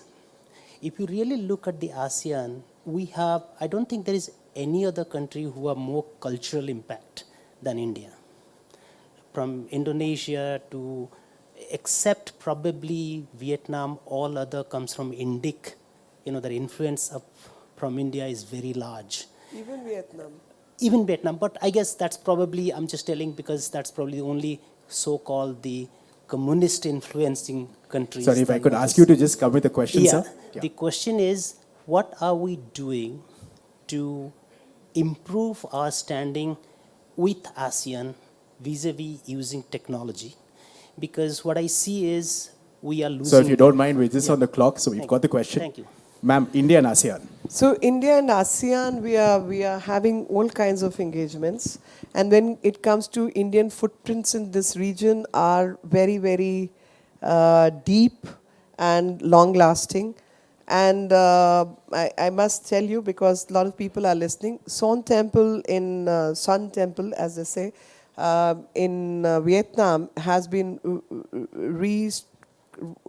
refurbished, I should say, by Archaeological Survey of India. Same thing with Cambodia, Laos. We have several projects running in these particular region. We have very, very deep ties. So whether it's technology or it's Buddhist circuit or it's Ramayana circuit, we are deeply, deeply connected. And part of my job is to engage with all of them. We are having Vietnamese foreign minister landing in India tomorrow. And we are going to have engagement and various meets with them. And at multilateral fora, at bilateral forums, we are always on the same side. Whether it's whichever be the political regime, we are mostly on the same side. And so when you say technological cooperation, we are working very closely with them, and we are building capacity. We are working on education system. We have many engagements, science and technology to cultural engagements.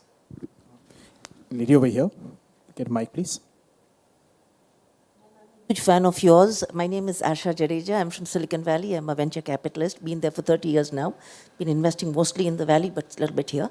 My request to you is to please keep an open mind about the cryptocurrencies. I just want you to know that about probably 70% of Bitcoin is owned by Indian programmers.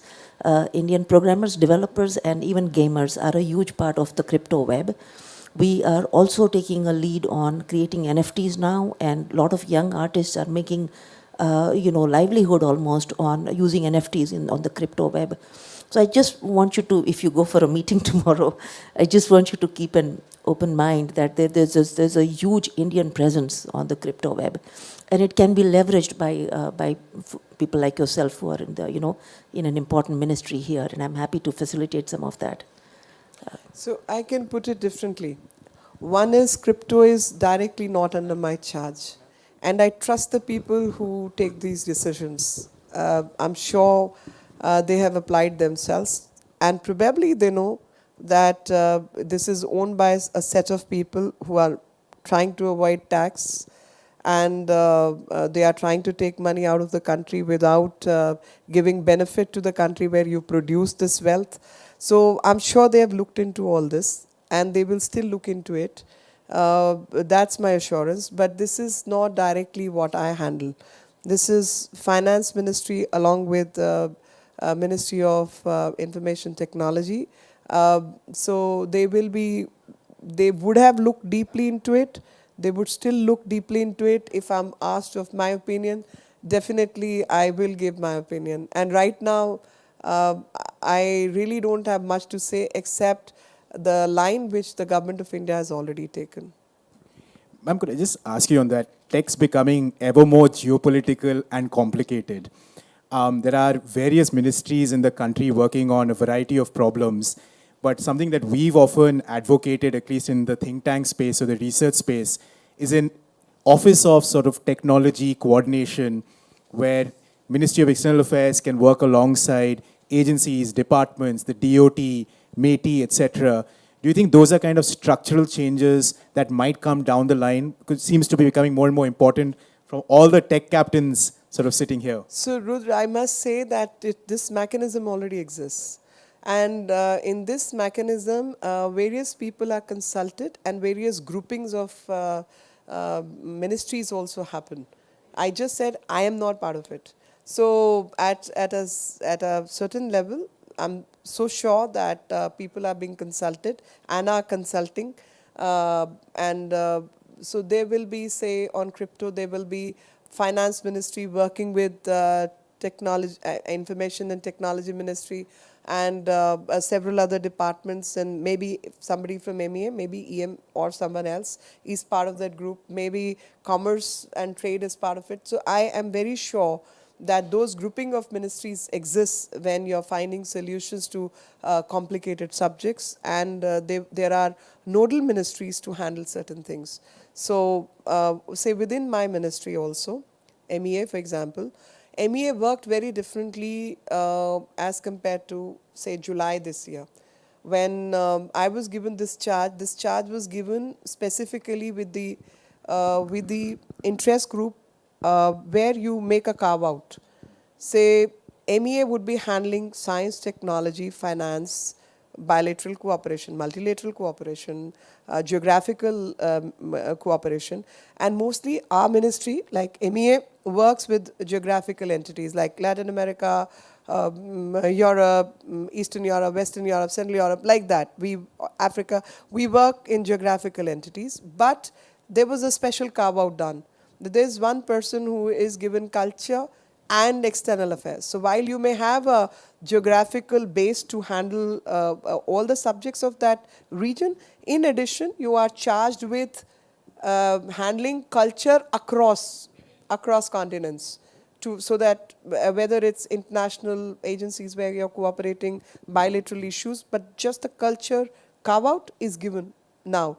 So even Ministry of External Affairs is now co-opting to work with Culture Ministry to handle various aspects, whether it's ASI work in those countries, it's museum building in those countries, is getting certain documents which are relevant for us or for them, exchanging those ideas. So this interdepartmental mix is happening to improve governance.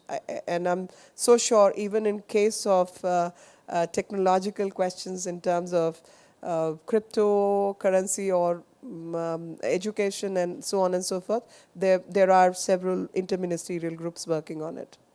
Ma'am, we've got a lot of questions online. I'm just stick to one. I'm very mindful of your time. You've been very generous. The questions on, in the last 2 years, we've seen a drift towards quote-unquote decoupling. The External Affairs Minister, in his opening remarks, made very clear is perhaps that decoupling is not the right way to to think about the future.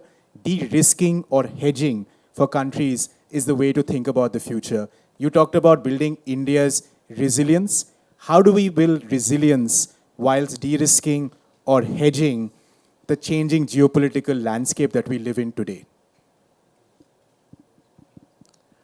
So there are partnerships and relationships which have stood the test of time. And those relationships which have stood the test of time in spite of geographical changes which we may be witnessing right now. Historically, there will be people and technically there will be countries which we have partnered with over a long period of time. And as I said, shared value system. Now, when it comes to shared value system, it doesn't take a lot of my time to explain to some of the countries that this is what we stand for. And this is how we are going to engage. We are actually, people who are there for general good of the society. We are not the kinds to disrupt anything, and based on that principle, we will have engagements. And I'm again going back a little, an oft-reported and oft-repeated remark, that when we produced vaccines, I think for some people it was like hitting a gold mine. For many countries, when they made vaccines, it was like hitting a gold mine. For us, it was like, it's like Amrit, which is a slightly different connotation. Amrit is far more precious than the gold mine because it is towards eternity. It is a comport which takes you to eternity. For us, vaccine was Amrit, which is meant to be given to everyone, not just our people. Of course, primary duty is to save our people. But if my own people, there is a certain time within which it needs to be consumed. So this manna from human innovation has to be provided to anyone who is in need. And thus, we gave it to 193 countries. I think one needs to understand it from that perspective, that this is what India stands for. We stand for global good. And anyone who wants to engage with us for goodness, for humanitarian aspect, for well-being of people, people in need, people who respect human value system, we are there. And thus, the geopolitical, strategic things may have some impact on our engagements. But definitely, all those engagements, we are not doing it to harm anyone. These are more in the nature of self-preservation, protection, and also engaging with the world to help the mankind and protect the planet also. Ma'am, you've been very generous with your time. Thank you so very much. Thank you. And we hope we can host you next year in Bengaluru, the home of the GTS. Thank you very much. Thank you. Thank you very much.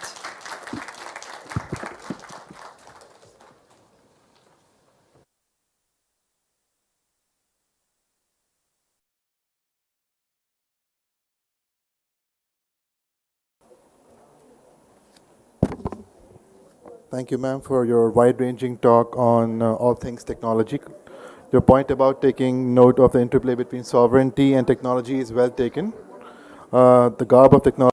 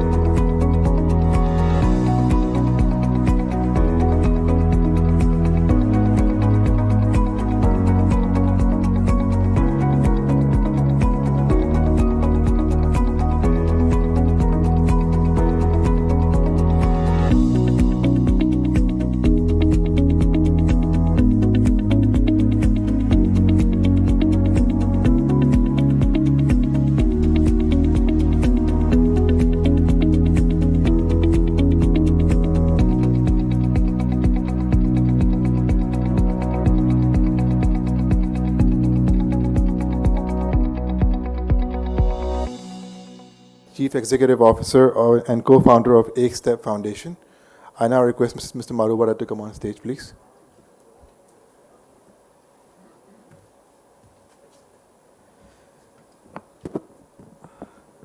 Good evening, everybody. Thank you to Carnegie for inviting me.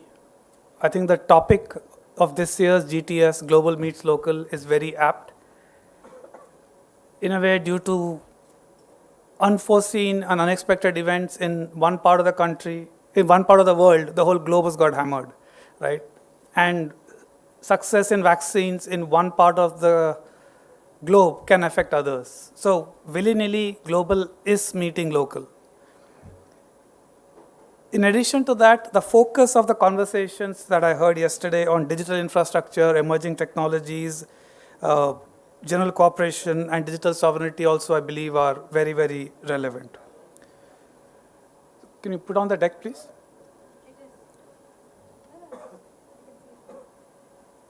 Okay, so it's visible to us? Okay, perfect. So while the context of my talk is very specific and local, specific to education, it's local to India, the applicability, as you will see in the next 20 odd minutes, is global, and it is across sectors.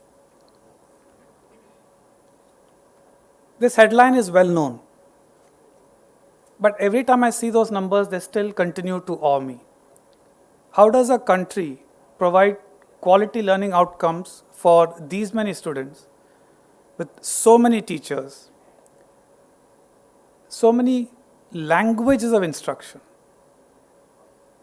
across so many administrative setups? Each of those 60 boards of education are autonomous. Nobody can tell them what to do. They all decide their own curriculum, right? And mind you, these are just mediums of instruction.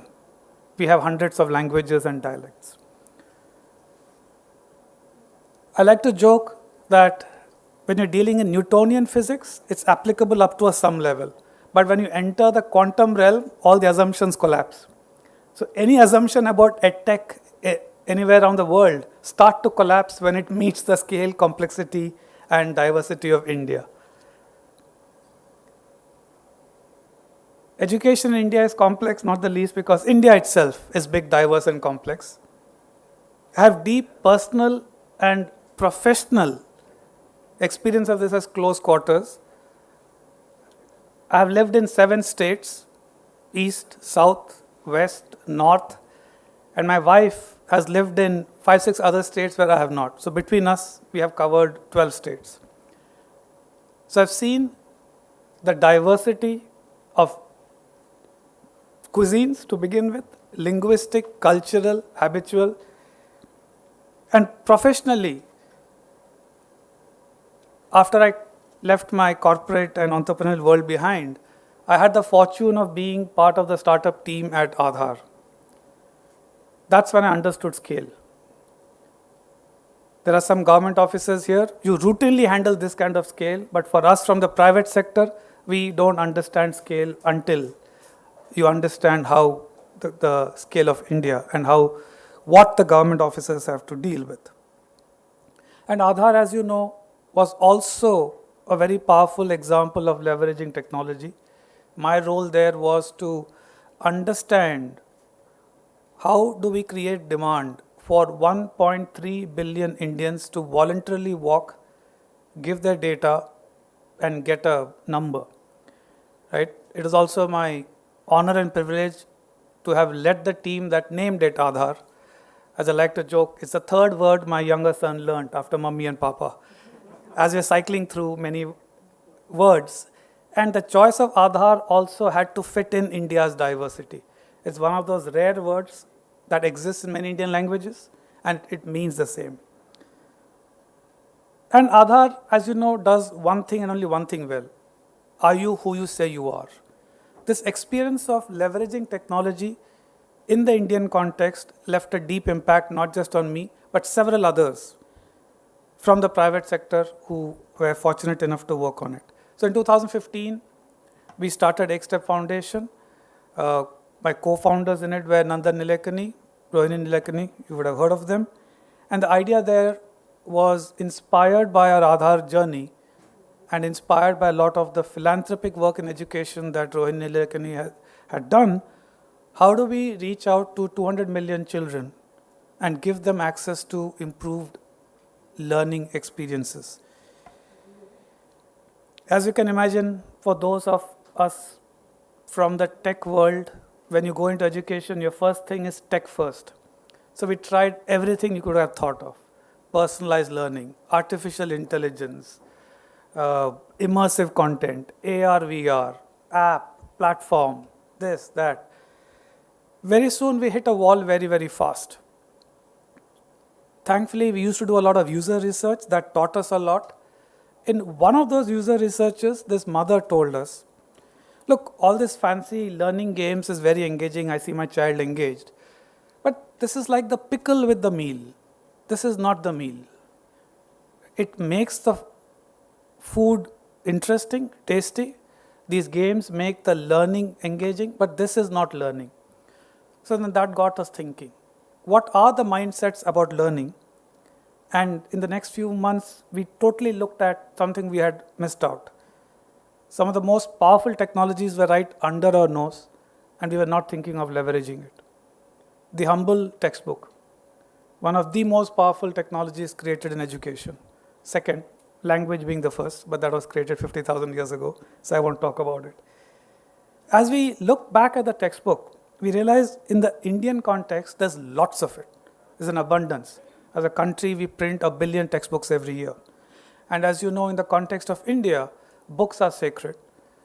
While the education system is very, very complex, lots of actors, the one thing that connects everybody is textbooks, right? Everybody teaches from the textbooks. Every child has a textbook. The government gives it free of cost. The syllabus, so it's the whole system revolves around the textbooks. Rather than comment on the content in the textbook and the outdated nature of textbook as a technology, we asked, can this be leveraged? Can we leverage what is abundant rather than worry about what is scarce? And thus began the idea of putting unique number QR coded in textbooks. To be fair, it was not the idea was not new. What was new was designing it for 200 million children. How do you design it for the scale, complexity, and diversity of India? So as we tested the idea, needless to say, and we went back to mothers, they told us the equivalent of, now this is the meal with the pickle. Because you have a textbook which is trusted. In that textbook, at a certain point in time, if my child wants extra content, through the QR code and some app or whatever there is, I can get extra content. This I will bless. And we spoke to governments and they also liked it. And that's how we know that the idea was powerful. But designing for scale is something else. We leverage what was working here, which is a combination of 3 technologies came together. Textbook, very powerful, very familiar. Phones, familiar. And QR codes, which after demonetization of 2016 became ubiquitous. So 3 technologies, independent. When you bring it together, it achieves an effect that we call as strangely familiar, yet mind-opening. And that is the nature of many disruptive technologies. They are strangely familiar, and yet once you see them, it's difficult to unsee them. Once somebody has seen QR-coded textbooks or what energized textbooks, it's difficult to unsee. And the question is, why aren't all textbooks QR coded? So this designing for scale meant Xstep Foundation created a technology which I'll talk about later. The government of India created a platform on the back of this. Government of India's platform. They offered it as infrastructure for the whole nation, for all the states, who would then use that to decide where to put QR codes, what kind of QR codes, what content to link to, everything autonomous as per the federal structure of India. And then the child would, or the teacher would use it with an app or a whatever device. In essence, what we had created was the GPS of learning. Something as simple as a QR code in a particular point in a textbook, when used with an app, is sending a signal, I am here in this textbook at this topic and I want content. No different from you asking for Uber, pizza, whatever, right? And now it is what kind of content should be there is the choice of the trusted authorities, the same authorities who are responsible for the textbooks. So you know it won't be inappropriate content, right? It may not be the best of content, but it is very, very relevant and highly trusted. And trust and habits play very, very important roles in education. So with the GPS of learning, what happened in a matter of 3 years, first there were 4 or 5 states like Andhra Pradesh, Tamil Nadu, Maharashtra, Rajasthan, Uttar Pradesh, they were the initial champion states.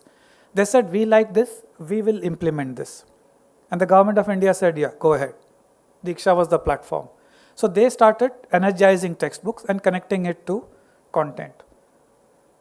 Within 3 years, that number of 5-6 states went up to 35-36 states and union territories. As of now, 600 million textbooks have been printed on an average of 15 to 20 QR codes. So think about it. There are 12 billion GPS points out there, which when triggered gives a sense that what kind of content is being asked in what context.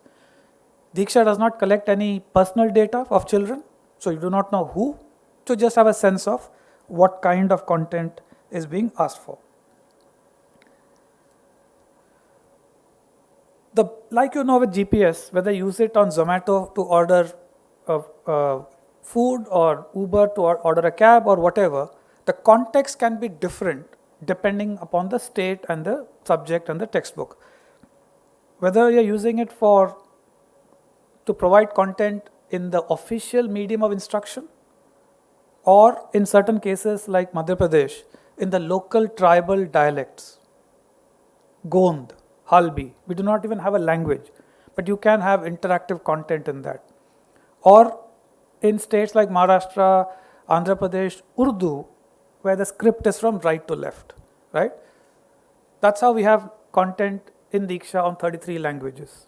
Many of them are dialects, right? And each state decides what language they want to put it in. There's also content for the visually impaired, for the hearing impaired, right? For the hearing impaired, it's in the Indian Sign Language, and there's content created around it. Content around quizzes, assessments, explanatory content, problem-solving solutions, assessments, various learning games, right? Games that when you play that game, you learn concepts of maths. And this can be consumed online or offline, phone or desktop. In different states, they had different ways of using it. In some more of the more developed states, they would have projectors in class. They would project the content. In some cases, they would not. The teacher would use her phone to, for example, a poem is brought to life with someone singing it out, and the children are paying attention. In other cases, in some states, they provided tablets, 3-4 children, 1 tablet. So again, it's the federal structure. Each state can do what it wants to do. And all of this on a Government of India laid highway. The use cases, we had teachers saying that, when you're sitting in the staff room half an hour before a class, we just watch a few videos. Some children are saying before the exam, I revise my concepts. Some teachers are saying there are certain concepts that are very abstract. This is useful for us to understand and then explain to them. For some, it is how do you pronounce certain words, right? And when you hear somebody saying it, you can understand, especially in English. An interesting thing that happened was once the QR codes were there, states realized that they need more content, better content. Then they reached out to NGOs. The demand for better content increased. And as part of that, there was a program which the Government of India created called Vidyadan, again using a piece of technology, through which states could crowdsource content in a controlled manner. Because finally, they are responsible for every digital content that is connected. So, as technology solved certain problems, it created a demand for new kind of solutions. And that new technology came in to solve it. So this is the nature of technology. It creates supply, that supply creates demand for new technology, and new technology comes in to fill that. This cycle is ongoing, and it's, as I said, it's the third year. There's still a lot that can be improved, but it's a very, very exciting thing. You can see the numbers of reach, right? And as I said, Xstep Foundation had a goal of reaching 200 million. It would not have happened if we did everything ourselves. But by the ecosystem coming together, NGOs providing content, Xstep and others providing technology, the government of India using its resources to create a platform and provide it, the states using their teacher resources, administrative structure. This is a complex ecosystem where the complexity would have been the weakness for scaling up technology. The same thing is now converted into an advantage, where everybody in the ecosystem does what they're good at, what they can do. But the end result is improving access to learning experiences for the child. In fact, before energized textbooks, another technology that was created was teacher training. It was on Diksha, but there was no demand for it from the states because they had a face-to-face training, and even though it was reaching 10 to 15% only every year of teachers, they said, yeah, this is working. What's the problem? The problem came with pandemic. So in 2019, there was a very ambitious Nishtha teacher training program that was rolled out. But in 2020, you can't roll it out because there's no face-to-face. But since the building blocks were ready, since the solutions were ready, states and the center could swing to action, convert the training into online. And last year, 2020, 2.5 million teachers were trained in 18 modules at a fraction of the budgeted cost and much faster than it would have been. And interestingly, as it was rolled out the first year last year, the value of these digital certificates that you see, teachers started to demand these certificates. They would download it, they would share it with their family and friends on WhatsApp. And do you notice the QR code here? It's the same technology from the energized textbook. That building block was repurposed here, right? And the advantage here is, it is not a fake certificate. When you check for that QR code, it is verified by the respective state government that has issued it, right? So you know it's an authentic certificate, and that's why the QR code is there. I won't go too much into the details of it, but the main thing here again was the design of this for scale. It was not designed to work in one state and in the second state, right? Once the basic program idea was in place, how do you roll it out to the entire country in one shot? And that is a design principle that we call as what works at scale thinking, which is different from scaling what works. There was a lot of data available of this, but data available to the respective states, right? And so they had data on completion rates, 80+%, and they realized that suppose it's a 45-minute course, teachers on an average were spending 5 minutes per session, but 9 sessions a day. So that gives them a sense that, so they're consuming it in micro chunks, whereas in a regular face-to-face, it would have been 1-2 hours. So the content had to be redesigned, keeping this in mind. Again, it's an evolving process. This year, they expanded the scope of Nishtha from just grades 1 to 5 to grades 1 to 10 and even foundational literacy and numeracy. So this year, the expectation is around 7.5 million of the 9.5 million teachers would undergo digital training. But keep in mind that the course for this is broadly laid out, but every state can modify it to its own context, in its own language, roll it out as per its own needs and its own administrative structures, and issue its own certificate. Again, the power of digital infrastructure as opposed to solution. The power of leveraging what is abundant. And in this case, teachers, all teachers have a smartphone. Children may not, but teachers have a smartphone. So they could complete the courses in the comfort of their homes or wherever they were. I've given you 2 stories of how technology was leveraged. What is common to these two? let's zoom out. We've seen the power of disruptive solutions over the last decade. A lot of them, Amazon, Airbnb, Uber, name it, they all share same common building blocks. What is a building block? Anything which has a very specific identified purpose, but can be used in a variety of situations, can be combined with other building blocks, and the value of that combined solution is exponentially higher than each building block. Where did the word originate from? Bricks as building blocks. We literally, right? Bricks are the building blocks of our houses. The other thing of digital building blocks is each can evolve independent of the other. And as each building block evolves, others can take advantage of it. By show of hands, how many here have a cell phone which is 5 years old? Anybody? One person. Excellent. I would have been worried if there was nobody, right? So, 5 years, we are replacing our phones that fast. Why? Because each component there is evolving every year. Better cameras, better software, better GPS, lighter phones, lighter materials, name it, right? And somebody is just putting all of this together to create better phones. And the moment you use a phone, the demand is created for a better app, for better technology, for better cameras, etc. And next year somebody supplies it and the cycle goes on. That is the nature of technology. If used wisely, this speed of evolution can be an advantage. If not used wisely, we will always be paralyzed because by the time we have created a tech solution, it's outdated.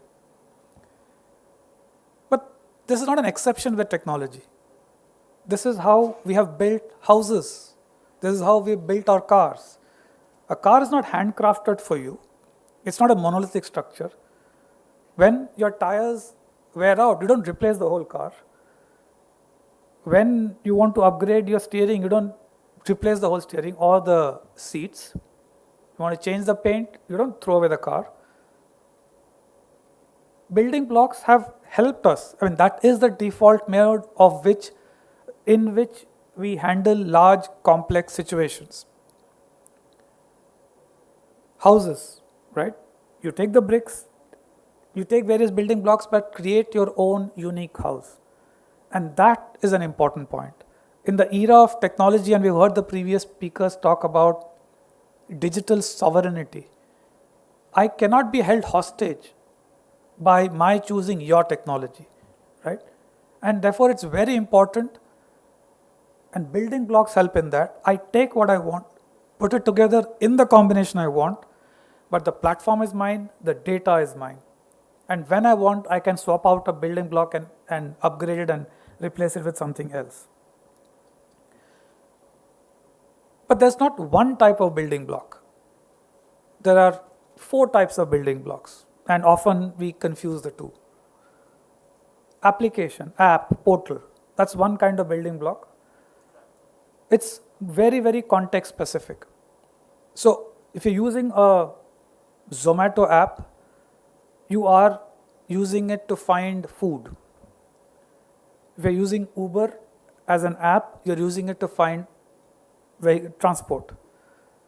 But for Zomato and Uber, they are both platforms which have an app, right? It's the platform that is enabling transaction. It's the platform that is storing your data.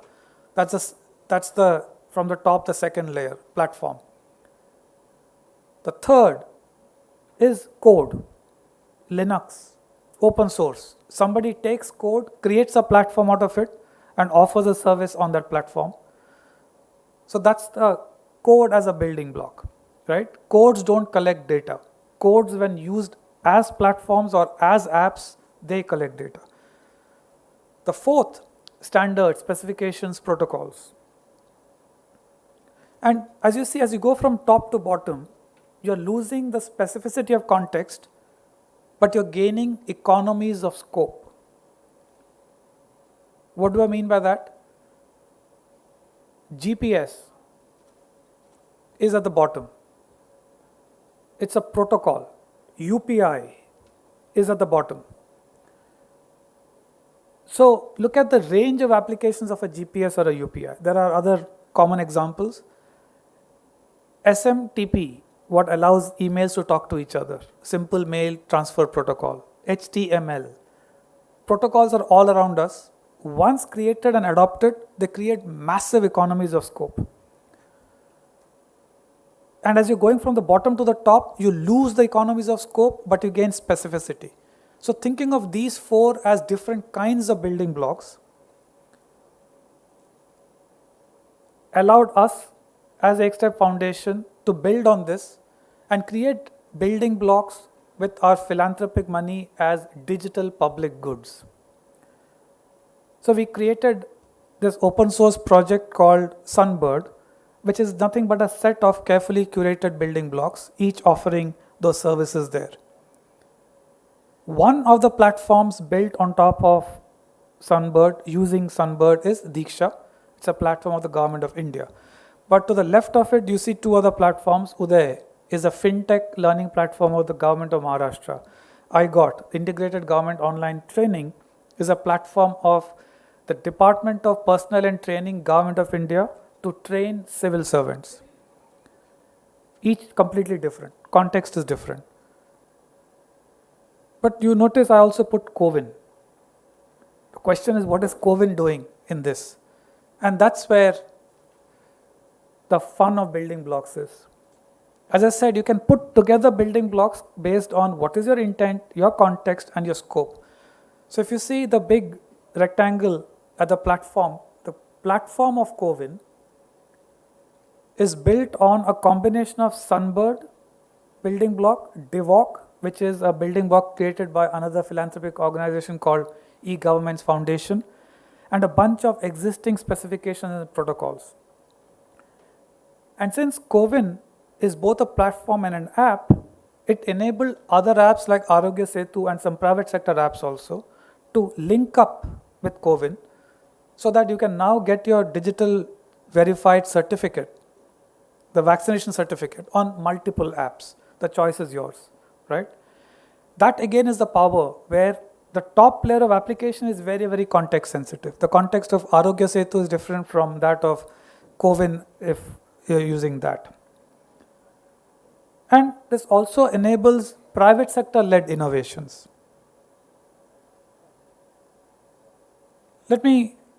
Moving on.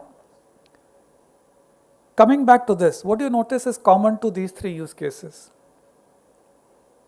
They're in different sectors, different workflows. What is common to them? Sorry? Yep, visually, right? You notice the QR code in all three. No prizes for guessing. It's the same building block.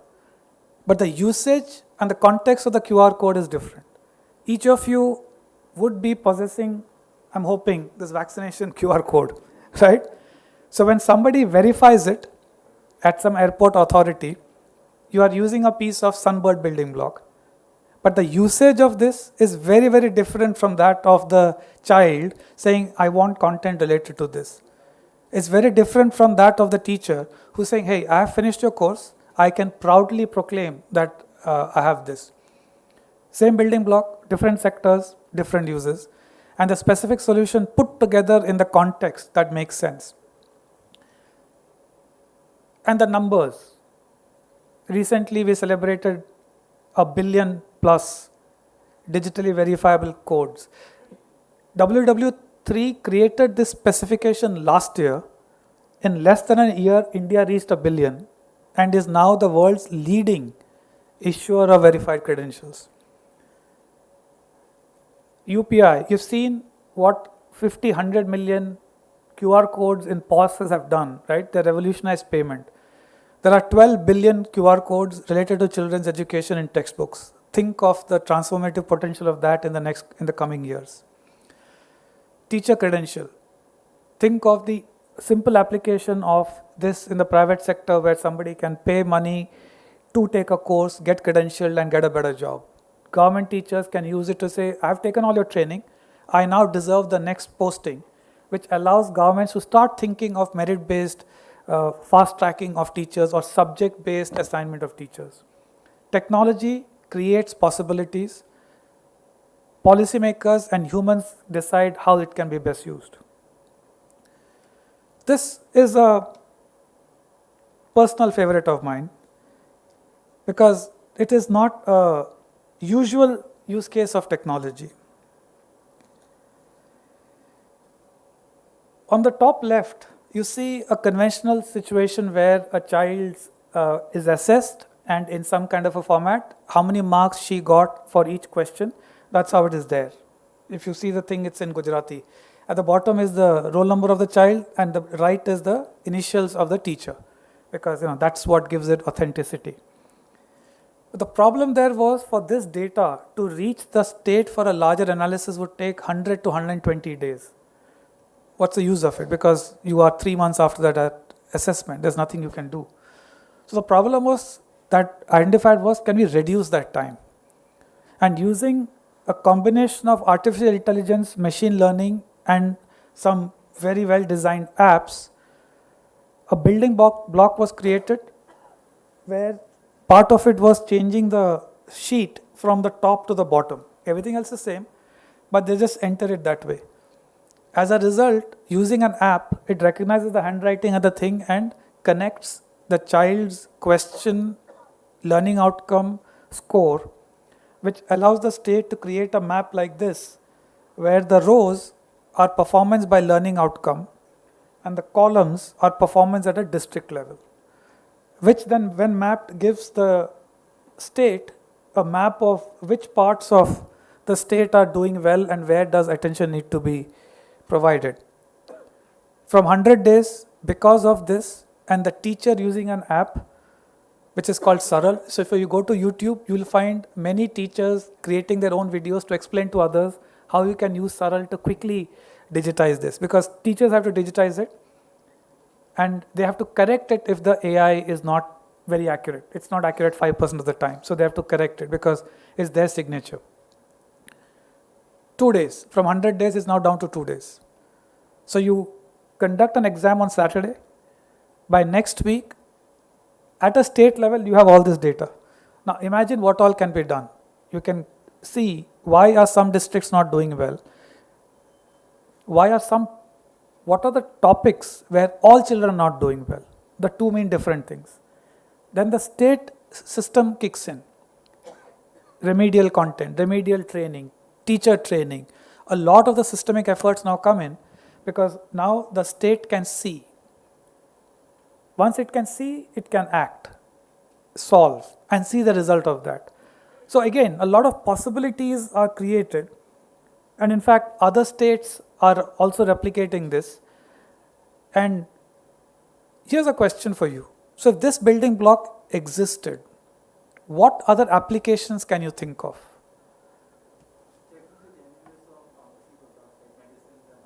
Yeah, what else? Sorry? Health outcomes. Anything where somebody is writing something on a form somewhere, right? It doesn't need to be entered by a data entry operator who couldn't care, right? But the same accountable person comes back and goes through, right? Health, agriculture. And that again is the power of building blocks. Building it as independent of context, massive economies of scope, you combine it in the way you want. No different from Indian food, right? You mix and match and then, I like spicy, you don't like spicy. So we know it works. Likewise, the QR code also has many, many applications. Can anybody else think of any applications of QR code?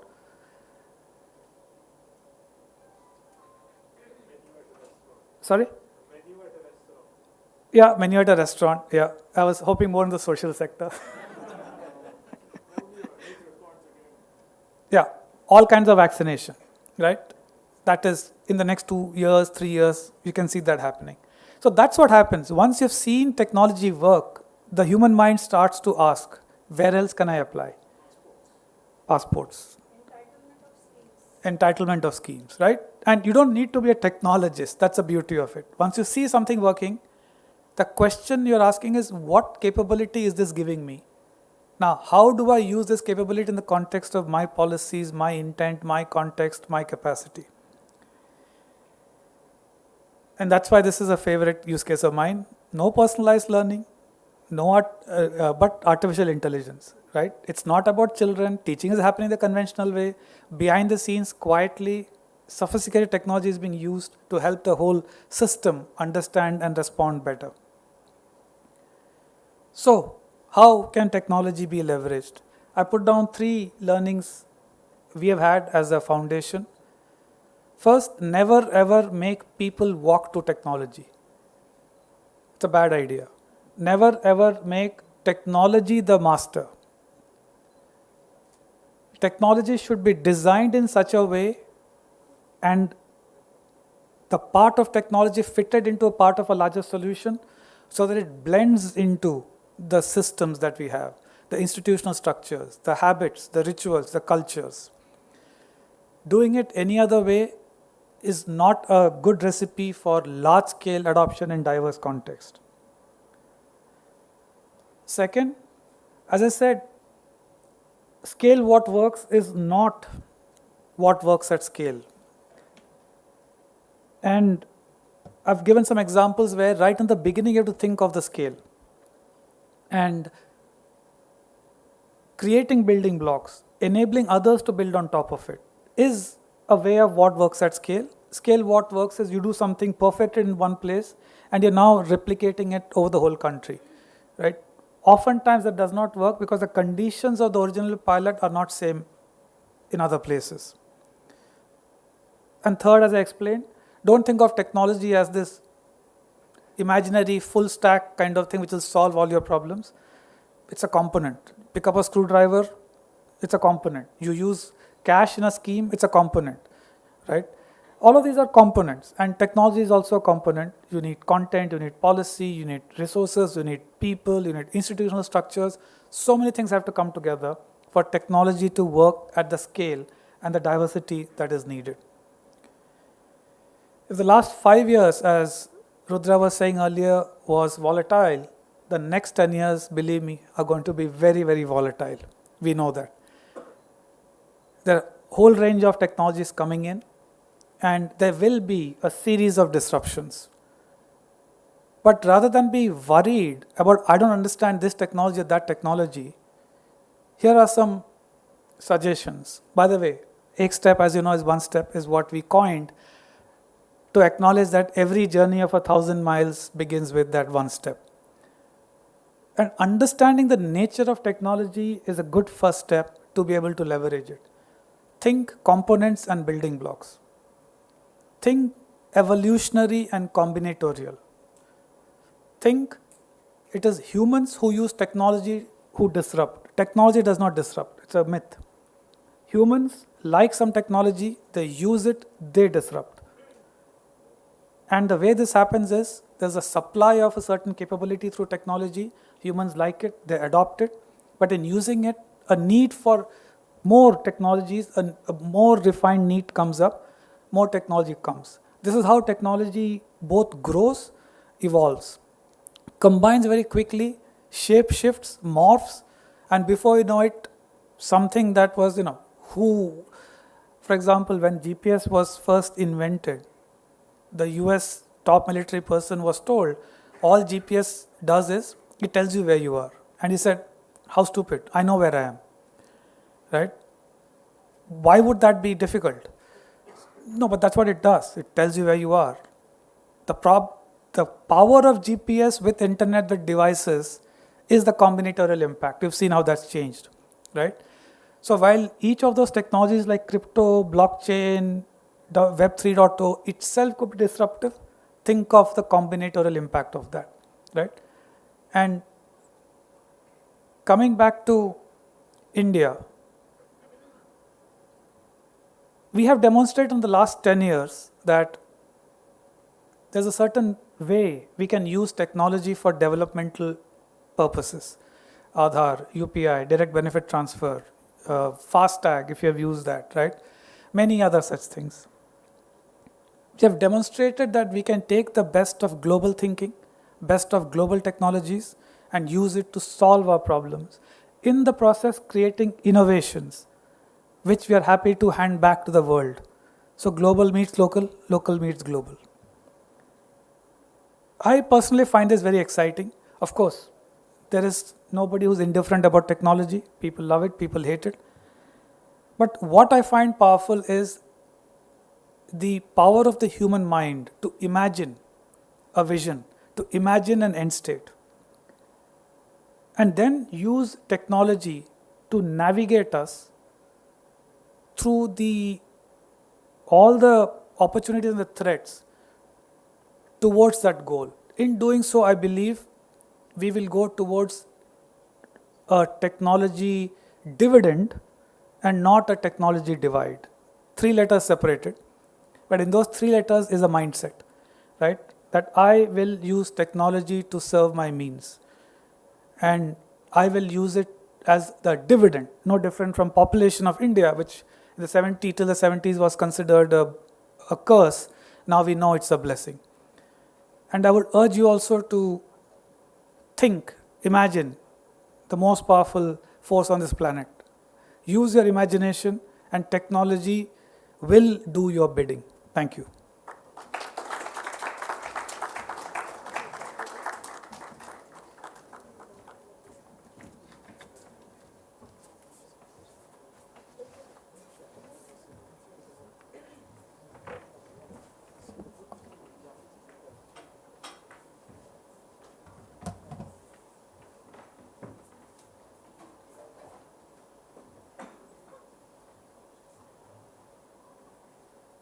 Priyanka, that was just absolutely fantastic.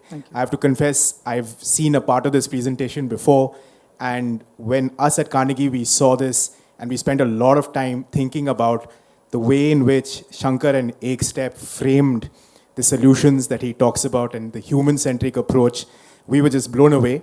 We spent much more time with his team, and we're just absolutely delighted that we could get you out of, I think, Mussoorie this time, otherwise Bangalore, to come and spend time with us here. I'm going to just open the room for questions, but the first one I'm going to ask you is, what's the next step for Ekstep? Yeah. So, there's so many things to be done in education. But I believe as a result of the work of the past few years, as a country, the government of India and the various states have created these digital highways. And the pandemic has not helped us. There is serious learning loss that is there. It has set us back a lot. Now, I think the focus should shift from access to content to figuring out learning levels and how do you improve them. The focus should shift to how to use technology to solve learning levels at the earliest possible. How can you use technology to tell people that not everyone needs to grow up to be a professor? You can learn skilling, right? And the new education policy talks of the academic skilling connect. How can technology help bring the national education policy to life? So there are many, many challenges. And here is a dream I have. In 2009-10, when we started working on Aadhaar, and there was this whole thing about financial inclusion was a big problem, right? And we were discussing the other day, 2020, people don't really talk about financial inclusion anymore, right? We seem to have solved it. And that's the whole earthquake model. For a long time, nothing happens, and then boom, one day. I'm hoping something similar will happen in education by 2030, right? Where we've had a full decade of working on NEP, leveraging the technologies. We have to solve our learning outcome problem in the next 5, max 10 years. And there's a lot of work that's happening. I think yesterday the minister talked about it. There is, on top of Diksha, there is NDR, and now, interesting thing is other countries are now asking for India's experience. And the good part for them is not only the experience, but even the technology is open source. So they can take the technology also and use it. And as the Honorable Minister, External Affairs said, that is now India's time for leadership. We are in the thick of a lot of conversations, but we are a small foundation, so we try and keep our head above water. So one question I want to ask you, and if anyone has any questions, you can just raise your hand so I get your gaze. In 2015, you created Ekstep. You're a technology company that's quite unusual because you realized that what you were doing was not working. You went back to the blackboard and started speaking to actual people. And you realize that it's not about creating a platform or aggregating, but it's about decentralizing. And as you now say, it's about building blocks, which is adaptable to many different problems. But that realization, for instance, must have been, in a sense, also quite expensive and scary. So can you just give us a sense, because a lot of technology misses the mark, but then people just stay with it. Yeah. So can you give us a sense of those moments? Yeah, it's an excellent question. In fact, the technology did not fail. What we realized was even if it succeeded, we could not reach 200 million children. If our goal was 2 million children, which is a decent goal for any NGO, that technology would have worked. But we had set a goal of 200 million, right? And as I like to say, you can't put together 20,000 ants and create an elephant. So designing for an elephant is a fundamentally different thing from putting a lot of ants together. So we realized that we are not getting to 200 million this way. So I would like to think it was learning, but we wasted millions of dollars in expensive content, in expensive technology, all the latest buzzwords then. And we realized that this is not what our kids want, this is not what our parents want, this is not what our teachers and systems want. And then the human-centric thing started there. But yeah, the research was, again, I come from the private sector where if you don't research your way, there's a lot of wastage. So it was inherent and instinctive. And these were consumer researchers, these were qualitative researchers, these were researchers into attitudes, mindsets. And that's when we uncovered that the role of trust in education. So hypothetical question, you meet a friend who says that there's a great new doctor, you might switch your doctor. You meet a friend who says there's a great new school, you're not taking your child out of that school and switching, right? That's because trust is so ingrained into it. And it's very, very difficult to create trust overnight, very easy to break it. So these we would not have realized, no matter what we think of books, they are very highly regarded. Teachers are authority figures. Schools, we entrust our kids to random strangers in schools for 5-6 hours. Why? Because there's an accountability structure, right? This hit us in the face, and that's when we made the pivot. Better late than never. So, and we had set a self-imposed goal of we want to reach 200 million children by 2020. So the combination of a massive goal and a timeline made us take quick decisions and focus on what would work. And thanks to that instinct and pivot, India was, in a sense, able to create COVID in a matter of months or days because of the building blocks. Yeah, no credit to us. It's just that some smart people realize that some building blocks are there, and why not use it? But yeah, you're right. That's why, as an entrepreneur, I believe one must always be prepared to get lucky. And India got lucky with the presence of Diksha during COVID for the children and the teachers. COVID could be created very quickly in a matter of months. And now, yeah, so. Okay, we've got some questions. I think there's one back there. Thanks, Rudra, for inviting such a great panel of speakers. And I'm Dr. Deepak Singh. I'm from Maraicha and Kyoto. So I'm visiting India for some research-specific work. Let's come to the kind of design, systemic design, which we are talking about. It's excellent, like thrilling. I want to know more about decentralized way of bidirectional learning. Like the app or the system itself is learning. Like there are some great amount of teachers and there are very smart students who might have smart answers, question answers and response to that. How we are learning. And last year when I was visiting India, so I overheard a training session of a teacher in UP. Maybe it's done by you, I don't know. There was some question like, pushti kariye. So, iski pushti kariye. Pushti kariye. So he didn't get the word pushti. What is this pushti? So maybe in the local dialect or lingua franca, we need to change a lot. Then comes the question of carbon emission. Like there was a program of BBC, English is Fun. It was run in Bihar in times of Bhojpuri and Nagma and this MP, Manoj Tiwari. They were doing something. So there is not always that we can have this way of independent way of teaching, but we can also have collective and combining community radio and all this. So this is a kind of thing which I want to learn. What kind of team you are having?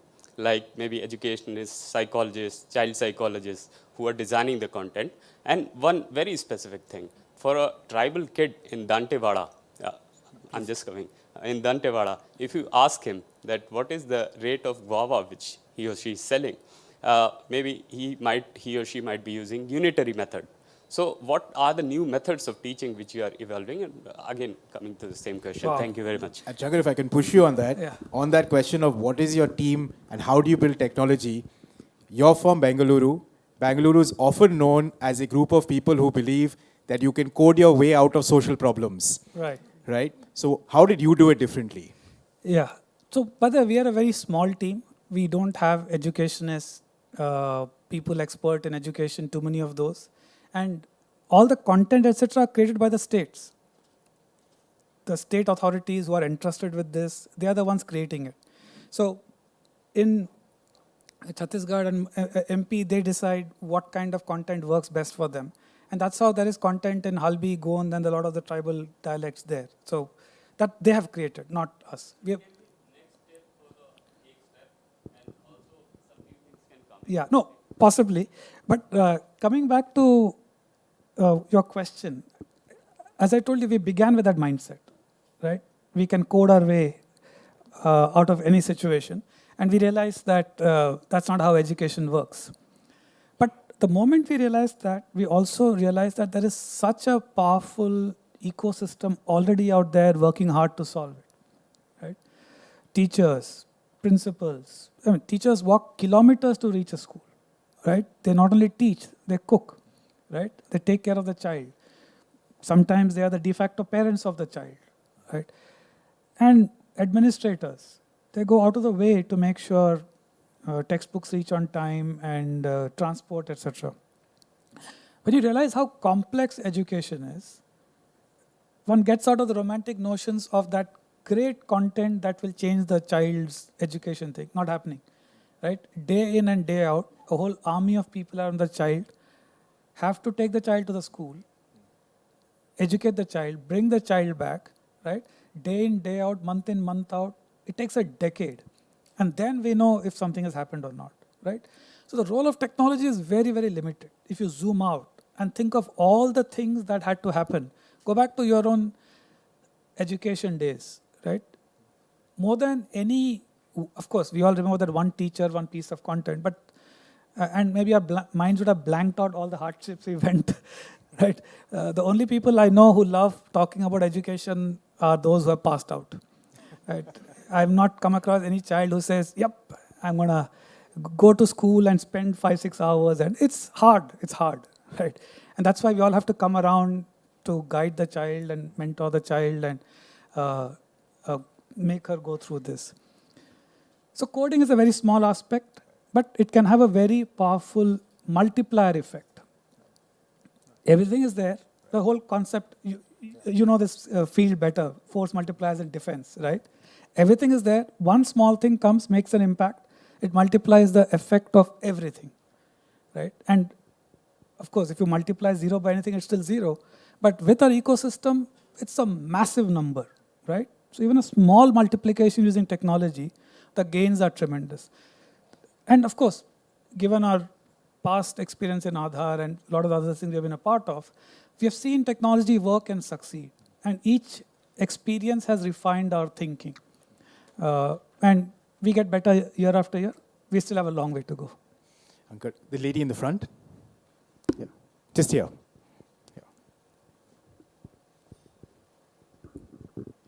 Thanks so much. My name is Malika Aluwalia. I'm the Regional Director of a data and evidence organization called ID Insight. So I always find it very energizing to hear of instances where there's a lot of data that could be used for data-driven decision-making. And I was wondering, in all your work with various governments and education boards, can you give us an example of any state government or education board that you found most willing to engage with the kind of heat map type data that you showed and make actual decisions on focusing resources or operational efforts as a result of that? Yeah, definitely.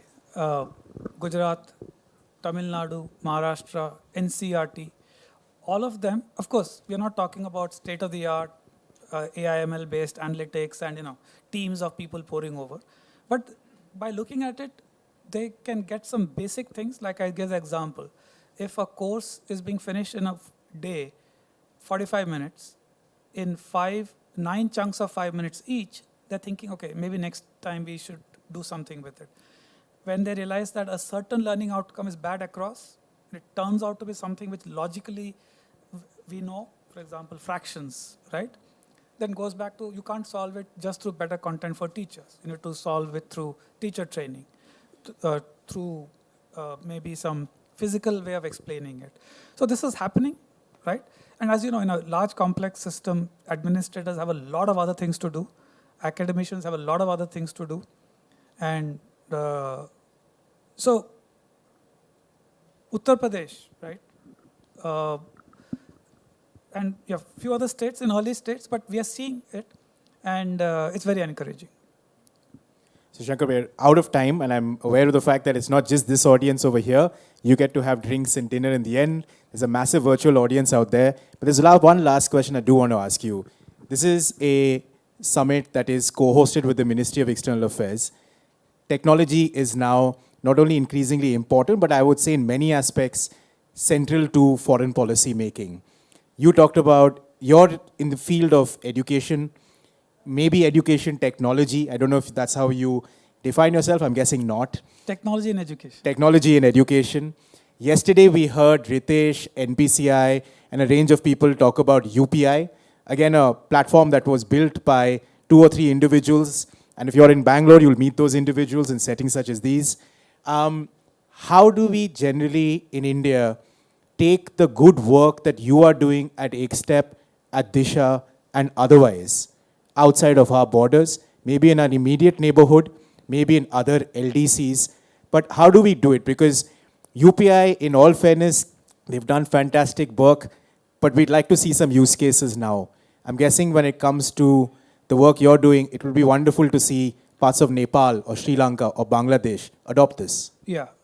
Excellent question. Again, there are a lot of conversations already underway. These take time. So last December, Ministry of External Affairs with World Bank had organized a lighthouse project for African countries, where India was sharing its experience with Diksha, Sunbird, etc. That was with the Anglophone countries. In fact, tomorrow is with the 24 Francophone countries of Africa, part 2 of it. And it's the same thing, right? Which is the Education Ministry, the Secretary and others will talk about what they've done with Diksha, how it fits to policy, and how, not just the learnings of Diksha, the content in Diksha, the technology of Diksha, for that matter, Sunbird and other building blocks, they can take it. And World Bank is encouraging other countries, because the critical thing here is about digital sovereignty. By using the Diksha code, the Diksha content, or say Sunbird, each country is creating their own sovereign solution. The data is theirs, the platform is theirs. Right? They can mix and match like we have. And that is very exciting for countries.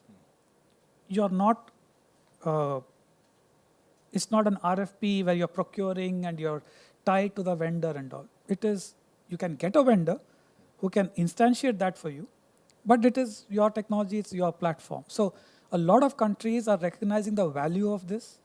And in fact, I believe a month ago, there was a BRICS forum where India talked about Diksha also as a digital public good, which is available to the country. So it's happening. And I think the MEA, MOE, Ministry of Education, others are doing a lot of thinking as to how the world can benefit from it.